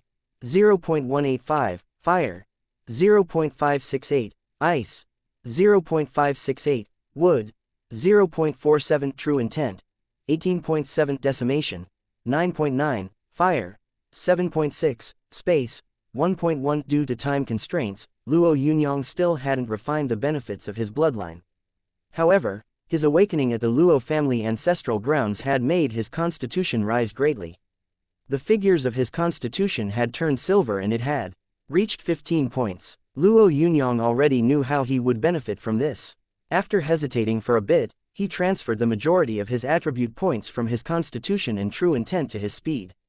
1 silver point equaled 1,000 ordinary points. Thus, Luo Yunyang's speed attribute reached 40,000 points. As soon as these 40,000 points appeared, they immediately became 40 silver points. After completing this conversion, Luo Yunyang glanced at Marat and told her, I will be taking a look around Atlantis. You just wait here for me. As he said that, he flashed a strange smile at xianxia. Today, we shall see whether your ocean Pegasus is faster than me. Although xianxia could sense that Luo Yunyang was very different, he couldn't pinpoint exactly how. As one of the 3 great sea god riders, he had a lot of confidence in his steed. Even though Luo Yunyang was also very quick, he definitely had no way of competing with the ocean Pegasus. This was a fact he couldn't ignore. Don't you humans say that it's not over, till it's over. Bring it on then, I shall let you admit defeat. Xianxia tapped his heels against his steed softly, preparing himself to chase Luo Yunyang when he rushed away. Deep down, Marat didn't have a good feeling about this competition between Luo Yunyang and xianxia's steed. Although Luo Yunyang was really fast, Marat had experienced the ocean Pegasus speed firsthand. Even though she wasn't slow herself, she'd had no way of beating the ocean Pegasus, which could surpass her a few times in just the blink of an eye. It would be simply impossible for Luo Yunyang to outrun the ocean Pegasus and enter Atlantis. However, martial god Luo Kai hadn't showed up, so it seemed like this was humanity's only choice amid this massive suppression. The battle between Luo Yunyang and xianxia was still being broadcasted in Daxing Hall, as Atlantis wanted to quell any intent the humans had of resisting. Ha ha, this is the human race's second strongest person. His ability to brag sure is very impressive. Lead emissary Lighthayan said mockingly. The 3 other emissaries guffawed. They were all elites of Atlantis, so they knew all about the ocean Pegasus. They definitely didn't believe that there was a human that could compare speed-wise to the ocean Pegasus. Lu Qubing, Jin Zaishan and everyone else had grave expressions on their faces. Although they had never seen the ocean Pegasus' true speed, they could sense that the Atlanteans weren't happy for nothing. Their confidence implied that the ocean Pegasus was extraordinary. However, its speed in the ocean was limited. Could Luo Yunyang's speed really break through that limit? Hey, this is your warning. I am setting off. Luo Yunyang beamed as he glanced at xianxia. Just as he was about to take a step, xianxia chuckled. You are going nowhere. The two of them seemed to have bet the outcome of this battle on speed. However, when two powers were trying to intimidate one another, the best way to display one's might was by using weapons that could cause the most damage to the other party. For example, the massive waves that Atlantis had created had threatened to come crashing down on the Da Alliance. This was the position the Da Alliance had found itself in even before the negotiation had begun. The reason the Da Alliance didn't have any bargaining power was because their taboo weapons wouldn't have any effect on Atlantis. If taboo weapons had been able to strike Atlantis, then even though the Da Alliance was still weak force-wise, they could have discussed on equal terms. What Luo Yunyang wanted to do now was intimidate the other side. After taking a step, he had already disappeared. At least, no one could see any traces of him on the large electronic screen anymore. Only the ocean Pegasus and xianxia remained static on the surging waves. They were actually so still that it seemed as though time had stopped. When he saw the unmoving sea god rider, Light Heian said confidently, when the image changes, I believe we will see our people stopping yours. Quite a number of people were staring at the unmoving image incredulously. Even Jin Zaishan thought that the screen was lagging. Otherwise, how could that rider and the ocean Pegasus be totally still? Chapter 307. Human crumbling speed. Many people in Daxing Hall felt as though time had come to a standstill. The image on the screen hadn't changed at all. 1 second, 5 seconds, 10 seconds. Time slowly ticked by, yet the sea god rider remained still. The ocean Pegasus that Light Heian had called unrivaled was just as still. Everything seemed static. The ocean seems to be moving. A voice suddenly said in Daxing Hall. The entire hall had seemed to be shrouded by a deadly silence, so the voice echoed loudly around the room. The ocean was moving. When they heard this, everyone, including Light Heian, turned their eyes to the ocean's surface. Light Heian felt like the electronic screen had paused for a little too long. Although the ocean was moving, the sea god rider didn't budge. Was there something wrong with the image, or was it something else? Just as everyone was wondering in confusion whether this situation was that strange, yet another figure appeared on the screen. It was another sea god rider in azure armor riding an azure ocean Pegasus. His arrival caused the statue-like sea god rider xianxia to finally react. Someone is trying to attack Atlantis. Report this to the Supreme Sacred Group. Someone is trying to attack Atlantis. xianxia shouted urgently. Although no sound was transmitted through the screen, everyone present could understand what xianxia was shouting through other methods. Light Heian's face fell and turned dark. Atlantis was their base, so it was a holy place that nobody should be able to trespass on. However, the bugs that they had casually tormented as they pleased had actually rushed towards Atlantis right before their very eyes.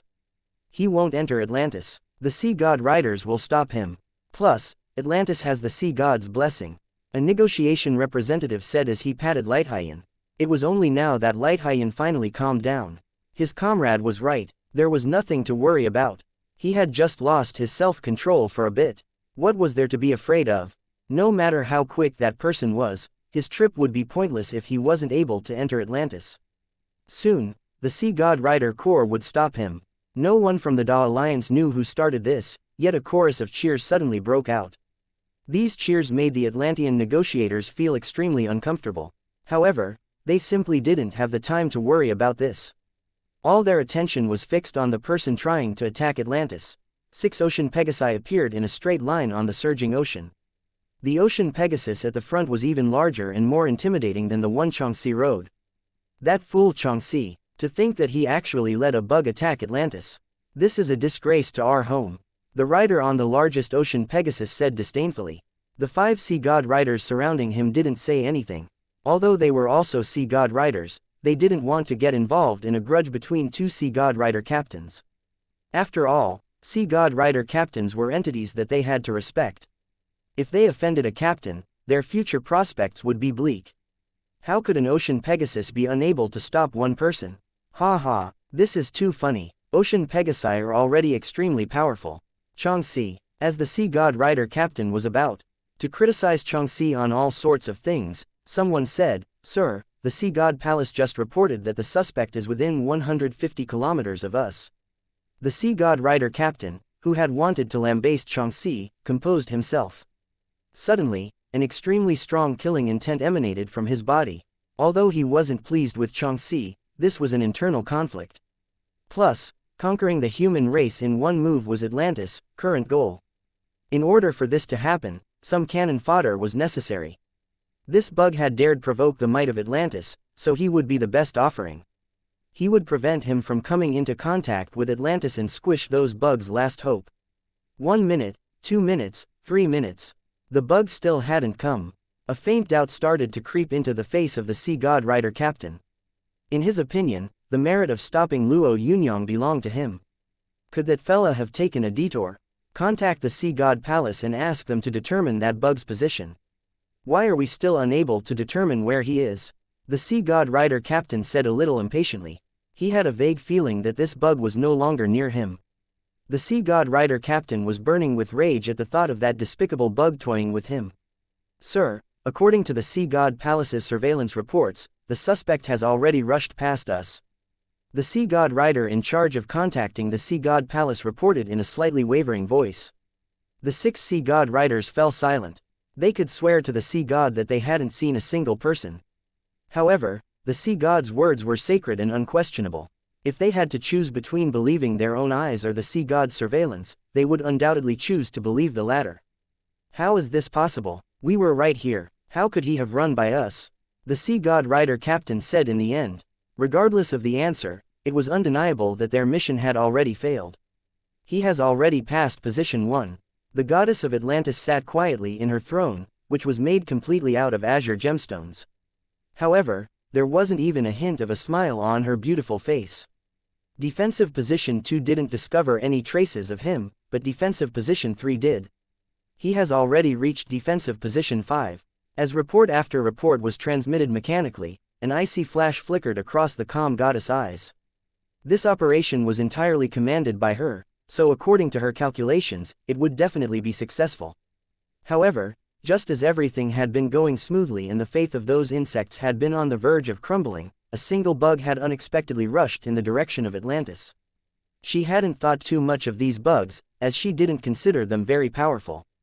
According to her estimations, 24 ocean warriors should have been enough to resolve this problem. She hadn't expected that the fellows she'd placed such high hopes on would be slain and the sea god riders would be ineffective. This surprising bug, who was actually faster than an ocean Pegasus, had started to make his way to Atlantis in the blink of an eye. Although there was an abundance of talent in Atlantis, this was still a core zone of their race. If they were to suffer any damage while she was a goddess, she would be impeached by the sacred group. "Goddess, Luo Yunyang is really fast," a middle-aged man in appropriate attire told her. "You are a sage of Atlantis, xianxia. What do you think we should do under the circumstances?" The goddess asked gently as she glanced at xianxia. "I believe that we should be even more forceful. We could flood a city and show these insects our resolve. That should teach them a lesson." xianxia bowed diplomatically to the goddess before adding, "Then, we should offer those insects some good conditions and get them to ask that bug to return." The goddess's expression was calm. She didn't answer immediately. Instead, she said dully after pondering this for a bit, "What do we do if those insects are determined to die fighting?" "Goddess, this isn't something that happens easily. Especially when one side is too strong and the other is too weak," xianxia said confidently. "Atlanteans and humans are too different in terms of strength. During this round of negotiations, they are nothing but meat on a chopping block." The goddess didn't say anything. She just waved her hands and the huge screen quickly lit up. "Although what you said makes sense, in this case, I am not ready to do such a thing. Doing so would ultimately make some of these bugs think that we are unable to win." The goddess pointed at a location on the map of Atlantis before she added, "I have decided to use the sea god's shield." xianxia froze for a second. He stared at the goddess before him as he said, "Goddess, wouldn't using the sea god's shield for a couple of insects be overkill?" "No, these bugs have placed their hopes on this powerhouse called Luo Yunyang. The fact that he bypassed our defensive perimeter must have encouraged many of his people. The goddess pointed at Atlantis and said, "He's just coming to Atlantis by using his speed to wreak havoc and prove to us that humans do not lack the ability to retaliate. They want to get the upper hand during this negotiation. This time, I want them to experience a crushing defeat. When they find out that they are unable to harm Atlantis, any intent they have of resisting will be crushed. Then, they will just become a race we can lord over." As the goddess spoke, her delicate fingers inched unhurriedly to a button made out of a gemstone. When her finger pressed down, a beeping sound started ringing throughout the huge palace. Amidst this sound, a layer of azure blue lights started to rise from the ocean below Atlantis. In an instant, these azure lights had formed a massive barrier that enveloped Atlantis. At the top of this barrier appeared a godly figure that wielded a trident as it stood there loftily. Chapter 308. So close, yet worlds apart. Luo Yunyang had always thought that adjusting his speed with his attribute regulator was something of little value. Having a high speed wasn't bad, but ever since his true intent attribute had emerged, as long as his power and constitution were strong enough, his speed really wasn't of much use. However, that day Luo Yunyang realized that speed was different. When the strong attacked the weak, speed wasn't significant, yet when the weak faced the strong, its usefulness was crucial. Atlantis came calling along with the sound of thunder. Although Luo Yunyang was very strong, he really didn't know whether he would be able to reach Atlantis when he had to face this unyielding power and kill each and every opponent that moved against him. Although he possessed the attribute regulator and other remarkable abilities, he still couldn't underestimate the strong fighters of Atlantis. Using those towering waves to suppress the Da Alliance wasn't something ordinary people could do. All along the way, Luo Yunyang had sensed a majestic power coming from the bodies of the Atlantean powerhouses guarding the path he needed to take. Every single one of them wasn't any weaker than him. Even if he relied on various secret arts and techniques to defeat a few of them, he still wouldn't pose much of a threat to Atlantis. Atlantis was right ahead. Luo Yunyang spotted the huge island while he was in the air. Suddenly, all sorts of thoughts popped into his head. Exactly what sort of power had made this island sink to the depths of the ocean all those years ago? And what sort of power had allowed it to rise again now? What sort of ultimate abilities did the Atlanteans, who had lived in the depths of the ocean for so long, possess? Luo Yunyang had no choice but to do his best to reach Atlantis. He wasn't a reckless young man, but neither was he someone who wished to carry humanity on his shoulders. However, he couldn't bring himself to abandon everyone else when the entire population of the Da Alliance was about to become the slaves of another race. That was why he and Marat had come. Unfortunately, as they had charged towards Atlantis, Marat had been halted by someone else's absolute strength. Atlantis was ahead, so Luo Yunyang had already partly succeeded. As long as he could produce the power to awe and intimidate Atlantis, the Da Alliance and Atlantis would truly be able to sit down and have a fair negotiation. As Luo Yunyang got closer to Atlantis, he sensed a tremendous power repelling him. The more he advanced, the stronger this repelling force became. Although he had only advanced 500 meters, his speed had dropped by half due to this repelling force. Luo Yunyang suddenly saw a huge light screen that looked like glass in the sky above Atlantis, as well as a figure above the barrier that seemed like a deity. The instant Luo Yunyang halted, a voice started to reverberate in his ear. "How should I address you, Luo Yunyang? Right now, Atlantis is protected by the sea god's shield. Didn't the human race send you to show Atlanteans that you still have the power to cause a lot of damage to us? Although your speed does scare us, given your current state, do you think you can really enter Atlantis?" The voice was gentle, but also immensely haughty. Luo Yunyang stared at the god-like shadow above the glowing azure barrier without lifting a finger. Suddenly, the lady's voice rang out again. "I will give you an hour's time. If you don't enter the light barrier and the Da Alliance doesn't surrender, I shall no longer control the ocean waters.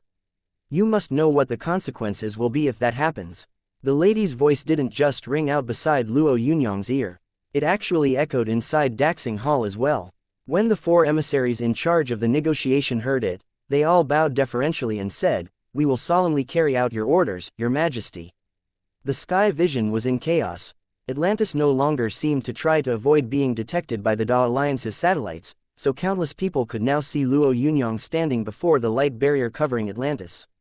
Although the barrier looked just like a bubble that could pop with a gentle prod, it was actually like a steel fort wrapped around Atlantis.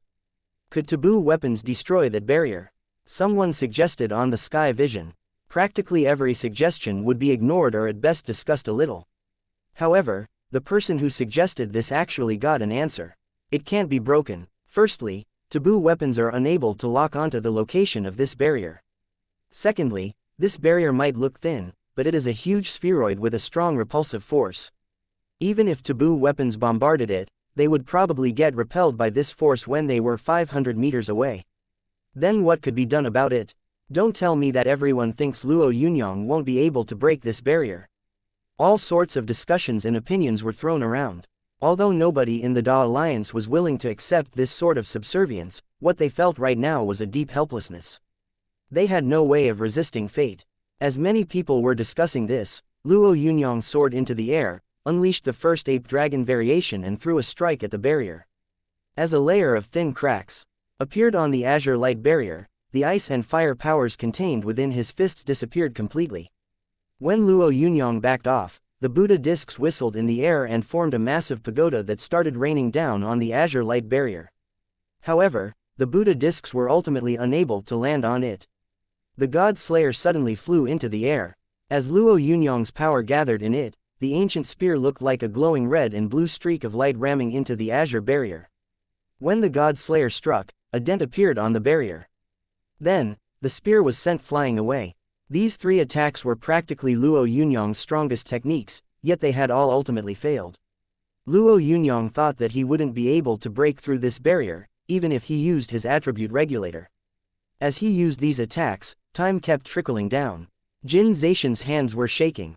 He normally did everything very steadily, yet right now he couldn't calm himself down.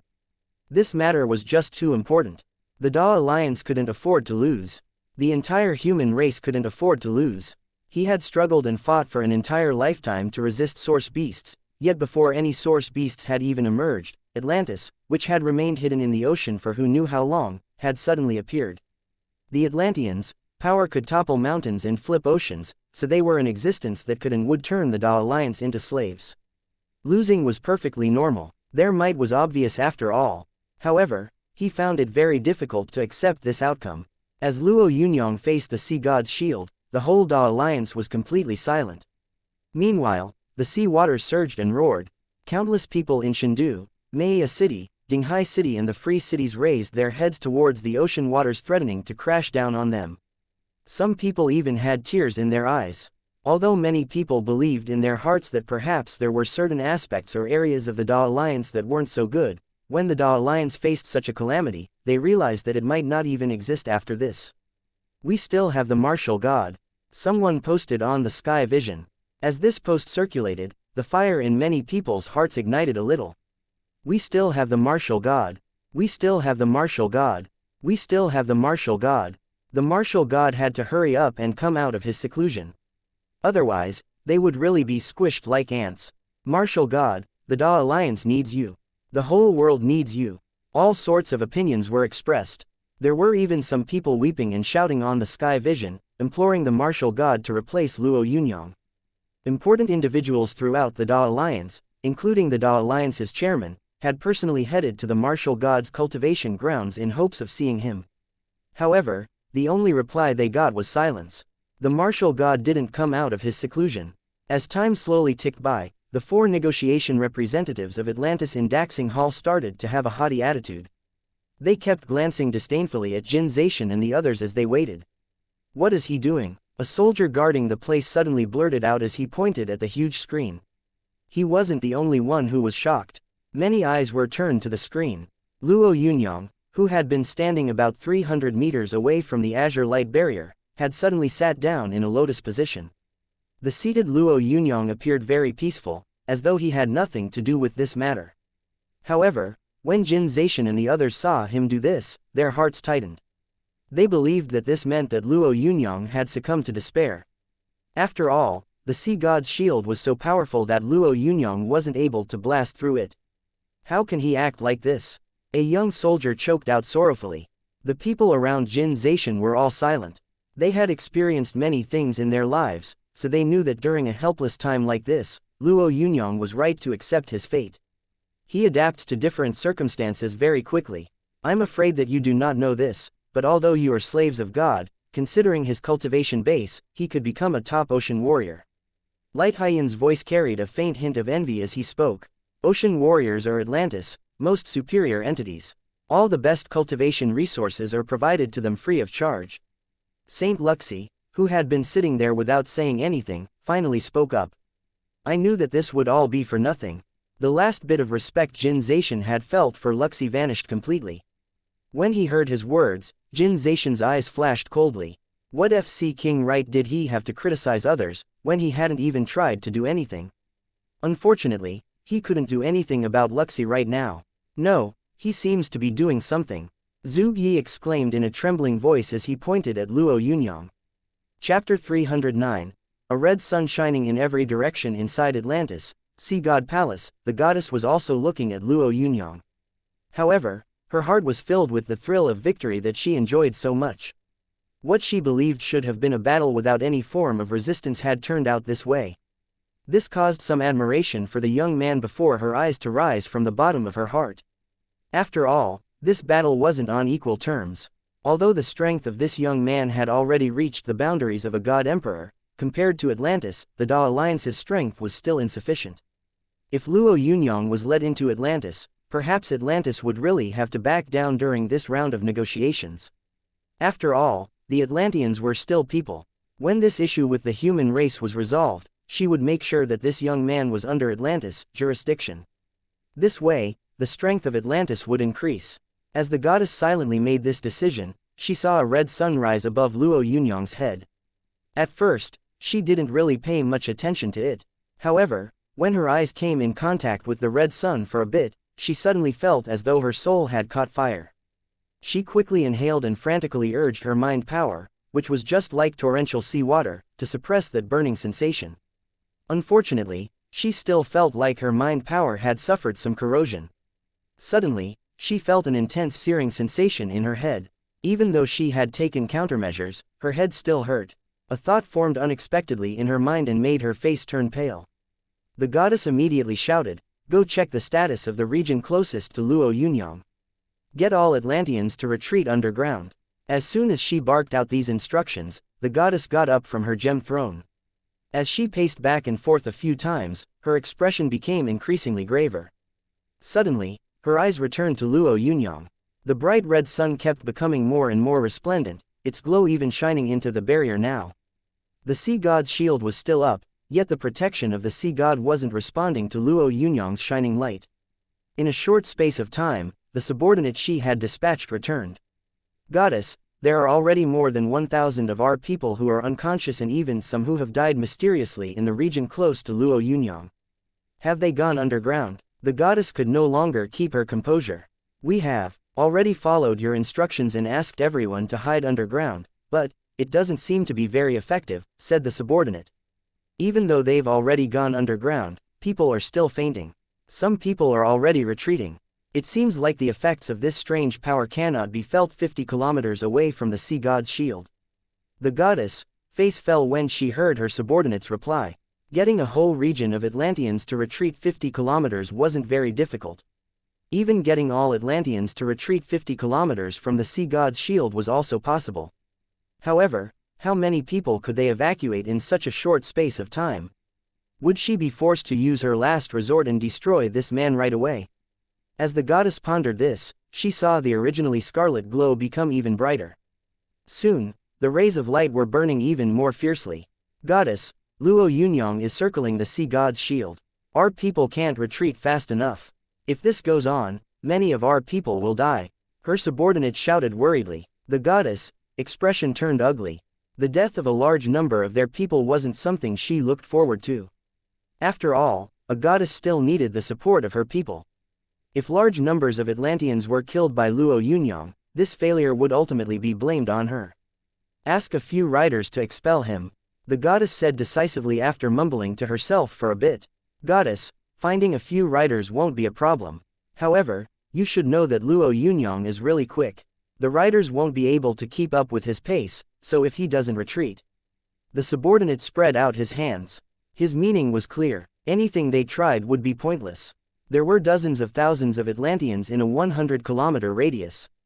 Although this number wasn't considered high in Atlantis, if Luo Yunyang flew above Atlantis and used that red sun of his? A look of slight hesitation appeared on the goddess' face as these thoughts flooded her mind. In the end, she said, "Get me in contact with Luo Yunyang." The subordinate looked relieved when he heard her request. He had been really afraid that the goddess would persist regardless of the circumstances. In that case, their losses would have been huge. As the subordinate was about to act, a calm voice said, "Let me handle this matter." Although the voice echoed around, not a single figure appeared in the large palace. However, everyone who heard this voice bowed respectfully in the direction it came from. "Yes, High Priest." Even the goddess arched her back respectfully. Meanwhile, the atmosphere was especially tense in Daxing Hall. Time was running short, and although Luo Yunyang seemed like he was using some sort of technique, they couldn't see its effects yet. Perhaps some telekinesis users would feel that something was wrong if they gazed at the red sun for a prolonged period of time, but most people didn't understand what was going on. Light Haiyan and the other three emissaries no longer looked as relaxed as they had been earlier. The expressions on their faces seemed slightly frozen. The Sea God Palace was probably having some internal problems. Otherwise, they wouldn't have cut off any communication with their own people. However, the emissaries didn't know what sort of trouble they had encountered. 3 minutes left, an assistant told Light Haiyan in a slightly grave tone. "Do we still have to wait?" "No, we are representing Atlantis. The struggle of these insects has already reached its end. We definitely mustn't give them the opportunity to take a breather," Light Haiyan said sternly. "We will follow the original plan. They are close to breaking." Then, Light Haiyan got up slowly and eyed Jin Zaishan. "Time is almost up." Jin Zaishan's hands trembled. His decision would decide the fate of countless people. The Da Alliance had made a lot of preparations to defend itself against source beasts. They had even prepared a gene bank.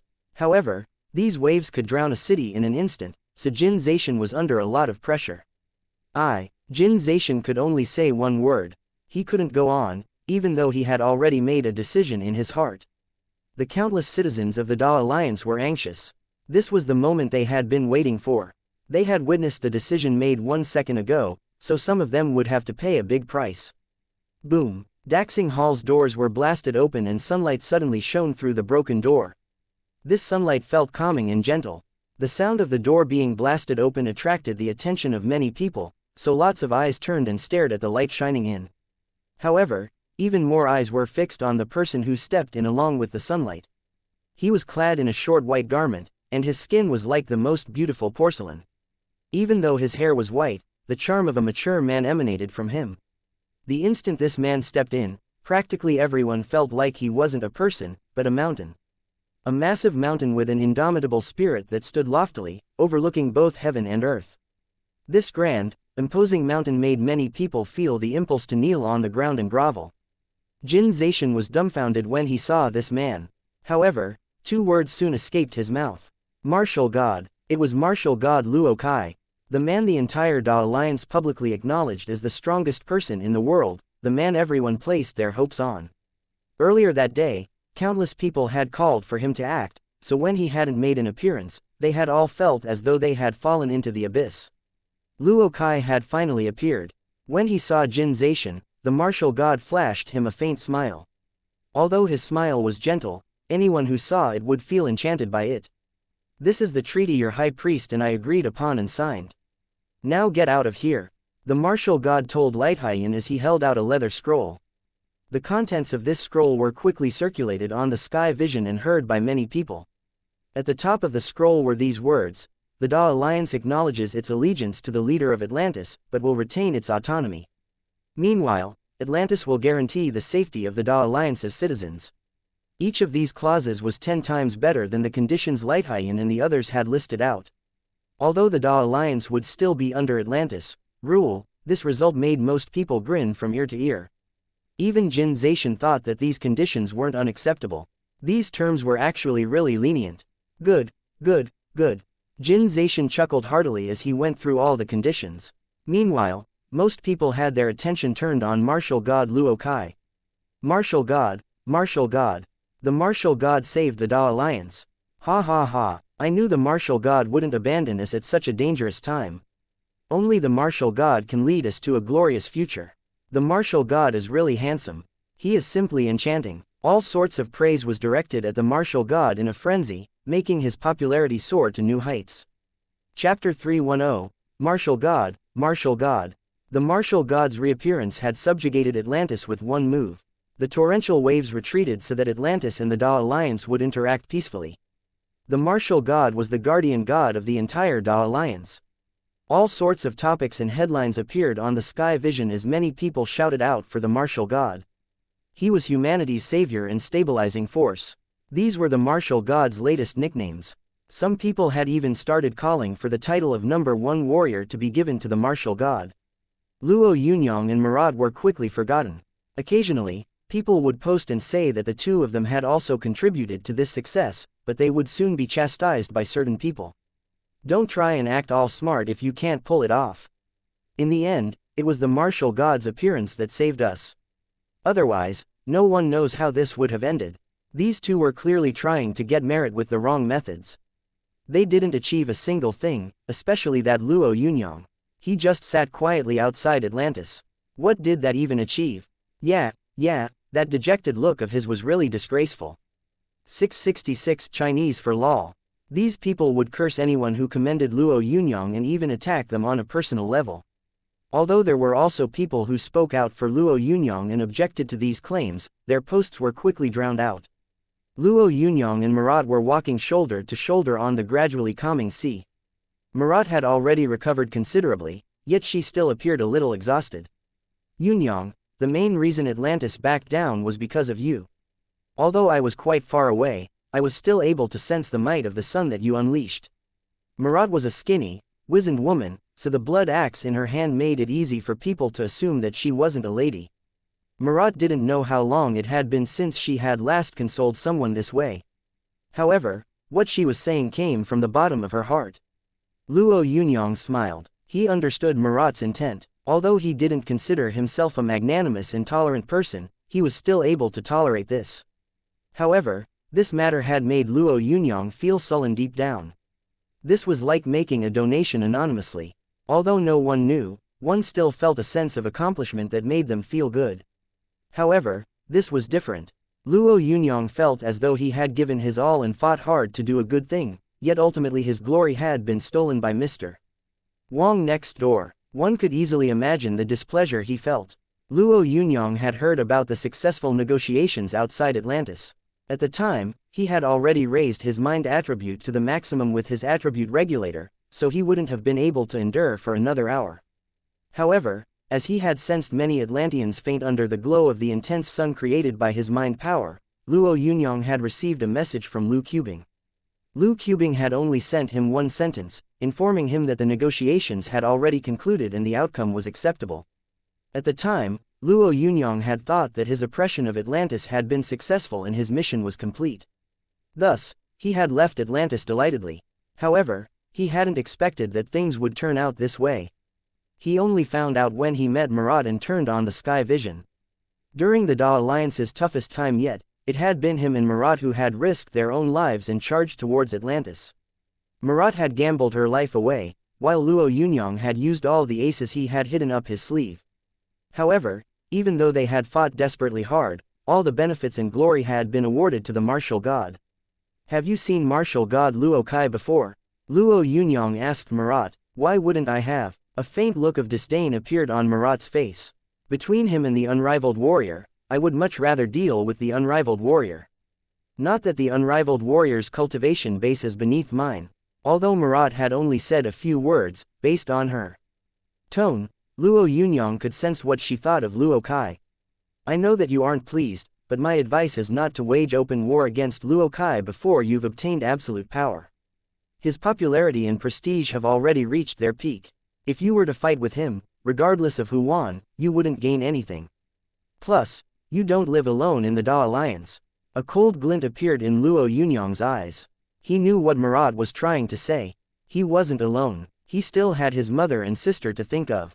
Although he was very strong now, he still couldn't suppress the entire Da Alliance alone. Plus, there was also martial god Luo Kai and Atlantis's top powerhouses. As he thought about these problems, Luo Yunyang realized that he still wasn't strong enough to oppress the entire world. As Marat watched the silent Luo Yunyang, She saw the resolve in his eyes. She also saw a blazing fire and an intense persistence. Many thoughts went through her mind before she finally turned to Luo Yunyang and said, "I still have something I wish to ask of you." Although this was only the second time Luo Yunyang and Marat had met, as well as the first time they had fought side by side, some people could become comrades in arms for life after just one battle. Marat, who was as ugly as a witch, was much better looking than martial god Luo Kai in his opinion. "There's no harm in asking. As long as I can do it, I will," Luo Yunyang told Marat candidly. Marat mulled this over for a bit before she said, "I have always been rather satisfied with my cultivation base. However, after the emergence of Atlantis, I finally realized that I might have been a little naive. Most people think that Asura's 7 axes is a technique that I comprehended. However, Asura's 7 axes actually originates from a mystic realm. That mystic realm can only be entered once every 3 years. I have already entered more than 10 times, yet as my power increases, I've realized that my progress becomes slower and slower. Last time, I didn't even make any progress." Marat's voice suddenly sounded slightly dejected. "I've been unable to refine Asura's 7 axes, so I wanted to ask you to enter the mystic realm and help me obtain the last portion of the technique." A trace of resolve appeared in Marat's eyes as she said, "In the past, I even thought of asking Luo Kai, the unrivaled warrior, for help, but I ultimately decided not to." A mystic realm. When Luo Yunyang heard those 2 words, a look of astonishment rippled across his face. He had never imagined that Marat's cultivation technique would actually originate from a mystic realm. "Aren't you afraid that I won't give you the profound meaning of Asura's 7 axes once I obtain it? Some people would never do such a thing. You are one of them," Marat said solemnly as she gazed at Luo Yunyang. Luo Yunyang had never expected that Marat would actually praise him like this. He glanced at her wizened face and pondered this for a moment before he nodded. "I will do it," Marat smiled. "All right. The mystic realm opens in 7 days. I will be waiting for you in Maya City." Luo Yunyang nodded. Then, it seemed like there was nothing else to say. As they approached Chengdu, Marat told Luo Yunyang, "I will be taking my leave now.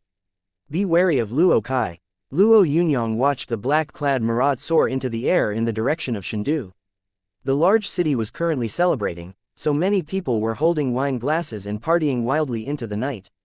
Clearly, escaping this danger had made many people celebrate ecstatically on the streets. Some people were even shouting loudly in celebration of this peace and victory that had been difficult to achieve. Luo Yunyang watched these people celebrate merrily from high up in the air and shook his head before zooming off in the direction of his own home. Perhaps, they thought that the danger had passed. However, they didn't know that a crisis had just begun. Chang'an City didn't seem fortified at all to Luo Yunyang. When he walked home, he heard the sound of Shen Yunyang berating Luo Donger in the living room. Although he couldn't hear clearly why she was reprimanding her, Luo Yunyang felt his heart warm up. When he had been younger, he had also been reprimanded this way by Shen Yunyang, so hearing these reprimands now made him feel all warm and fuzzy. However, when he heard what Shen Yunyang was reprimanding Luo Donger for, he couldn't help but frown. "How many times have I told you not to fight with others? How could you beat up your whole class?" Shen Yunyang pointed at Luo Donger as she rebuked her. "When your brother was your age, he would even help me with the household chores. What can you do? You can only fight, not just with one person, but your entire class. You really have great prospects." Luo Yunyang was left speechless by the fact that his sister had taken on an entire class. However, Luo Donger's words made his expression change. They said Big Brother was weaker than martial god Luo Kai. They even said that the Da Alliance only survived this crisis because of the martial god. Luo Donger felt wronged as she wiped away her tears and sobbed angrily. This was clearly all Big Brother's doing. Why don't they see this? They were all talking so much rubbish that I just had to hit them, especially that fatty. I want to hit him every time I see him. Luo Yunyang smiled faintly as he heard Donger complain. This was the first time his sister had actually expressed such a temper. "Donger is awesome. Who are you talking about? Who do you want to hit every time you see him?" Luo Yunyang pushed open the door slowly and strolled in with a big smile. Luo Donger rushed over delightedly as soon as he stepped in and embraced him. "Big Brother, I've missed you so much. You're back." When he saw his mother's worried expression, Luo Yunyang waved his hand gently and said, "Don't worry, Mom. Let me handle this matter with Donger." Chapter 311. God's dusk, son, if you think that you're doing the right thing and you have a clear conscience, everything is alright. There's no need to bicker or haggle with others over fame. Shen Yunyang gazed at her beloved son. He had done so much for nothing and instead helped someone else get all the credit. Although she resented this bunch of ungrateful people, her maternal instincts still made her choose to be tolerant. She didn't want her beloved son to fight with other people. Luo Yunyang, who could understand why his mother swallowed her anger, nodded and comforted her. Don't worry about this, Mom. They can say whatever they want. I just want the Da Alliance to give me an explanation. Shen Yunyang was speechless as she watched her handsome son. To her, the Da Alliance was like a towering mountain one could gaze upon, but not profane. However, her beloved son actually wanted the Da Alliance to give him an explanation. The way he voiced this request seemed bold and self-confident. After checking Luo Donger's cultivation homework, Luo Yunyang received a sky vision call from Lu Qubing. He asked about Lu Qubing's health before he told Lu Qubing calmly, "The Da Alliance owes me an explanation." At first, Lu Qubing didn't understand what Luo Yunyang had said. However, just as he was about to ask, Luo Yunyang ended the call. After pondering this for some time, Lu Qubing took out a cigarette and took 2 puffs. Then, he understood. He immediately went to look for Jin Zaishan, who was studying the agreement Luo Kai had brought over with a frown. When he saw Lu Qubing enter, he said softly, "What's the matter?" Luo Yunyang says that the Da Alliance owes him an explanation. Jin Zaishan was dumbfounded for a bit before he smiled. "You give him a proper explanation and tell him that I will be recompensing him shortly." Lu Qubing stared at Jin Zaishan silently. Jin Zaishan, who felt a little uncomfortable under Lu Qubing's intense gaze, unconsciously took out a cigarette and took a deep drag that quickly turned into a coughing fit. "If you have anything to say, just say it. Don't just stare at me, I feel uncomfortable." Lu Qubing stared at Jin Zaishan, who was still coughing non-stop, as he said seriously, "You should treat Luo Yunyang the same way you treat the martial god." After saying his piece, Lu Qubing turned around and left. Jin Zaishan wanted to shout out to him, but he ultimately chose to swallow whatever words he wanted to say. Jin Zaishan had been able to become the authoritative figure of the 13 eastern cities because he had an intellect an ordinary person couldn't compare with. Although he had given Luo Yunyang enough power in the past, most of it had been based on his experience. However, Lu Qubing's words made him realize that Luo Yunyang wasn't weaker than the martial god anymore. Most people assumed that Atlantis had backed down the moment the martial god had acted. However, Jin Zaishan believed that the person who had done the most to achieve this outcome had been Luo Yunyang. After some hesitation, Jin Zaishan steeled his resolve. It was as if the martial god had never appeared gracefully, saved the entire Da Alliance once again and announced that he was going back into seclusion. Actually, during the past 2 days, Luo Yunyang had already made some preparations. He had killed one of the martial god's sons at the Luo family's ancestral grounds, something that had already made martial god Luo Kai hostile.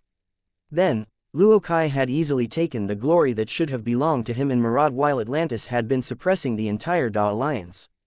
The martial god hadn't done anything to him, not because he was magnanimous, but rather because he was not confident enough to take on Luo Yunyang. Perhaps he was even undergoing a crucial period and simply didn't have the time to do anything to Luo Yunyang.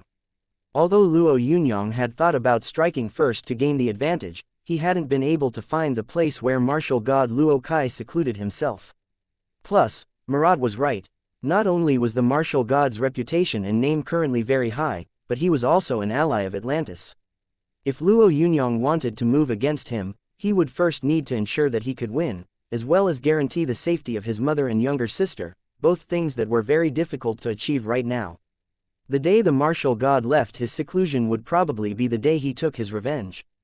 Based on the way the martial god went about doing things, Luo Yunyang believed that he wouldn't make any open moves in order to take revenge. Luo Yunyang thought that he needed to grab this opportunity and go to the mystic realm that Marat had told him about. Even if he gave Asura's 7 access to Marat, he still wanted to raise his own cultivation base as much as possible. 7 days later, Luo Yunyang met Marat, who was already waiting outside Maya City. This time, Marat wasn't holding her signature blood axe. The black-clad woman appeared even skinnier. After greeting Luo Yunyang, she led him to a mountain away from Maya City. This mountain didn't have much of a reputation. Thus, the deeper they walked, the stronger the dire beasts got, until even some sub-source beasts appeared. However, these dire beasts and sub-source beasts were nothing compared to Luo Yunyang and Marat. In the blink of an eye, the two of them had overcome these obstacles and entered the recesses of this large mountain. Marat led the way as they walked for 12 hours before eventually reaching a dark valley. In this valley was a strange stone forest.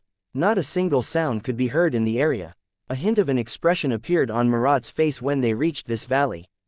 Back before the apocalypse, I used to live carefree, without any worries. Did you know that? Marat tried to express something. However, when she realized that she couldn't go on, she used her finger to make a slash in the air. Luo Yunyang, who understood what Marat was trying to say, smiled to show that he knew what her intent was. This valley was originally a holy land used for sightseeing called God's Dusk. During the apocalypse, I happened to be in this valley. Marat raised her head and stared at the sky. It was when I came out of this mystic realm that I realized that the other people who had been seeing the sights had all died. God's Dusk. Luo Yunyang didn't really know much about this place. Suddenly, Marat added calmly, "Let's get some rest first.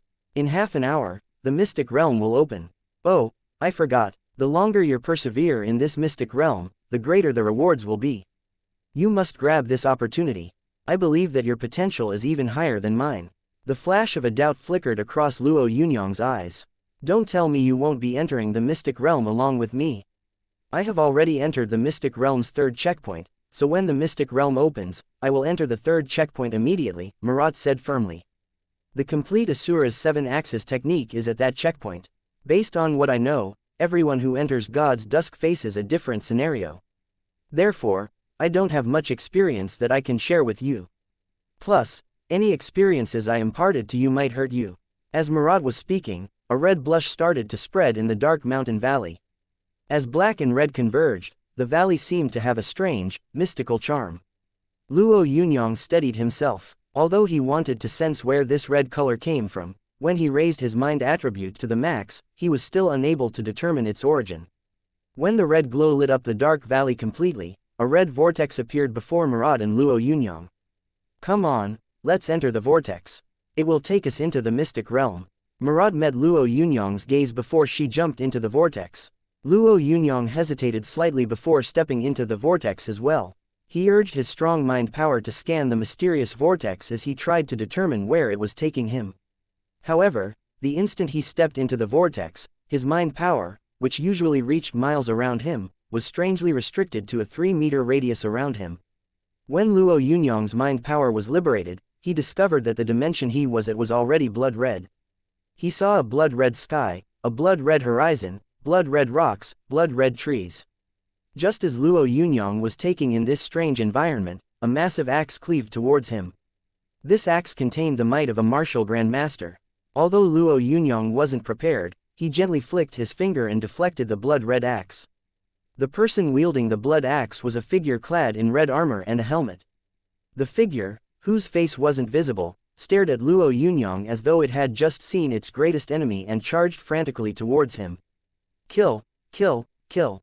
Although the figure didn't open its mouth to speak, its murderous cries resounded like thunder in Luo Yunyang's ear. Every sound was like a thunder clap.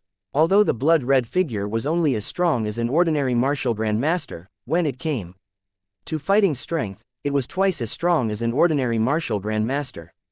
Luo Yunyang didn't hesitate. He activated the heaven-burning dragon fists and threw a strike that landed on the body of the blood-red figure. In an instant, the blood-red figure had been blasted into smithereens. Obliterating the blood-red figure only took a moment. When Luo Yunyang was about to stride forward though, countless blood-red figures appeared before him, wielding axes in their hands. However, they didn't rush at Luo Yunyang.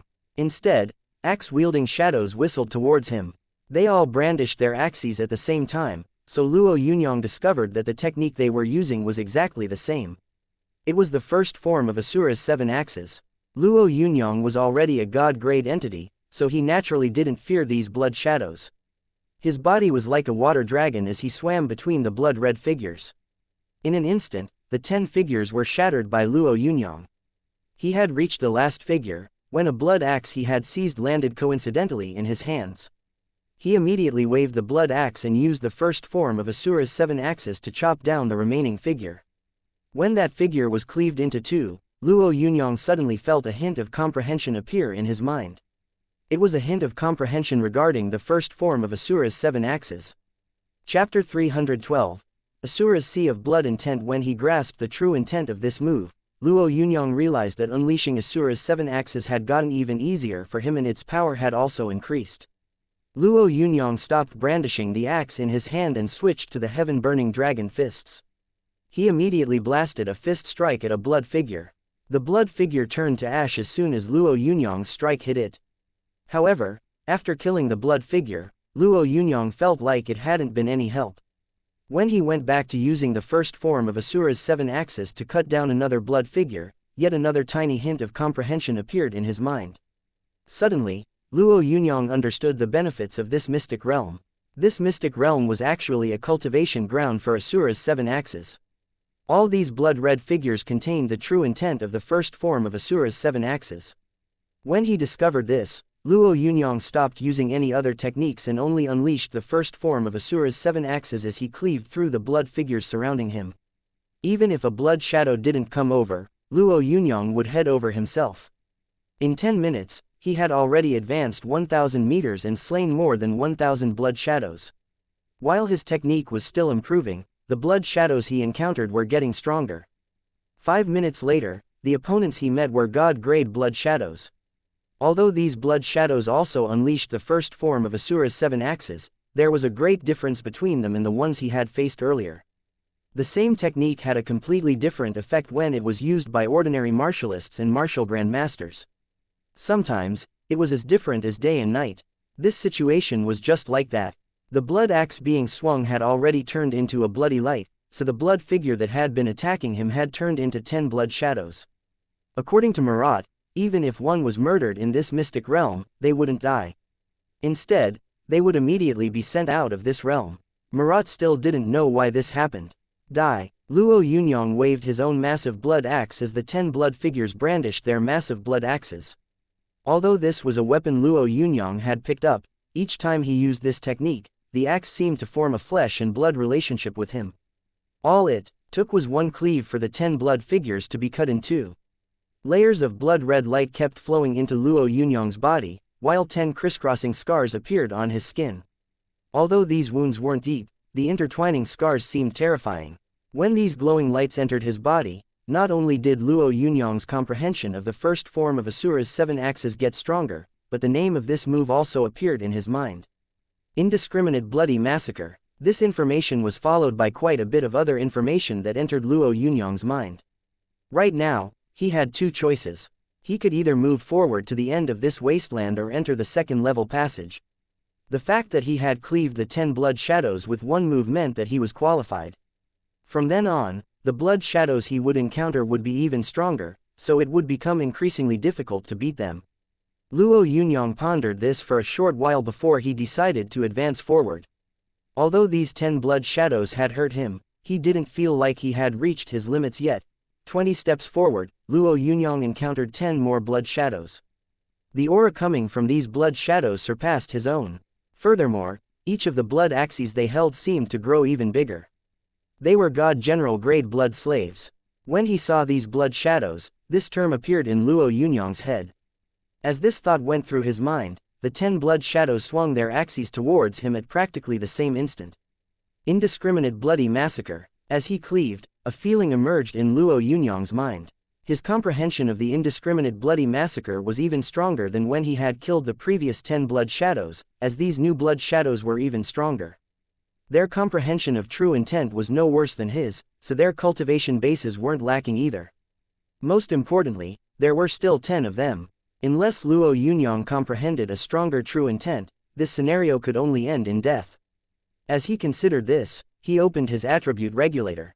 The indiscriminate bloody massacre had already appeared. Indiscriminate bloody massacre. 3. When he saw this figure, Luo Yunyang's eyes started to flicker. He raised this attribute to 10 points without hesitation. After this adjustment, the indiscriminate bloody massacre that Luo Yunyang used was both faster and much more powerful. When he swung his axe, Luo Yunyang discovered that he was unscathed. All 10 of the blood-red figures had already been sliced in half. Layers of blood-red vital energy rushed frantically into Luo Yunyang's body from the place where the blood shadows had crumbled.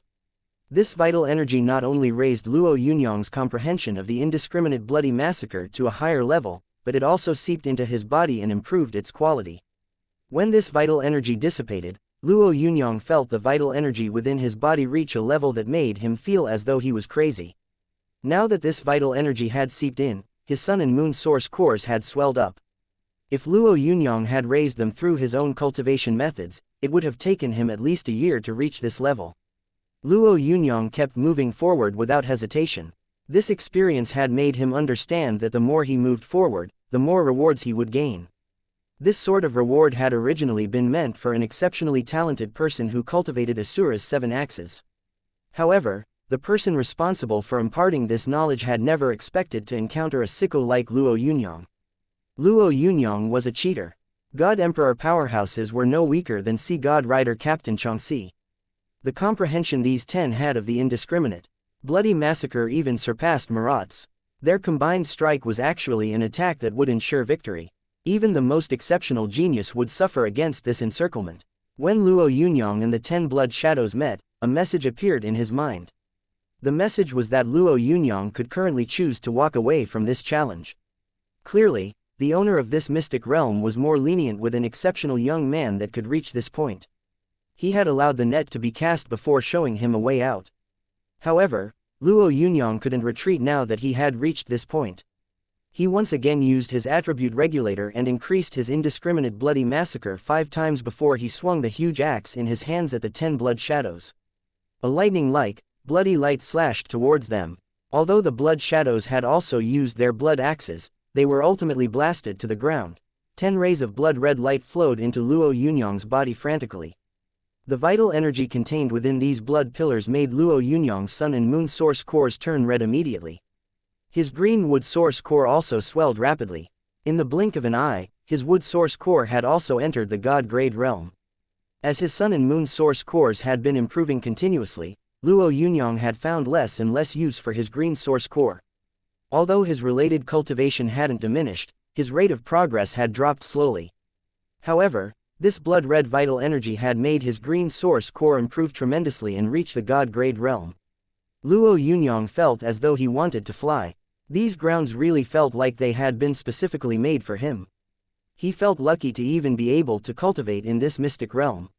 Step by step, Luo Yunyang trudged forward. Thanks to the conversions of his attribute regulator, his control of the indiscriminate bloody massacre's true intent increased at a rapid rate. Through combat, his indiscriminate bloody massacre's true intent had reached 49 points. Luo Yunyang's other true intent sub-attributes could still be converted. Suddenly, he encountered a towering presence in the air that seemed like a king-like blood shadow entity. Luo Yunyang once again tried to increase the figure of his indiscriminate bloody massacre's true intent. However, this time, he hit an obstacle. He couldn't increase it anymore. Although there were clearly higher figures, he couldn't raise it any higher. Luo Yunyang didn't have a good feeling about this. Your true intent has already reached its limit. The next step are the laws. A line of words appeared in Luo Yunyang's head. His indiscriminate bloody massacre's true intent had actually reached 49. Luo Yunyang stared at the blood shadow that looked like a king. After mulling this for a bit, he charged straight at the blood shadow. Although he could sense that this blood shadow was the strongest powerhouse he had met, he couldn't back down now. Indiscriminate bloody massacre. The blood shadow and Luo Yunyang were like mirror images using the seemingly perfected 8 desolate bloody massacres. The speed and every other aspect of this move were equally precise and perfect. As the 2 blood lights collided, Luo Yunyang sensed something. His spirit seemed to be soaring as he cleaved. After an indefinite amount of time, Luo Yunyang suddenly felt his spirit return to his own body. Meanwhile, a massive roaring blood dragon rushed into Luo Yunyang's body. When the blood dragon entered his body, Luo Yunyang's source core swelled up multiple times once again. As the dragon entered, it also allowed his indiscriminate bloody massacre's true intent to reach 49 points on its own. This signified that this move had reached its limit. By cheating, and using his attribute regulator, Luo Yunyang had successfully completed the mystic realm's refinement and reached the limits of the first form of the technique. Now that he had left this limit behind, he wasn't focused on beating an ordinary genius or even the geniuses of the Da Alliance, but the entire world. Chapter 313. Asura's Fury Power. 28 Fire. 10 Ice. 9 Wood. 9 Speed. 812 Mind. 5 Fire. 0.5 Constitution. 16 Dragon Bloodline. 10 Golden Body. 0.185 Fire. 0.568 Ice. 0.568 Wood. 0.47 True Intent. 68 Indiscriminate Bloody Massacre. 49 Decimation. 9.9 Fire. 7.6 Space. 1.1 The figures on the attribute regulator delighted Luo Yunyang. The rise of his true intent in particular made him want to jump for joy. One technique of the indiscriminate bloody massacre had actually made his true intent rise to almost 50 points. It was obvious what sort of benefits this would bring. The succession ground of Asura's 7 axes was simply paradise for Luo Yunyang. By relying on his attribute regulator, he had actually refined the first move to its limit. Thanks to his cultivation base, he had slain a god emperor with a single axe blow. Although this was really hard to believe, it had actually happened. True intent and power were both extremely important. However, what made Luo Yunyang regard them as more important were the other 6 axes of Asura's 7 axes. He hoped that one of the remaining 6 axes would contain a true intent that exceeded 49 points. This way, the benefits he would receive would be even greater. A street bathed in a blood-red light appeared before Luo Yunyang. Just as he stepped on this street, he saw several blood shadows bow respectfully before him. Although each blood shadow was indistinct, Luo Yunyang was able to sense that they were the ones that had fought with him. Now, these blood shadows were all pledging their allegiance to him. When Luo Yunyang reached the end of this blood-colored street, 2 god-grade blood shadows rapidly cleaved at him with their axes. A flash of understanding appeared in his mind as they struck. This was the second form of Asura's 7 axes, the sky-startling bloody rainbow, and the third form of Asura's 7 axes, the bloody ocean-raging tsunami. Marat sat quietly and still in a blood-colored wasteland stretching on for miles. 10 meters away from her were 3 tall, large blood shadows holding onto massive axes as they stood silently in place like blocks of wood. Even though they weren't moving, Marat didn't dare underestimate them. She had already experienced numerous defeats at the hands of these blood shadows, so practically all she felt as she faced them was despair.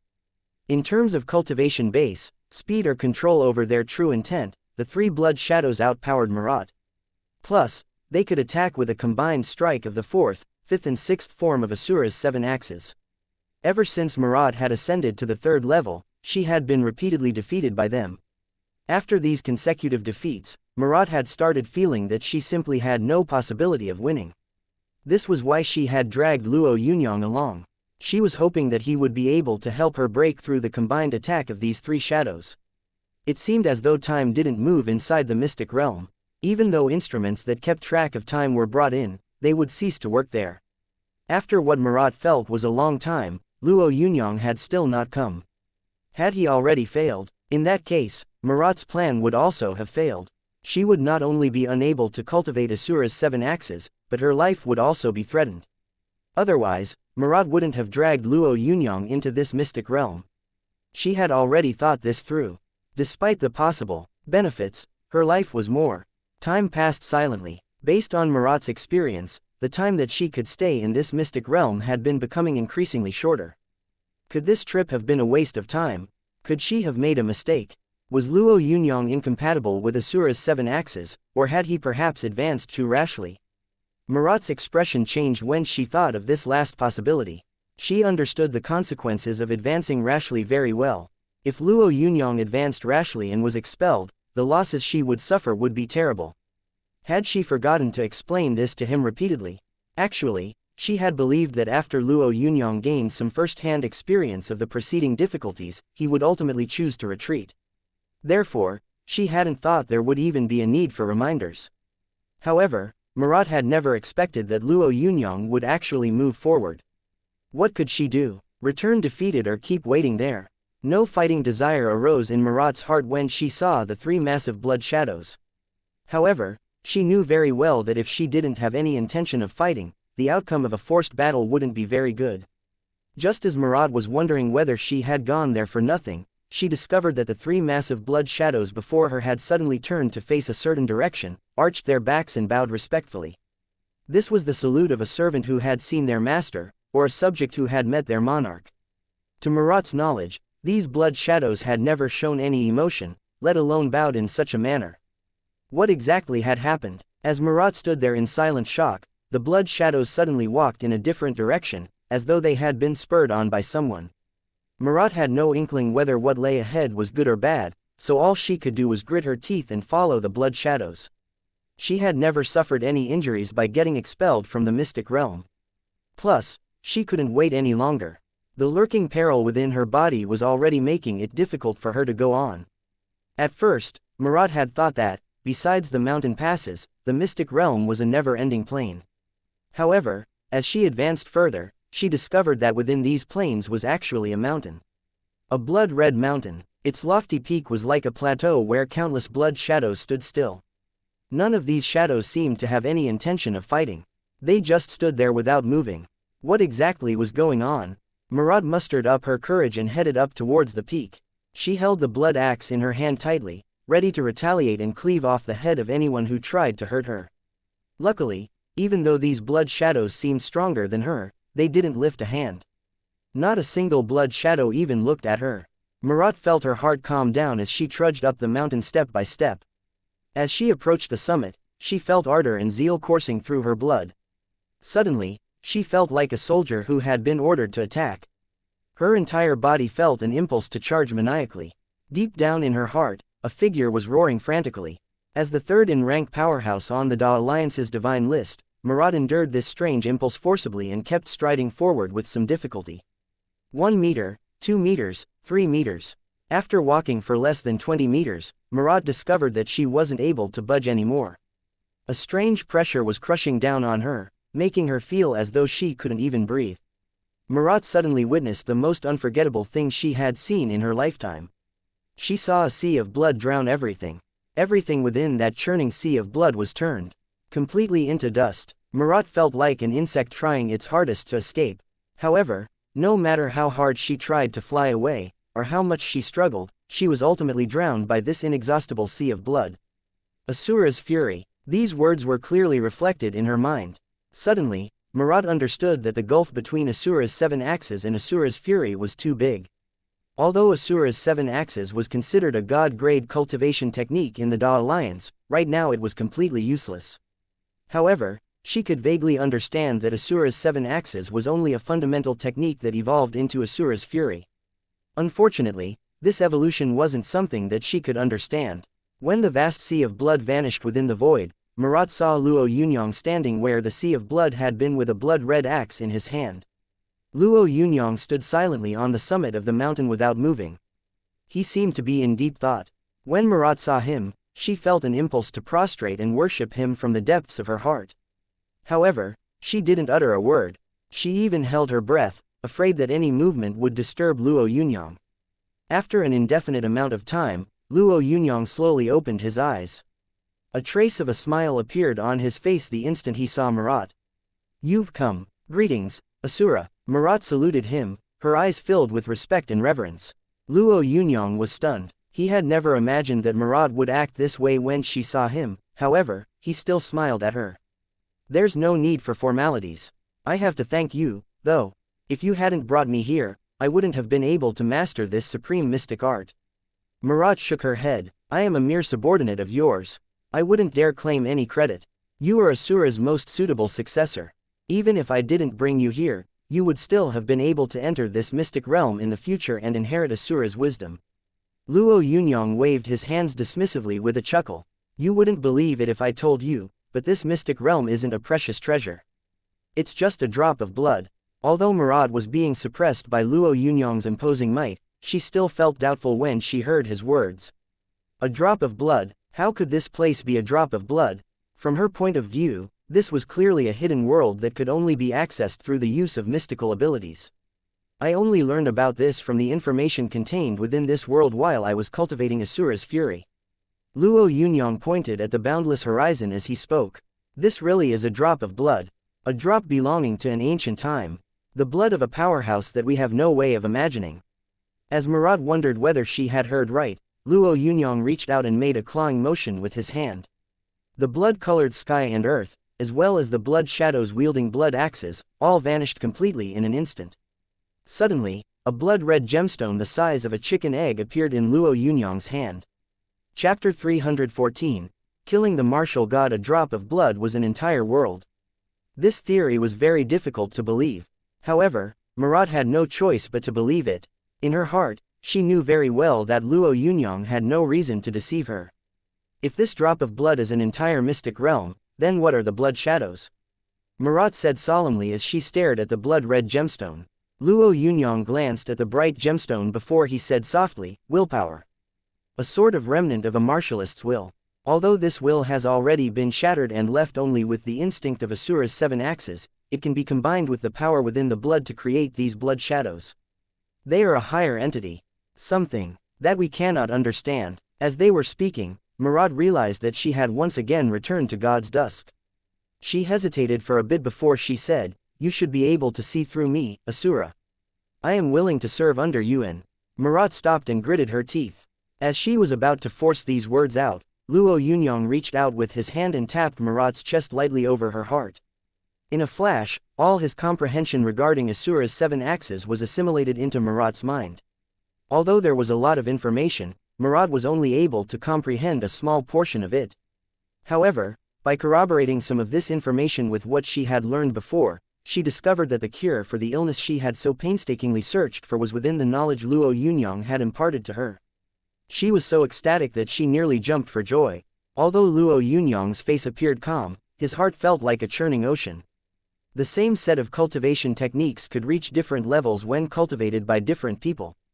Thanks to the first form of the indiscriminate bloody massacre alone, he could slay a peak powerhouse.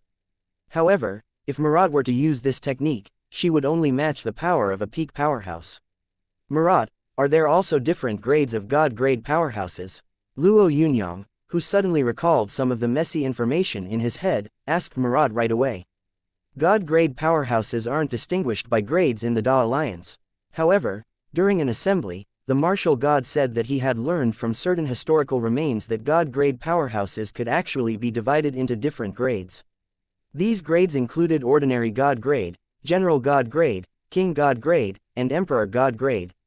Suddenly, Marat frowned and hesitated slightly before adding, according to the martial god, this sort of classification is only a rough estimation. There isn't much of a difference between an Ordinary God grade and an Emperor God grade. The only difference between them is how much source power they have. Although Marat's explanation was a little vague, Luo Yunyang was able to understand it after pondering it for a bit. As the winds whistled on the mountain range, Luo Yunyang watched the valley return to normal. "Do you know where the martial god has secluded himself?" he asked offhandedly. Marat was slightly taken aback by Luo Yunyang's question. However, she still answered honestly, "The martial god's whereabouts have always been mysterious. Your subordinate cannot confirm where he goes to seclude himself. However, I can determine the general area where his seclusion grounds are. It shouldn't be too far away from the martial god mountain." Marat lowered her voice before she said, "The martial god's current reputation is as bright as day. If you moved against him right now..." Luo Yunyang glanced at the worried-looking Marat and said calmly, "Are you afraid that if I dealt with the martial god, the Da Alliance would intervene?" "Indeed, both the Da Alliance and the Collective God Union," Marat added, "they could give you a bad name. You should understand this, master." "So what?" Luo Yunyang replied nonchalantly. As Marat was about to discourage Luo Yunyang even more, her communication device started ringing. Marat fell silent for a second before she turned to Luo Yunyang and said, "It's Luxi." Saint Luxi, the fourth-in-rank expert in the entire Da Alliance, had been guarding the free cities for many years, so he was basically considered the pillar of the free cities. Under normal circumstances, he was a mild person that everyone respected greatly. However, his behavior during the recent issue with Atlantis had hurt his prestige. "Answer." Luo Yunyang waved his hand. When Marat put through the call, they heard Luxi's voice say, "Marat, I have been trying to reach you for half a day. What are you busy doing? I couldn't even contact you. Do I need to report to you about what I'm doing?" Marat's tone was a little frosty. Although she seemed to hear and obey practically each and every one of Luo Yunyang's commands right now, she had still been a top martialist for many years. Thus, when she spoke, she had the air of an ultimate powerhouse. Marat's words didn't make Luxi feel embarrassed. On the contrary, he actually chuckled. "Excuse my phrasing, I was just anxious. I hope you didn't take offense." Then, he added somewhat bitterly, "You must have already heard the news, Marat. Luo Yunyang is actually an Atlantean. It's no wonder that he could cultivate his speed so much at such a young age." Marat froze. Luo Yunyang, whom she held in the highest regard, had actually been an Atlantean all along. For a moment, she was confused. "Marat, Luo Yunyang has quite a good reputation among humans. However, if he has concealed this for so many years, who knows how many other secrets he has been hiding. Therefore, we cannot let him return to Atlantis, no matter what." Luxi's voice echoed around. "The martial god is putting together an army to kill Luo Yunyang. All the participants will receive a high-energy crystal. The secrets of Luo Yunyang's rapid cultivation will also be shared with all the participants. A high-energy crystal and the secrets that had enabled Luo Yunyang to turn from an ordinary young man into one of the strongest individuals in the Da Alliance were offered as rewards. Naturally, these things would seem very attractive to any god-grade powerhouse. Luo Yunyang's secrets in particular would make many people embark on a wild chase. However, Luo Yunyang had not betrayed humanity. This was nothing more than a fabrication. Marat understood what Luxi was trying to imply. She was also slightly tempted. After all, these things were really appealing. However, this temptation was suppressed immediately by Luo Yunyang's godly aura. Marat took a deep breath and asked gravely, "Is there any evidence that Luo Yunyang is an Atlantean insurgent?" "We have already obtained evidence. We have gotten hold of a letter awarding Luo Yunyang the title of Marquis in Atlantis." Luxi's tone was irrefutable as he advised her, "Marat, I know that you have many misgivings, but when it comes to a traitor of humanity, you really don't need to be apprehensive. We have to kill this traitor for the sake of the entire human race. The cultivation technique that he possesses also belongs to the human race. It is unfair for our race that he has been monopolizing it." Luxi was speaking as though he was the most righteous person in the world. However, there was a slight trace of greed in his voice that couldn't be concealed, no matter how hard he tried. Marat believed that her best option right now would be to curse at Luxi and hang up. Doing so would show Luo Yunyang her devotion and loyalty. However, as she was about to open her mouth, she heard Luo Yunyang say, "Agree with him and ask who else is among the people trying to kill me." Marat agreed and told Luxi over the communication device, "I never imagined that Luo Yunyang would actually be a traitor. However, he certainly won't be easy to deal with.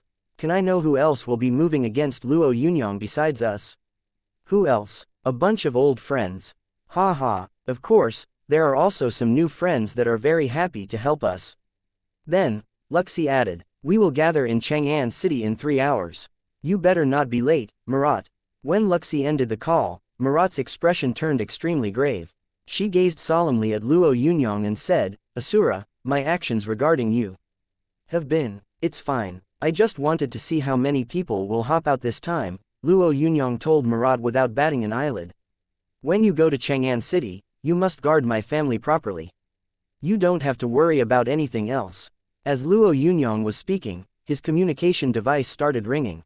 Luo Yunyang took a look and saw that Lu Qubing was calling him. "Yunyang, I know that you are currently being framed. Under the circumstances, the best option is to explain everything and not let these false accusations become a reality," Lu Qubing said as soon as Luo Yunyang answered the call. Luo Yunyang didn't say anything at first. Instead, he listened intently to Lu Qubing's words. "We have no idea how that letter landed in the martial god's hands. The vice chairman has already fought and gotten you a chance to explain yourself. The truth will speak for itself. I believe that everything will become clear when you explain." Although Lu Qubing's voice was firm, Luo Yunyang chuckled indifferently. "Why must I explain myself, Viceroy?" Lu Qubing was left speechless for a moment. He had watched Luo Yunyang evolve, so he was well aware of his situation. Actually, he was the person who trusted Luo Yunyang the most. Why did Luo Yunyang need to explain himself? Why did he need to comply with this investigation? However, his reasoning and years of experience still made him advise Luo Yunyang solemnly, "I know that you are stifling your anger, Yunyang, but if you don't want to be alienated from humanity, the best option is to abide by the rules and explain yourself. Actually, there is another option, Viceroy, Luo Yunyang said very seriously. I hope you can look after my mother and younger sister for a bit. This matter will be resolved shortly. Chapter 315. There is only one martial god in the world, did you hear? Luo Yunyang is an Atlantean. Someone whispered secretively into his companion's ear. How can this be? When the waters rose and threatened to flood us, Luo Yunyang was the first to charge towards Atlantis. Are your brains made of mush? You are always fooled by what's on the surface. Every traitor is quite a piece of work. Right, I heard that he received a supreme technique that allowed him to progress like a whirlwind from an ordinary martialist to a god-grade powerhouse in the space of 1 year. Really, how could this sort of technique fall into the hands of a traitor? We must get it back. Various versions of rumors were spreading around. Ordinary people treated these rumors like idle topics of conversation that they would gossip about for a while. However, some martial grandmasters and powerful individuals felt differently. These rumors enticed them and made them fanatical. Some older martial grandmasters who were approaching the end of their lives and found it difficult to advance were particularly agitated. They knew that they wouldn't be able to cope with Luo Yunyang, but this supreme technique could be passed on, so they started to call upon friends and think up all sorts of methods to immediately force that son of AB*TCH into despair. The authoritative figures of 28 out of the 37 cities of the Da Alliance soon asked the Da Alliance to sanction Luo Yunyang. There were also some cities that claimed that the cultivation technique that Luo Yunyang had obtained was humankind's greatest secret. Thus, it didn't belong to Luo Yunyang. It belonged to the entire human race, and they demanded that Luo Yunyang hand it over. Soon, a storm had started gathering. Even Vice Chairman Jin Zaishan felt as though he was sitting on pins and needles. He just didn't seem able to quell this public sentiment.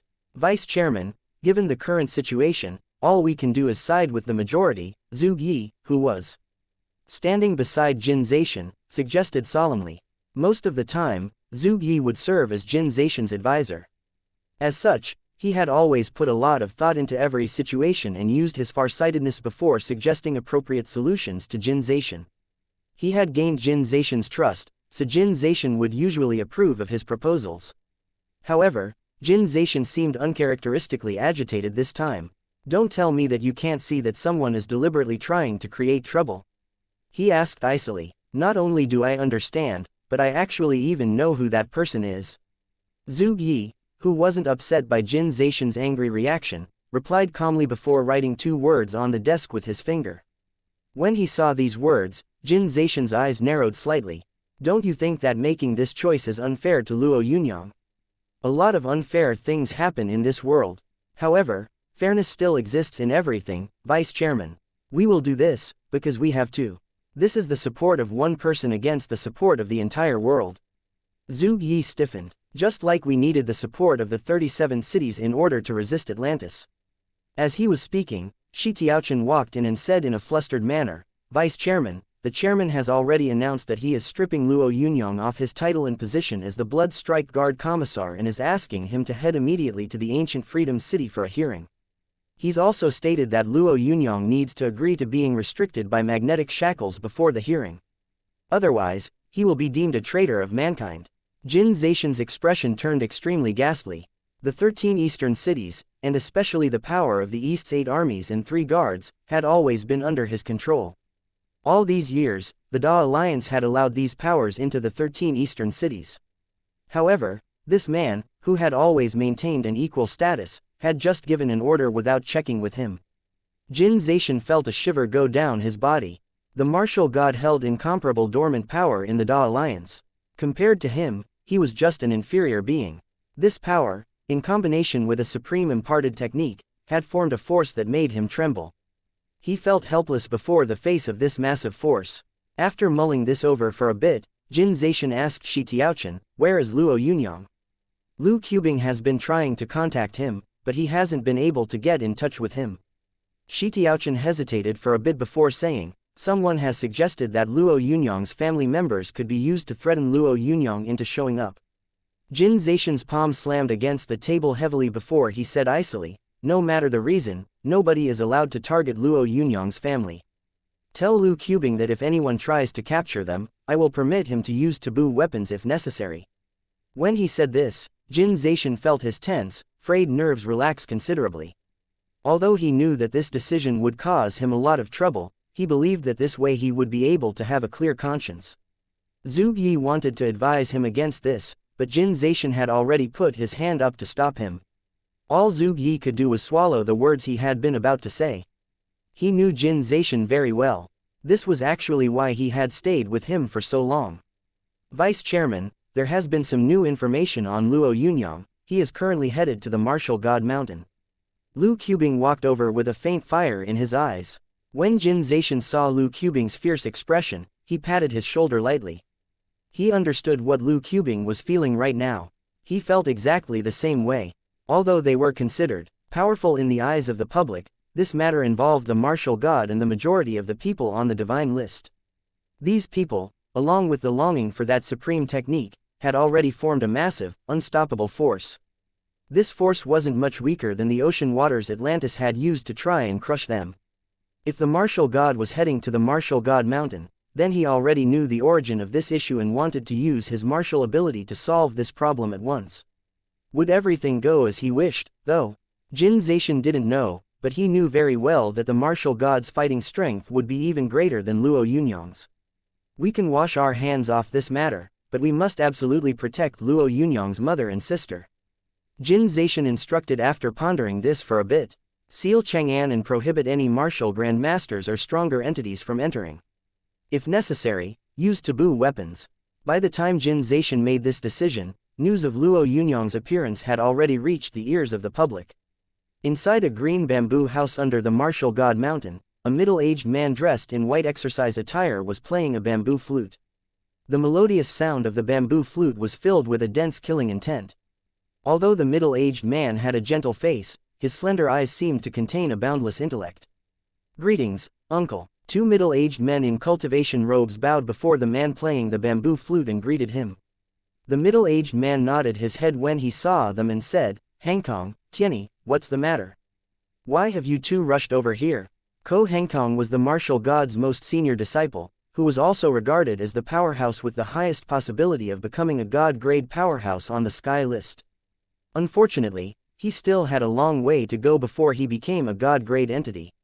Luo Yunyang has appeared, uncle. His destination seems to be the Martial God Mountain, Ko Hengkong said deferentially. Although Ni Tianyi didn't speak, his eyes were currently filled with hatred and anger. He had been suffering patiently all this while, but he had never forgotten his family's animosity. The middle-aged man chuckled. Not bad, this young man hasn't disappointed me. Then, he said with a faint smile, however, he will sadly never be able to step on the Martial God Mountain in his life. A trace of hesitation flickered through Ni Tianyi's eyes before he ultimately said softly, "Do we have to ask Master to come out of his seclusion? No need to trouble your master over such a small matter." The middle-aged man raised his bamboo flute and said, "Would 18 god-grade powerhouses plus 64 top-notch martial grandmasters be unable to kill Luo Yunyang?" At first, Ni Tianyi thought that this question was directed at him. However, he then noticed that the middle-aged man's gaze was on an elderly servant who was cleaning the place. "Don't you think so, unrivaled warrior?" The old man cleaning the place was dirty and smelly, so neither Ni Tianyi nor Ko Hengkong had recognized him. They had never imagined that this old servant could actually be unrivaled warrior Johan, who had escaped from Luo Yunyang. The broom in the old servant's hand halted before he said indifferently, "It should be 18 god-grade powerhouses, 3 sea god rider captains, and 7 ocean zealots. Of course, there is still Marat and I. I really have to thank you this time, Xiao Lui." Xiao Lui was the middle-aged man's name. The man glanced at the furious-looking Johan and said unenthusiastically, "It's nothing. We are just taking what we need. You mustn't forget your promise, though." Johan nodded. "Naturally. Once Luo Yunyang is dead, I will really become a servant of the Martial God Mountain." "No, a servant of the Martial God." Xiao Lui's eyes burned fanatically as he uttered the Martial God's name. The Martial God is supreme. Anyone who dares be mentioned in the same breath as the Martial God deserves to die. Ko Hengkong and Ni Tianyi felt their hearts tremble as they saw Xiao Lui's mindset. Although this was the first time they had encountered this sort of situation, Johan was standing aside calmly. Luxi and the others have started to rush over, and the Sea God Riders have already been mobilized. I believe that they will be 250 kilometers from the setting sun plain in 30 minutes. Johan's feverish voice was practically a snarl. The setting sun plain. What an apt name. 1. The yang in Luo Yunyang is also a Chinese character for sun. Ko Hengkong and Ni Tianyi raised their guards against Johan. Based on what they had seen, the unrivaled warrior was unstable. Then let's set off, Xiao Lui said calmly as he gazed down the peak of the martial god mountain. When this is over, there will no longer be any adversaries for senior brother in the whole world. The setting sun plain was 250 kilometers away from the martial god mountain. However, this distance wasn't long for Ko Hengkong and the others. They rode on a huge eagle with a wingspan of at least 100 meters, so they reached the setting sun plain within 20 minutes. There were already quite a few figures on the huge plain when they got there. These people, who seemed ostentatious, did not bother concealing their power in the slightest. There was also a maniacal fervor in their eyes. Xiao Lui's smile deepened when he saw them. Luo Yunyang is very close to the setting sun plain. Ni Tianyi, who was in charge of the reports, informed them. Chapter 316. Unequaled justice. The moment Luo Yunyang stepped onto the setting sun plain, he sensed malice coming from all directions. Thousands of people were currently on the plain, every single one of them looking over without any good intentions in their eyes. Luo Yunyang could naturally tell what these gazes meant. He was completely fearless, so he thought that this bunch of people, who had believed the rumors and come to join the crowd, were laughable. What right did they have to look at him? Did they think they had the ability to do so? Aren't you going to surrender, you traitor? What are you waiting for? A loud shout permeated the setting sun plain. Then, a large man that was over 2 meters tall stared furiously at Luo Yunyang. This man was only a first-class martial master. Although he could also be considered a powerhouse, jumping out right now was careless on his part. Luo Yunyang's lips twitched. He had never been criticized by this sort of trash before. When that large man roared, quite a number of others followed suit and reproached him enthusiastically. This is your last chance, Luo Yunyang. You have already been stripped of your position as Blood Strike Guard Commissar. The Da Alliance has ordered your arrest. Why don't you just hurry up and surrender? Said an old man righteously. His gaze was like crackling electricity, so he was certainly a grandmaster. Luo Yunyang thought that he looked familiar. However, he couldn't recall exactly where he had seen him. When he searched quickly through his memories, he finally remembered. The reason he found this old man familiar was because he had been the clan head of an ancient martial family who had fallen and prostrated before his feet some time ago.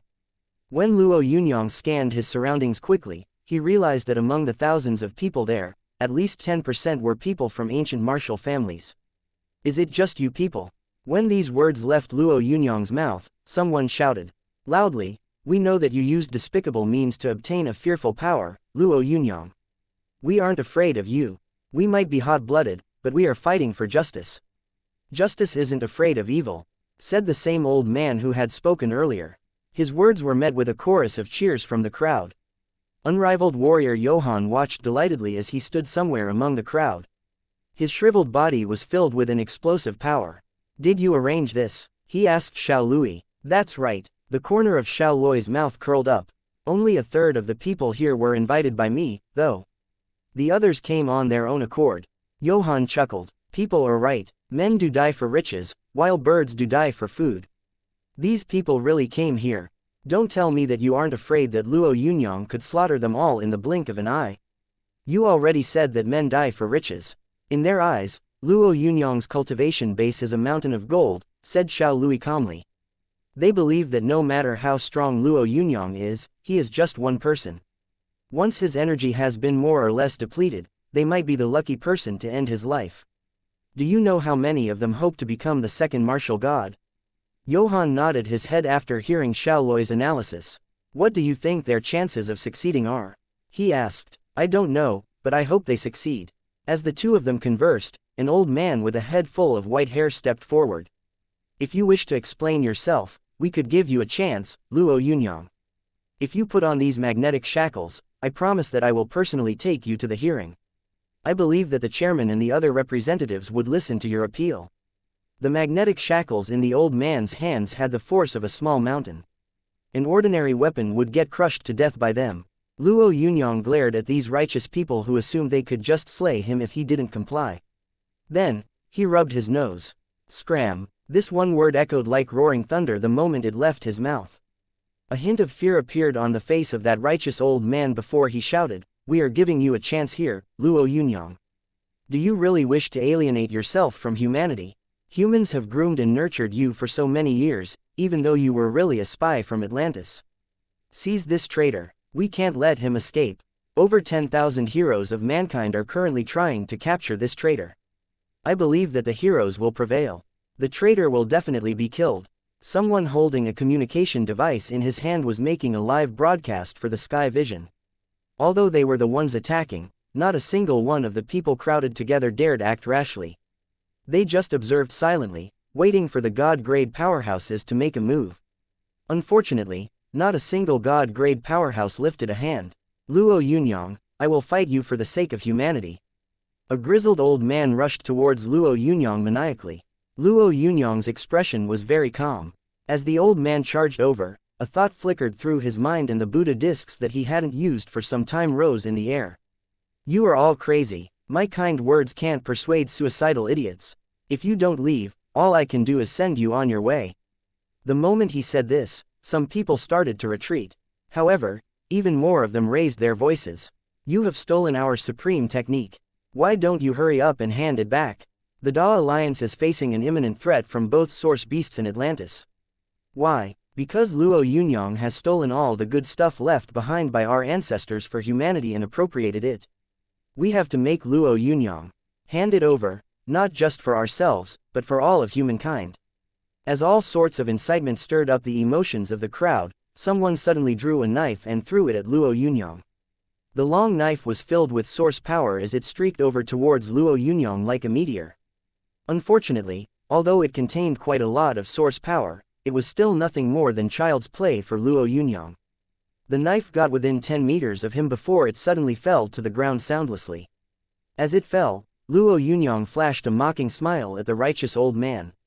"Hey, mate, this knife of yours is a piece of trash." Luo Yunyang mocked his failed attempt. The embarrassed old man felt as though he would implode with anger. He tried to straighten his body and say something formidable, when a ray of light suddenly descended. The Buddha discs flashed across before the old man realized that he was looking at his headless body. His head had been severed and gone crashing to the ground. He only had one question left in his mind. There were so many people there. How could Luo Yunyang have dared do this? They were all mankind's best of the best. However, nobody would be able to answer his question, as the old man's head had already landed on the ground. This was only the beginning. In practically an instant, over 100 martialists around Luo Yunyang were sliced in two. Some of the remaining people started to charge at Luo Yunyang, while most of them scattered and fled frantically in every direction. They weren't running for their lives. They were fleeing with the intention of letting someone else exhaust Luo Yunyang's strength before they returned and swooped in for the finishing blow. Unfortunately, although they had the right intention, Luo Yunyang's Buddha discs were too quick, so they didn't even have the time to dodge. In the blink of an eye, more than 1,000 men collapsed in pools of blood. Even martial grandmasters were nothing in the face of the Buddha discs. Plus, Luo Yunyang had already become a god-grade entity, so as his Buddha discs revolved, they created a sea of fire. Thousands of martialists used as cannon fodder were turned to dust and ash in an instant. Only a handful were able to escape Asura's hell. These people didn't even dare think about the imparted technique that Luo Yunyang had gained. Their hearts were only filled with fear. They hadn't imagined that Luo Yunyang would use such a simple, crude method against righteous warriors like them. "Kill, kill, kill." The sound of applause was heard. Xiao Lui was clapping and smiling as he said, "God-grade telekinesis masters are impressive indeed. It's no wonder that they are known as the existences with the most destructive power." How impressive! Luo Yunyang's expression became a little graver when he saw Xiao Lui, as the aura he exuded wasn't any weaker than unrivaled warrior Johan's. Although Johan wouldn't be much of a problem, the unrivaled warrior had still been an expert among god-grade powerhouses. "I am Xiao Lui. A portion of these people were mobilized by me. At first, I wanted to see whether you would explain yourself in the face of justice. However, I never expected that you would actually be so straightforward." Xiao Lui met Luo Yunyang's gaze as he said in a slightly praising tone, "It's all right, though. They were just cannon fodder. It's all right that they died. However, although you murdered them straightforwardly, you will never be able to wash away their blood. I believe that in the future, a historical record will state that in a certain year, month and day, Alliance demon Luo Yunyang was slain on the setting sun plane. Luo Yunyang diverted his gaze from Xiao Lui and looked at the servant's body that Johann was occupying. Although Johann hadn't revealed himself, Luo Yunyang could sense that he was different. I am Johann, long time no see. Johann met Luo Yunyang's gaze as he spoke calmly. You kill without any regard for life, Luo Yunyang. How could I let you off? Asked Luxi. You colluded with a foreign race to embezzle our ancestors' supreme technique. You are mankind's greatest traitor. A veteran god-grade powerhouse stepped forward and spoke in a resounding voice. However, as he spoke, ripples flickered through the sky and 3 massive ocean pegasi appeared. On top of them were 3 sea god rider captains. Chapter 317. Perfect attack. Sea god rider Captain Xianxia, who had suppressed Marat without breaking a sweat, had a higher cultivation base than Luo Yunyang. Actually, so did 3 other entities of his level. When Xianxia showed up, water started to appear in a 5-kilometer radius in the air before Luo Yunyang's location was flooded and turned into a watery domain. Atlantis Sea God East Zealot greets Mr. Luo Yunyang. An elegant, refined old man who seemed to be in his 60s revealed his body within that watery domain as he addressed Luo Yunyang warmly. Following his appearance, 3 more men clad in azure blue robes stepped out. Although their ages varied, based on their appearance, they all seemed refined and warm. Atlantis Sea God West Zealot greets Mr. Luo Yunyang. Atlantis Sea God South Zealot greets Mr. Luo Yunyang. Atlantis Sea God North Zealot greets Mr. Luo Yunyang. The 3 of them saluted him at the same time, as though they were old friends that hadn't met in a long time. However, Luo Yunyang sensed a deep hostility coming from their bodies. Mr. Luo's speed is astonishing, so we have brought Atlantis, water boundary over. We hope that Mr. Luo likes it, said East Zealot. His expression showed that he had a lot of faith in Atlantis, water boundary. As Luo Yunyang sensed the abundant water source energy all around him, he said insipidly, you are trying to prevent me from running. Not bad, Luo Yunyang. Your speed is practically the fastest in the world, so I racked my brains and made a lot of effort in order to slay you here. Xiao Lui paused before he added dryly, furthermore, any outsiders will think that the 3 sea god rider captains and 4 sea god zealots came here to try and save you. This is conclusive evidence of your collusion with Atlantis. Luxi and the other god-grade powerhouses all stood there silently. Not a single one of them reacted to Xiao Lui's words. They all clearly knew what was really going on. Their shouts about Luo Yunyang colluding with Atlantis might have been resounding, but their minds were as clear as mirrors. In the short space of a year, Luo Yunyang had advanced from an ordinary young man to a god-grade entity. Just thinking about it made people fearful and drove them crazy. Therefore, Xiao Lui had organized and united everyone with the objective of obtaining Luo Yunyang's secret. Luo Yunyang stared at Xiao Lui and said indifferently, where is the martial god? He is still in seclusion. Strictly speaking, you aren't much of a threat to him, Xiao Lui replied dully. However, I think that you are still an obstacle in the martial god's path, so you must die. Luo Yunyang sneered at the self-confident Xiao Lui. The bunch of you want to kill me. We are more than capable of killing you. Johann gritted his teeth as he glared at him. Do you know how long I've waited for this day, Luo Yunyang? Not only will I kill you, but I will also grind your bones to dust and let you die without a grave. Only this way will I be able to soothe the resentment in my heart. Johann threw his head back and roared with laughter. I'm afraid you do not know this, but from this day on, you will be considered a traitor of all humankind. Not only will you die physically, but everything you hold dear will bite the dust along with you and your name will go down in infamy. Ha ha ha, unrivaled warrior Johann's tone was shrill and ear-piercing. Many people that heard him felt goosebumps erupt on their skin. Ni Tianyi watched Luo Yunyang with mixed emotions, while Ko Hengkong looked at him with a tinge of respect and slightly more pity. Such a young, exceptional genius would be buried there because of a conspiracy he was part of. However, he simply had no power to resist his uncle's arrangement. Any outsiders would assume that the whole martial god mountain was managed by eldest disciple Ko Hengkong. However, the person in charge was actually Xiao Lui. Even the martial god would rarely say no to Xiao Lui's arrangements. Meanwhile, what Ni Tianyi felt was mostly hatred. His family and everything else had been ruined by this young man. That day, he would finally end things. Ha ha, so many people throughout history have sought immortality. Having my name go down in infamy isn't too bad, right? However, you are getting ahead of yourself.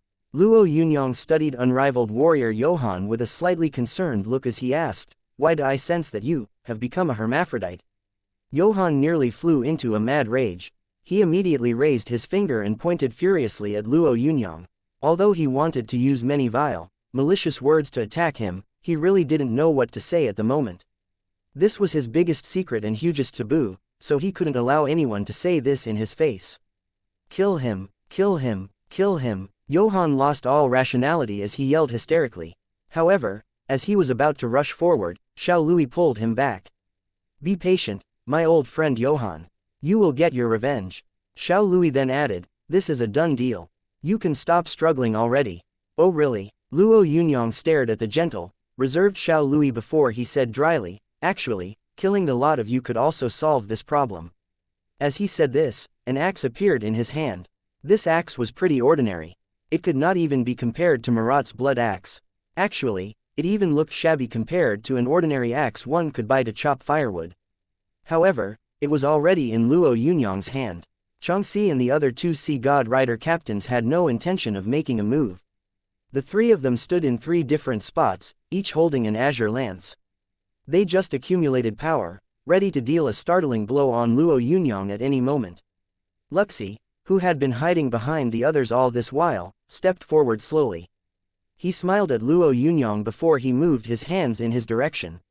Although his movement was very simple, the air all around Luo Yunyang seemed to congeal. Luo Yunyang, this is my grand binding technique. We are both God-grade telekinesis masters, so I will only be able to hold you for a few moments, unless your mind power is 10 times greater than mine. Luxi's voice sounded slightly pleased as he completed the grand binding technique. As he spoke, 8 God-grade powerhouses rushed towards Luo Yunyang at practically the same time. Unrivaled warrior Johann was among them, holding a long two-handed sword in his hand. He sent a silver sword light that seemed capable of slicing through the sky at Luo Yunyang. Johann and Luxi's coordination was seamless. Even the attacks of the others, who had similar cultivation bases, seemed rough and coarse in comparison. Unfortunately, their target was Luo Yunyang. Luo Yunyang's mind power had long surpassed Luxi's. He also possessed the attribute regulator, so he immediately raised his mind attribute to the max. A round red sun rose from behind Luo Yunyang, as layers of scarlet light like incisive arrows shone in all directions. Johann's attack slowed considerably when it encountered the arrows of light formed by Luo Yunyang's mind power. Meanwhile, a look of anguish appeared on Luxi's face. Unlike Johann, it was more difficult for the others to stand this. A powerhouse that ranked near the bottom of the divine list could only clutch his head in pain as he faced the scarlet lights of Luo Yunyang's mind. Although physical strength was his advantage, Luo Yunyang's methods made him feel like he was crumbling. You deserve to die, Luo Yunyang. Luxi hadn't expected that their battle plan, which had taken quite a while to formulate, would result in this. As he shouted furiously, a small spear about half an inch in length appeared in the middle of his forehead. The small spear flew into the air and streaked towards Luo Yunyang. Turning mind power into matter was a power that God-grade powerhouse Luxi possessed along with his telekinetic abilities. However, when this small spear flew out, a small scarlet sword flew forward from Luo Yunyang's sun. This sword was the origin sword Luo Yunyang had been cultivating all along. Although Luo Yunyang had ultimately chosen to condense his mind power into a sun that could scorch the sky and earth, he had still retained the origin sword and hidden it within the sun. As the small spear was cut apart by Luo Yunyang's sword, Luxi shrieked. Meanwhile, 4 figures had appeared behind Luo Yunyang, each of them holding a short blade. Although these blades were really short, they glowed with an azure light that made them seem extremely eerie. In an instant, the short blades were already close to Luo Yunyang's body. Johann, who was trying his hardest to resist the mind power lights, roared with laughter. He didn't care about the mind power rushing into his mind and burning his soul as he once again used the silver long sword and slashed maniacally. Divine Judgment. Johann did his best to use this technique so that Luo Yunyang wouldn't be able to save himself. Luo Yunyang was now in extreme danger. Xiao Lui's hands were clasped behind his back as he watched everything quietly. Meanwhile, his lips had curled into a faint smile. He was satisfied with Luxi and everyone else's performance. Getting so many people together for the purpose of killing Luo Yunyang was like using a sledgehammer to crack a nut. It would be a pity if the benefits of Luo Yunyang's body were divided and shared. As these thoughts went through his mind, a blood-red glow suddenly erupted before him. The glow was so quick that it appeared before he could even blink. A bad feeling suddenly welled up in Xiao Luoi's heart as he saw this glow. Chapter 318. The blood-filled sky. The large city of Chang'an was currently in an extremely tense state. Rising Dragon Army and Blood Strike Guard soldiers were tightly guarding a small residential area. Two martial Grand Master powerhouses from the Great Snow Mountain were sitting in a villa within that area with grave expressions on their faces. Master Xin Yuan held a chess piece in his hand without putting it down for a long time. Master Xin Yuan had always been known for being firm and decisive on the Great Snow Mountain. However, he was hesitant right now. There are enemies everywhere, senior brother. What do we do? The other tall, well-built old man said. He was also a martial Grand Master from the Great Snow Mountain. Master Xin Yuan pondered his question for a bit before he said vaguely, "There's no way out." The tall old man swept his eyes across a distant villa and let out a long sigh. Yes, other people had a choice, yet they really didn't, because they still had Luo Yunyang's seal within their bodies. Although they had tried all sorts of methods, no matter what they did, it seemed impossible to break this seal. Therefore, all they could do was, "Why is this happening, senior brother? Luo Yunyang has clearly done a lot for the Da Alliance. When the waters of Atlantis nearly submerged the cities, he did everything he could," the old man said softly as he glanced at Master Xin Yuan. Master Xin Yuan put the chess piece he was holding into the box and sighed. Destruction follows great individuals. He is so young, and his path is so resplendent that quite some people feel threatened by him. Furthermore, as Master Xin Yuan was speaking, his expression turned rigid. Suddenly, he shouted, "I am Xin Yuan from the Great Snow Mountain. May I know who has arrived?" Ha ha ha. The Great Snow Mountain may still have some credentials after the death of the guardian deity, Venerable Xin Yuan. However, even the guardian deity would have bowed down respectfully before me if we'd met. Mocking laughter was heard before a blond middle-aged man strolled in leisurely. He was very tall, and there was a clear arrogance in his eyes. Master Xin Yuan's expression changed when he saw this person. He immediately saluted him. "Greetings, Lightning God." The Lightning God, who ranked 16th on the divine list, controlled the power of lightning. Although his ranking couldn't be considered too high, even the guardian deity, who had become a god-grade entity, would have been just a kid compared to him. Therefore, these two martial Grand Masters paled in comparison. "You two are considered Luo Yunyang's enemies, so I shall give you a chance to get as far away from here as possible immediately." A faint flash of anger appeared in the taller old man's eyes. He was a martial Grand Master after all, and most people thought of martial Grand Masters as dragons. Martial Grand Masters naturally couldn't permit people to randomly humiliate them. However, this was a god-grade entity, so even though he felt unhappy, he could only put up with this. A god-grade powerhouse was like a god after all. "We have been ordered to guard Mr. Luo's family, sir. We humbly request that you do not make things difficult for us." Master Xin Yuan exchanged a glance with his partner before speaking. "Make things difficult for you? It seems like you guys are trying to make my job harder. In that case, you can chase after Luo Yunyang." As he spoke, the lightning god clawed at the air with his hands and a lightning net enveloped the two martial Grand Masters. Both of them were martial Grand Masters, so they were able to link their apertures with the sky and earth and take in that vast power. However, while they were in this lightning net, they were unable to harness even a tiny bit of the power around them. Besides, the lightning net around them made them feel like the source power within their bodies was being rapidly consumed. They were like two bugs trapped in a net, unable to struggle free. "Go die, you stubborn kids." When the lightning god closed his palm, the lightning net started to shrink rapidly. The moment the net stopped shrinking, the two masters would meet their doom. Although they knew that their death was imminent, they were unable to do anything about it, so they just remained still and shut their eyes helplessly. Right now, they had no other choice. However, when they shut their eyes, they realized that the net enveloped around them didn't touch their bodies. What exactly was going on? When they opened their eyes in bewilderment, they saw the lightning god's body lying on the floor with blood spilling out of his neck ceaselessly. His head was lying a short distance away, his eyes still wide open in shock. Beside the lightning god's body stood a skinny lady. Although her appearance didn't stand out, the blood-red axe in her hand gave off a dreadful vibe. The two martial masters were no strangers to this blood-red axe. She was the formerly second and currently third in rank person on the divine list, Blood Butcher Marat.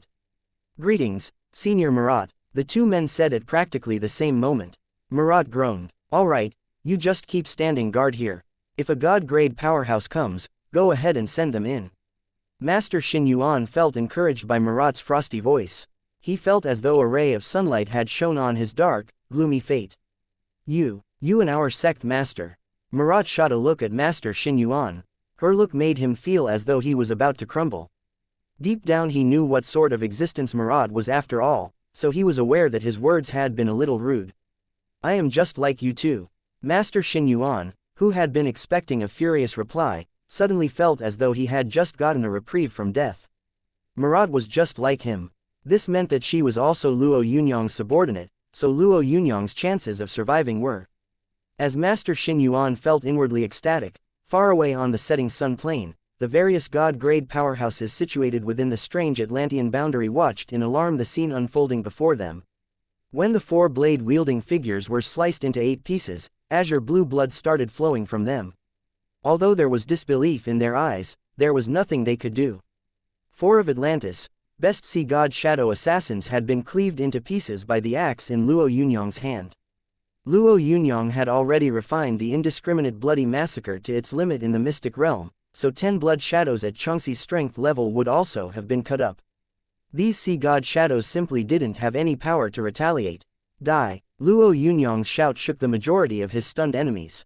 Meanwhile, xianxi shouted to his 2 comrades, "Kill him. Otherwise, we will have to stay here." At xianxi's shout, the other 2 sea god rider captains urged on their steeds at practically the same time. Although there was no ocean water, the 3 of them charged with their azure pikes and formed a torrential tidal wave that surged towards Luo Yunyang.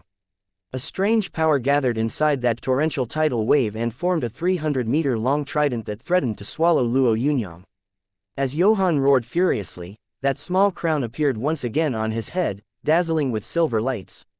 Although it made him look even weirder, a silver figure appeared on top of his head as he waved his sword. He was using the divine judgment. However, this divine judgment seemed even wilder and more violent than those he had used in the past. Wuxia and the others simultaneously used their strongest techniques against Luo Yunyang. However, the moment they attacked, Luo Yunyang brandished the axe in his hand once again and Asura's 7 axes filled the sky. A path of blood light flashed over the top of Johann's head.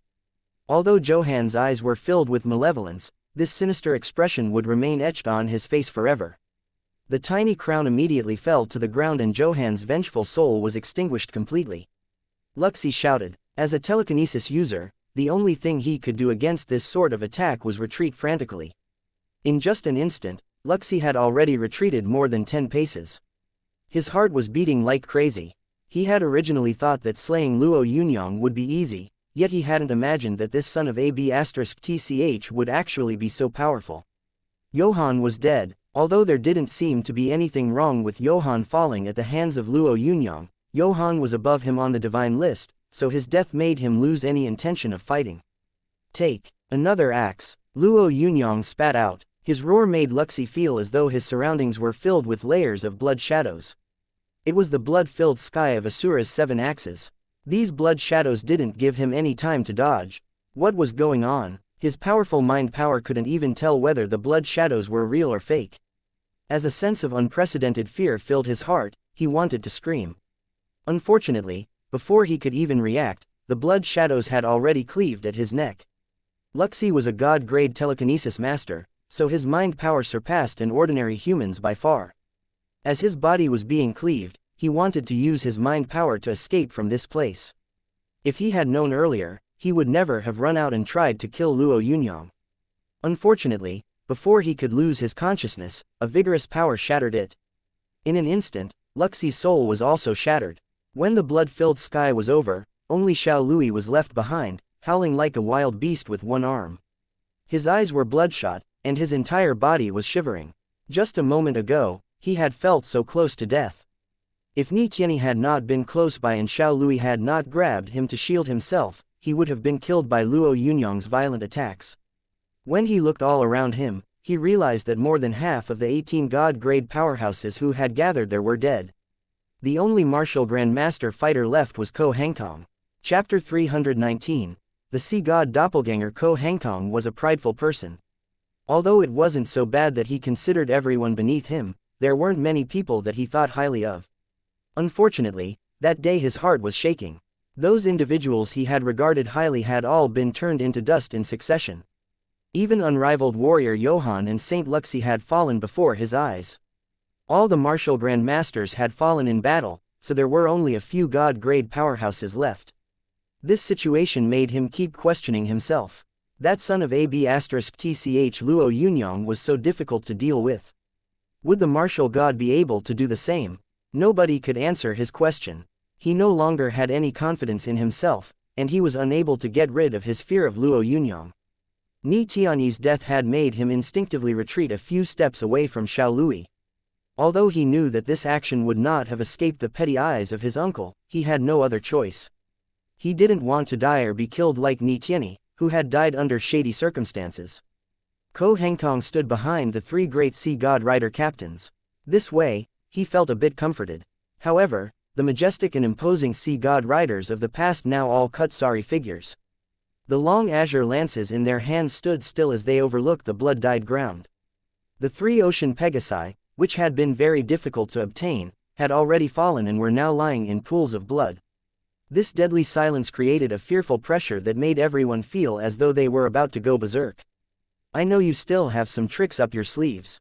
Kill him, kill him, kill him. Xiao Lui shouted maniacally as he addressed the three great sea god rider captains. The sea god rider captains exchanged a look before xianxia spoke up. There was a grave expression on his face as he shouted at the East Zealot, who didn't seem hurt, use the molo fruit. The East Zealot's expression changed, while there was some hesitancy in the eyes of the other three zealots. They clearly didn't consider the molo fruit very precious. In the end, the East Zealot nodded his head stiffly at xianxia and fished out a fruit that looked like an azure gemstone. Although the fruit wasn't very big, it seemed to contain a mystery within a mystery. If one were to gaze intently at it, it would appear as though it contained a person's shadow.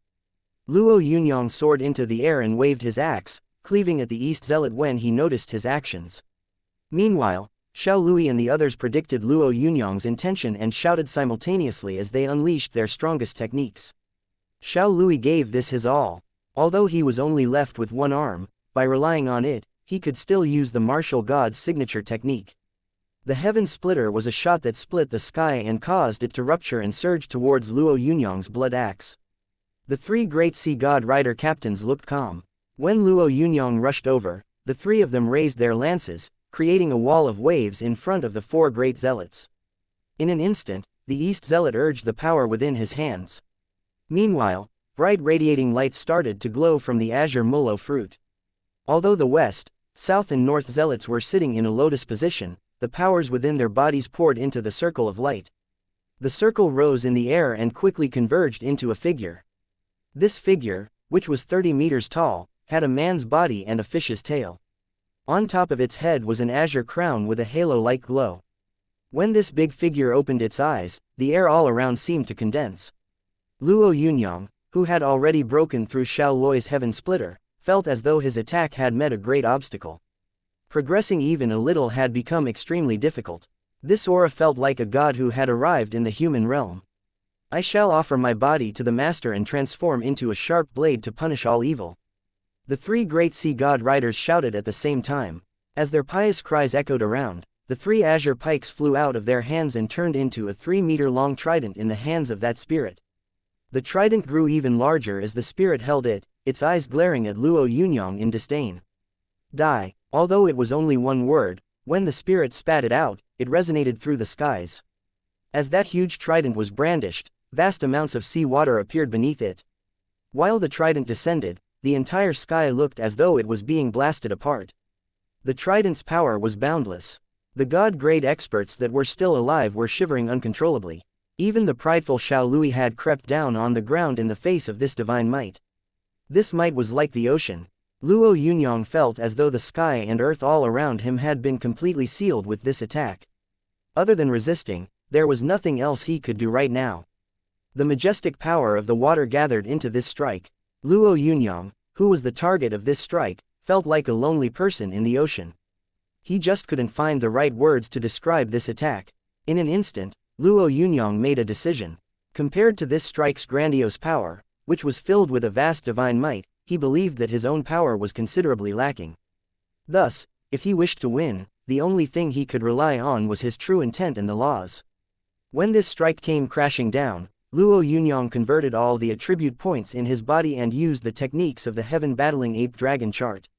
The great elemental divine eye was immediately unleashed. In a flash, this grandiose offensive might was halted for a short while by the divine eye. Although this pause was short, it was extremely important to Luo Yunyang, who swung the blood-red axe in his hands and unleashed the bloody sun, the seventh form of Asura's 7 axes. This blow was the strongest move of Asura's 7 axes and the one with the greatest killing intent. As the axe was swung, a dazzling blood-red sun rose in the sky. Luo Yunyang had already reached the limits of this technique during his cultivation. He had used this axe to cut down opponents 10 times stronger than him back in the mystic realm. Thus, when he swung it now, the expressions on his enemies' faces changed dramatically. Some of them even felt their hearts quiver before this bloody sun. Boom! The large trident was severed in two as soon as it met the incisive sun. When the sun passed through the ocean waters, the vast ocean waters were also split in half by it.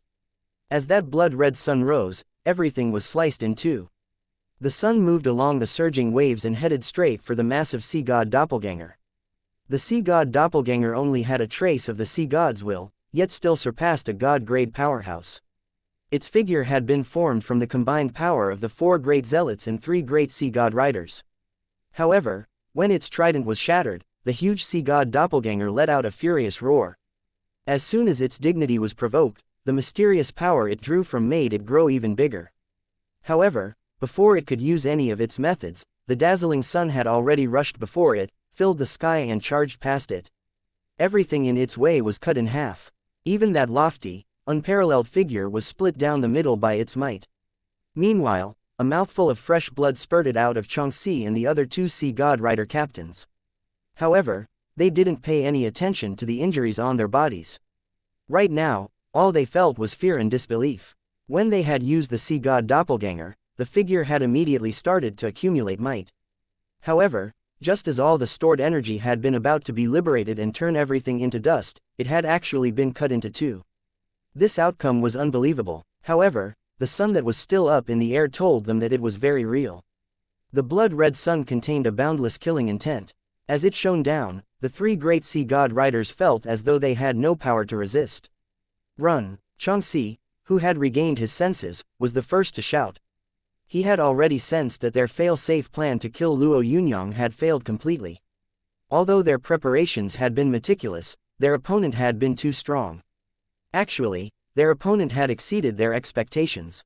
Even the sea god doppelganger had been no match for him. When Xianxia shouted, the 4 zealots harnessed their power and created an azure door in the air. Xianxia and the other 2 sea god riders rushed over without hesitation. How could Luo Yunyang allow Xianxia and the others to flee? As Xianxia was frantically trying to escape, Luo Yunyang's blood axe cleaved their way in a frenzy. The 4 zealots exchanged a look as their bodies crumbled with a loud bang. Then, gusts of whirlwinds rose from their shattered remains. These whirlwinds were spiritual, so even a god-grade powerhouse would get shattered if they were enveloped by such a whirlwind. Although Luo Yunyang's mind power was extremely strong, when he was enveloped by this whirlwind, he had to steady his state of mind to prevent his soul from getting torn apart by the whirlwind. Soon, these majestic whirlwinds lost their power and dissipated completely. "We'll be back," this was the only thought that remained as they vanished. However, the azure door was still there. Xiao Lui and the few other remaining god-grade powerhouses were still frantically rushing towards it. Although they didn't know where this door led, they knew that it was the only way out. Only by escaping through this door would they be able to survive. Death would await anyone who stayed behind. However, by the time they reached the door, it had already vanished. Without a trace, Luo Yunyang stood there like a death god with the blood axe in hand, glaring at every single person. Chapter 320. the heart of the earth outside the setting sun plane, many people were watching this battle closely. A lot of people believed that there was no need to predict how this battle would turn out, as they thought that the outcome had already been set in stone. However, this didn't prevent them from observing the battle enthusiastically. Based on what they saw, a battle of this magnitude would no doubt become a turning point for the entire world. Thousands of miles away, the edgeless spiritual master stood tall respectfully. By his side were two old men around his age who were also staring intently in the direction of the setting sun plane. "There's been no news, Master," one of the old men whispered as he put down his communication device. This man had once been the viceroy of the Grand Sky Military, one of the 8 armies of the East. However, for the sake of his own cultivation, he had resigned from his post and focused on meditation so he could try and reach a higher realm. Unfortunately, although he had a sufficient willpower and reasonable intellect, he had still found it difficult to reach the God realm. Even so, his cultivation base was still considerably stronger than the cultivation bases of the viceroys of the 8 armies of the East. The edgeless spiritual master nodded. Although he had already become a God-grade entity, he couldn't currently sense any auras. The Da Alliance satellites weren't showing anything either, so nothing seemed to be wrong. "Luo Yunyang will definitely die," the other disciple said coldly as he stared at the sphere of azure blue light shrouding the area. The edgeless spiritual master remained silent. He was slightly unhappy with this disciple's unhesitating analysis. There were always some variables in every matter. What right did he have to reach a conclusion before this was over? However, deep down he reckoned that the disciple was right. This battle array had been too strong after all. Before this operation, the edgeless spiritual master had also received an invitation that he had declined. The reason he had declined wasn't because he didn't have confidence in this operation, but because he wasn't willing to participate in this sort of matter. He knew that Luo Yunyang was being accused wrongly, but given the massive earth-shaking might before him, the only decision he could ultimately make was to decline and inform the other party that he wouldn't interfere with any of their operations. This also meant that he wouldn't disclose any of this information to Luo Yunyang. The person who had invited him had been an old friend of his for many years. However, his reaction to the edgeless spiritual master's attitude had been disdainful. He had not even spared a thought for the edgeless spiritual master. He had just haughtily mouthed, "Doesn't matter."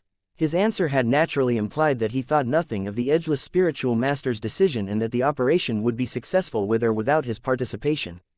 The edgeless spiritual master wasn't that important, so he shouldn't think so highly of himself. Although these words had been undeniably hurtful, the edgeless spiritual master knew that this was the truth. Furthermore, during their side operation, he had discovered that Luo Yunyang was like a wild beast being forced into dire straits by a wise group of hunters. He already had nowhere to go. Anyone who stands out gets cut down. The edgeless spiritual master lamented faintly with a sorrowful look in his eyes. Only he knew how he felt. The two old men standing by him were also silent. As they sensed their master's mood, the same sort of emotion started to well in their hearts. "Master, perhaps." The old man who had once held a high position in the 8 armies of the East hesitated. Perhaps he might break the encirclement. The edgeless spiritual master nodded, but didn't speak. He suddenly turned his eyes in the direction where the decisive battle of the setting sun plane was taking place. A blood-red sun was rising from that expanse of land. The instant this sun shone in his eyes, it made him feel immense fear. It even made him feel that he was negligible in comparison. An attack of this magnitude could. When the sun rose, the light that had originally sealed the setting sun plane vanished completely. The 2 satellites up in space that had been locked on the setting sun plane started to work frantically again, transmitting the images recorded to wherever the top brass of the Da Alliance were situated at Maya City, the Free Cities, Chengdu, Chang'an. This was a battle that would determine the direction the Da Alliance would take, so even though many people believed that the outcome had already been decided, some people were still watching the footage, waiting for the result of this fight. The blood-red sun was shining high. In Chengdu, Jin Zaishan rushed before the screen immediately. Below the sun, on the ruined setting sun plane was the hurt, desolate figure of Xiao Lui. Jin Zaishan knew Xiao Lui, as the two of them had met once before. In Jin Zaishan's opinion, Xiao Lui would forever be a godly person who seemed to have everything in the palm of his hand. This time, Xiao Lui had tried to force Luo Yunyang into dire straits and strengthen the martial god's position. When Luo Yunyang had been surrounded, Xiao Lui's reputation had skyrocketed. The top brass had practically decided that even if one could offend the martial god, one must absolutely not offend Xiao Lui. Even Jin Zaishan considered Xiao Lui the powerhouse he had the most misgivings about. However, it was Xiao Lui who had unexpectedly fallen into dire straits. His torn-up body already made it very difficult to recognize him. However, as Jin Zaishan watched Luo Yunyang stand tall while Xiao Lui trembled on the ground, he felt his heart bleed. Approximately half of the Da Alliance's god-grade powerhouses had fallen. The Da Alliance's strength, which had been accumulated over so many years, had decreased by half in just a short period of time. The reason for all this was the young man on the screen. He could no longer say that this young man was wrong. After all, living on was a fundamental right every person needed to have, Luo Yunyang especially so. Under the circumstances, he had an even greater right to live. Luo Yunyang, I never imagined this. Xiao Lui stared at Luo Yunyang, unaware that the whole world was watching. He just glanced at Luo Yunyang arrogantly, with a calm and indifferent attitude. A flicker of killing intent flashed across Luo Yunyang's eyes as he stared at Xiao Lui. Over the past few days, he had thoroughly understood what it meant to be utterly isolated. The person who had forced him into this situation was this man. Your family is in my hands, Xiao Lui said calmly. If news of my death is transmitted, they will meet me in hell. Luo Yunyang's lips curled up as he stared at the sinister Xiao Lui. He chuckled, as if nothing had happened. Hee, you can't capture my family, Luo Yunyang said with extreme certainty. Xiao Lui flashed him a faint smile as an exquisite communication device appeared in his hands. If you think that Jin Zaishan and the others can protect your family, you are wrong. I have dispatched a god-grade powerhouse. You must have probably heard of the lightning god. He has a strong cultivation base and supreme speed. You've surprised me greatly. I lost this time, so let me go get the lightning god and return your family. As he spoke, Xiao Lui made a call on his communication device. However, no sound was heard. Even falling leaves wouldn't escape the detection of a god-grade powerhouse, let alone a ringing communication device on their body. If there was no response, then this communication device must have probably been destroyed. The most plausible reason was that this god-grade powerhouse no longer existed.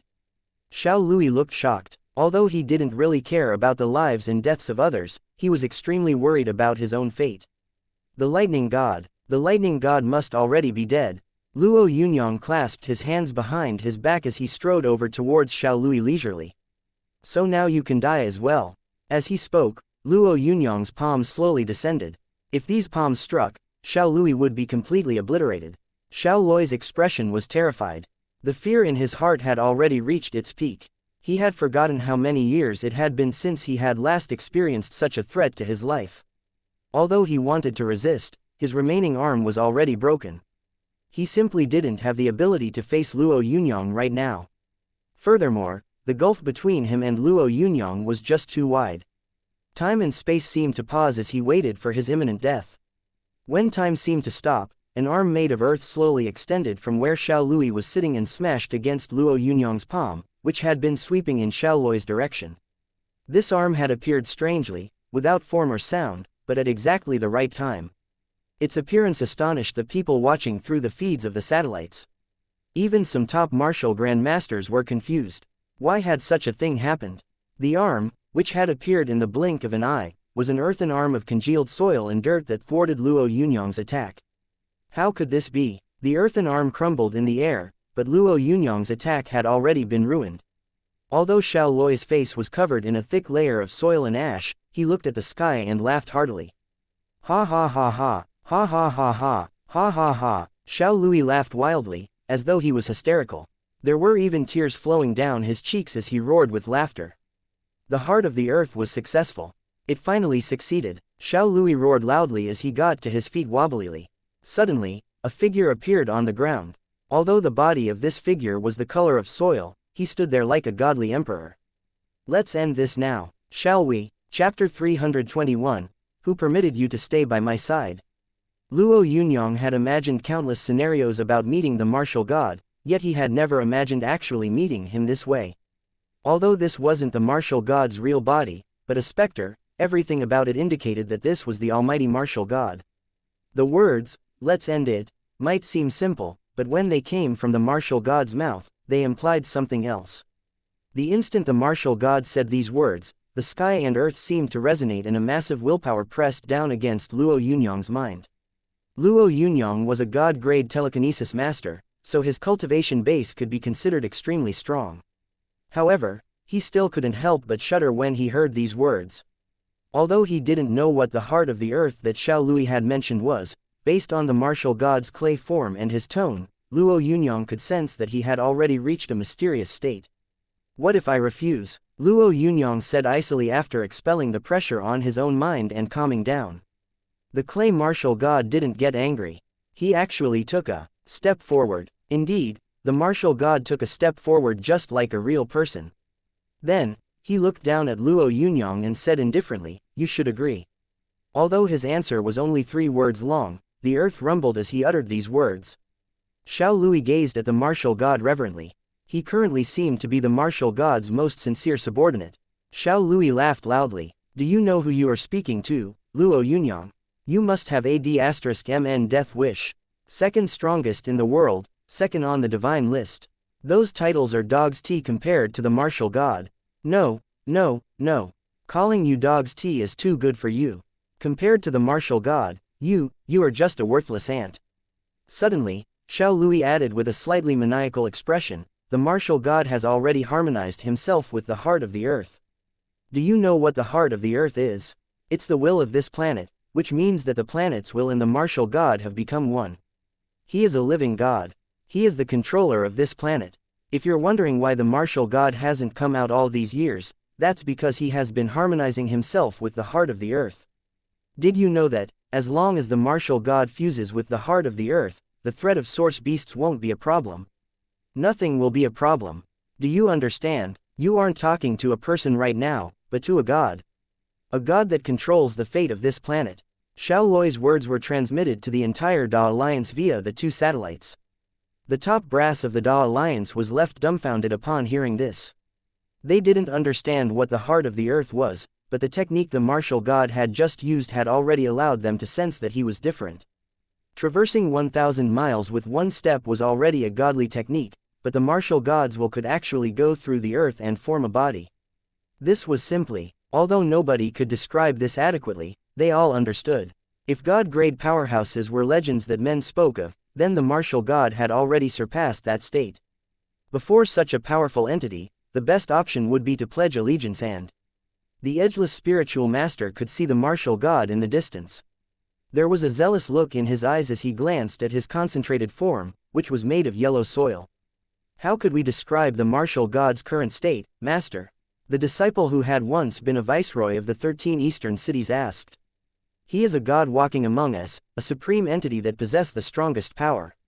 The edgeless spiritual master said respectfully. "We should revere such an entity, pledge our allegiance to it and worship it." The edgeless spiritual master's 2 disciples exchanged a look silently. They knew their master all too well, so they were familiar with his pride. If he had uttered such words, then the martial god's state had clearly exceeded his imagination. He is what we expected of a martial god. While the edgeless spiritual master was lamenting, the Da Alliance chairman spoke up in Maya City. The 2 satellites had existed for many years, but the Da Alliance had added many functions to them. However, these functions weren't used under normal circumstances, as the requirements were too high. In this case, they were used right away. We obeyed the martial god's commandment. Luo Yunyang should hurry up and pray for the martial god's forgiveness. Although the chairman's voice wasn't high, it roused many people who had been shocked by the martial god's massive power. In an instant, many god-grade powerhouses observing from outside the setting sun plane pledged their allegiance. Their cries were full of reverence and flattery as they spoke. Among them were some people who were claiming that the martial god had saved them from an impending calamity. These people asked Luo Yunyang to let Xiao Lui go and pray to the martial god for his wrongdoings. The edgeless spiritual master sighed when he heard these shouts. Right now, he felt like a fish on the chopping board that could only open and close its mouth as it struggled for its last breath. In the end, he released some vital energy from his dantian and shouted his pledge of allegiance into the sky. From the edgeless spiritual master's point of view, at this particular time and place, nobody would get any leeway.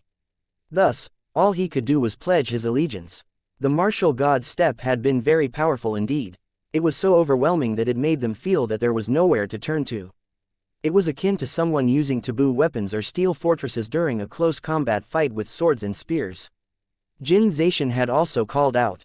Although he had a good relationship with Luo Yunyang and he really hoped that he was well, he was also the leader of a region, so he had no option but to make a choice. After Jin Zaishan spoke up, the goddess of Atlantis followed. The elegant goddess that represented Atlantis paid her respects to the martial god. She had been hoping that Atlantis and the Da Alliance would unite under the martial god's leadership and resist the impending tide of source beasts. When Atlantis voiced its allegiance, the martial god rose even higher. It actually seemed as though he already overlooked the entire world. Martial god, martial god, Xiao Lui laughed hysterically. His laughter was maniacal as he stared at Luo Yunyang.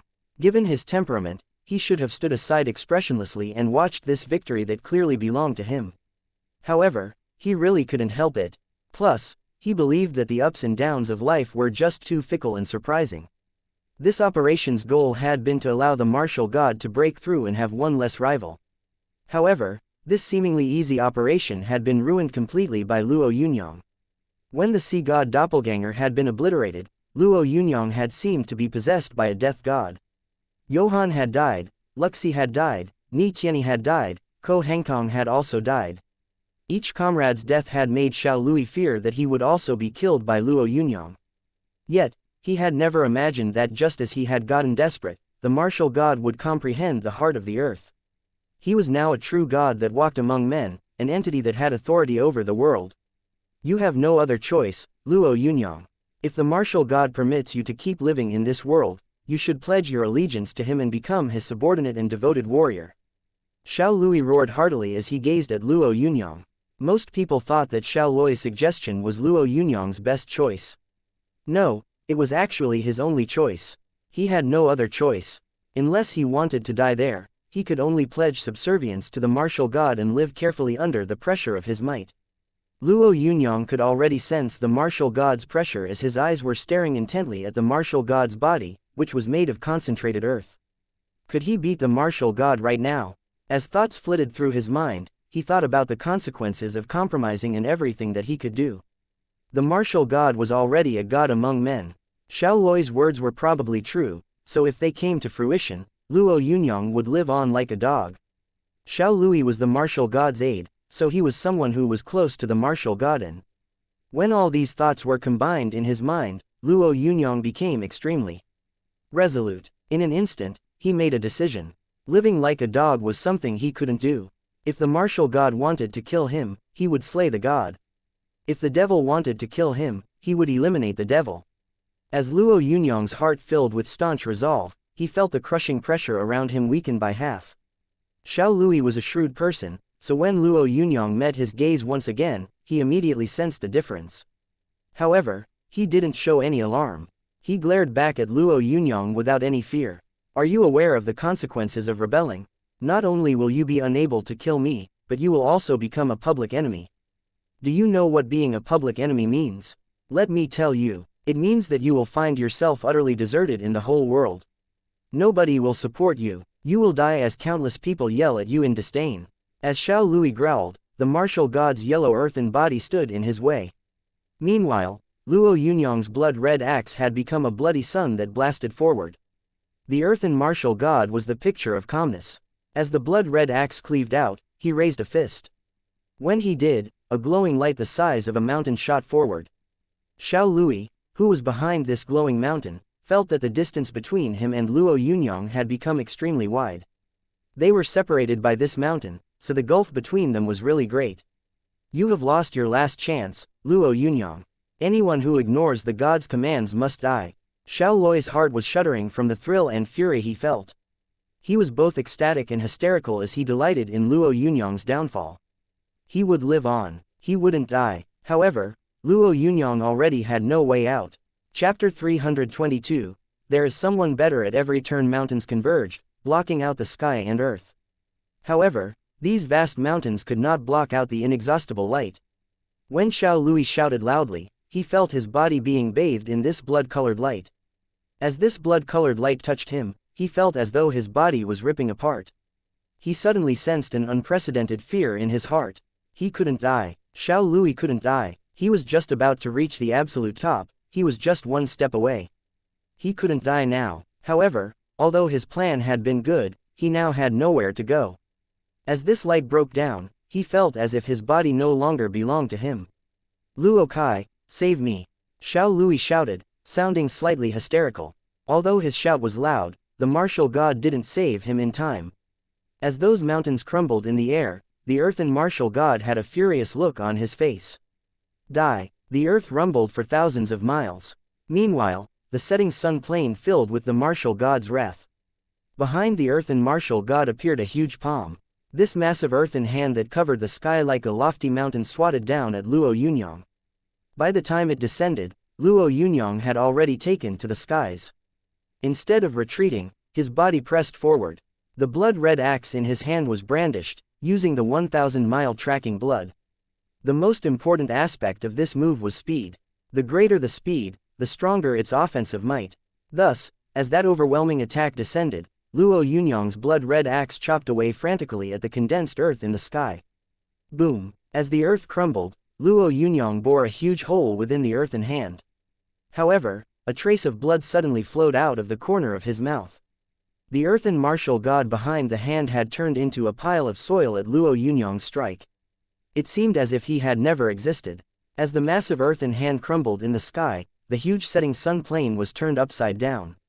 Luo Yunyang's brows were knit tightly. After killing Xiao Lui, he had just broken through the martial god's attack.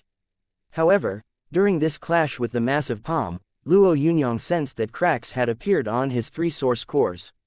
Although it wasn't serious, what he had just faced had only been a strand of the martial god's strength.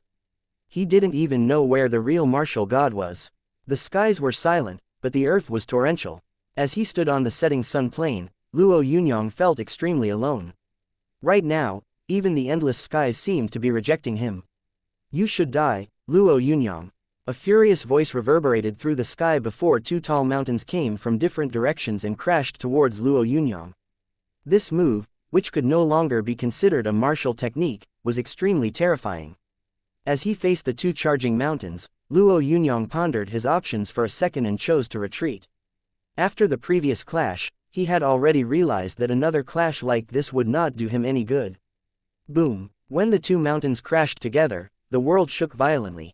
A huge crevice that was 300 meters deep appeared ahead, while vast amounts of water flowed out like a fountain. The world seemed to be transforming in a matter of seconds.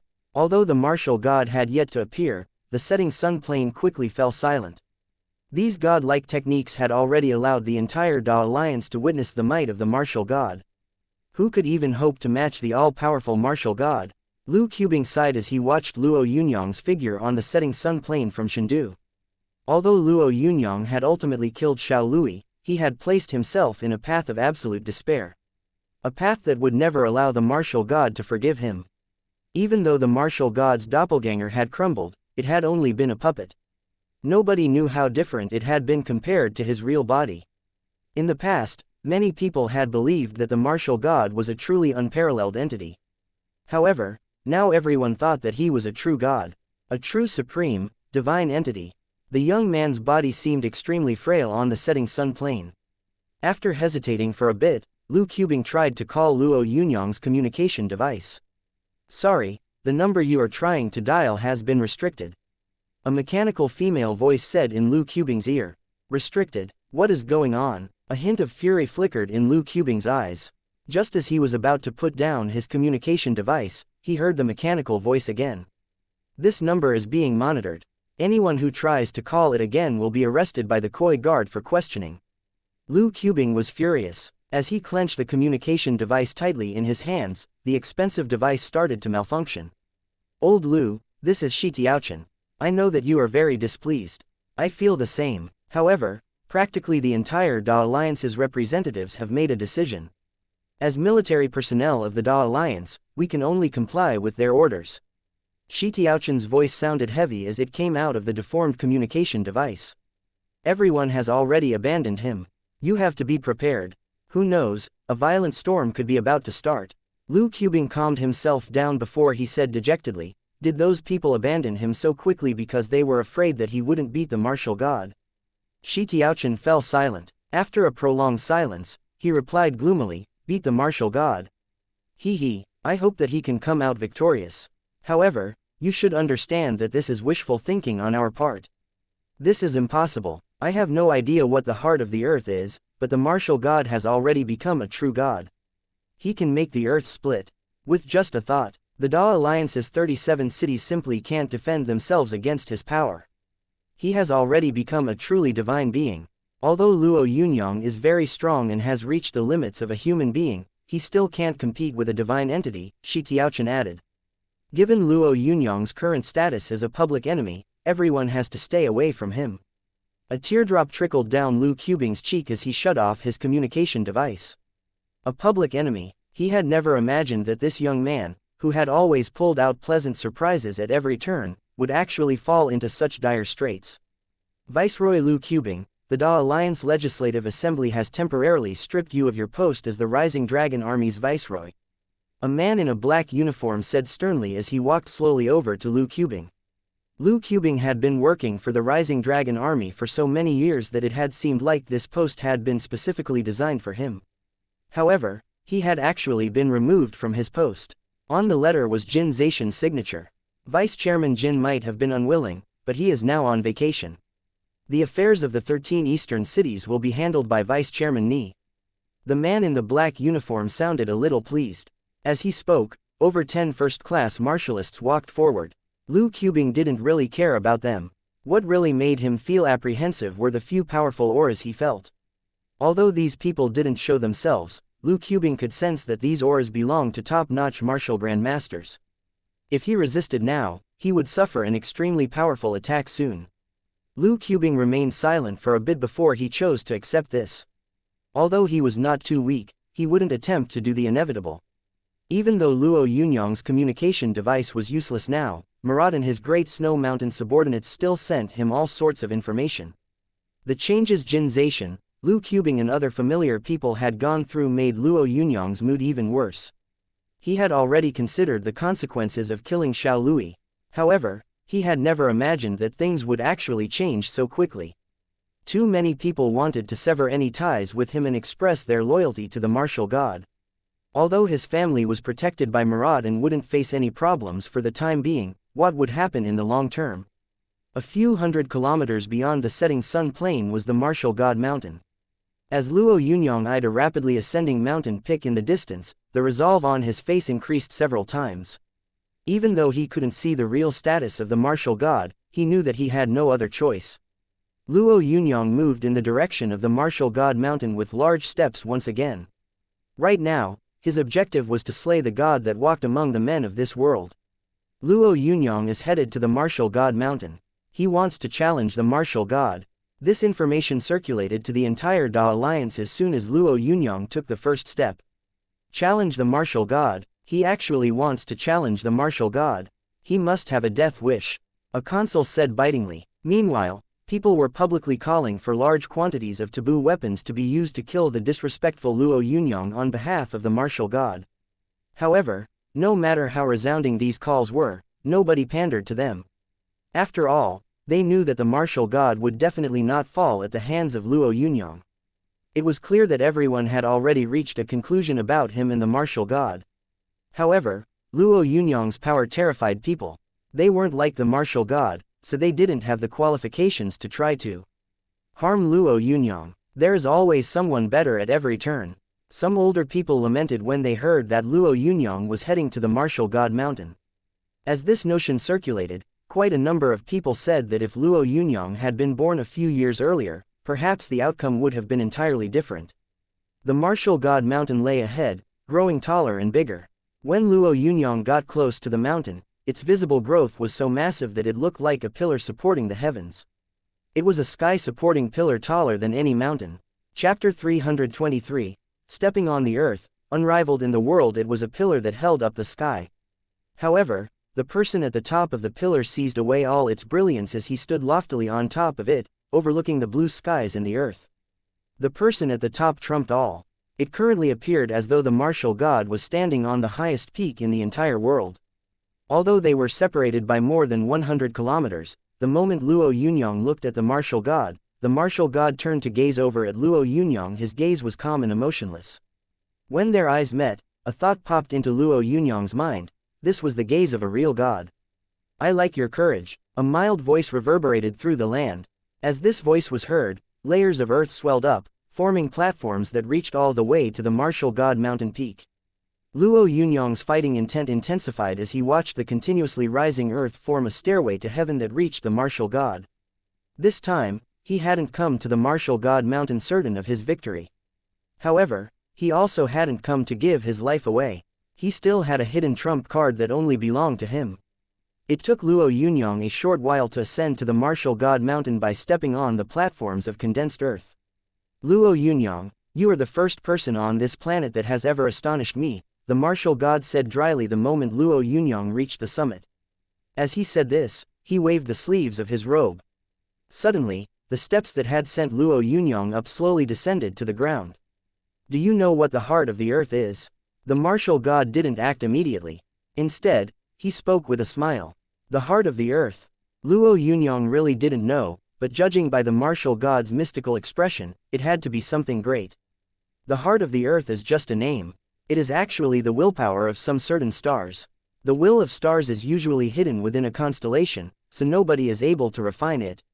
There is only one reason I am able to refine the heart of the earth: I have shaken up the pace.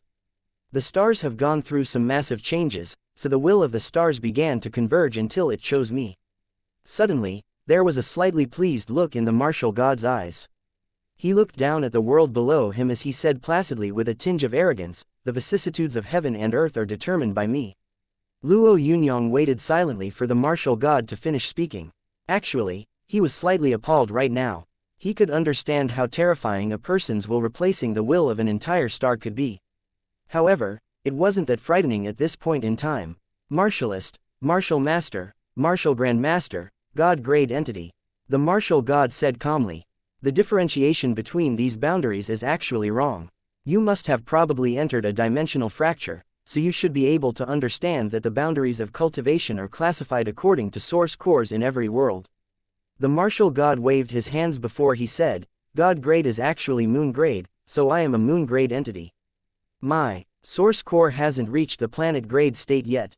However, I already control the power of an entire planet grade entity. Furthermore, because of the existence of the heart of the earth in this group of stars, even someone with a higher cultivation base than mine would not be my match. Understand? Luo Yunyang knew why the martial god had said this. His objective was to let Luo Yunyang know that he was no match for the martial god. Actually, the martial god's faint smile was already an attack. The victor hasn't been decided yet. Luo Yunyang glanced at the martial god as he spoke. I naturally am confident that I will be able to climb over this place today. A newborn calf that doesn't fear a tiger. Your cultivation base might be lacking, but your courage is laudable. Never mind, never mind. I shall give you an opportunity today. I will stand here and let you attack as you wish. The martial god flashed him a faint smile, as though victory was already in the palms of his hands. As Luo Yunyang fixed his gaze on the martial god, a feeling welled in his heart. Right now, the martial god was as terrifying as a looming mountain. Luo Yunyang quickly pushed these thoughts aside. In a flash, a red sun of mind power rose and headed for the martial god. During his onslaught on Atlantis, this red sun had only shown its rays of light, yet some god-grade powerhouses without very strong cultivation bases had trembled before it. Right now, the rays of this red sun were shooting straight at the martial god. It was obvious how powerful the mind power contained within the sun was. However, as this majestic mind power flew over, the martial god didn't show any intention of budging. He didn't even lift a hand to use a defensive technique. Boom! When the red sun crashed into the martial god's head, the martial god didn't even move in the slightest. His expression didn't change either. It was as if Luo Yunyang's attack hadn't landed at all. This mind attack of yours is very powerful. However, compared to the heart of the earth that I have fused with, it really isn't considered much. As he said this, the martial god stretched out his palm in a beckoning motion. Try again. Let me see what other techniques you have. Luo Yunyang quickly unleashed the techniques of the heaven battling ape dragon chart, particularly the great elemental divine eye. Although he didn't hold back, his attacks all landed on the martial god's body and disappeared completely. After a wave of attacks, Luo Yunyang realized that the martial god was standing atop this sky pillar in a powerful magic robe. Therefore, any attacks he launched vanished when they met this robe. Even the great elemental divine eye was easily shrugged off by the martial god. You have gone even further than me on the heaven battling ape dragon chart. Many years ago, I sensed that a supreme technique was included in the heaven battling ape dragon chart. However, at the time, there were other techniques that I needed to cultivate, so I had to give up on this. The martial god watched Luo Yunyang calmly as he added, if these techniques are all you have, then you will die here today. As he spoke, his originally still body suddenly moved and a fist flew over at Luo Yunyang. Although this fist seemed very simple, the instant it flew forward, Luo Yunyang felt a massive attractive force pulling on him, making it difficult for him to dodge. His own body actually flew towards that fist the instant it moved. Luo Yunyang brandished the blood axe in his hands. When the fist and the axe blade met, Luo Yunyang felt an extremely vast power blow him away. The martial god didn't even move an inch backwards. He just looked at Luo Yunyang with a calm smile and said, I borrowed the power of 5 mountains for that punch. While speaking, he pointed in the distance and said, see, the power of those 5 mountains has been condensed in my fist. I am a little surprised that you were able to withstand it. Although I feel a little admiration for you, you must pay attention. My next punch contains the strength of 7 mountains. As soon as the martial god spoke, yet another fist flew towards Luo Yunyang. Even though this punch was just as straightforward, Luo Yunyang simply had no way of avoiding it. Asura's 7 axes were very powerful, so killing a god-grade entity was simple. However, it seemed very difficult to break through the martial god's defenses. The bloody sun that the blood axe had formed clashed with the martial god's fist and broke immediately.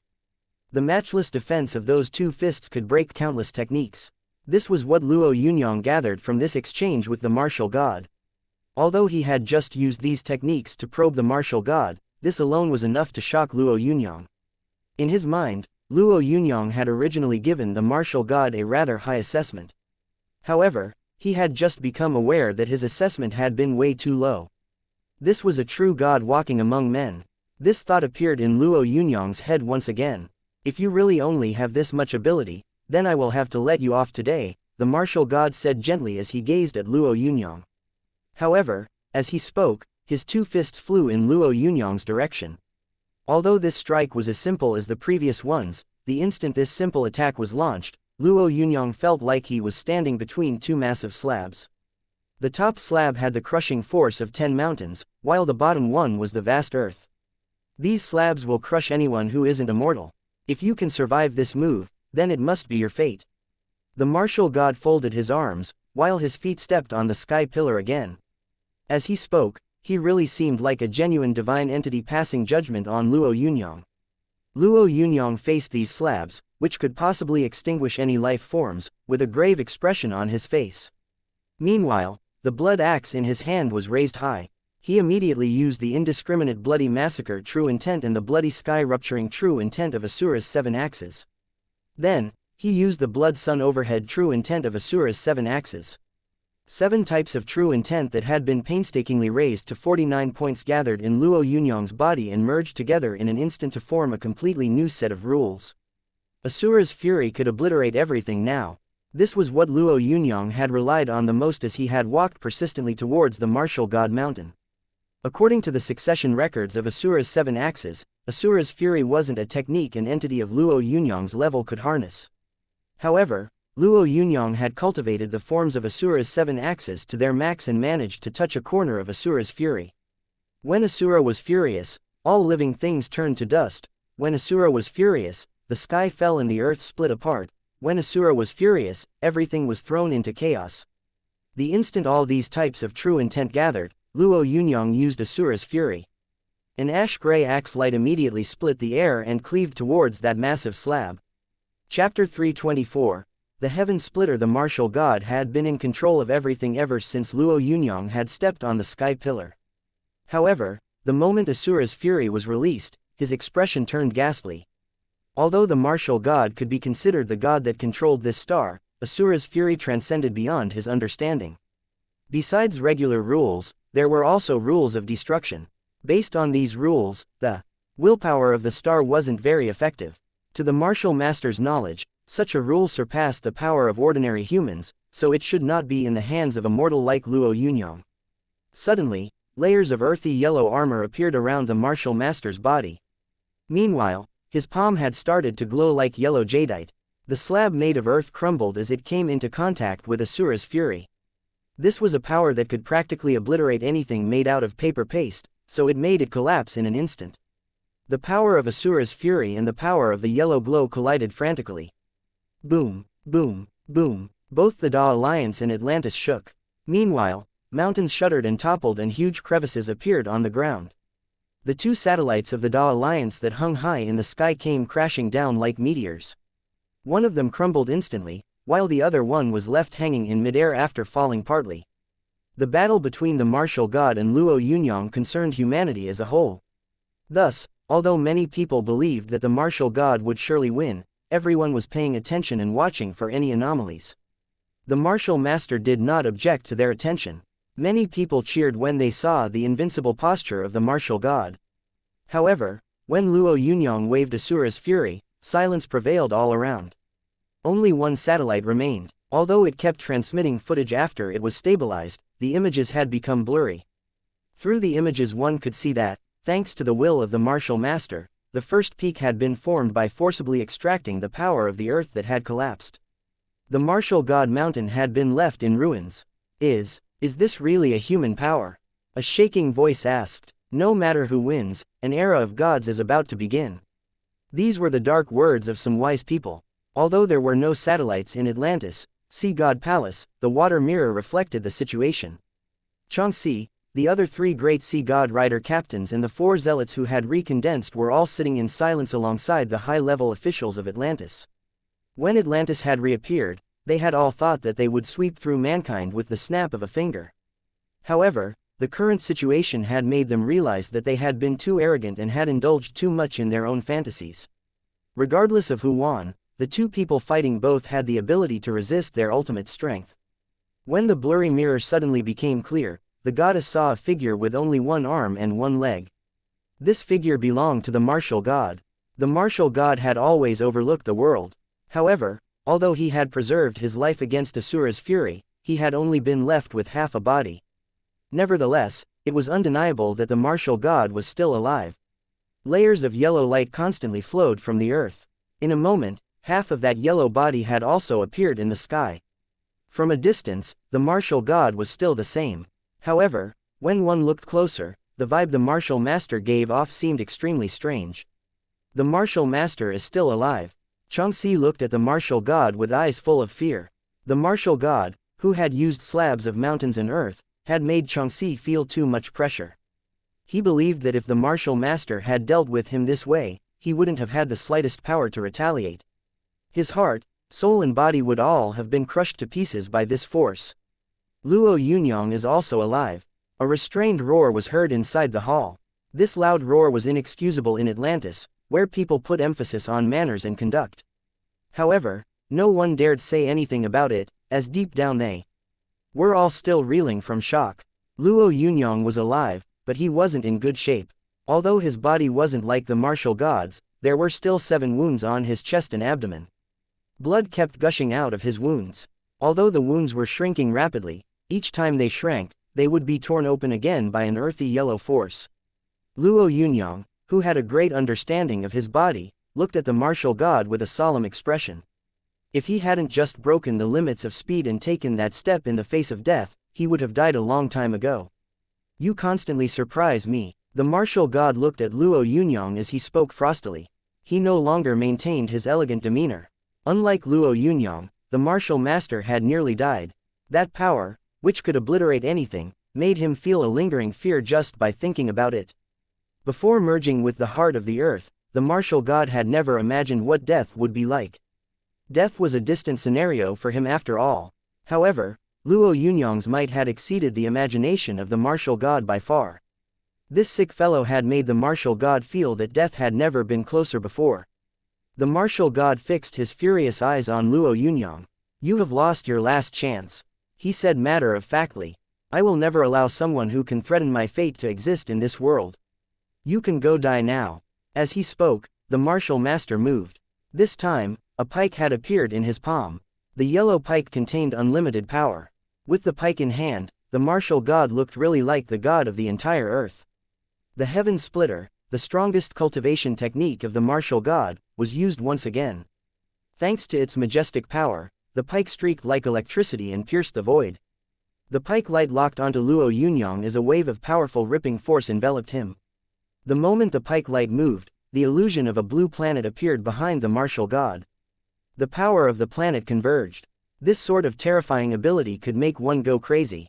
Compared to the slab made of mountains and earth, the combined power of the planet could be considered one step further. One step might sound minimal for the martial god and Luo Yunyang, but it was actually really huge. What should Luo Yunyang do? Asura's fury had already been used, yet he could unleash it again. However, Luo Yunyang had a feeling that just relying on Asura's fury to parry the heaven splitter wouldn't work. Although the martial god was still wounded from Asura's fury, Luo Yunyang would probably be defeated by the heaven splitter. He had to make some attribute adjustments. The various attributes of Asura's 7 axes had reached their max. This meant that there was no way to raise them any higher now. Was he really going to die during this battle? Luo Yunyang was indignant. He didn't want to die and he knew that he could not afford to. When he instinctively turned on the attribute regulator, he noticed that all the figures on it had already turned silver. Power: 28 fire, 10 ice, 9 wood, 9 speed, 3 mind, 5 fire, 0.5 constitution, 16 dragon bloodline, 10 golden body, 0.185 fire, 0.568 ice, 0.568 wood, 0.47 true intent, 381 indiscriminate bloody massacre, 49 decimation, 0 fire, 7.6 space, 1.1. His true intent was no good, so he had to use his power. Without a second thought, Luo Yunyang frantically transferred all his true intent points to his power. After this transfer, his cracked ice and fire source cores started to collide frantically. His fist grew to the size of a papaya and then to the size of a basketball. When his ice and fire source cores expanded to a certain degree, Luo Yunyang felt his body rupture suddenly and a vast space appear in his dantian. This space was enclosed around the ice and fire source cores. Actually, the two celestial bodies, which were at least 100 square meters large, were at two different ends of the void. Waves of ice and fire powers were produced as these celestial bodies revolved. Although Luo Yunyang did not know how to describe the changes in his body, he had a feeling that he had stepped into a strange realm. Meanwhile, the pike of the heaven splitter was about to arrive. Luo Yunyang's fist shot out at the pike without the slightest hesitation. This punch had no variations or true intent. It was just an ordinary punch, the simplest of punches. The martial god's eyes widened when he saw this punch. He had thought that Luo Yunyang would fight to the death. Even if he was struggling in vain, he would never resign himself to his fate. However, he had never imagined that Luo Yunyang would do something like this. What was he up to? Had he given up completely and accepted that he had no chance of surviving? The Atlanteans watching the battle through the water mirror had wondered whether Luo Yunyang had any more tricks. However, they had not expected that he would make such a simple choice at this critical time. What was up with that simple blow? Meanwhile, countless powerhouses of the Da Alliance were watching this battle. Although there was only one satellite left and the footage had become incomparably blurry, they had also seen this strange punch. Some of the guards on duty thought that they had been mistaken. This was the battle that would decide the future of the Da Alliance after all. How could this kind of non-intrusive maneuver be used between these astonishing gods? Perhaps now that he knew that his death was imminent, Luo Yunyang's heart had already died, so he had decided to accept his death calmly. Countless people watched intently as the pike that had shattered the sky collided with his fists. In a tenth of a second, the heaven-splitting pike and Luo Yunyang's fists had already collided. Many people felt like this moment lasted forever. Chapter 325. The crumbling skies and earth. When the pike descended, a faint look of worry appeared in martial god Luo Kai's eyes. Right now, he really wanted to pierce Luo Yunyang with the pike and end this battle, even though his intuition told him that it was only a matter of time. No, it would just take him a few moments. However, the impatience in his heart caused the martial god to feel slightly uncomfortable. His heart told him that something was amiss. This worry meant that he was now afraid of Luo Yunyang.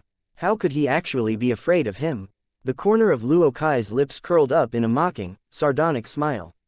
Everything was coming to an end. When the pike collided with Luo Yunyang's fist, Luo Kai felt like Luo Yunyang was too close to him for comfort. The pike penetrated Luo Yunyang's body. After this battle, he would use Luo Yunyang's blood to improve his reputation and establish himself as an unparalleled entity in the whole world. However, as these thoughts flowed into the martial god's mind, Luo Kai felt a great power bombarding him. This ferocious force felt like torrential rivers and waves pounding away at him. His body backed off frantically against this massive power. No, his body actually flew back violently. Then, he fell heavily on the ground. The half-body created by converging the force of the earth was instantly broken. Even his remaining good arm fell noiselessly to the ground. The vast earth might have been able to give him seemingly infinite strength, but the martial god's heart was trembling. He suddenly felt a deep fear. Luo Yunyang was too powerful. The martial god felt like the strength of this force exceeded the power he had harnessed from the stars. How was this possible? According to his estimation, he did not think that there was any power within these stars that could rival his. However, this clash with Luo Yunyang had severely shattered the power he had been so proud of. How could this be? How could there be a stronger power than his in these stars? Unless Luo Yunyang's power surpassed planet-grade power. Perhaps this fellow could act very well. He hadn't shown anything on the surface, but like the martial god himself, he had acquired planet-grade power. Just as all these thoughts flashed through the martial god's mind, Luo Yunyang arrived eerily before him. The martial god's heart trembled when he saw Luo Yunyang's faint smile. He wanted to resist, but his body couldn't take another attack. Still, he absolutely wouldn't wait there for his death. Luo Yunyang, this time. As the martial god was about to speak, Luo Yunyang's fist struck him hard. His fist contained ice and fire powers, so the instant it hit the martial god's body shattered. A yellowish light rushed out of his body and moved towards the earth. This was the martial god's will. As long as the martial god could rush into the earth, he would still have a chance of surviving. He had cultivated the heart of the earth after all. Even though his body was broken, he could use the inexhaustible power of the earth to reshape it. Anything else would have to wait till later. However, Luo Yunyang couldn't let the martial god escape at this critical moment. The moment this mind power rushed out, his own mind power encircled it. The martial god had refined the heart of the earth, so his mind power wasn't that much inferior to Luo Yunyang's. As the two were stuck in a deadlock, Luo Yunyang's fists pounded down on the yellow glow. I am the son of the earth, Luo Yunyang. You can't kill me. If you kill me, the whole earth will crumble. Although the martial god's soul was in danger, there was still a trace of calmness in his voice. He acted as if everything was under his control. Luo Yunyang had never heard that the earth would crumble if the heart of the earth was shattered. Even if what the martial god said was true, it still didn't stop Luo Yunyang's hands. Another heavy blow followed. As this strike descended, the yellow glow of the martial god broke and turned into a yellow mist.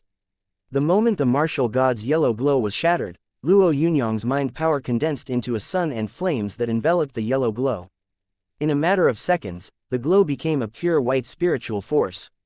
Luo Yunyang didn't stop now either. It took him only a moment to absorb that spiritual force into his own mind power. In Chengdu, many people were watching this intense battle with their hearts in their mouths.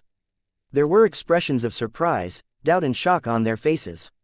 Even though they knew that they weren't qualified to pass judgment on the fate of the martial god, it seemed like the martial god was really dead. These people were able to control the situation in Chengdu quickly.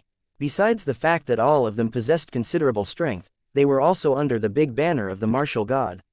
What shall we do? The man who had replaced Jin Zaishan asked with a hint of panic in his voice. Unfortunately, no one said anything. A number of people just glared at him. Just as he was about to leave, some people blocked his way silently. We have to give him an explanation, said his most devoted supporter with a determined look in his eyes. Meanwhile, Jin Zaishan was released quickly. When he returned to Daxing Hall, he became the authoritative figure of the 13 eastern cities once again. It seemed as though nothing had happened. Everyone in Atlantis was shocked, especially the 3 Sea God Rider captains, who now were no longer confident enough to fight with Luo Yunyang ever again. At first, They had thought that even if they were inferior to Luo Yunyang, they would at least put up a fight. However, they now realized how big the difference between them was. It seems that only God's return could destroy this man, a bearded old man said. In Atlantis, when a person's hair started to turn white, it meant that their lifespan had already reached its limit. Everyone nodded in agreement with the wise old zealot. Although they no longer felt any confidence, they still had faith in their own gods. Do you think that Luo Yunyang will continue to trouble us? Somebody asked without holding back. Their relationship with Luo Yunyang was not good. Plus, they had participated in this assassination attempt, so it would be perfectly normal if Luo Yunyang came looking for trouble. Boom, boom, boom. Loud booming sounds suddenly reverberated from below the great hall. Suddenly, the hall started to sway. What's going on? Has Luo Yunyang come? Someone exclaimed in alarm. The earth is crumbling. Sea water is flooding in. According to our estimations, the seven seas must be expanding. Some Atlanteans who came running in frantically shouted in fear. The seven seas were expanding. What was all this about? Most of the top brass of Atlantis felt as though their brains had turned to mush. Luo Yunyang had just defeated the martial god and made them try to think of a path of retreat. Suddenly, the seven seas were also expanding. They really had no idea what to do. To the altar quickly, shouted the old man with the white hair, who knew that he needed to stabilize this situation. At his cry, xianxia and the others began to rush quickly towards the center of the sea god palace. Meanwhile, Chang'an, which was built like a steel fortress, was being twisted by a strong force. Yes, twisted. Although the steel wall didn't snap, it was pulled straight until it stretched and got thinner. In Chang'an City, many people rushed out of their houses, as any houses not made of iron and steel began to crumble one after the other. In the meantime, more and more people rushed out to the land outside Chang'an City. The soldiers guarding Chang'an were like a bunch of headless flies. Although they were all elite fighters, they didn't know how to react under the circumstances. Chang'an has been breached, the consul exclaimed in alarm when he convened his men. Not only had Chang'an's wall been broken, but the whole city had also been fragmented. A huge vacant land had appeared in the middle of Chang'an City. At first, this vacant space had been densely packed with buildings, but the gaps between the buildings had already started to grow wider. Of course, this was because most of the buildings had collapsed straight away. When the power of the Rising Dragon Army Chang'an General Headquarters was restored, the situation in Chang'an was assessed through surveillance cameras. The viewers suddenly discovered that Chang'an City had expanded 10 times. What exactly was this world? The martial god was dead, and the martial god mountain had started to crumble when Luo Yunyang had absorbed the martial god's spiritual force into his own mind power. Luo Yunyang didn't really care about this at first. After all, the martial god mountain was a mountain the martial god had raised by force. Since the martial god had died, the power that supported this mountain should have started to crumble. However, when the martial god mountain collapsed, Luo Yunyang saw the world around him get ripped apart like crazy. The setting sun plane alone had started being moved along by a powerful force and expanded 10 times in the blink of an eye. The ground was expanding, the fractures between the dimension were expanding, and everything else was being enlarged as well. Luo Yunyang's heart was telling him that a new era was coming. Chapter 326. Massive Changes. Massive changes. Ashes to ashes, dust to dust. As he stood in the sky, Luo Yunyang overlooked the spot where the martial god had been killed and got ready to leave. However, just as he was about to leave, a tiny light caught his attention. When he waved his hands towards the source of light, a silver ring fell into his hands gently. The ring seemed simple and ordinary, yet when his mind power swept through it, Luo Yunyang was stunned. There was actually a dimension in the middle of the ring. While it was only about 10 centimeters wide, it could be filled with lots of things. When Luo Yunyang's mind power enveloped a black book within it, it instantly appeared in his hands. Heaven Splitter. 2 large golden characters that contained immense power emerged. Luo Yunyang was awestruck when he saw them. These 2 characters seemed to contain boundless will, might and glory. The martial god's strongest technique had been the Heaven Splitter. For a long time, Luo Yunyang had thought that the Heaven Splitter was a technique created by the martial god. However, when he saw the book, he finally realized that this wasn't true. Judging by the martial god's cultivation base, he could not have written these words. As Luo Yunyang flipped through the pages, a pike that ripped through the sky appeared right before him. Although the pike was on the paper, a feeling still welled up in his heart. This was a long pike with a boundless intent to kill. Luo Yunyang was in awe of this feeling. When he fixed his attention on the pike, he realized that although this technique seemed like only one shot, it felt like hundreds and thousands of shots in one. This time, Luo Yunyang did not have the time to meticulously study this technique. He just stored the heaven splitter away and turned his attention to other things. Weapons, top-grade crystals, clothes. There were all sorts of top-grade objects around, including boxes of precious fruit that allowed ordinary martialists to shed their mortal body and become martial grandmasters when consumed. After a simple examination, Luo Yunyang discovered more things that would be useful to him. In addition to the Black Book of the Heaven Splitter, there was also a telekinetic cultivation technique. This technique didn't have a name. It was just a piece of broken jade. However, when Luo Yunyang touched the jade, he sensed the things within it. This technique seemed to be considerably stronger than his own telekinetic techniques. Luo Yunyang put on the ring and started flying towards Chang'an. Now that the world had changed so drastically, the only thing he worried about was his family. On the way, he saw the devastating impact these events had had on the world. A 10-meter-tall, three-headed ape snarled and destroyed a mountain peak with a gentle wave of his strong arms. A huge eagle spread its wings, covering the skies and making the ground go dark.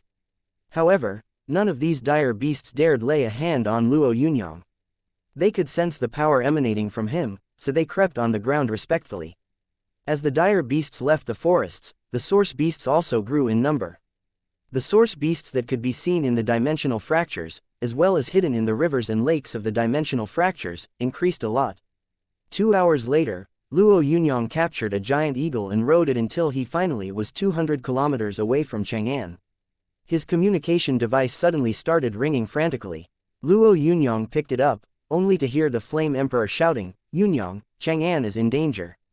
Source beasts are attacking the city. We need reinforcements." The Flame Emperor sounded anxious, so Luo Yunyang rushed over to Chang'an as soon as he heard his shouts.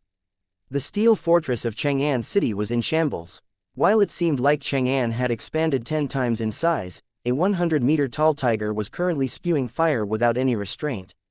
This tiger was no stranger to Luo Yunyang, who had seen it when he had entered Chang'an City and peeked through the dimensional fractures. Even though a space barrier had been blocking it at the time, Luo Yunyang had had a feeling deep down that this ferocious tiger would reappear in Chang'an City.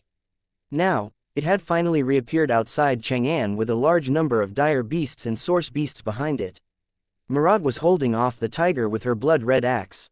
Although quite a few wounds had already been inflicted on the massive tiger, they unfortunately hadn't proven to be lethal.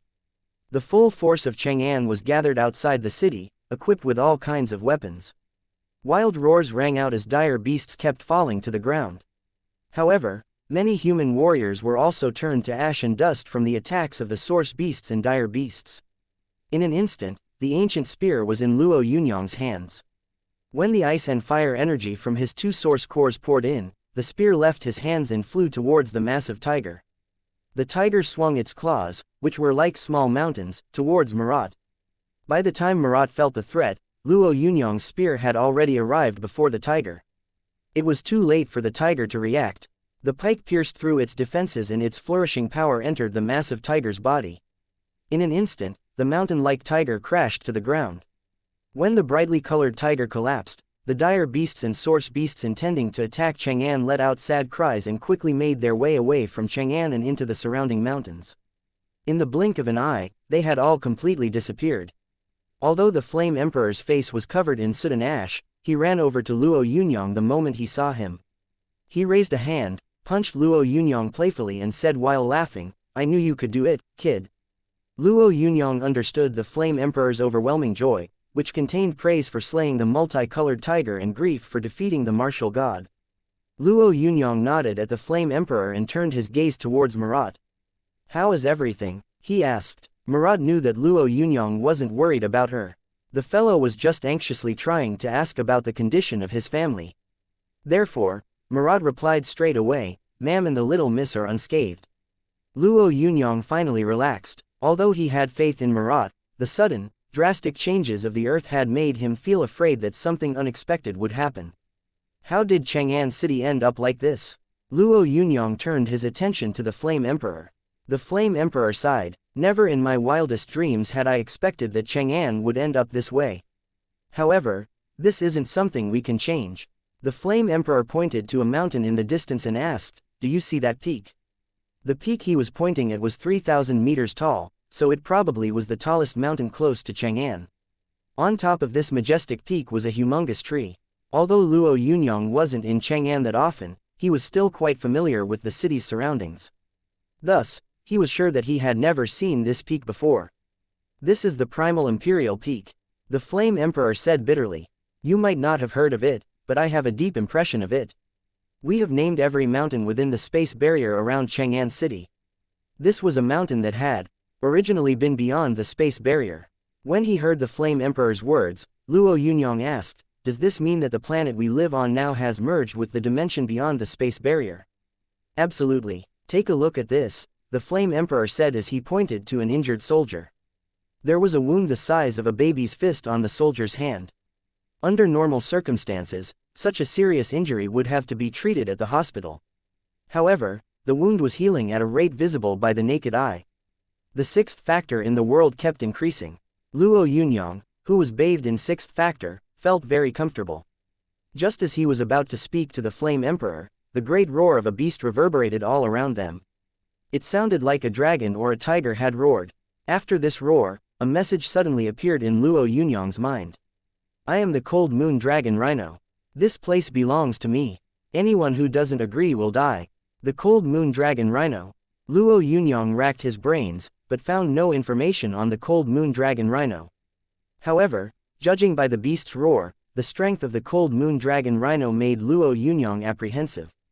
Just as he was about to turn in the direction the roar had been heard from, a squawk was heard. "I am the divine Sixth Sun Sparrow. Those who obey me will live. Everyone else will die." The cries of the Cold Moon Dragon Rhino and the divine Sixth Sun Sparrow were only the beginning. After the cries of these two big players, the roars of massive beasts started ringing out in the sky. Just the thought of these two forces colliding in the sky made the whole city shake. The Flame Emperor had an extremely worried look on his face. While he couldn't sense the presence of the Cold Moon Dragon Rhino, judging by the might of its cries, the Flame Emperor felt like a baby facing a top-grade dire beast. "How will we deal with so many source beasts, Yunyang? All videos have ads disabled. YouTube doesn't pay me enough to cover electricity costs. If you are well off, please consider donating via PayPal or becoming a member of this YouTube channel. Thank you."